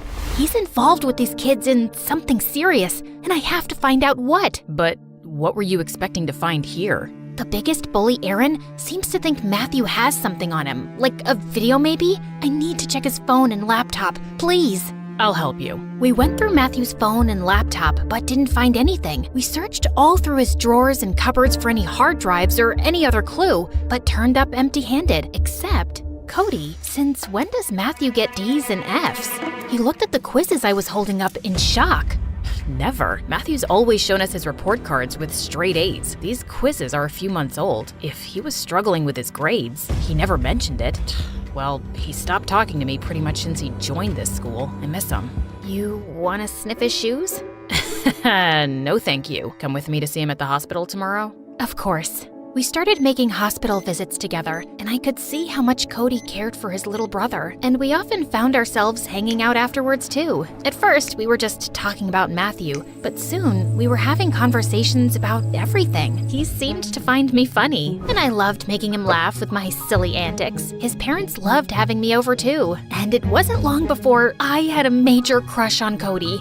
I mean, literally, it took me a week. Well, actually, a second when I saw him in that towel. But of course, I couldn't say anything because I'm a professional, an undercover journalist, and most importantly, his brother's fake girlfriend. Meanwhile at school, I reassured Aaron that I'd looked through everything Matthew owned, and he didn't have anything on Aaron and his friends. So, you want to tell me now what this is all about? I want you to trust me, Aaron. I think I can. I noticed you got C's and D's on your quizzes lately. Yeah, I've been kind of busy snooping around Matthew's house lately, so haven't been studying much. And this school's tough. Well, you know that giant chemistry quiz coming up on Monday? You're gonna ace it. And then he pulled out some papers from his locker and handed them to me. The quiz with the answer key. Thank me later by going out with me, babe. He winked and walked off as I stood there in shock, then quickly stuffed the quiz in my bag. Aaron and his group were stealing exams from the teacher's room, and Matthew was involved in this too? And when I told Cody later that day in the hospital, he was stunned. Matthew? Cheating? Stealing exams? It can't be. He wouldn't. He's always been such a good kid. But he was getting bad grades and hiding them. And then something changed, right? And we know he's involved with these kids. He said he'd expose them, even if it meant getting expelled himself. I can hardly believe it. What have you been up to, Matthew? Just wake up and tell me. I put my hand on Cody's to comfort him, and the way he looked up at me made my heart race. Then he quickly pulled his hand away. Sophia, you're my brother's girl. Just then, the door burst open, and a short, curly-haired girl ran in, pushed me aside, and threw herself on Matthew. Oh my God, I came as soon as I heard. Come on, Maddie, I'm here now. Wake up. And then she planted a big kiss on his lips. Why is True Love's kiss not working? Maybe I should slap him hard. Hold up, who are you? I'm his girlfriend, Penny. Matt and I have been together for 2 years, since his old school. But I'd been away with my family for a month on this camping trip where we had no signals, and I hadn't talked to Matt in weeks. When I returned, a friend told me he was in a coma. You're Cody, right? Oh, my brother-in-law, I'm here for you. What are you talking about? That's his girlfriend. Sophia, why aren't you saying anything? I'm just speechless. What? I'm his girlfriend, his one and only. Where did this witch come from? Matthew saved me from the ducks. Oh God, he's playing us both. He's a two-timer. I'm such a terrible person. Ain't no way I'm giving up my man to some Gucci-wearing hoity-toity tree trunk. You and me, outside, now! I had no idea what to do. I couldn't expose all my lies, so I had to go fight this girl for my boyfriend. A crowd gathered outside the hospital to watch our cat fight. Ugh, I was really in it now. You want a piece of me, shorty? What you got in that nest on your head? Wow, your trash talk is pathetic. My mama can do better than that, Godzilla. Then she attacked me, and she was crazy. She knew frickin' kung fu. She kicked me in the stomach, punched me in the eye, pulled my hair, and bit my leg. She might have killed me if Cody hadn't intervened. And then she stormed off back to Matthew. Sophia, are you okay? Let's have a doctor take a look. No, I'm fine. I'll maybe get an ice pack for my throbbing eye. We sat on the bench outside as Cody held the ice pack to my face. I feel like I don't even know who my brother is anymore. Stealing exams? Having 2 girlfriends? Tell me about it. I'm really sorry, Sophia. Matthew doesn't deserve 2 beautiful girls fighting over him. You think I'm beautiful? Well, yeah, if it helps. More than Penny. It helps. Cody was just sitting so close to me, and he looked irresistible, and I found myself leaning forward and kissing him. He kissed me back, then suddenly jumped.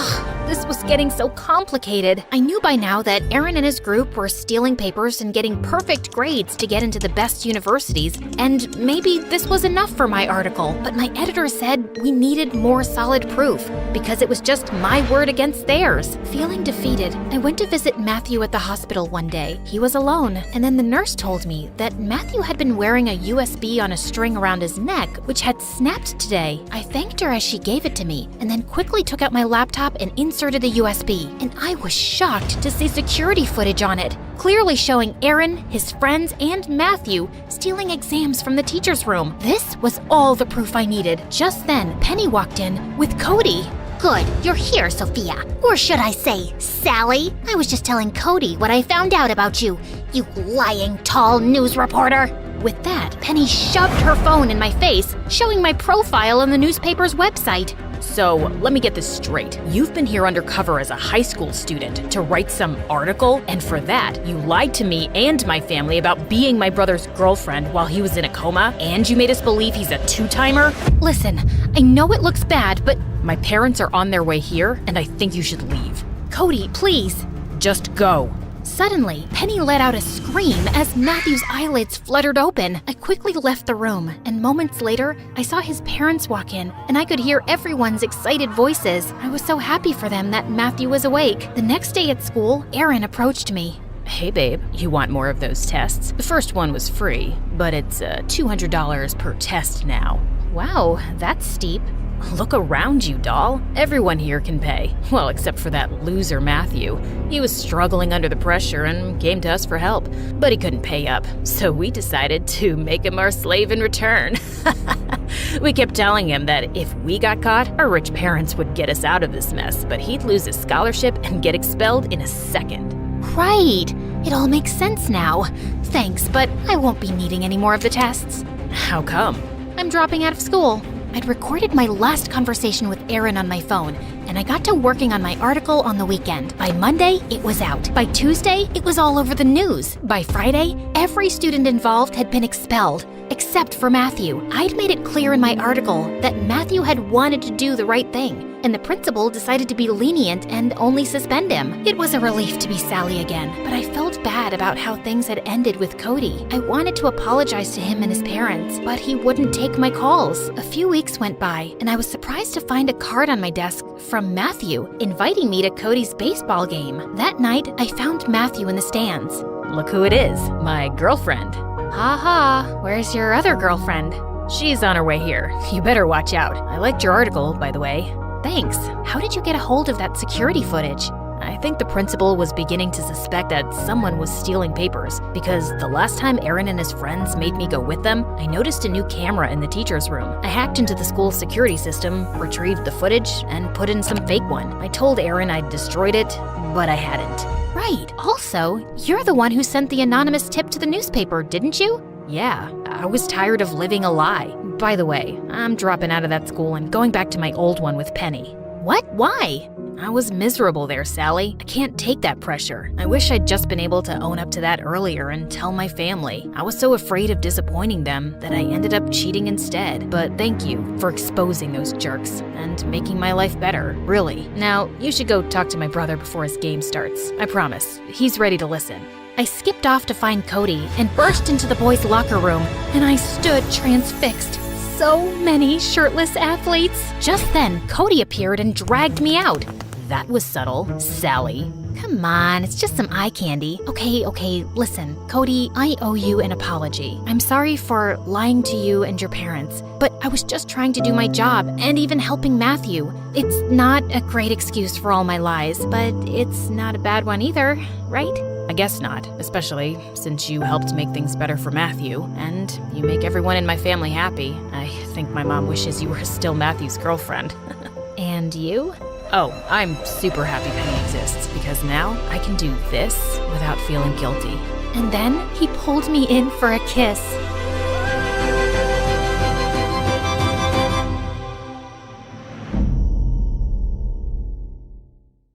I whispered to myself as I scaled the wall. Just a few more feet. My dad would kill me if he knew what I was up to tonight. I know you're thinking I'm some kind of cat burglar, but it's not that bad. Oh, hi there, Daddy. We need to talk about your behavior, Jessica. I was just out studying with some friends and didn't want to wake you up. I've had it with your made-up stories. I know you've been sneaking off and meeting Armand. Ever since you started dating him, you've been out of control. You need some supervision. I started to laugh at him. It didn't work when I was a kid, and it's not going to work now. My father just looked at me and slammed the door so hard that a picture fell off the wall and broke. The next day, I slept in super late. Oh, it's already 1 p.m. I need to get ready. What the? The shocked boy looked at me with surprise in his eyes. Are you supposed to be Jessica? How old are you? I pushed him down with all my might and ran down the stairs to my dad's office, screaming for help the entire way. The boy chased me all the way.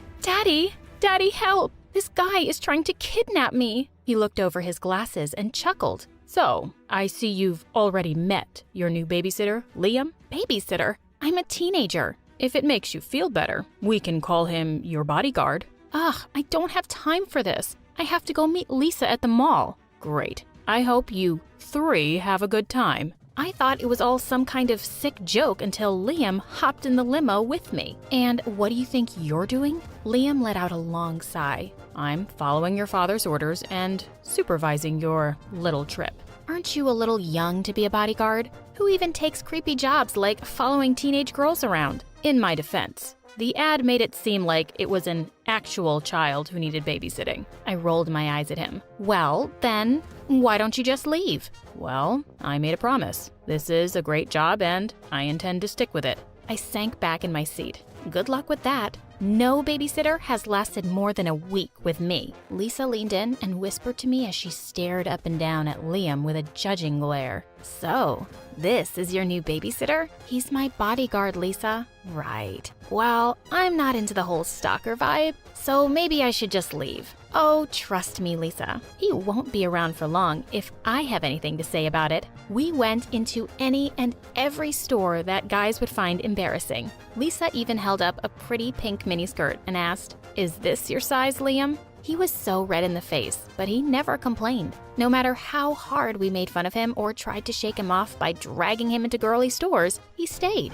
Lisa pulled me in tight and whispered, "I have an idea." "Oh, Liam, we need to make a detour." We rushed to the bathroom, but stopped Liam right outside the entrance. No boys allowed, Liam. He said he would wait for us outside. Well, he's gonna be waiting a long time. As soon as we made it to the bathroom, we crawled through one of the windows and ran across the street to our favorite cafe. We were there for maybe 10 minutes sipping on smoothies when an announcement made Lisa spit it all over me. We'd like to report a missing child. Jessica went missing from the mall across the street. If found, please bring her to the help desk so we can reunite her with her guardian. The announcement went on to describe my appearance and outfit. People started to stare and point at me. Isn't she a little old to have a babysitter? Wow, something must be wrong with her. I'd be so embarrassed if I were her. Maybe we should go walk her to her babysitter? I ran out of there so fast to avoid any more humiliation. I went right up to the help desk where Liam was standing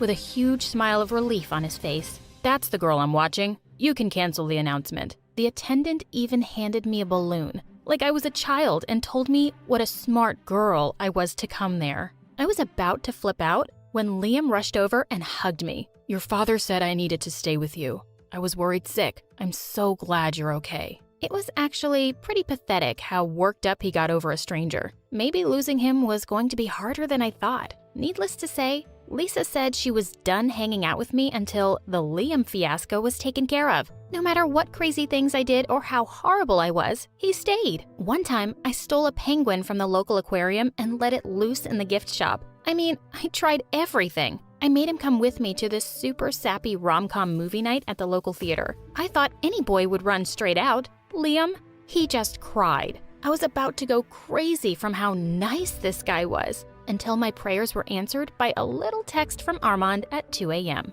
I figured everyone was sleeping, so I scaled down the house again when I heard something rustling in the bushes. "Where do you think you're going?" "Don't you sleep?" "It's my job to watch you." An idea crept over me. Your job is to watch me, not stop me from going places. Why don't you just come with me? "I don't know what your father would say about that." "Please." I begged, and he agreed. What a sucker. I told Armand that Liam had to go. I just meant I wanted him scared off or something. Even I had to admit that what we ended up doing was pretty cruel. We went to a 24-hour diner and ordered a bunch of food. Liam insisted that he just wanted the free water and wasn't hungry. When the time came to pay the bill, Armand and I ran away as fast as we could. We were laughing so hard. Our little outing cost Liam over $100. Armand and I were hanging out in the woods when the diner owners spotted us. They yelled at us to come back and pay for our food or join your friend with the dishes. Armand pushed me toward the owners.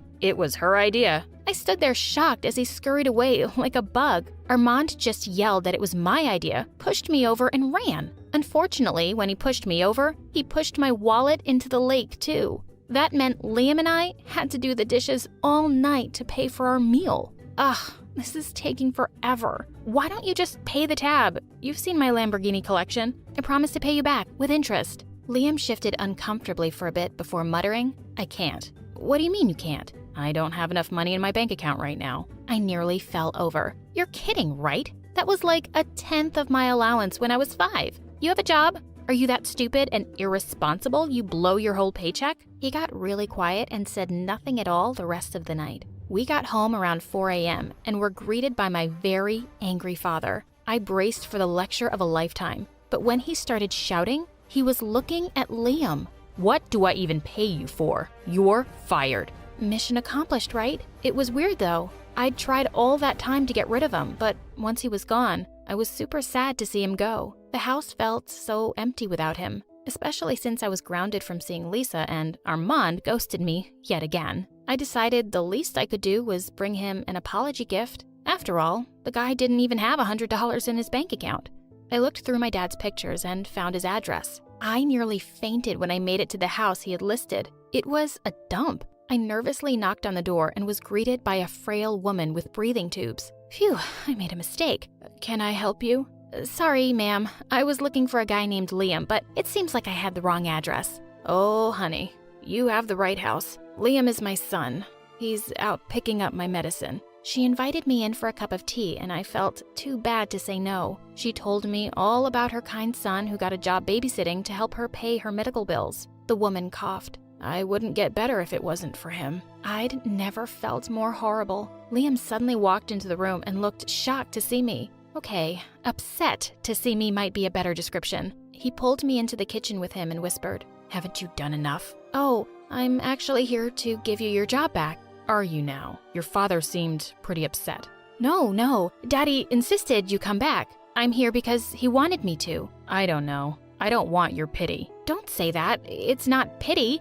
You need this job and I need you. Please come back." Liam heard his mom coughing in the other room and did something unexpected. He pulled me in for a hug and my face turned scarlet red. "Thank you, Jessica. Truly." I felt so awkward and said, "I don't know what you mean. My dad made me come." Of course it was a lie, but I didn't want to give him any wrong ideas. I just felt bad for him, right? Now, on to the next part of my mission. Convincing my dad to rehire him. That was actually easier than expected. "Daddy, please, Just give Liam one more chance.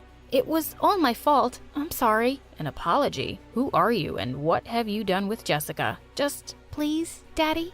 Fine. You get one more chance, but only because I think this boy is a good influence on you. I rolled my eyes and left. Liam owes me big time. Now that I knew about Liam's personal life, I couldn't help but like him a little more. In a sad puppy kind of way. My heart started to flutter every time I saw him sipping his coffee in the morning. Every time I caught him staring, I couldn't help but blush. I wasn't being very good at hiding my girlish stares, though. This one time, I was watching Liam carry in some packages and Lisa snapped at me. Earth to Jessica. You can't seriously be pining over that guy. Don't you have your super hot dream boyfriend already? I don't know. Do I?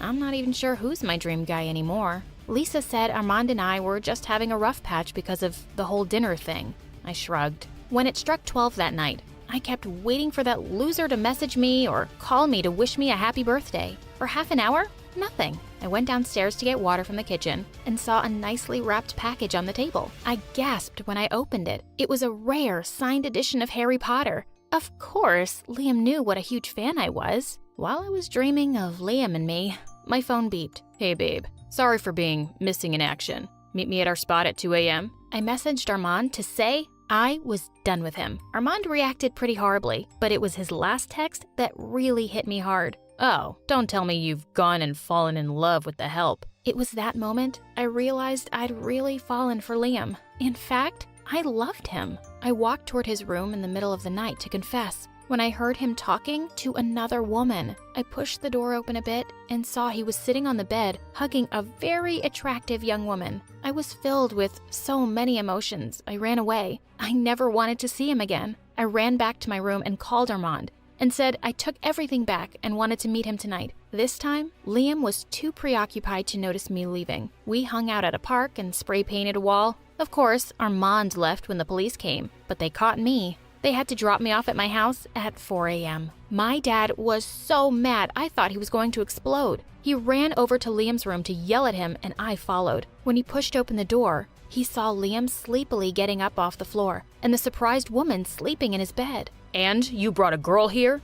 You are fired. Don't count on getting your last paycheck. I stood there as the young girl screamed, "What are we gonna do about Mom?" before crying and running out. "Oh, does your girlfriend have a sick mom too?" Girlfriend? That's my sister. Our mom is in the hospital right now and she didn't want to stay at home alone. My heart sank. I had jumped to conclusions and possibly ruined everything. Before I could say anything, he ran after his sister. I hesitated a moment and then followed him out the door. He was out of breath, standing on my lawn looking around. I'm really sorry. It's not your fault. It was my job to watch you and I shouldn't have snuck a guest in. If you tell my father it was your sister and not a girlfriend, he'll understand. Why do you all assume I'd have a girlfriend? After how close we got, you really think I would want to be with anyone else? What do you mean? I think I love you. Liam, I think we locked eyes for a moment when an irritating voice ruined the moment. Hey babe, sorry about ditching you again with the police, but this time I came to apologize in person. Armand looked at Liam and me skeptically. Sorry, am I interrupting something? No, you're not. I was just leaving, forever. Wait, Liam. Stop. You don't have to feel bad for me. It was stupid of me to think someone like you could ever like a loser like me. He ran off crying before I could stop him. Wow, what a pathetic guy. Armand leaned in for a kiss when I slapped him. The only pathetic person here is me for sticking around with someone like you for this long. Babe, is this about the cops? I said I was sorry. He continued to apologize as I went into my house and slammed the door behind me. I ran up to my room and texted Liam to say we had to talk. I hoped Liam would show up the next day to work something out, but he didn't. I stood by my phone anxiously waiting for a response. When my phone started buzzing, I excitedly picked up. I knew you'd answer, babe. Great. I don't want to talk to you. Just hear me out, babe. When you love someone, you need to swallow your pride and go to them. Do you get what I'm saying? Actually, Armand, I think I do. Great. So that means you'll come and meet me tonight? Not in a million years. I hung up, hopped in my limo, and told the driver to take me to Liam. When I knocked on the door, he answered this time in total shock. I told you, I don't need your pity. My family is fine. Before he could say another word, I interrupted him. Liam, would you be my boyfriend? What?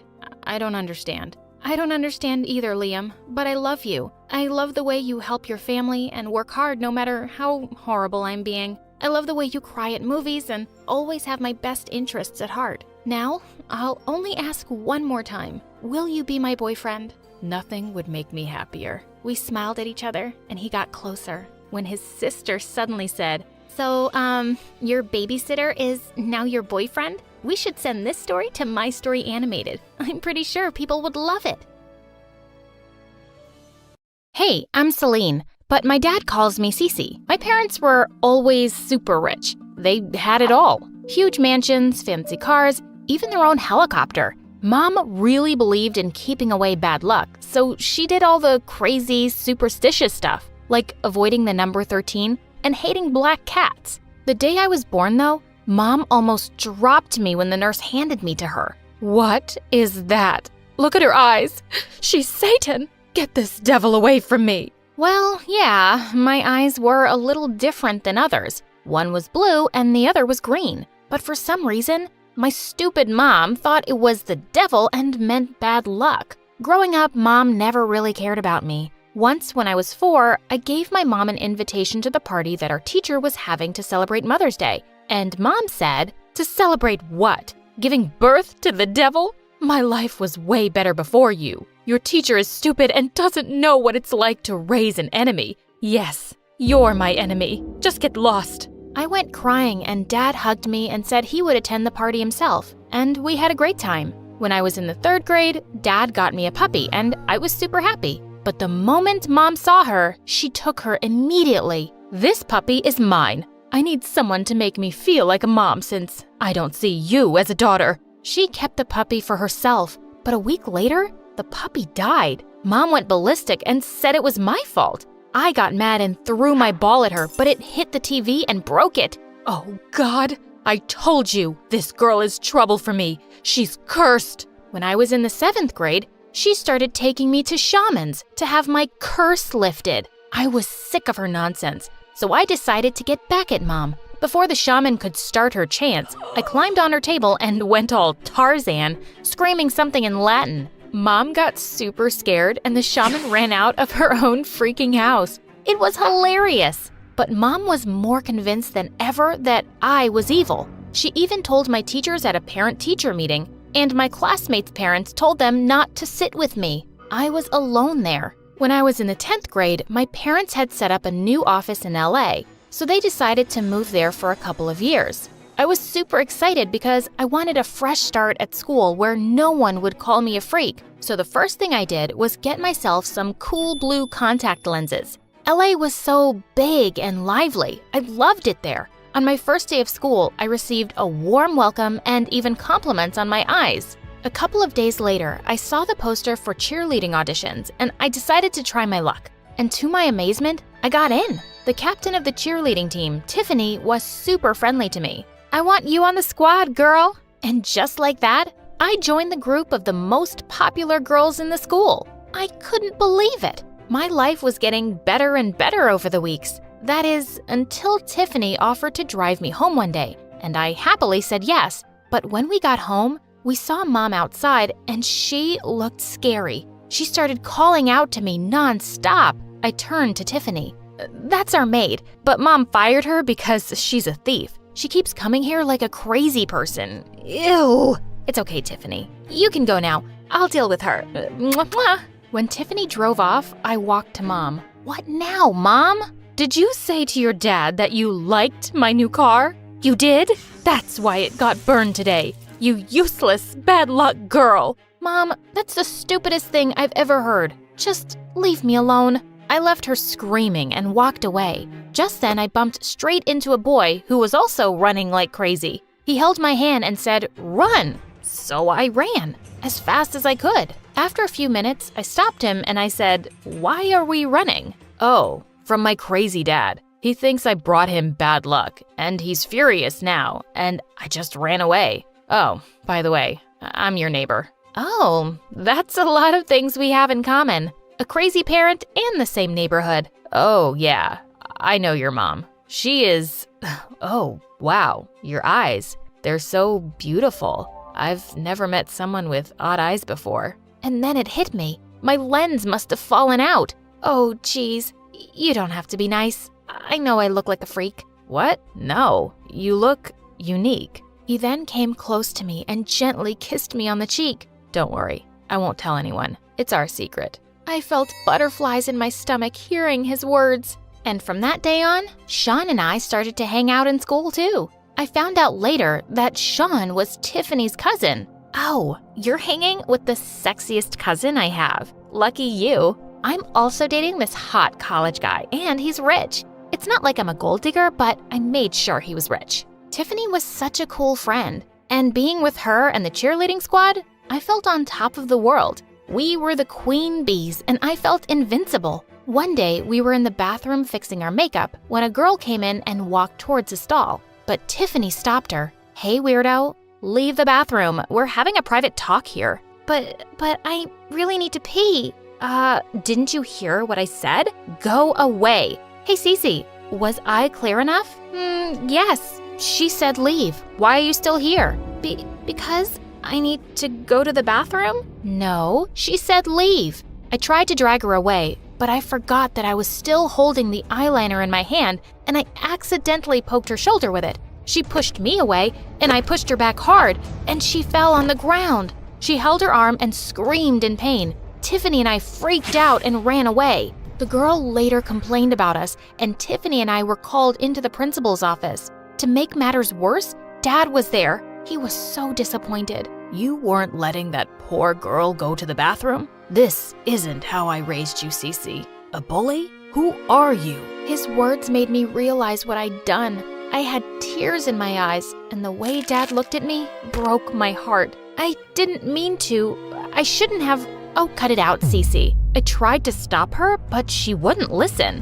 What? Oh my God, you started it, you lying jerk. All of a sudden, Tiffany pounced on me and pulled hard at my hair. She was suspended for a week and then removed from the cheerleading squad. I felt guilty and went to the girl to apologize. Luckily, she forgave me. A few days later, we were invited to the school quarterback Ashton's birthday party, and Sean and I danced like crazy. Feeling sweaty, I went to the bathroom to wash my face, and just as I looked up in the mirror, Tiffany came and shoved my face in the sink. You two-faced witch. I screamed and pushed her away, making her fall on her butt. Are you crazy or what? But when I turned, I noticed she was looking at me like I had a pair of horns on my head. OMG, so this is what they were talking about. You hit it well. While I was suspended, I dug up information on your previous school and talked to some people. Turns out you were quite popular for being bad luck. OMG, my lens,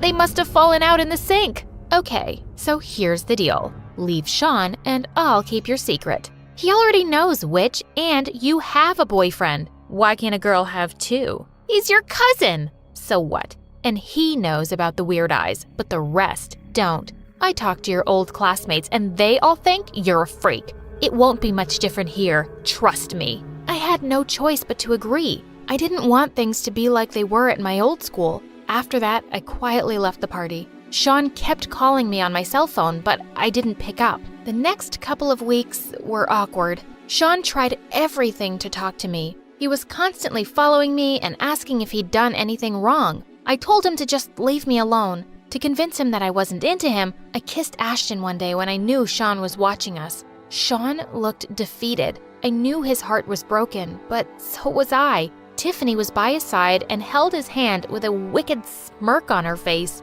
I hated her. The very next day, I was sitting in the cafeteria when Tiffany suddenly came and knocked my sandwich out of my hand and then squished it with her foot. I just heard. You were made head of the cheerleading team. I think you should turn down the position. Don't you agree? 'Cause otherwise, you know what happens. OMG! Now she was blackmailing me to leave the squad? That was it. I was done with that bully. I stood up and shoved her away. What will you do if I don't? Tell everyone my secret? Wait, let me help you. And then I climbed onto the cafeteria table. May I have your attention, please? I want to tell something about myself that I've been hiding from all of you. And then I removed my blue lens and threw them at Tiffany. Yup, I've got odd eyes. I'm freaky. Want to come and take a closer look? Go ahead. But the reaction from my schoolmates was not what I expected at all. OMG, I always wanted to see someone with odd eyes.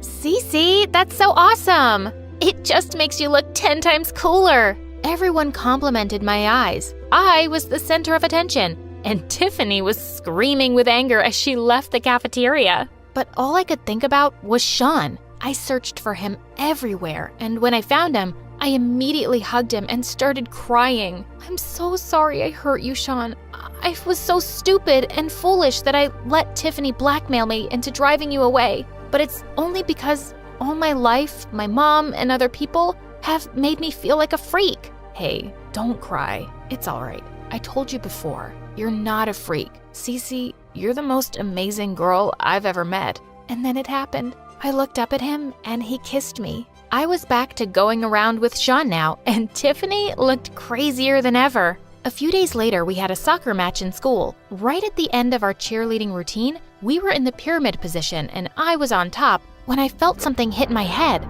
I lost my balance and was about to hit the ground, but the other cheerleaders caught me just in time, and they started screaming. OMG, it was Tiffany! Yeah, I saw her throwing a stone. She's a psycho! I knew Tiffany hated me, but this was next level psycho. Like a raging bull, I charged towards Tiffany and we both fell on the ground. You witch, why can't you just leave me alone? Leave you alone? Oh, I will destroy you, Cece. You became the cheerleading captain and you got Sean? No.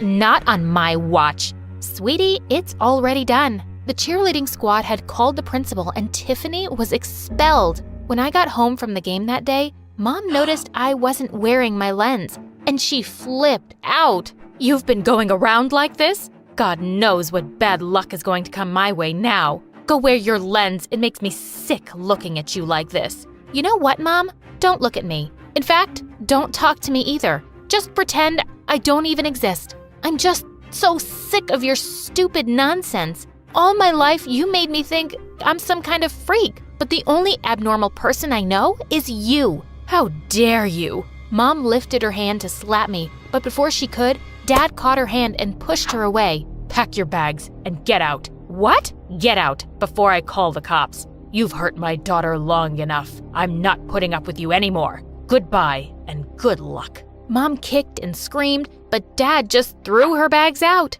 Then Dad hugged me. I love you, Cece, and I'm so proud of you. I love you too, Dad. And since then, our lives have been so much better.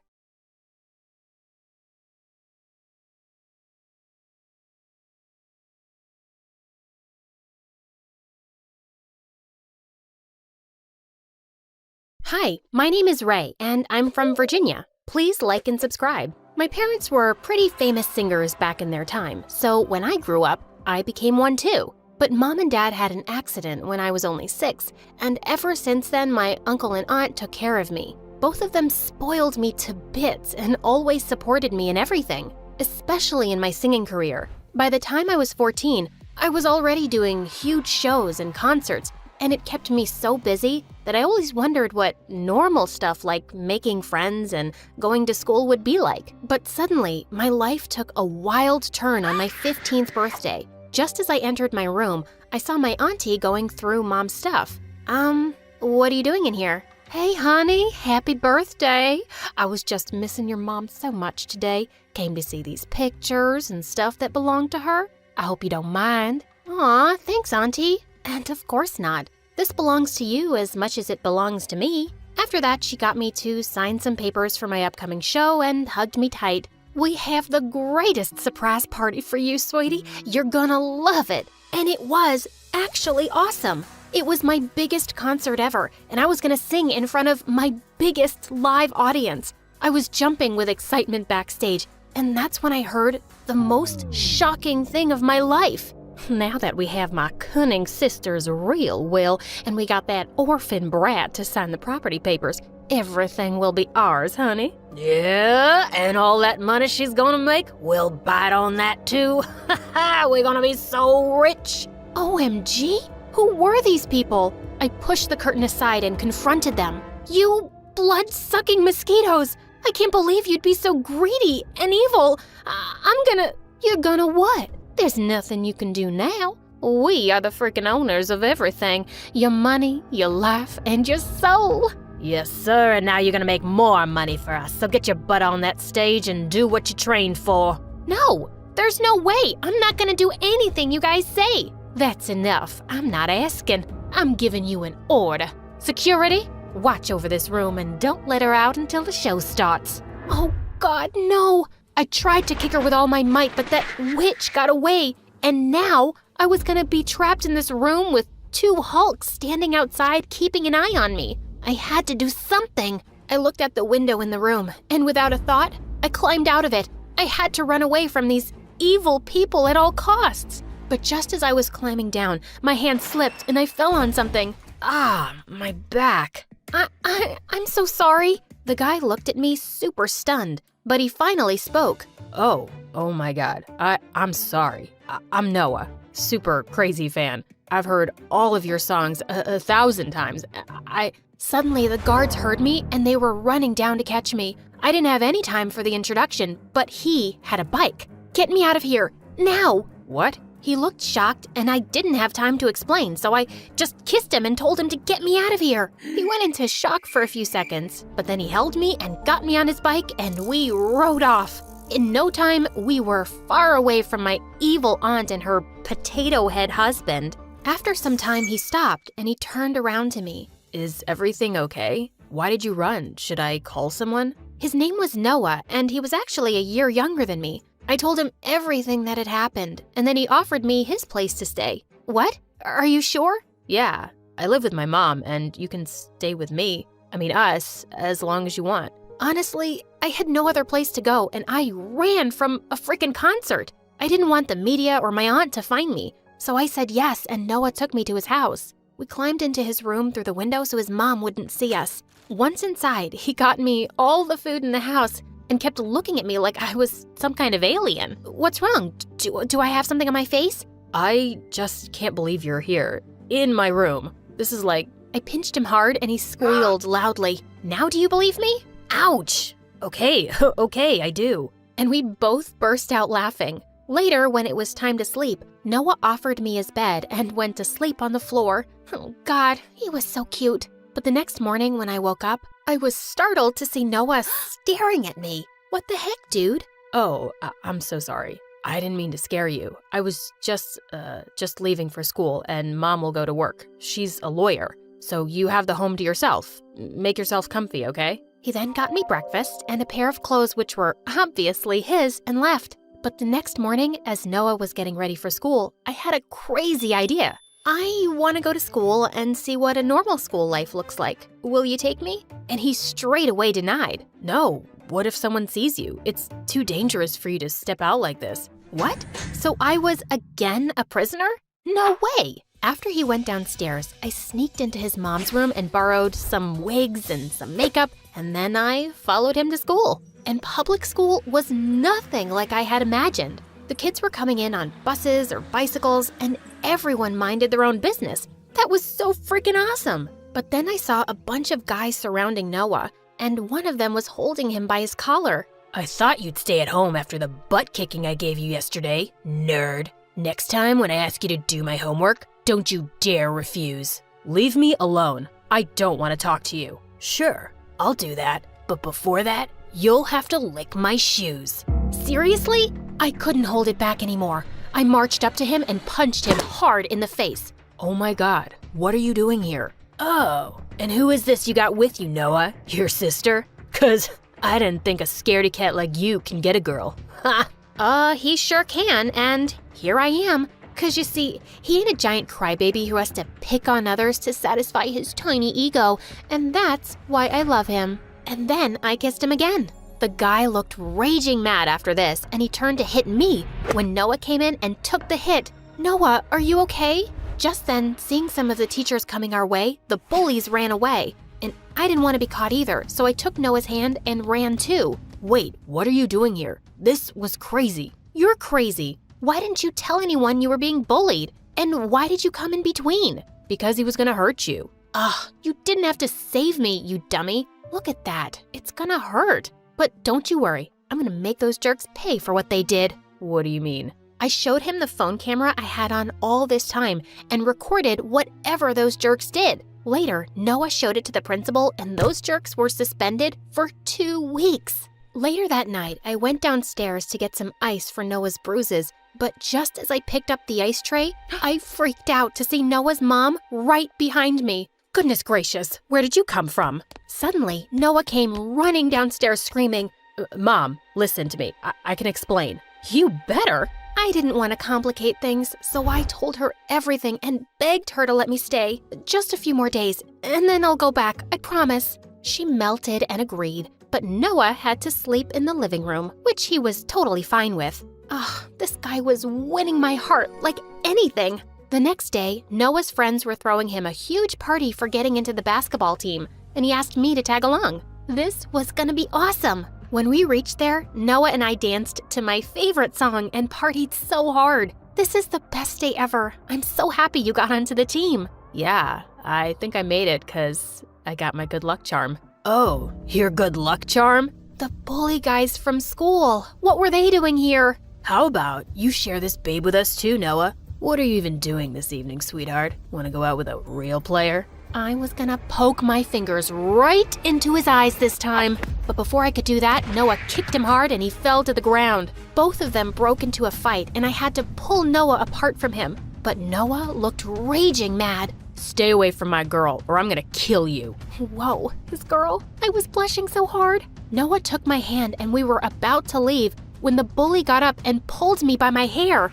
My wig! It came off and everyone gasped as they saw me. Ray! It's Ray, the music superstar! Within seconds, everyone had their phones up and were taking pictures of me. Oh, shoot. Noah put his hoodie over me and rushed me out of there, but I was terrified now. My aunt was gonna know about me. As soon as we reached home, I hugged him tight. I don't want to go. I can't, Noah.